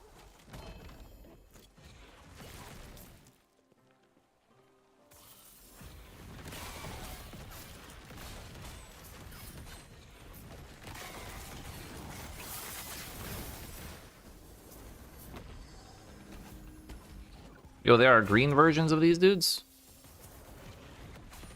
That's new.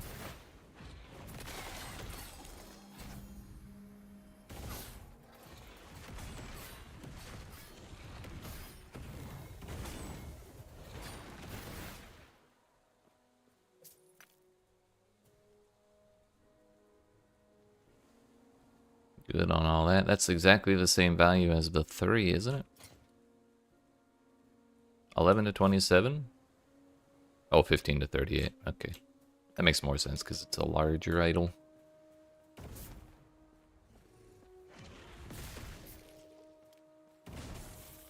Okay, this is not going the way I thought it would.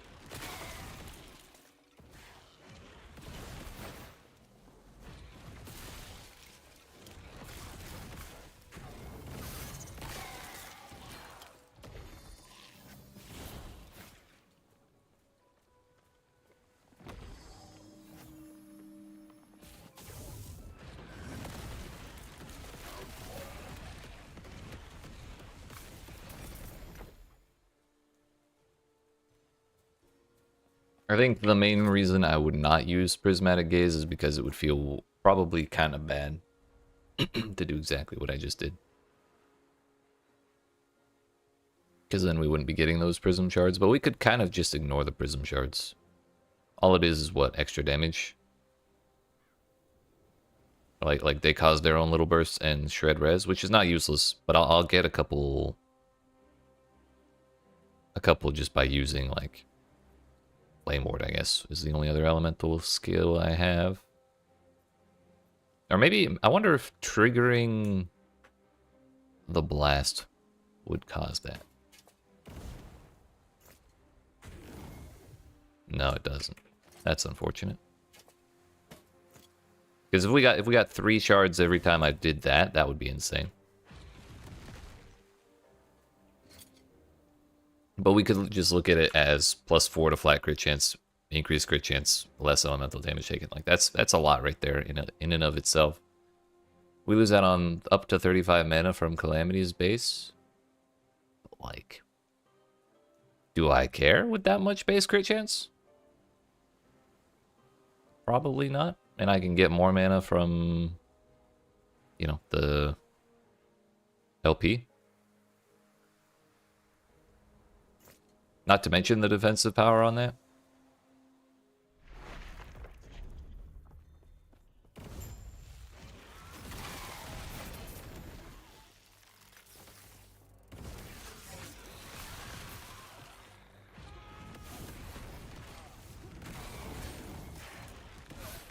Torbjorn, ready to work. He's stuck behind his own turret. Poor fella. Never got to go see the world.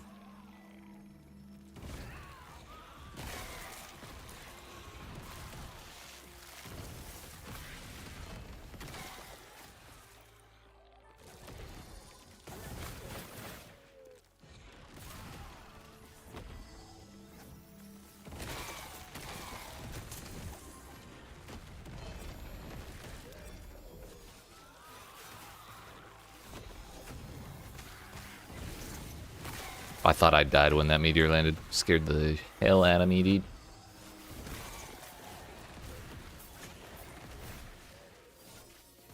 I don't have to walk in there. I could just stay over here.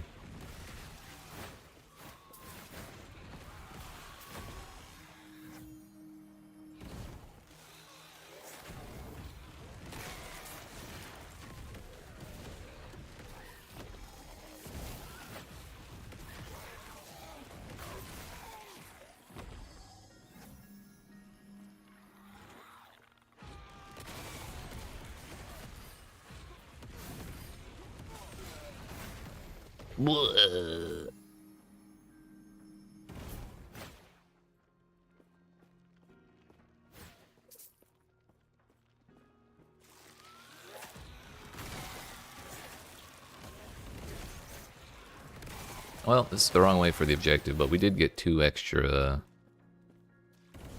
champions by going this way. Not an entire loss.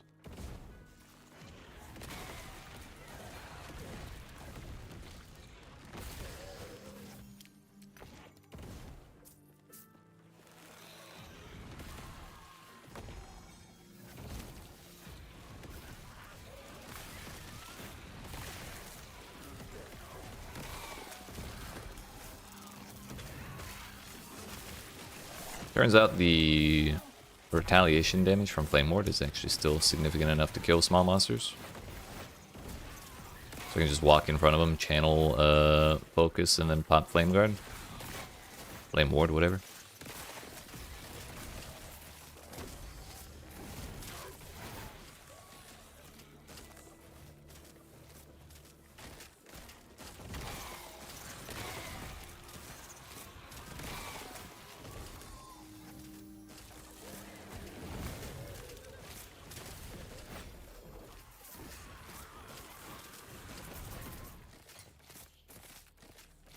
I wanted to try. Yeah, we got a new one. Rune of Havoc shuffles the tiers of non-sealed affixes on an exalted item with 4 non-sealed affixes. For example, an item with tier 2 strength, tier 7 dexterity, tier 3 health, and tier 2 endurance might change to have tier 7 strength, tier 3 dexterity, tier 2 health, and tier 2 endurance. So just like swaps the numbers around. It doesn't like completely reshuffle into the same amount spread across the tiers, or spread across the mods.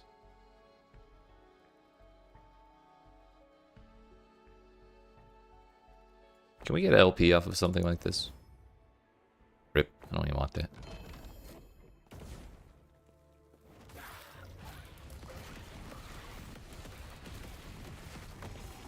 The answer is maybe, but I probably don't want to bother.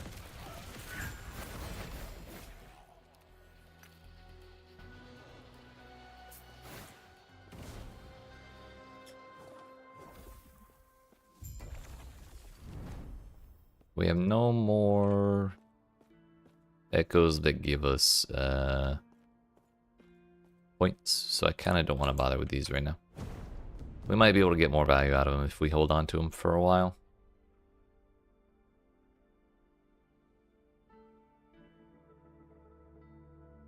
Man, we did not get the tier 5 on the spell damage.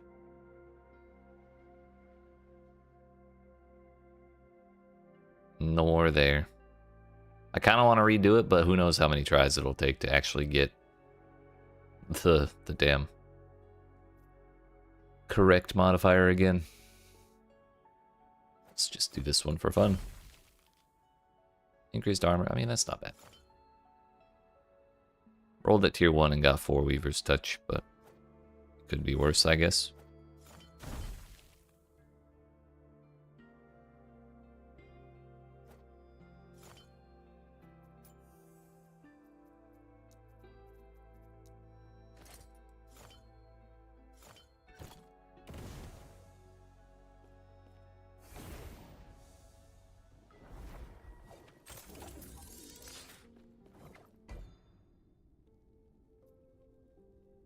One more cemetery.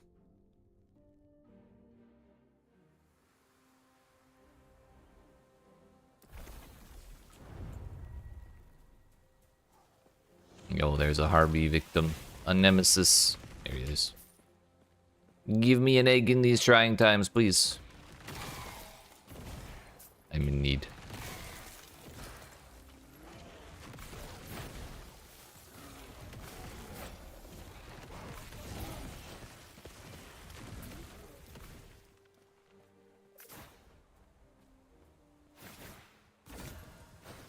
Thank you.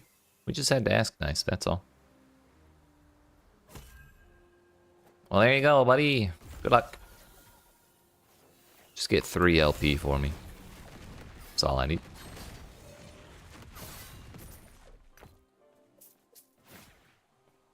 Not gonna lie, I kind of want to see where Prismatic Gaze comes from, because I suspect that's not a normal drop. Is it LE tools?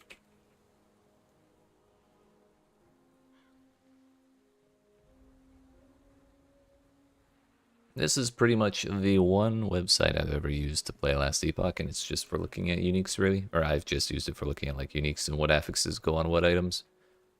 Prism. Something. Prismatic Gaze, that's the one.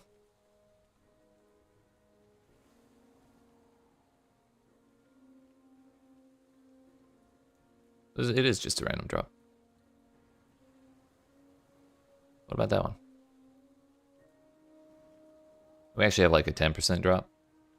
Or a 10% chance for 1 LP when we do find more of them. It's not so bad. It's actually a higher chance for Prism Gaze, so it's not anything crazy then. Good. Good.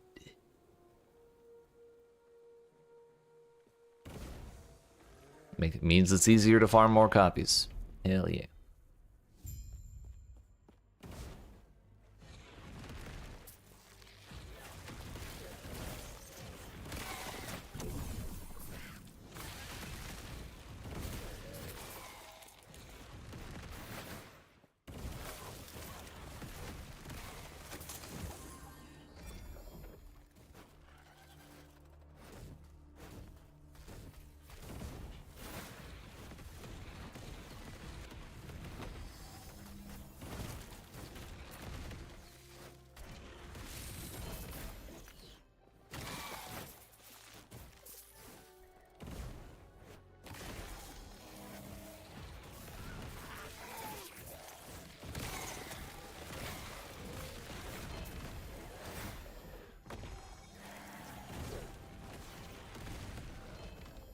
Man, if I was still looking for mana, on a wand, I'd be super pissed right now.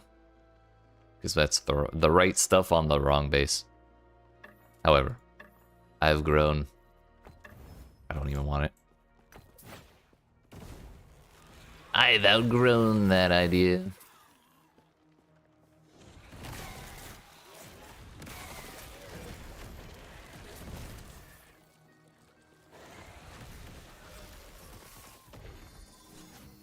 Starting a fight with a champion with no mana sounds like a bad idea.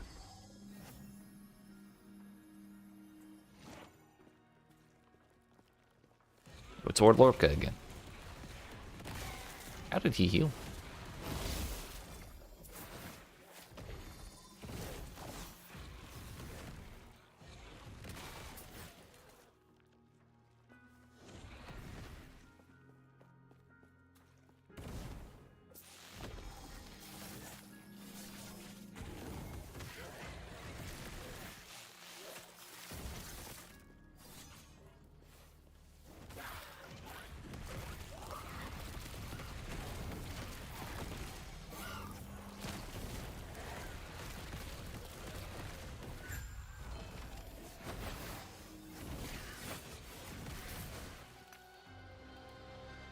Cast speed, mana as ward.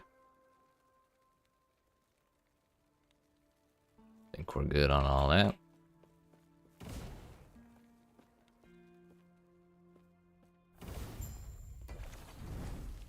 Still nothing new there. Maybe I should have gone and talked to Mask before coming in here. To see if he had anything I could buy that would give me more points. Crit chance, crit multi. Doesn't matter so much with the damage over time focus on that, but oh well. There's the damage. Pretty nice.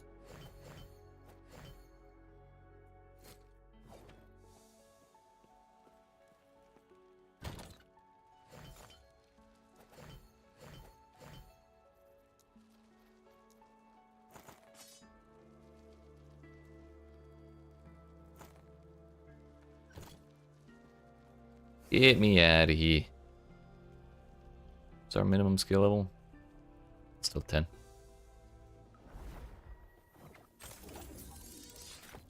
Ruby ring. We're over halfway to the goal. And I guess it's just back to normal echoes for us then, because we need XP.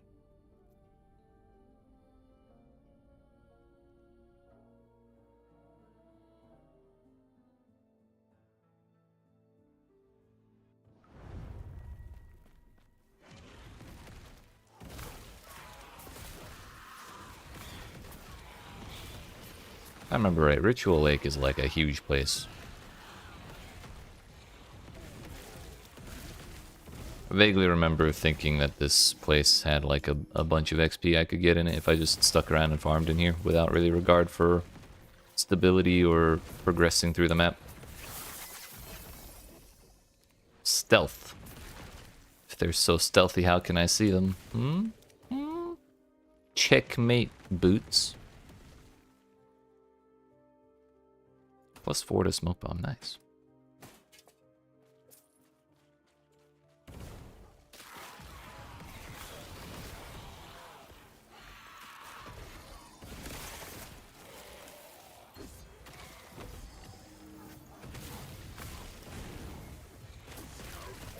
So it turns out the retaliation damage from Flame Ward can actually crit, which can then trigger meteors.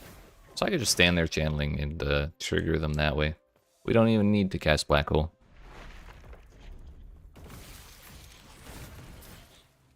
Vitality, bruh.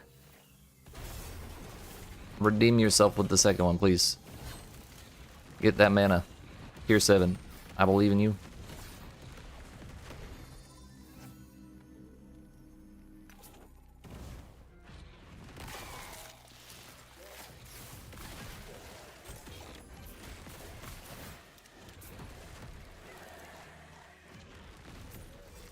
What was that? Crit avoidance, crit chance, stun avoidance, stun chance. considering the amount of appreciation I've been gaining for stun recently, I'm slightly interested. But it's hard to give up mana, that's for damn sure. That's a lot of res. Yeah, I don't know if I can fit this one, but we'll hold on to it.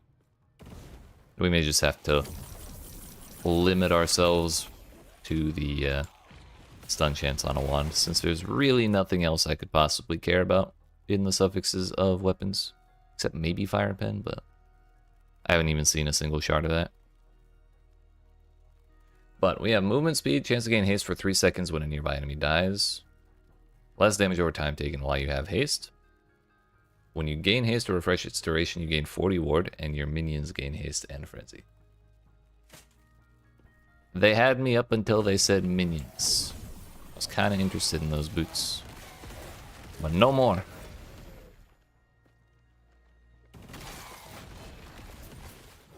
Hello, Mr. Champion. Silver tier of Lagon.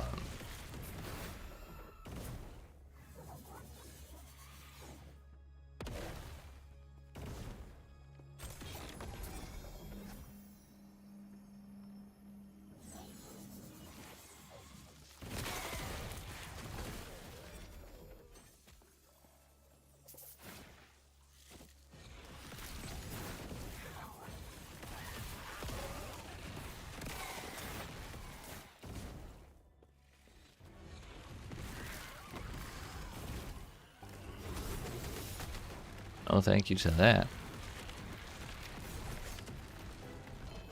One of the very last Meteor did 9% of her health in one hit.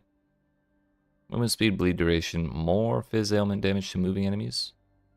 Oh yeah, it's was it Blood Dance? That's the Path of Exile bleed boots.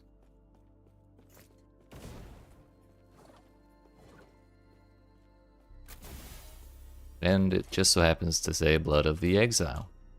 Funny how that works, right?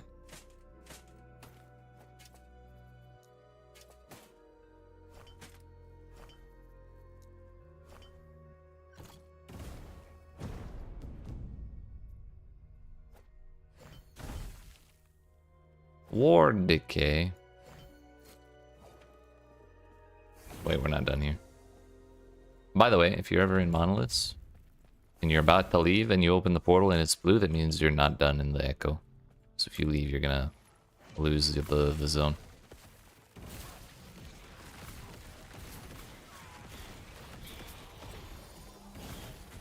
It's kind of subtle or easy to miss before you know what's going on.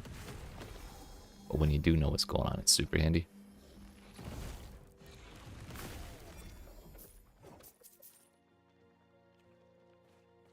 Earlier, when I looked at the crystal staff we got in the tomb, I looked at that and I was like, 80 spell damage, that's a lot. And, you know, Meteor benefits from added damage quite a lot. So like, imagine 800 added damage. And then I remembered a wand is still, or my wand is still plus 60. And I get an entire focus on top of that. So I think we've still... Like, I still believe we've made the correct decision to keep that. Not swap to a two-hander. Because also the crystal skull is just bananas. Hello. Accidentally activated the transcendence thing, which I've quite literally never taken advantage of.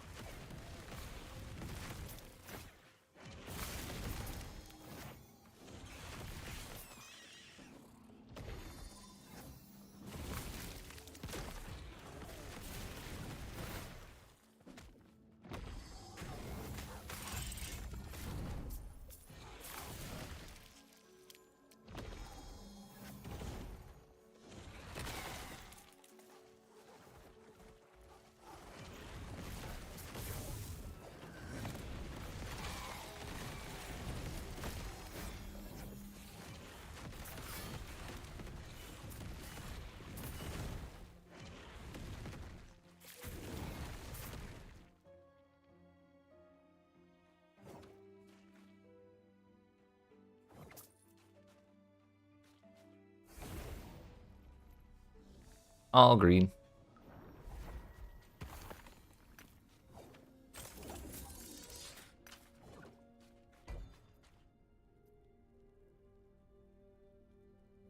Yo, a harvested titan, that's kind of yucky. Don't know how much I like that.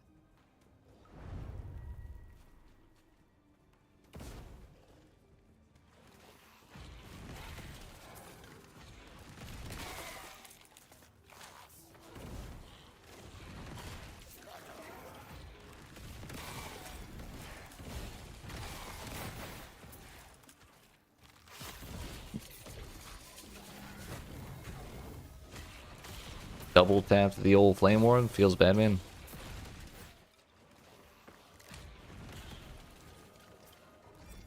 Yo, what's up, Globulus? How you been?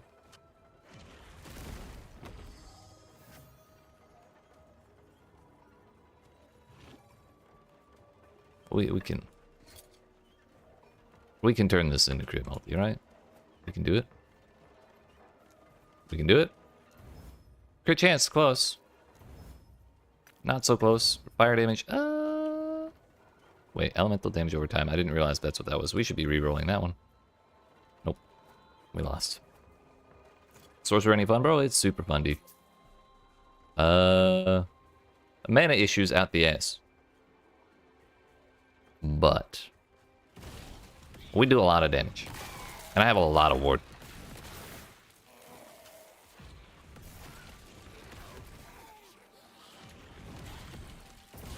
I still die from time to time because my res is kind of questionable on the right side there.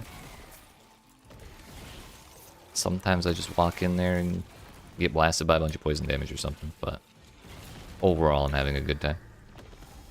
Kind of like what almost just happened there.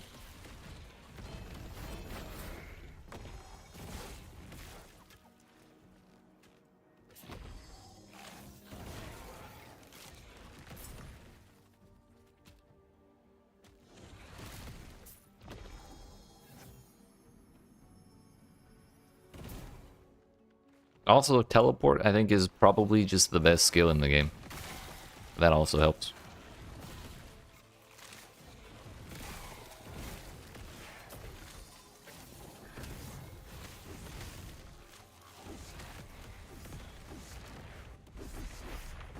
Yo, what is do? Stop it! It's the wrong side of the door.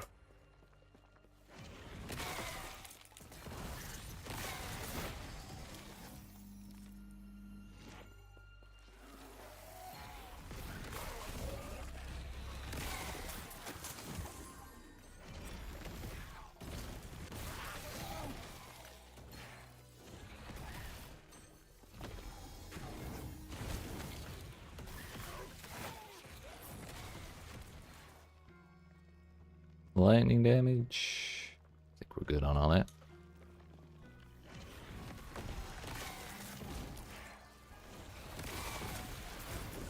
If I can get my maximum mana to 1,000, I think I'll have less mana problems. I'll still have mana problems, but they'll be less drastic. Try melee mage spellblade.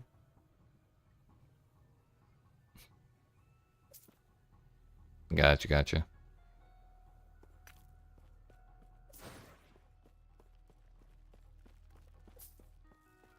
So wait, did Spellblade go well or poorly?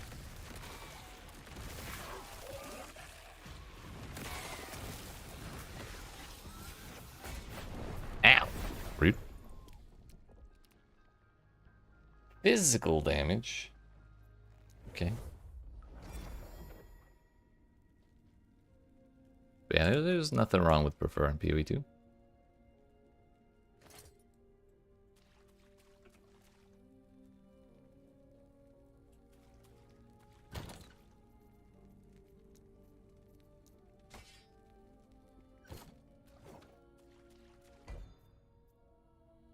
How's things going for you in that with Dawn of the Hunt and everything? How's your build working out? You playing the old Lightning Spear Amazon?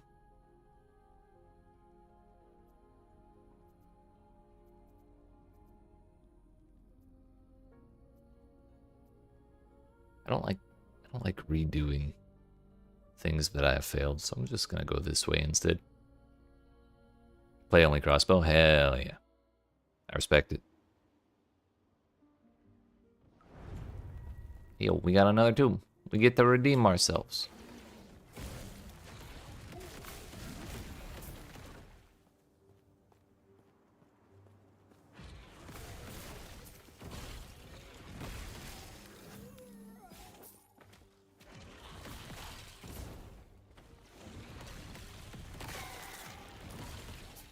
Yo, we got the egg.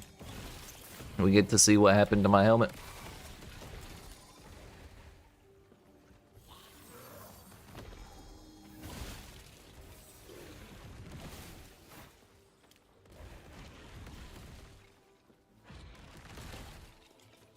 When PoE 2 started? Oh, right, yeah, because I did start with crossbow, didn't I? Dude, it is a sick as fuck weapon. I do need to go back to it. I still have yet to try Witch Hunter, and I genuinely do want to see how that is. The whole, like, Culling Strike plus, like, first hit Giga damage sounds insane. We got 7 vitality, dude. Oof.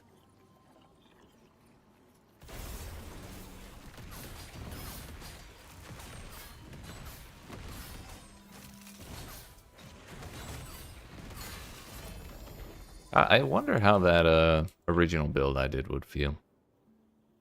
The old Glacial Cascade plus Fragmentation Shot. The reason it failed, or it didn't feel so good by the end game, was because things were swarming too hard, and I couldn't like combo fast enough. So like, if we, or they nerfed Breach specifically a lot. Things in general are less swarmy, so like maybe it's more doable now, just because of the state of the game, even if they haven't really changed the balance too much. Of those specific skills, at least. At least I don't remember seeing them in the Bloodbath. That was the patch notes. Siege Cascade? Hell yeah. Do you run it with anything else to, like pin things or anything like that?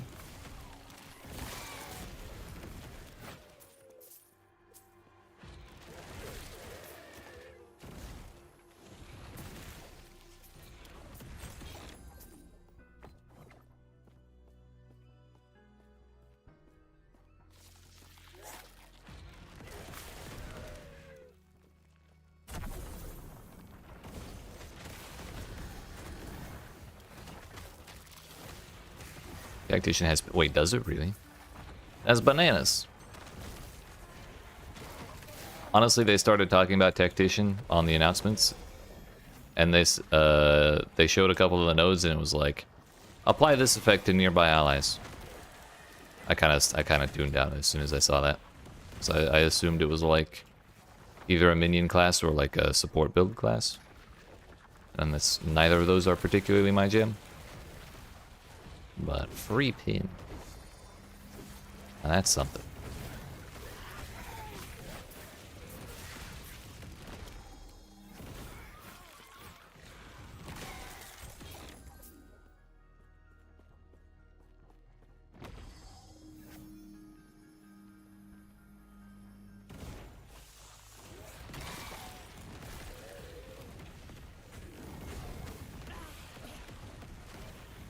I don't want to be in the whirlpool, but it follows me too well. Kind of just feels like a cold resistance check, and I don't know if I like that. +3 to Chaos Bolts.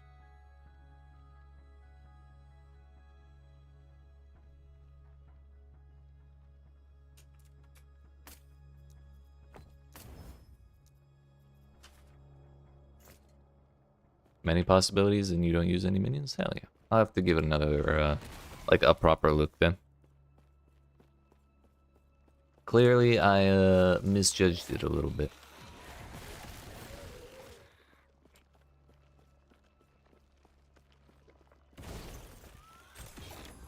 Hello?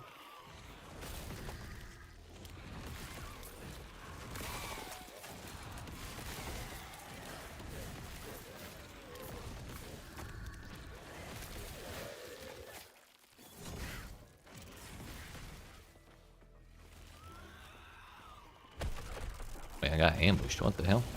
You can get ambushed in here? Like for the zone objective? Wild.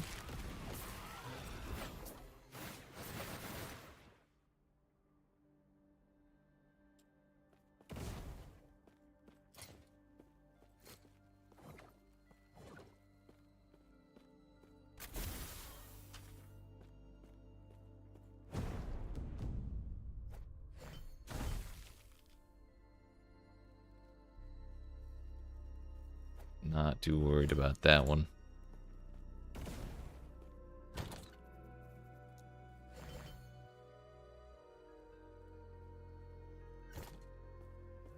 Yeah, alright.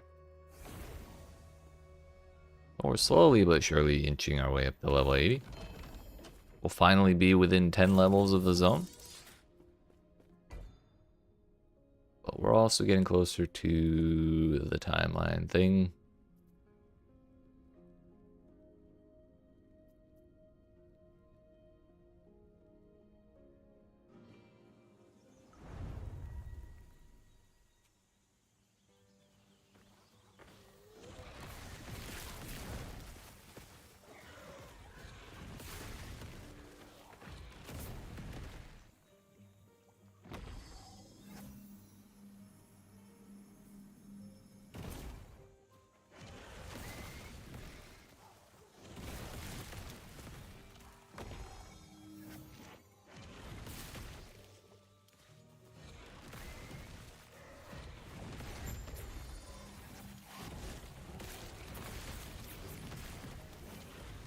Yo, wait, that bear's a champion?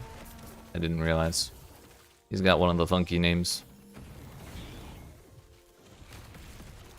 Can I briefly explain the new faction? Yes. Last time I played last Epoch was like July of last year, I think, when they did their first season. But I have like, what, 370 hours or so. The new faction is the Woven. Basically, while you're running around in the monoliths now, you have a chance of finding these things called tombs, which is like a second area inside the monoliths. And killing stuff in there that gives you stuff called memory ember, and collecting that stuff gives you the rep for the woven.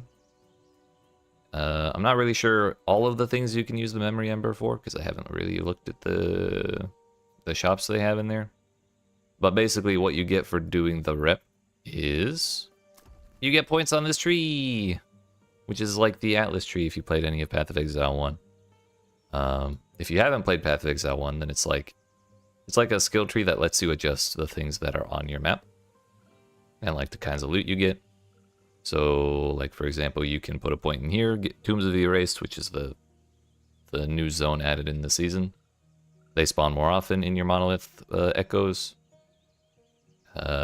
Rare enemies can drop like boss rewards from that timeline's boss. You can make it so you don't get arena keys from your echoes anymore as like the main reward. They have loot goblins now, which were not in the game last time I played. They're in the form of little lizards. You can make those spawn more often. There's all sorts of crazy shit you can do in here, and so powering up the rep with them gives you points on that. Another thing you can do, or another thing you can collect in those side zones is these things called woven echoes, which is just like little itemized like zones that you can run. But they have special things in them. Like there's one echo you can get that's just a giant tower filled with the Nemesis dudes, which are the ones that give you the like 4 items and let you choose to empower the items or like banish the dude or challenge him, stuff like that. Some of them have bosses, some of them have other kinds of specific encounters with special rewards of some kind or other. So actually, while I'm thinking about it, let's go look and see what we can buy with our amber stuff. We got first the Woven Echo stuff. It's like this. We got one called the Grand Brewery, which was it was a giant bar and there was dudes throwing casks all over the place and like an entirely new boss. Do I think it'll be enough to retain players? Maybe. I think the proper word I want to use is almost. It adds more interesting things to do inside of monoliths, but it's just one kind of thing you can find in a monolith. So if they do a couple more seasons like this where they keep adding stuff like that I can find in the monoliths and we're like rotating through different kinds of things, I think that will feel a lot better than it did before having that kind of thing. However, I think the skill tree for the Atlas or for the monoliths, this is great. I love this. They should make this 3 times as big, honestly. maybe not that big, but I love that kind of thing. And it's making the endgame feel a lot more interesting while I'm specking through that.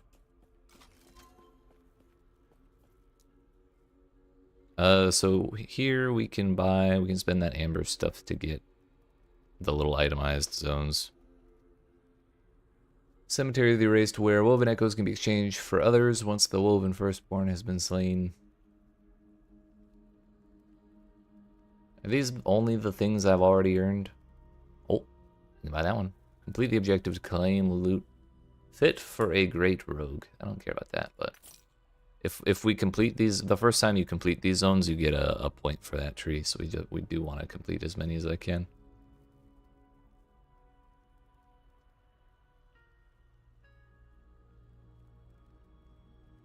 Break through fortifications along the Great Breach to gain access to the Forge of Fates, where you can shatter your set items to reforge them. That seems rude.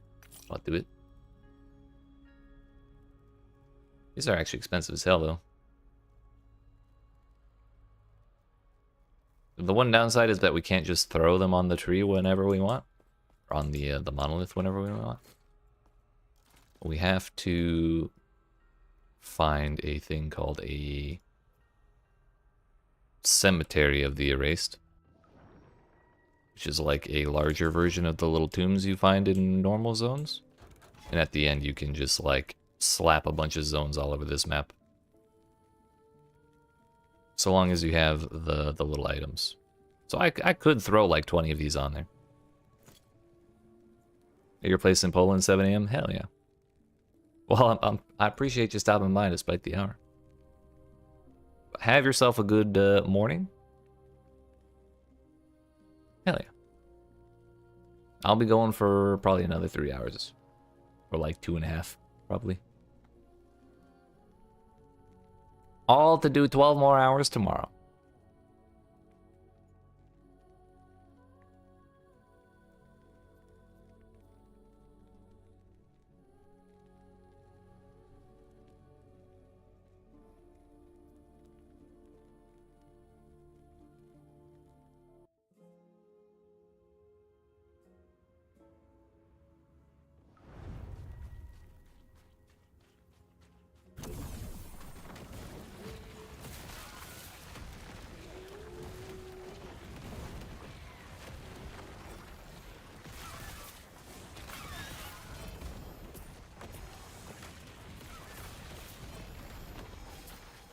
Yeah, we got Somnia. Isn't that one of the good ones? When you kill a stunned enemy, a different nearby enemy is stunned for 2 seconds, excluding bosses. Well, if we really wanted to spec into the stun stuff, that could be fun.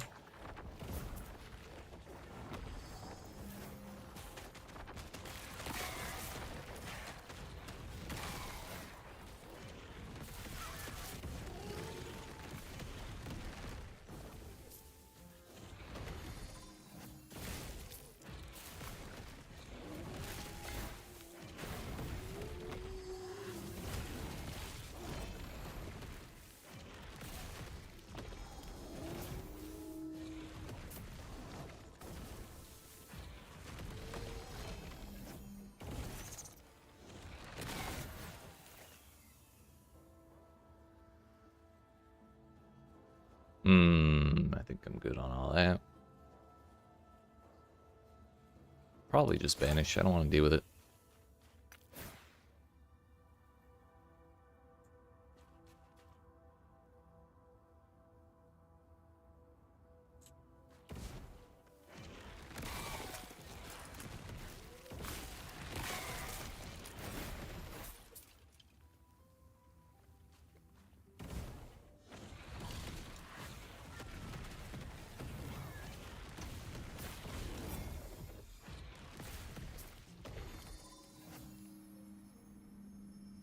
Movement speed, intelligence.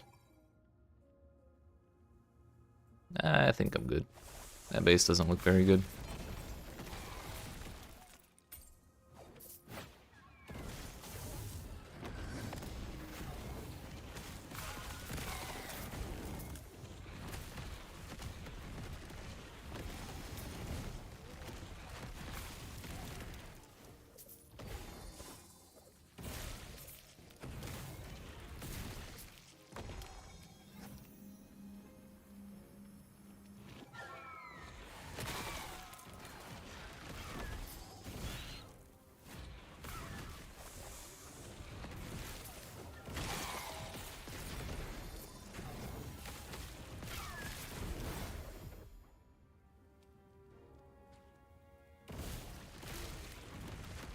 I really do need to tune my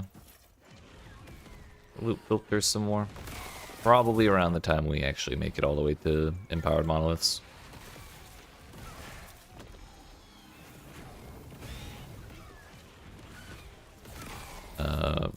Sorry. Probably around that time we'll start trying to hide just about everything that isn't like specifically something I want on a base that or like mods that I want on bases that I want. And like only show other stuff that's like tier 7 only. That'll cut out like the vast majority of the stuff that's kind of useless that we're looking at. Crit multi, mana regen. Void res, shock on hit. If I had mana on the prefix, maybe. But the shock on hit being the exalted mod is kind of underwhelming.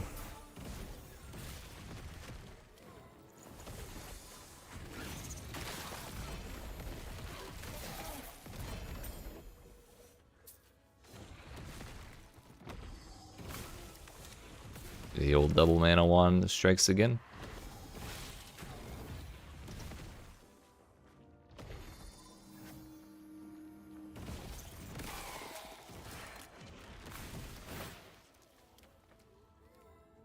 Going for more intelligence now, and then we'll do more intelligence with a reduced bonus from crits. That'll be nice. I'm gonna go kill this dragon before we do that tomb. I'm more afraid of the tomb than the dragon.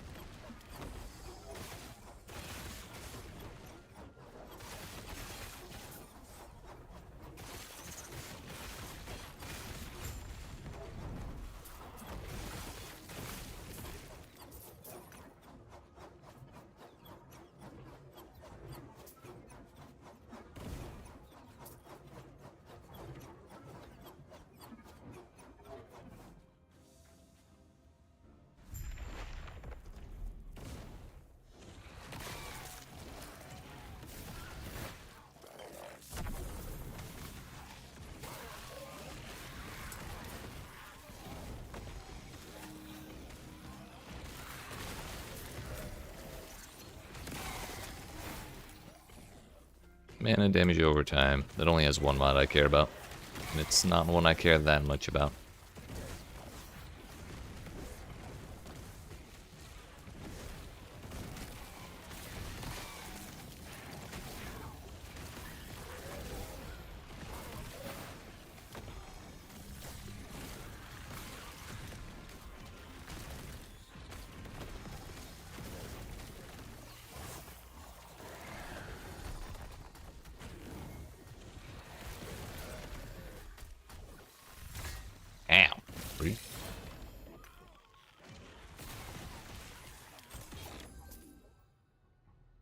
Vitality, intelligence, exalted elemental res.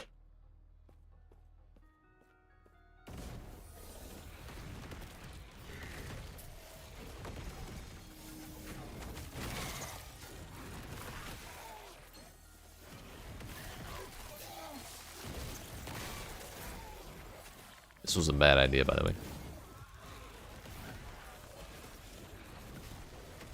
These are the kinds of ideas that get me killed.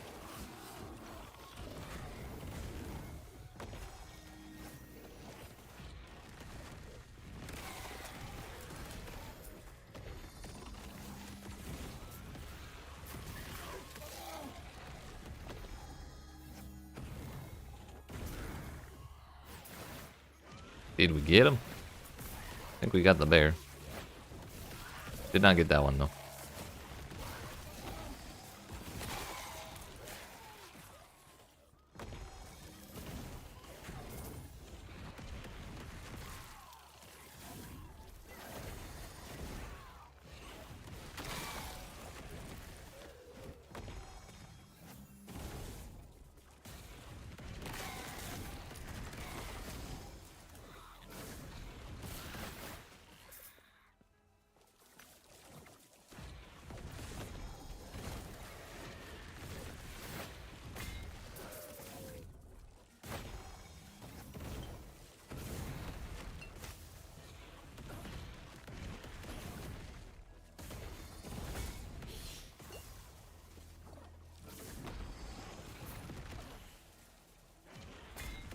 Dear fuck, that took forever.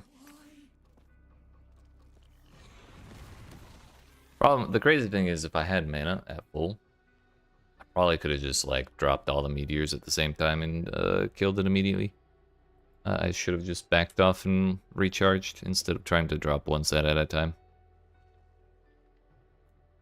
The thing is, now that I think about it, Harbinger of Stars was probably meant for people to use when they take like this shit, like way more meteors per cast than 2.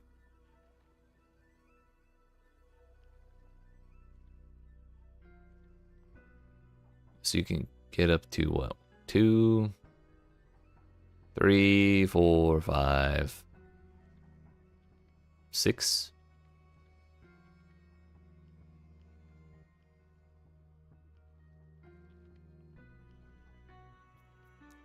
But then what fun is that?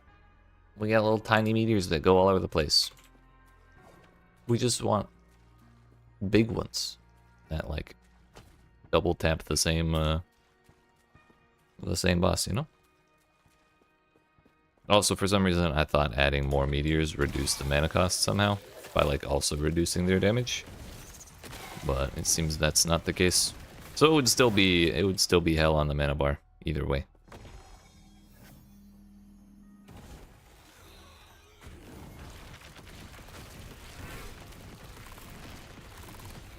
I like it just the way it is.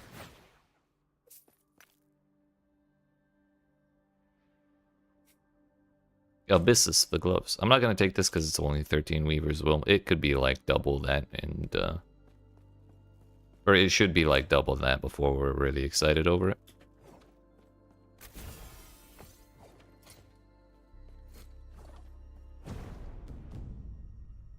Is this still something, yeah, it could be better. It can still be better.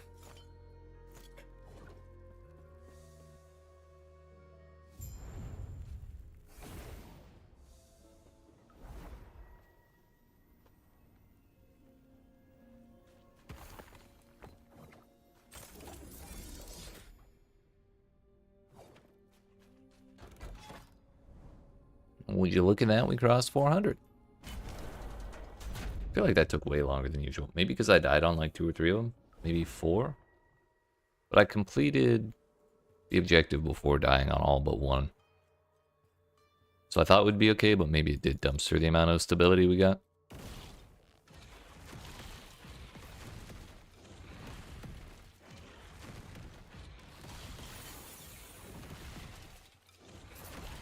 Added an affix. Hey, yo, we got the spell damage. Now we just need to get all of the extra Weaver's Will to level that up.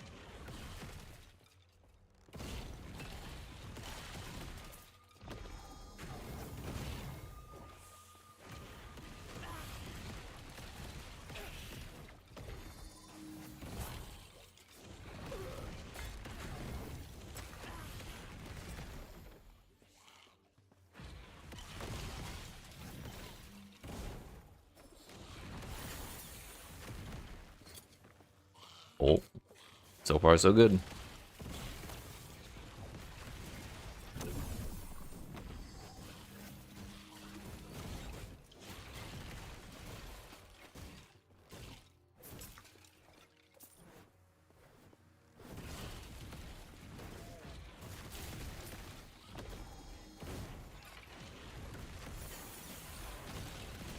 We're gonna wait for the last one before we check again.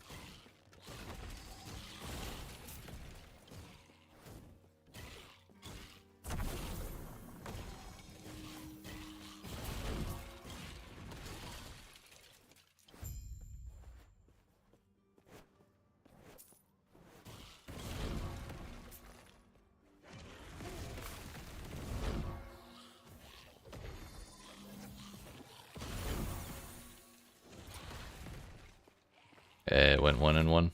Unfortunate.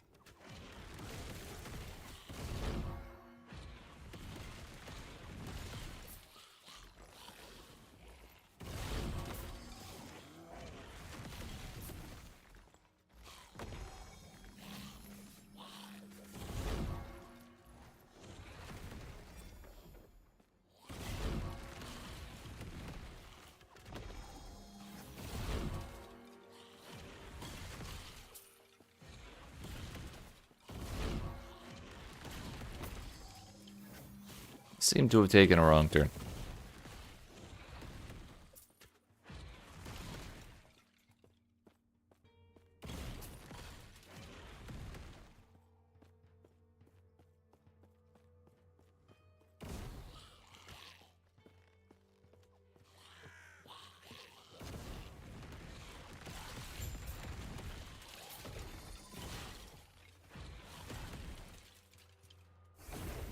We're not done.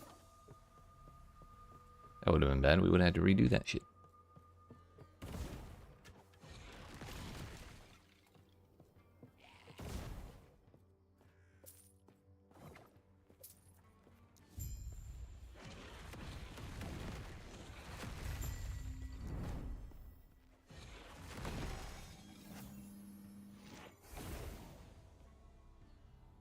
Honestly, the portal is what saved me of the trouble of redoing that. We are back under the stability requirement, but I don't care. Just do number 2 and then refill it afterwards. I remember this one.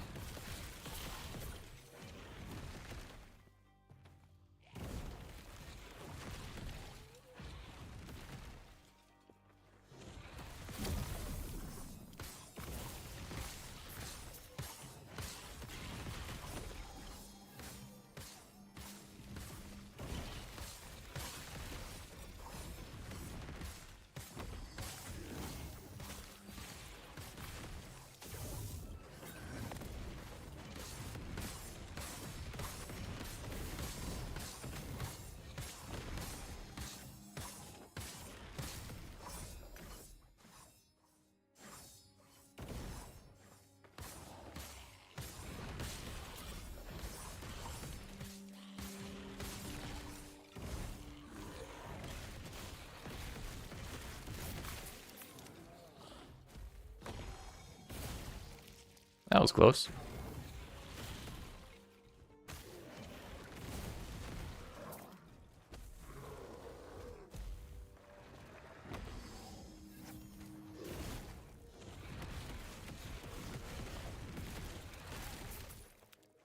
I think I'll try and make sure I have a little more mana before I deal with him again. We're gonna have to kill the same thing 2 more times.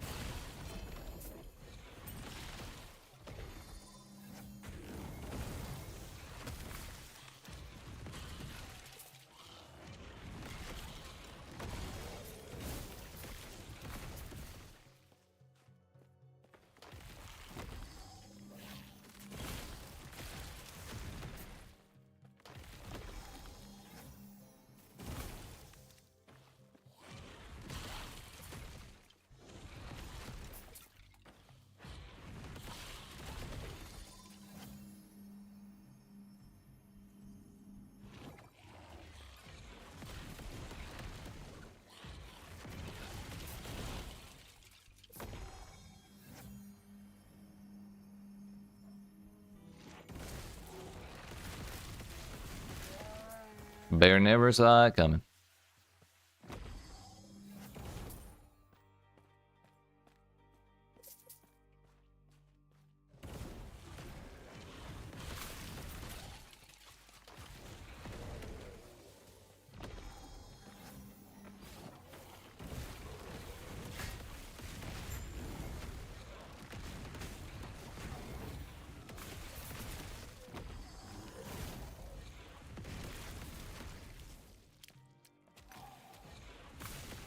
Profane Wand. Every time I see the Profane Wand base, I think it's a good thing because in Path of Exile 1, Profane Wands have a cast speed implicit, and so they're very good. Then I look at this one, it's like necrotic damage and like curse shit. And I simply don't care.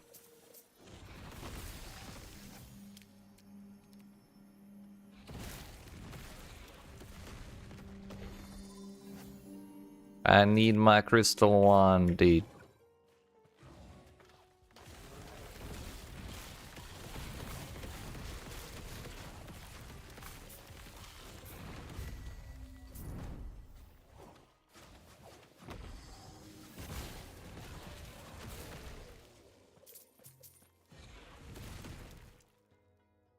Crit chance, ignite, health.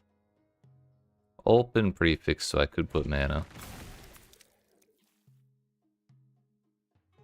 I mean, that's this current amulet, but better.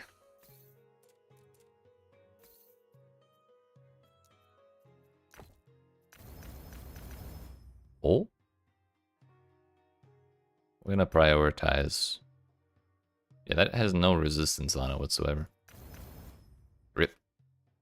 But that is way more crit chance. I kind of wanted to reroll the implicit because it's only 9 above the lowest, so there's quite a bit higher it could go. But A, we actually rolled more mana. B, we have is that 53% crit chance versus 27, so that's like 26% more. We lose a bunch of health, but who cares? Certainly not me. Dying? Never heard of him.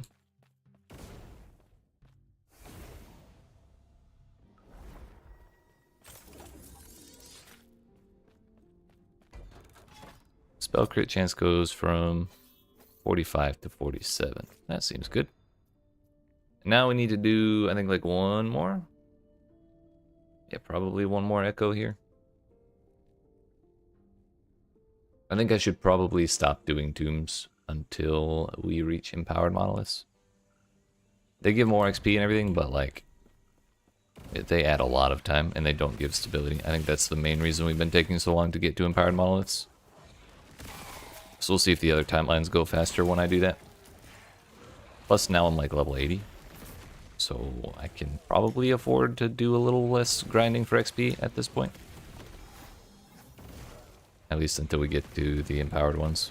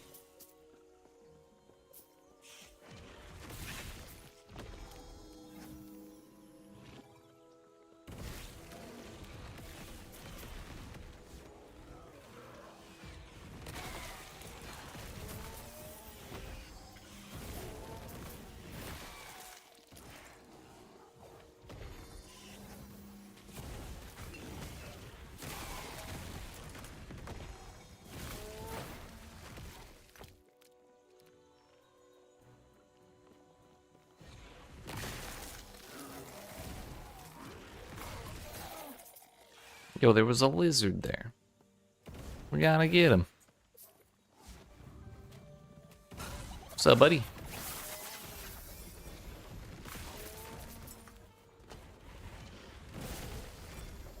Plated belt has shit.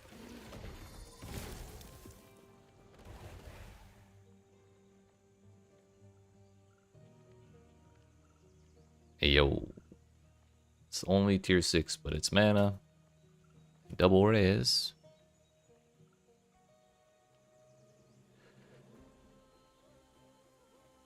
Requires level 85. What the hell?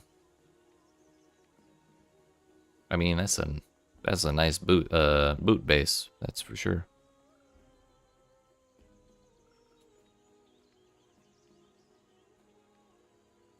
But we'd kind of need to change that to double res on the suffix.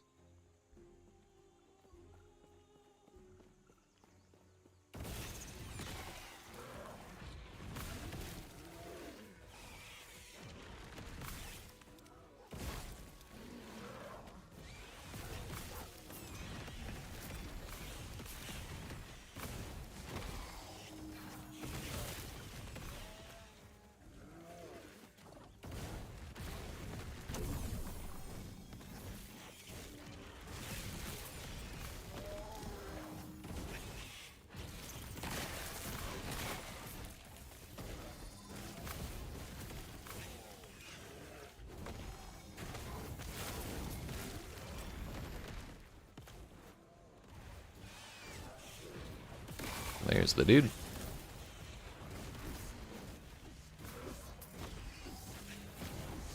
Too many boulders. I don't like it. I'm the only one allowed to throw boulders around here.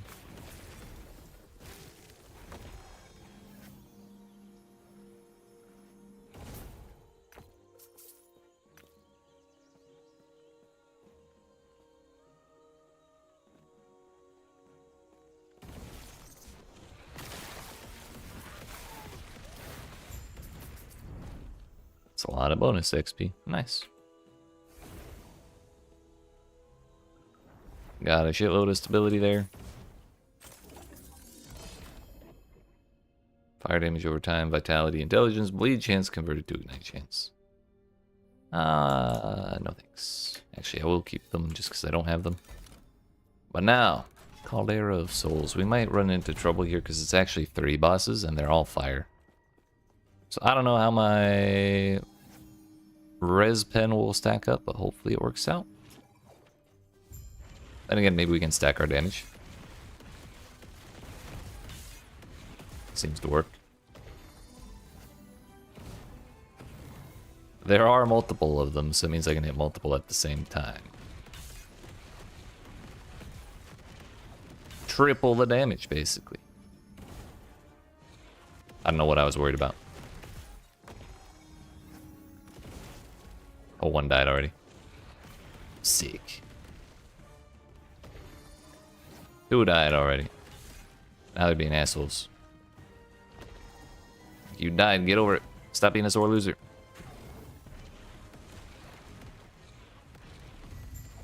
Yay. We got fire res, fire damage. Should probably take the fire damage, honestly. That might be slightly nice. I already have the Forgotten Knight set. I have like 3 of those boots. Melee fire damage. Okay.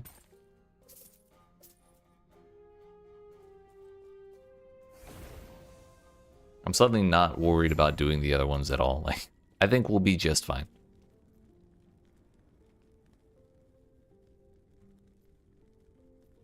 I don't remember who the boss of Last Ruin is. Guess we'll find out.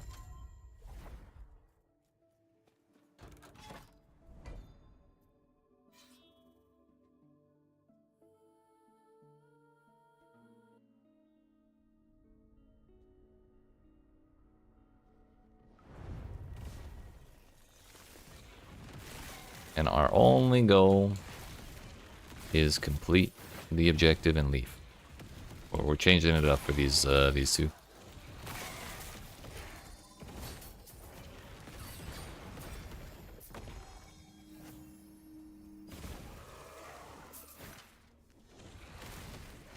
No tombs, no nothing.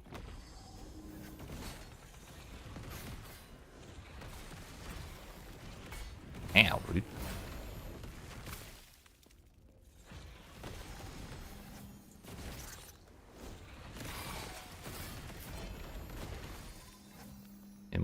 Harbinger Oblation again. I need Harbinger of Stars with 4 LP, please. Blizzard. Got his S.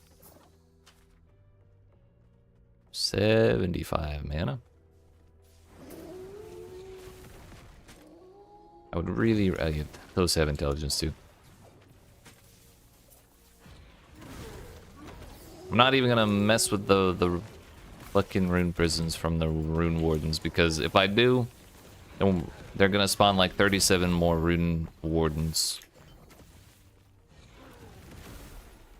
Okay, I should probably deal with these. How could I leave one behind? Spoiler alert, I could not. Not like it took a whole long time. It's just when they start spawning 5 of those dudes in the same zone.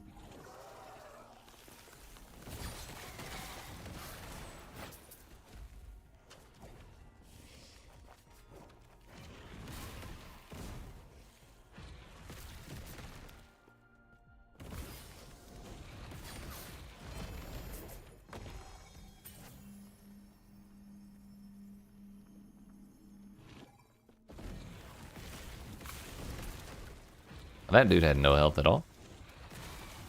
Or my damage is insane, dude.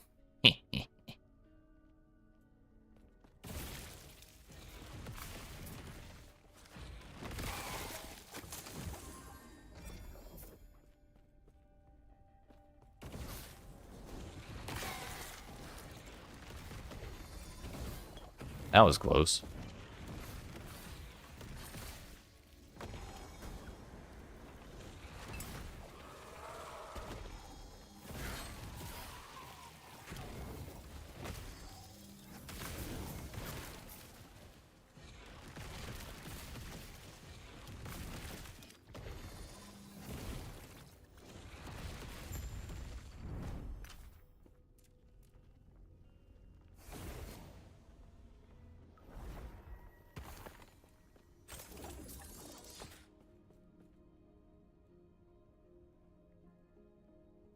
Spell damage fire pin.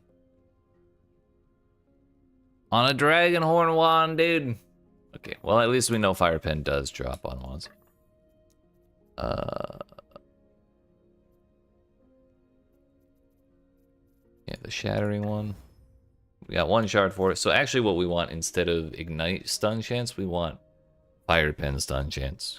I do not want to drop the stun chance idea.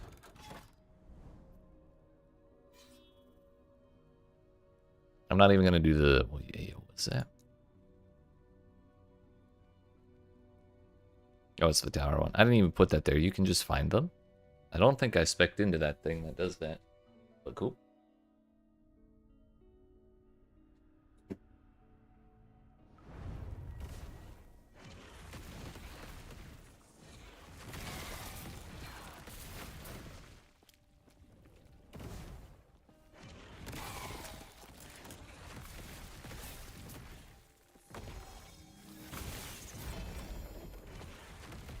Rune in here.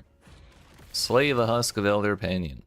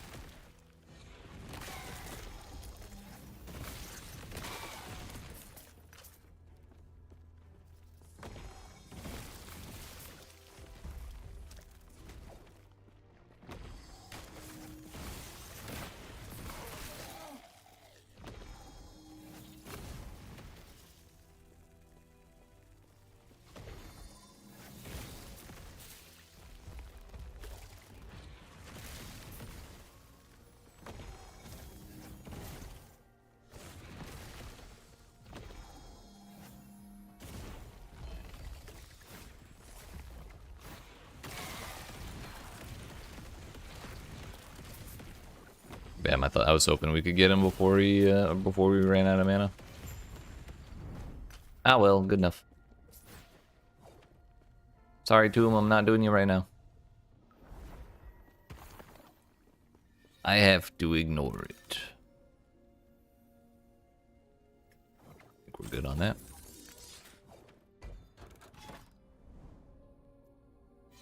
I will take the XP tomes. They keep trying to get me to go in those cemeteries, and I'm not doing it. We're ignoring league content. League mechanics, whatever. Code of an erased sentinel. I think I'm good. Don't need it. Didn't I have something I wanted to throw in here? Or did I do it and it didn't work out? I know there was the prism gaze. You know what? Let's actually do... Let's do Core of the Mountain. I was going to do Crest of Unity, but... throw that in there instead.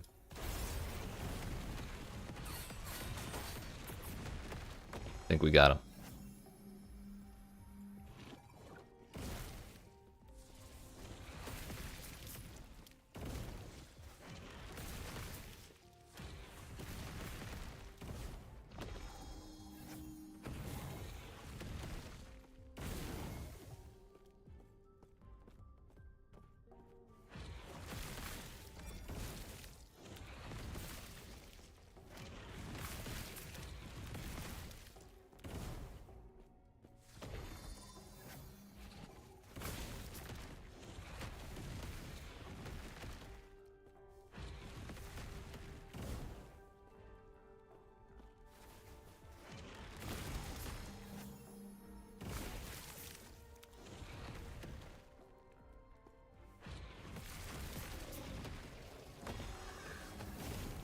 It was an ambush.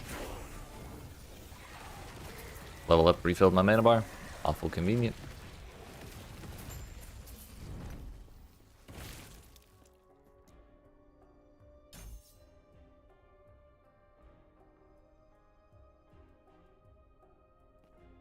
Out we go.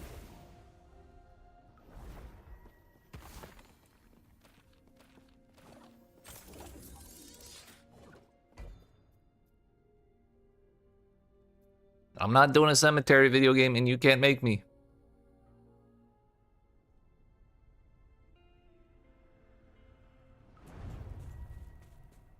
Slay both champions. I wonder where the first one is.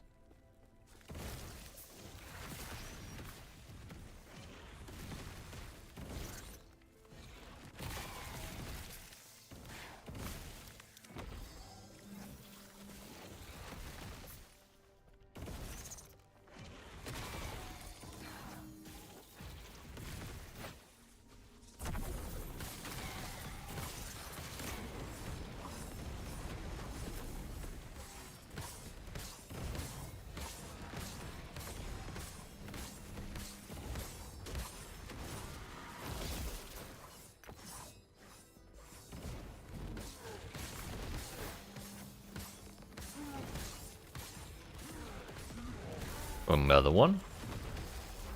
Before I even finish killing the first one.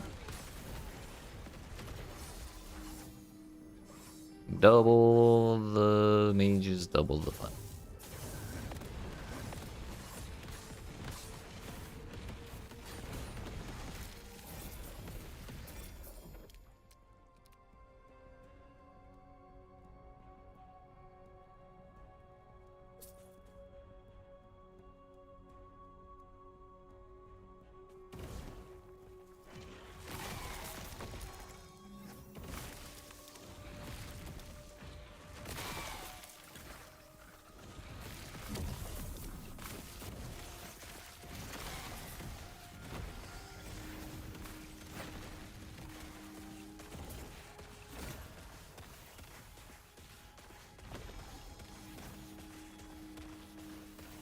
Yo, we got LP. Let's go.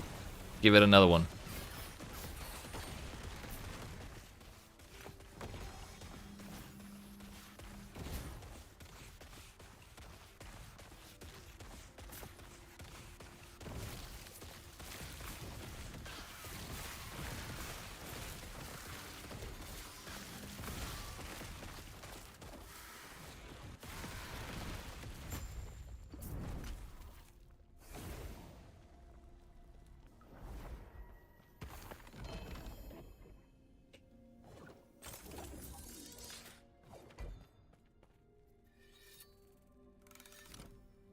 I think another reason we haven't been getting as much stability as quickly as I remember doing is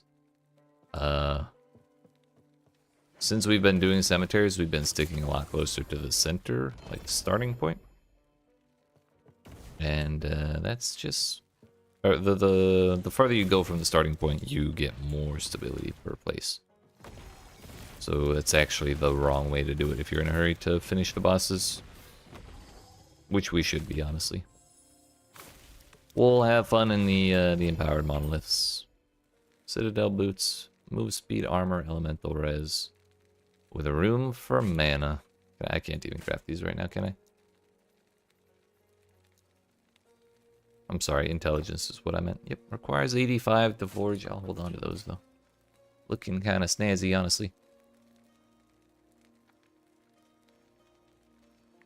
Thing is, we lose 32 fizz res. That's the problem, and int. So maybe not. Never mind. Take it back.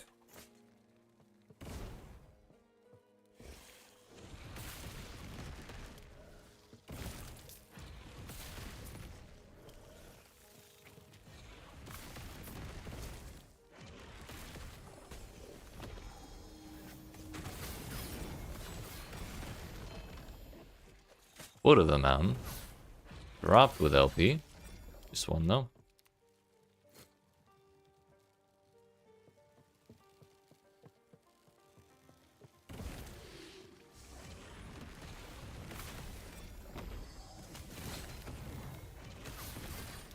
Yeah, anytime we see these big amber dudes, they're from which one is it? Lightless Arbor, so we can get Lightless Arbor boss uniques by killing them. It remained at 1 LP. Oh. Nice try, nice try.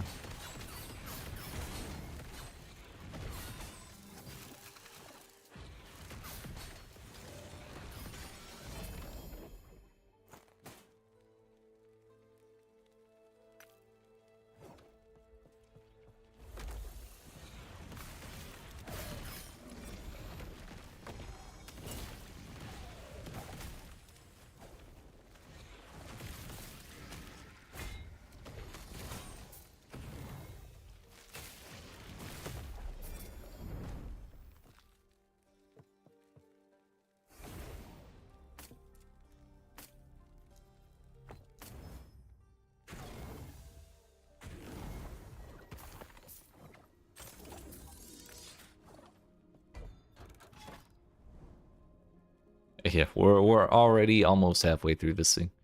We're like a third of the way through.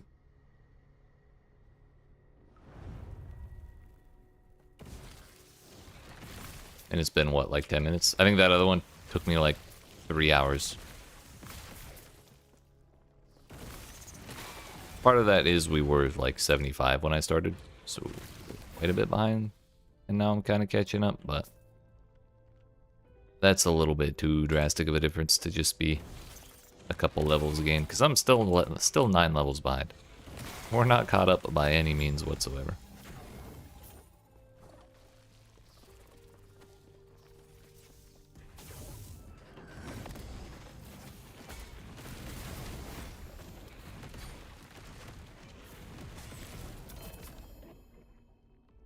Swaddling.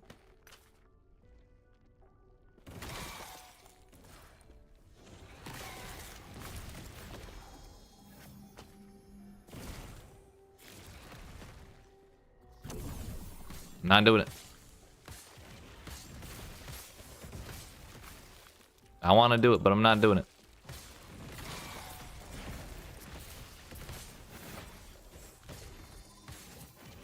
Also, that is not the ash gate. Where the hell is it? Or is the ash gate directly in front of the door? Because there's nothing else marked here.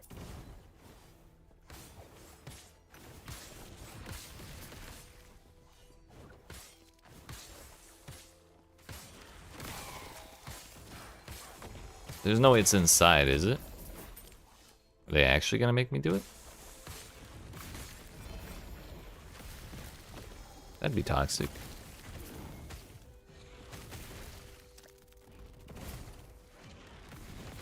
Oh, it was an ambush. Okay. That makes way more sense. I was confused.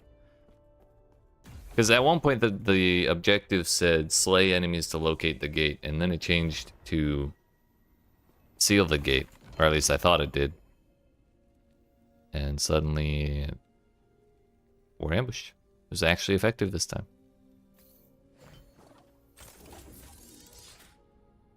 I genuinely never saw it coming.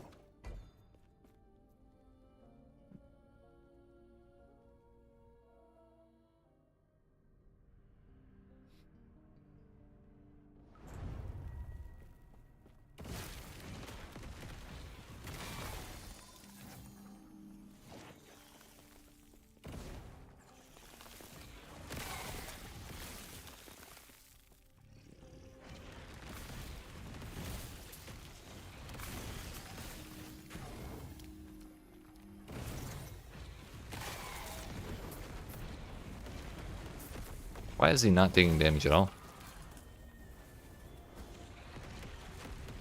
2,000 damage per hit? Why?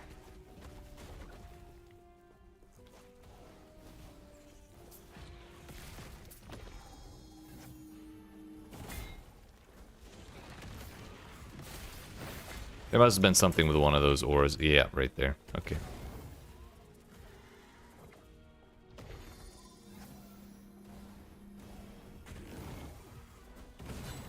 But he's got too much aura with him. Not his own aura, though.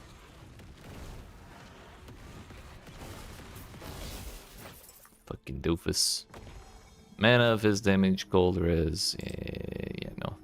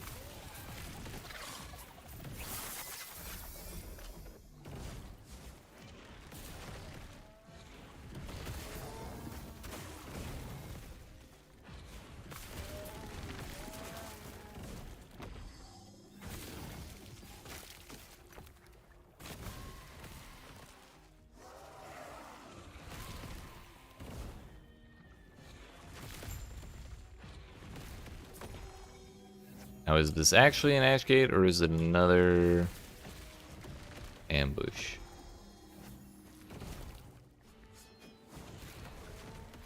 I guess we're full clearing.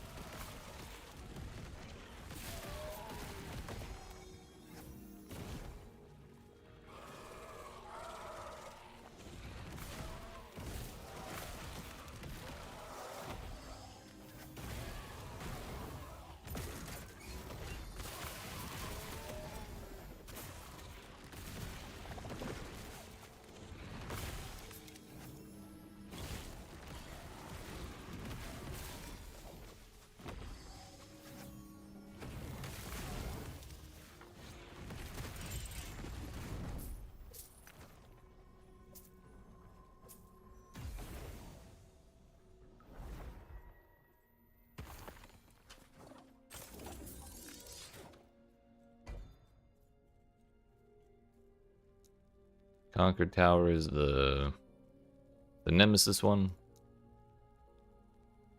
Honestly, if we get the same stability out of it, it's probably not a bad idea to run that one. But we can get through it pretty quick.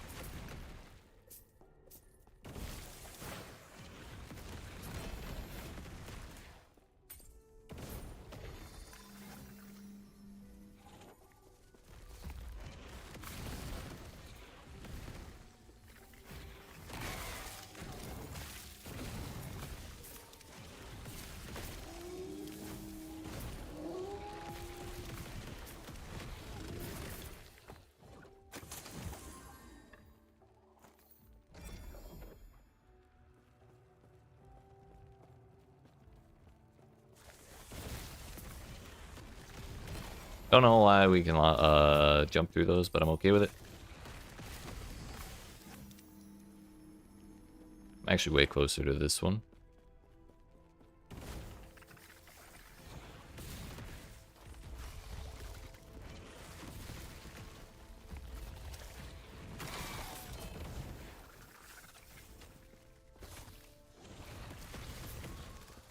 I think I already have that one.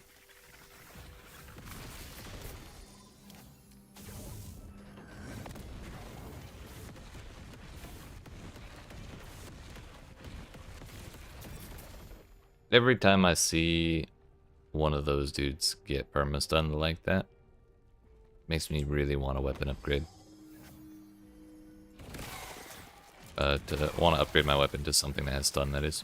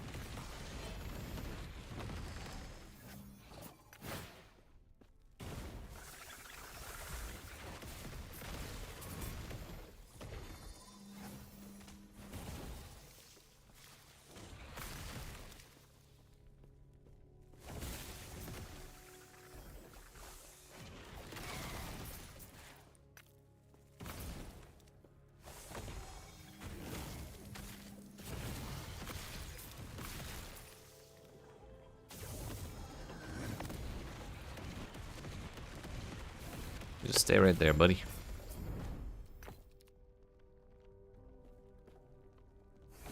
Actually huge.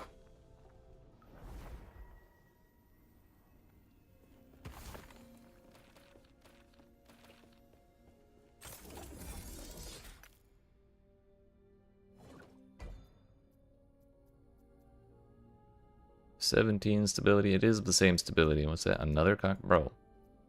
Like, all the nemesis in the world, I honestly just don't want to be thinking about items that much. I'm too out of it right now. I just want to run around the map, blow up monsters, and try and get this this monolith done so we can get empowered monoliths open for tomorrow.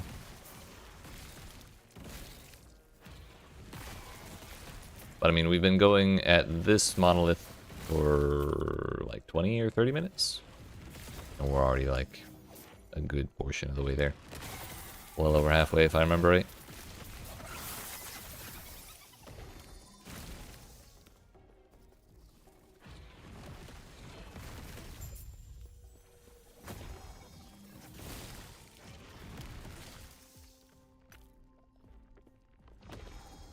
Seal the ice gate.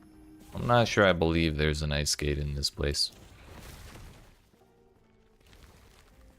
It's starting to look like there isn't one.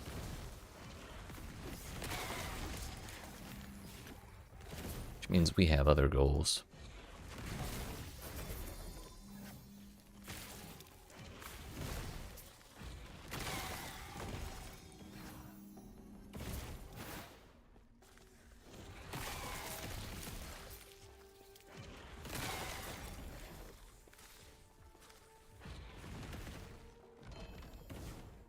What was that?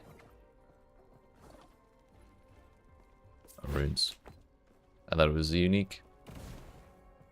I didn't want to leave a prism, what was it? Prism wraps on the ground.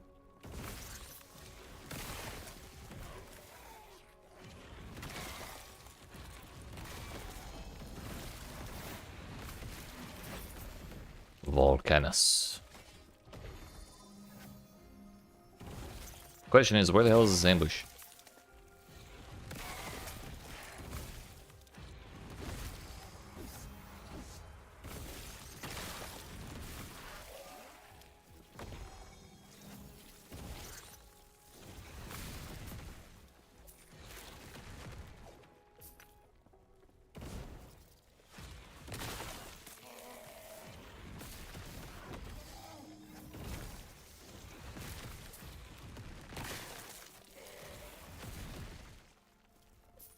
Unless, is it actually in front of the thing this time? I could have sworn I walked right by and it was not there.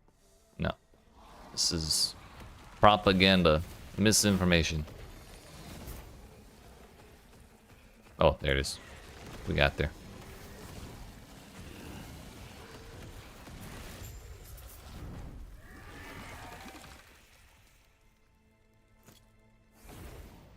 Turns out the ambush was directly in front of the tomb.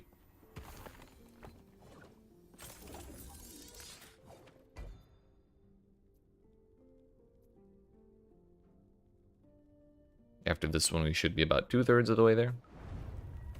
A boat. Or two.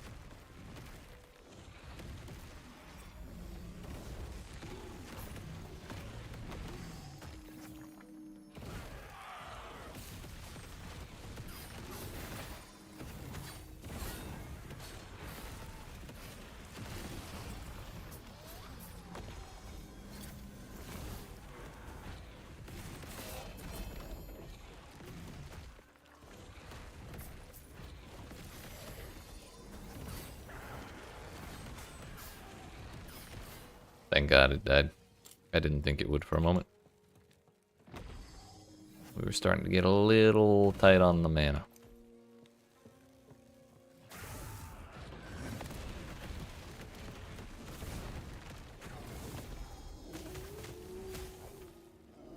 Thought I could kill the mage without aggroing the champion.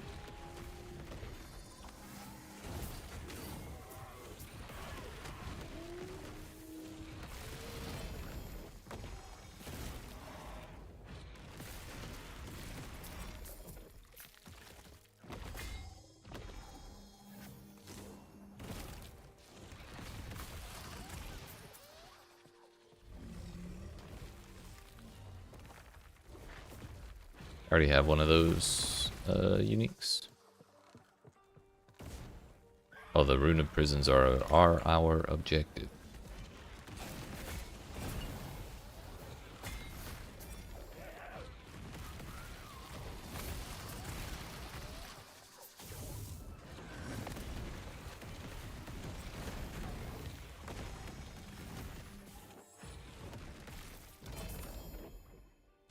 One LP on the spear.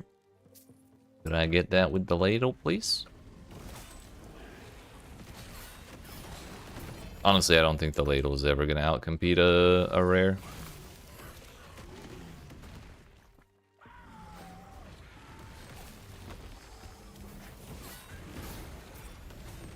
Not for this build.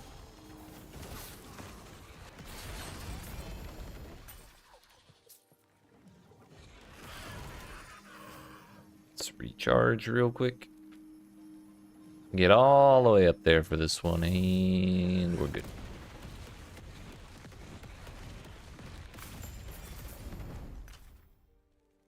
I like it.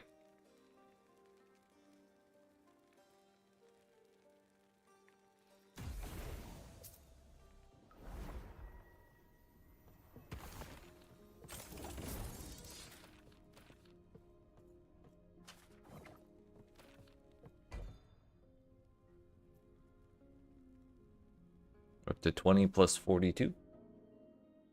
I think it's probably still 400 to get the Monolith final boss.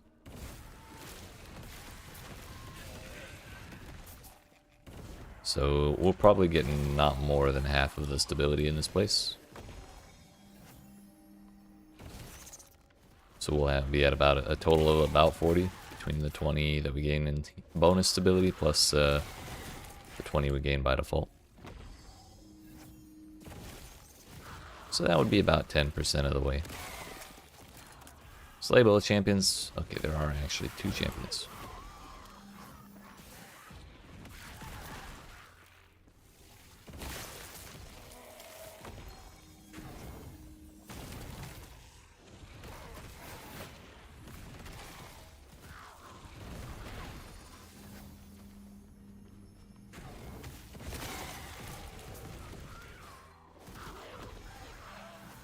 It's a giant rat.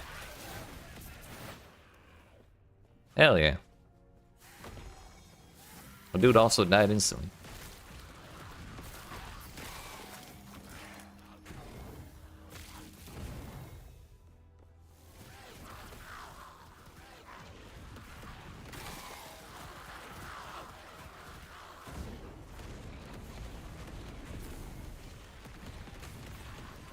I would like to not be in that corner anymore. That was scary. Does he have another giant golem, like siege golem with him? Gonna go pass out? Alright, sir. I hope you do as well. I think I'm pretty confident we'll get empowered monoliths tonight. Probably could have done them sooner, but I was messing around too much. Having too much fun.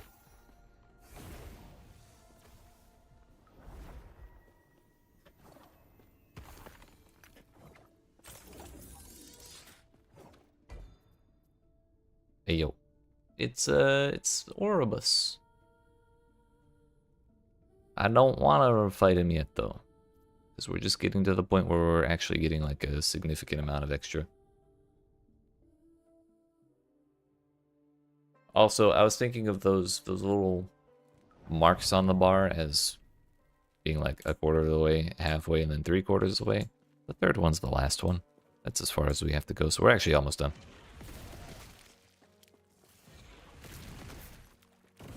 I remember how the video game works.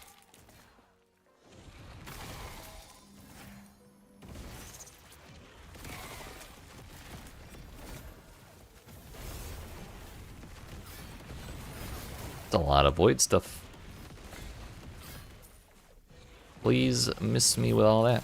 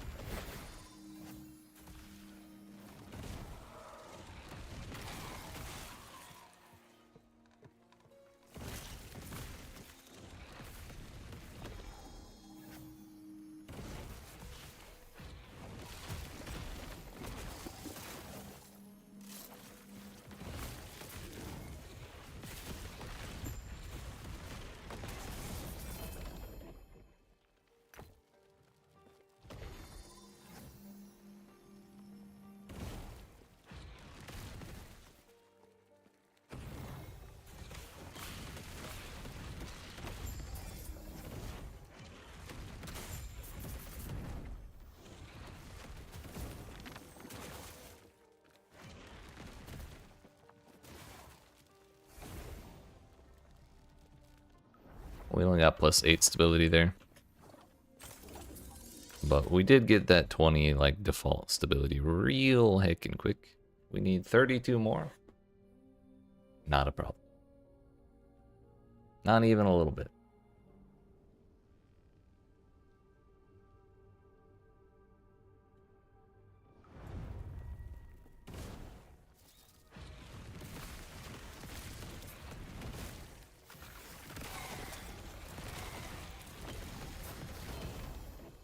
It's a lot of glyphs.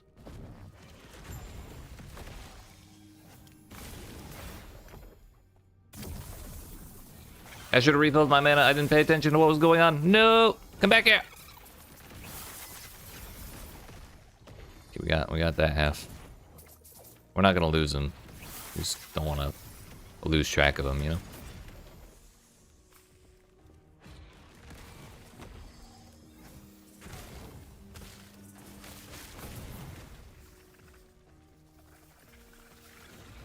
I think that's all of them.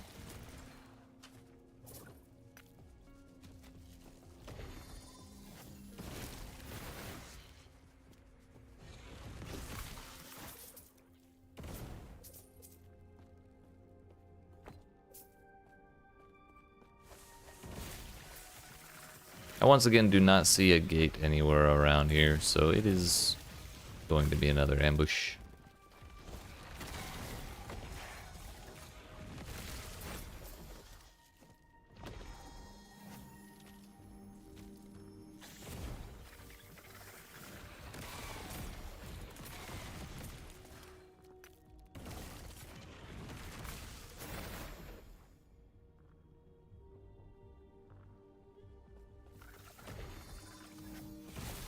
Yeah, wait a minute. There are 2 dots. It actually is a gate. Never mind, it's just way the hell up there. I didn't see it. And the little arrows overlapped.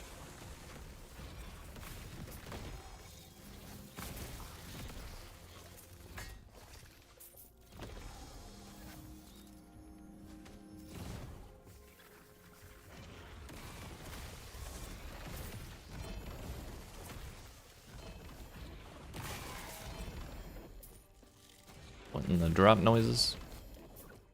More of them.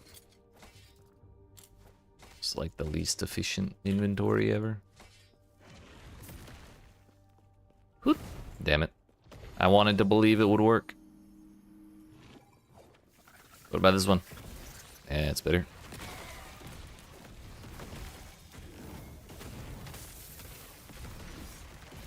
Oh, he's got the Fairgrave special.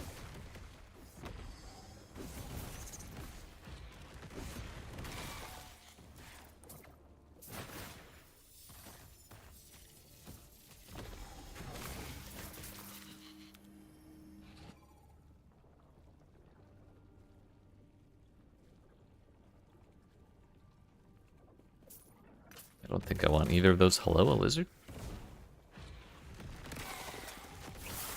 Wait, his name was Pig. What? That was not a pig, that was a lizard.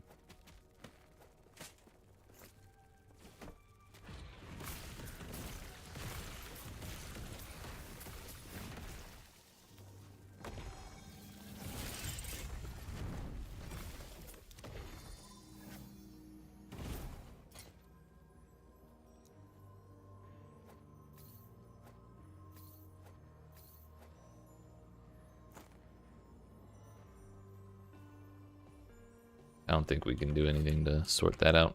At least not in a reasonable amount of time. That's okay, it's only got 11 weavers. Well, I already have one of those, so not really sweating it.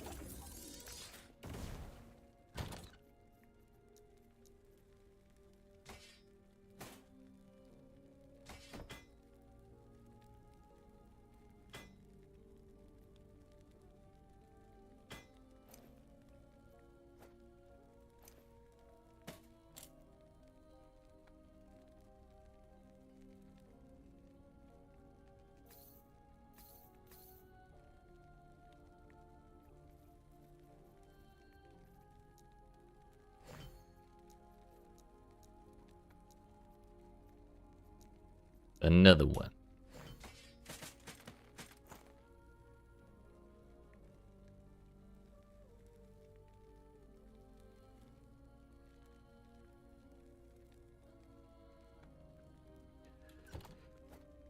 Guess we'll break that. I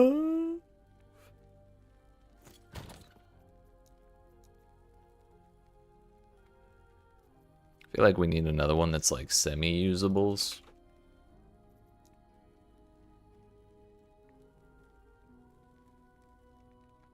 For the tier 6 ones. We don't really want to use tier 6s, but if I'm in a hurry, I'm desperate, that's all I got, then we'll go ahead and use it.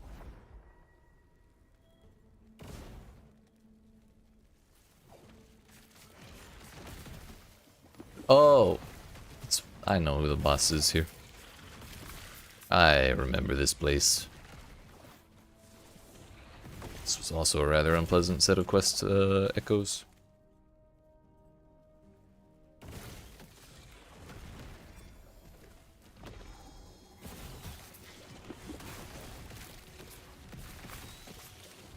I'm seeing 76 and 79,000 damage hits and stuff, but those are strictly against enemies that don't really have defenses at all.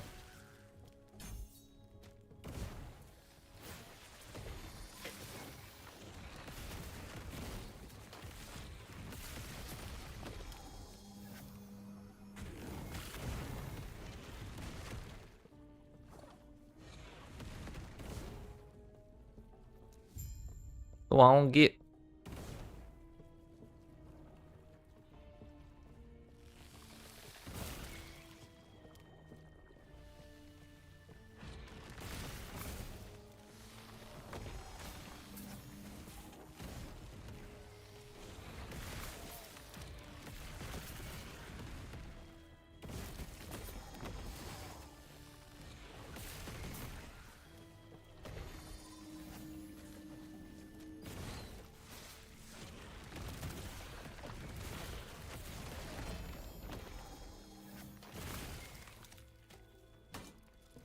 Weaver as well, sick. It's the prophecy said 8 weavers will, but it dropped with 18, and I suspect that's because of the thing on the we have on the monolith tree that says your weaver's will stuff is lucky. But I don't know if I actually got that all the way. Did I? I did not. Yeah, so it just dropped that way for fun then. Never mind. I take it all back.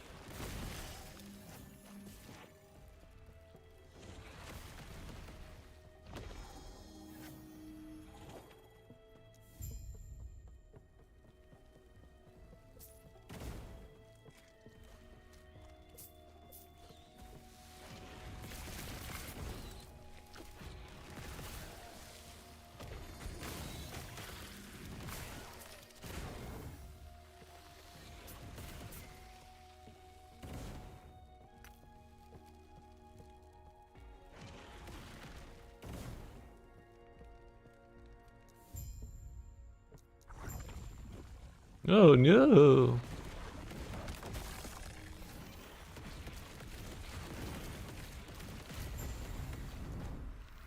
Don't worry, we got him.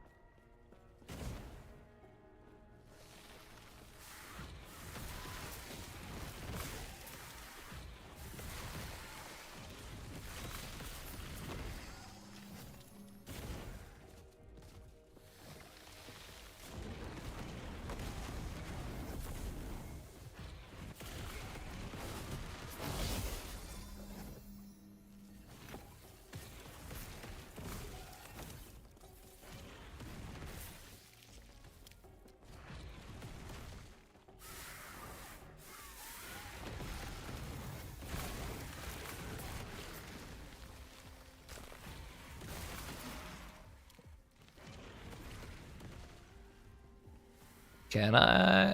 Yeah, that, even if that is jumpable, that is a really long way. May just not even be within range.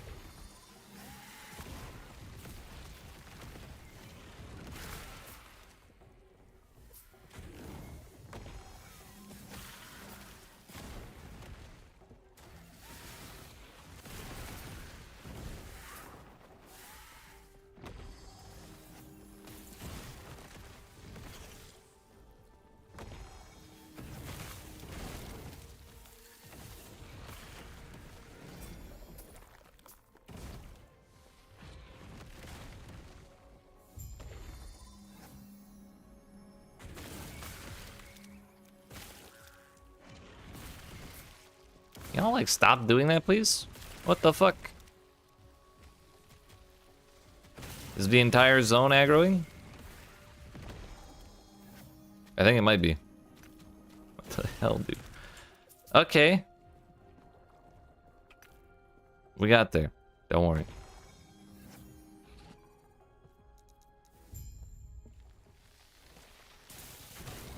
I want you to hit me.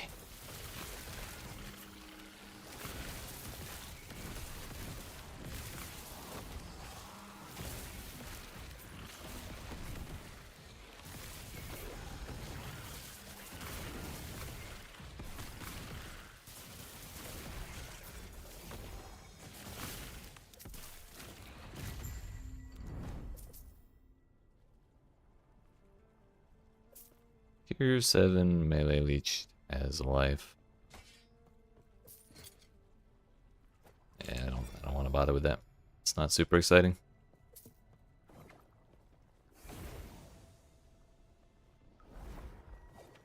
Now we go do one more echo because it keeps taking away my shit for some reason. And then, and only then, do we go do the boss. Which should be the, I believe, the Act 2 boss. Giant void amalgamation dude with the spinny shit.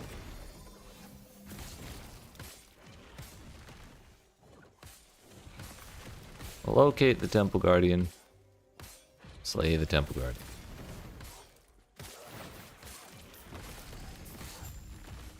We located the Temple Guardian.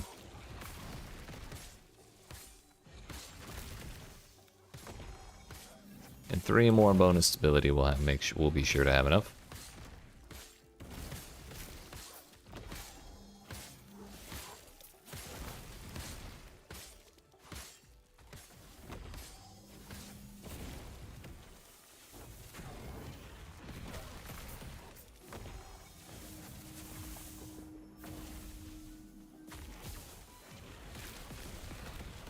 You know, we used the Transcendence shit. I don't know how much it did, but he died.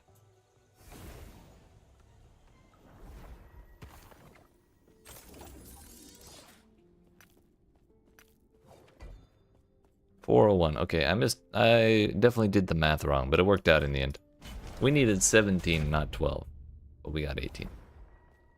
Elder Gaspar. Okay, that's cool. I'll take that.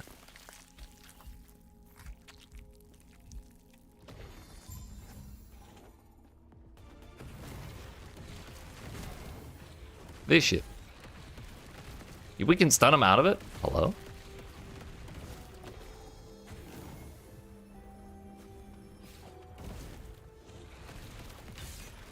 Today I learned.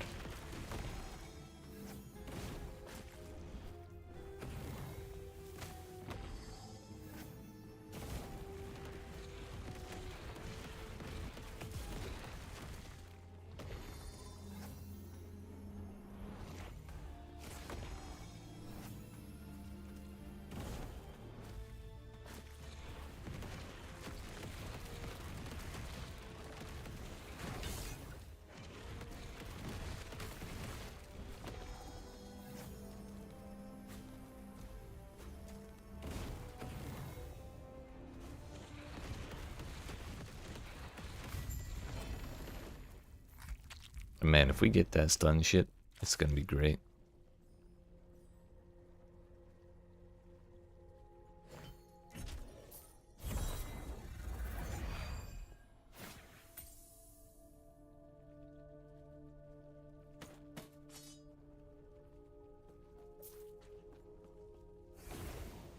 So that took a little under an hour, I think.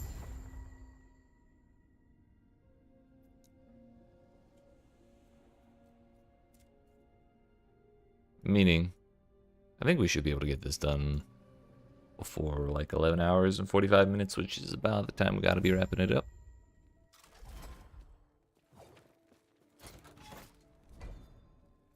We just gotta go fast. No thinking, only running. And staying hydrated. Very important.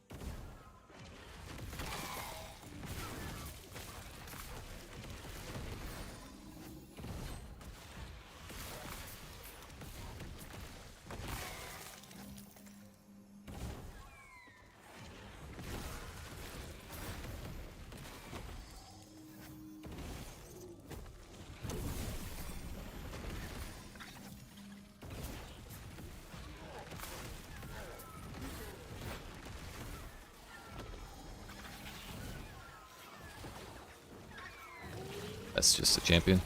I thought it was one of the elementals.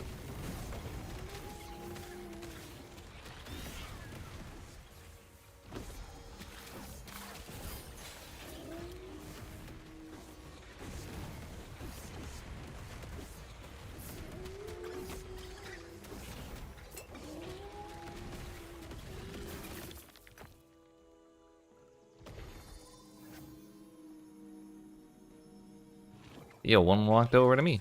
Nice.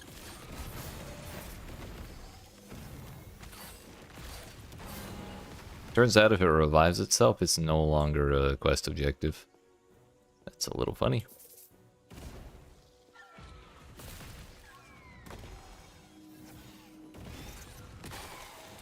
It just said I had to kill it once, not kill it all the way dead.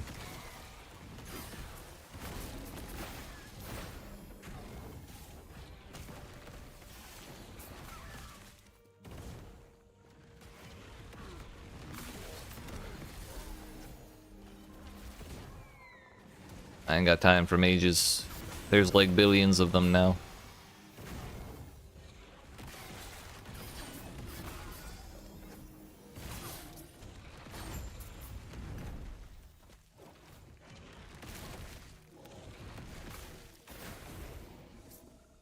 Yo, all that stuff we killed, I got 7 bonus stability there.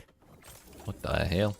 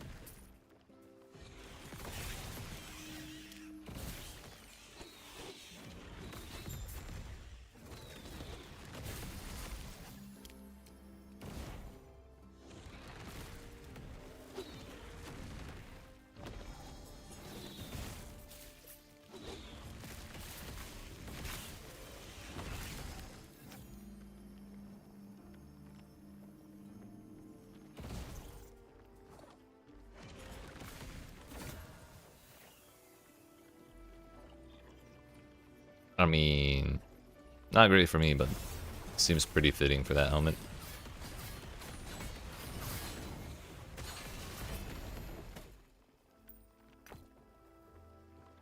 Yo, plus 81 mana. It also has a sealed affix. That means it's a really bad idea to use that to try and make a... Oh, that's health on kill. I thought it said mana on kill and I got excited.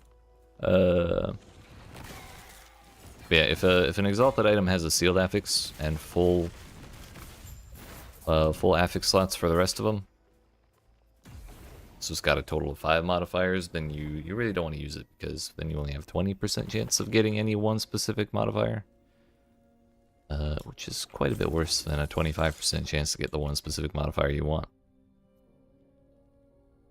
But anywho, we're getting there. Approaching the first one already.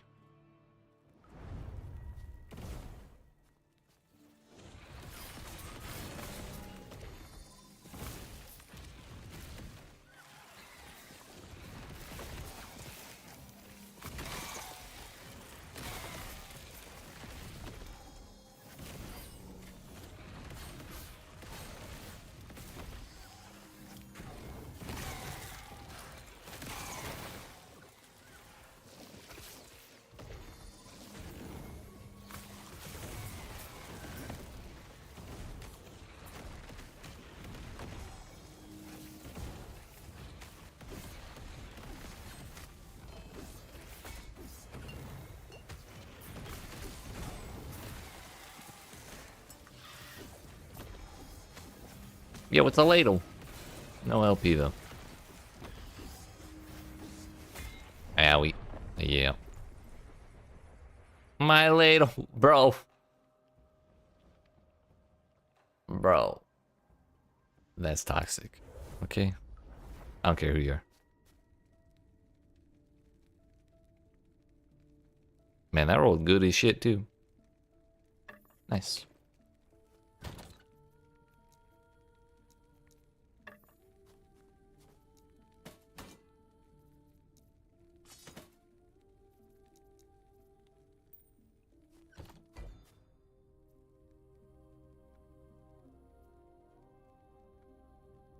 Yeah, running that one's a waste of time now.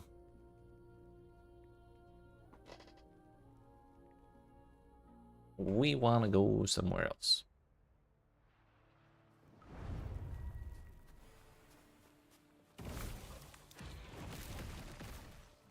This looks awful familiar, doesn't it?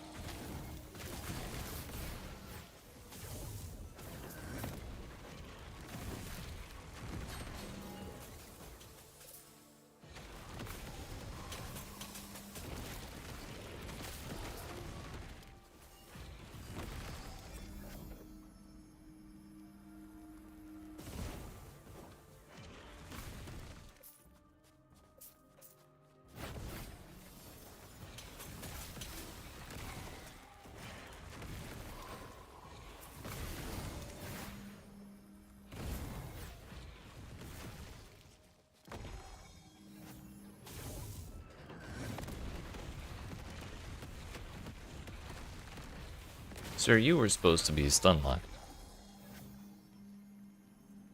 One more.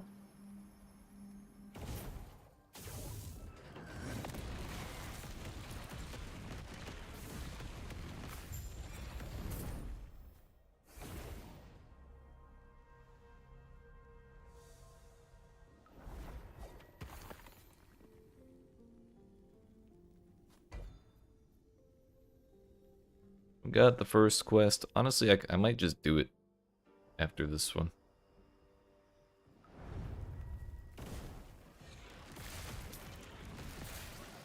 Get it out of the way, and then as soon as we get to the final threshold, we'll have the boss.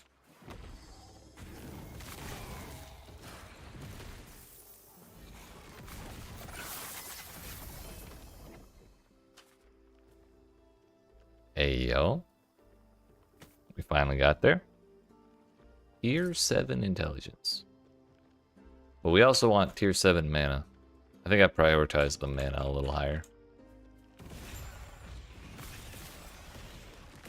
I mean, ideally we get tier 7 mana and tier 7 int on the same chest, and then both of those get selected for my perfect prism weave. However,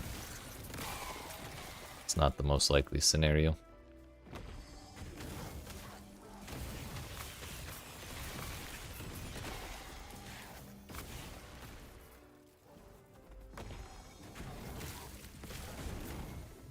Not prism weave, fucking prism wraps. I'm thinking of PoE again. I'm thinking of lore weave.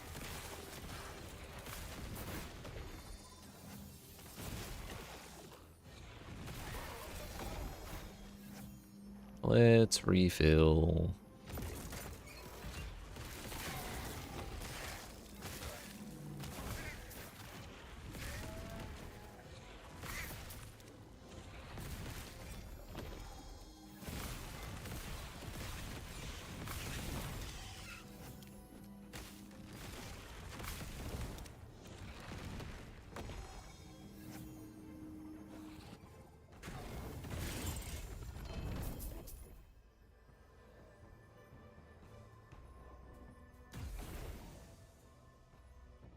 There was a crystal skull in there, but it had mana on it, and we're kind of thinking of replacing mana.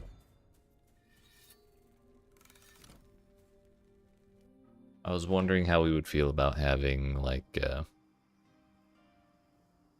crit multiplier and just, like, raw increased damage. Or even crit chance and crit multi or something like that.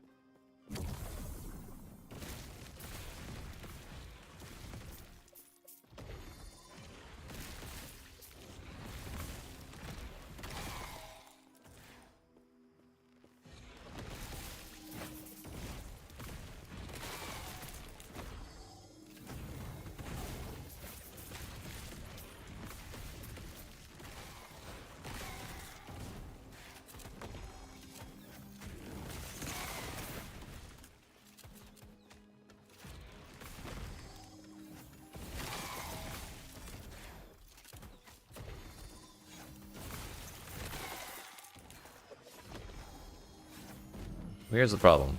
We keep using focus to restore mana, getting surrounded by enemies, using teleport to blow up the enemies. That triggers more meteors, so I run out of mana again, so I need to use focus again. I mean, it's kind of working, but it's just a little silly if you ask me.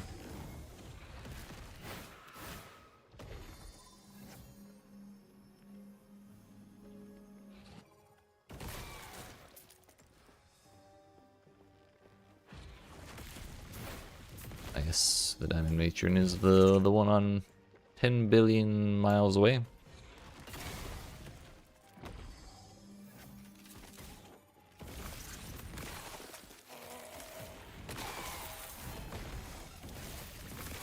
Get his ass.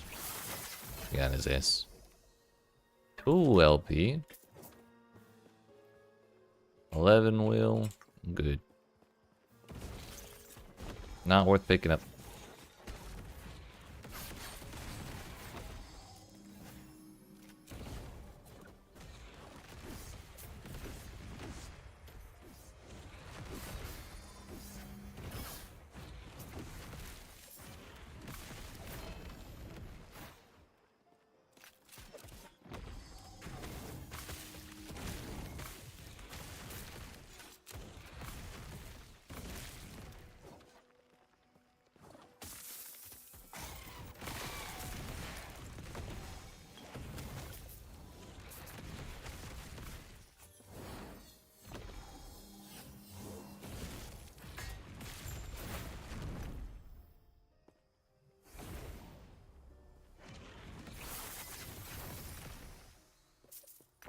So that's how the dinosaurs felt. Don't care about either of those. Yep.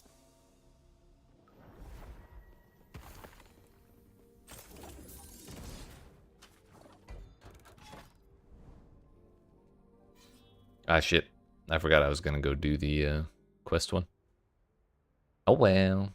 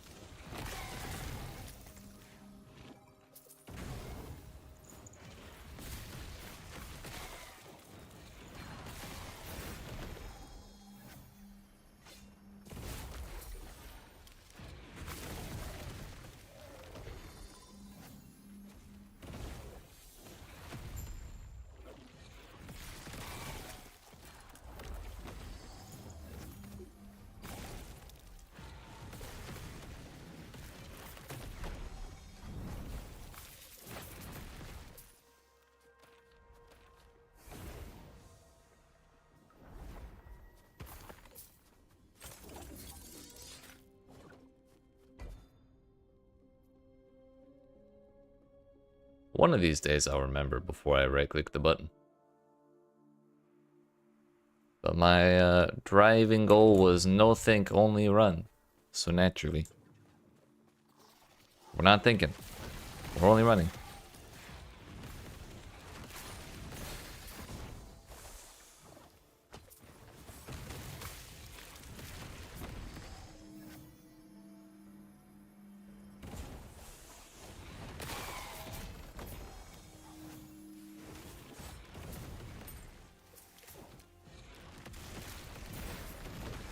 She didn't have time to heal.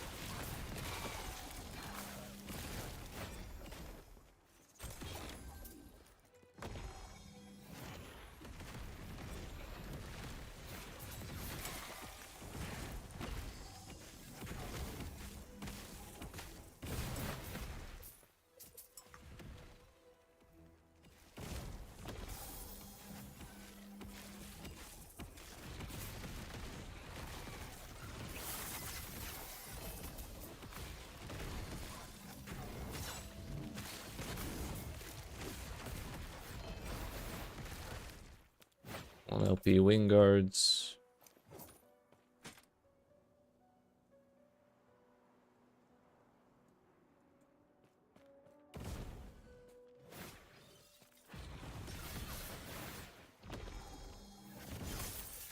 We have to slay too many more enemies. We're gonna run out of enemies to slay.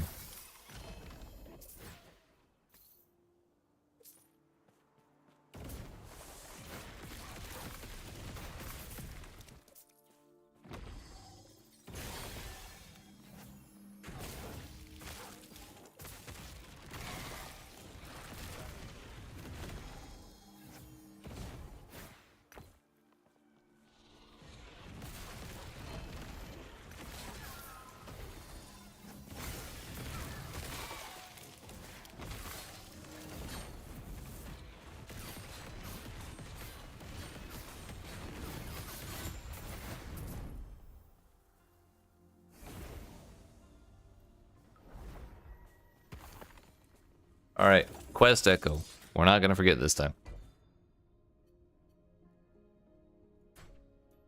So I think the first one we had to build up 50 stability to unlock. Then the second one takes 250 total. So you have to go 200 beyond the first one. And then the final one is 400, so you have to go 150 beyond the second one.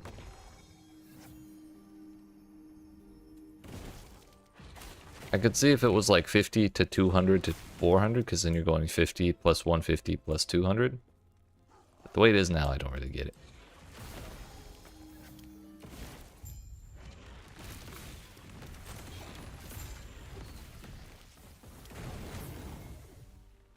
I mean, either way, we still have to do the same amount of stuff. It's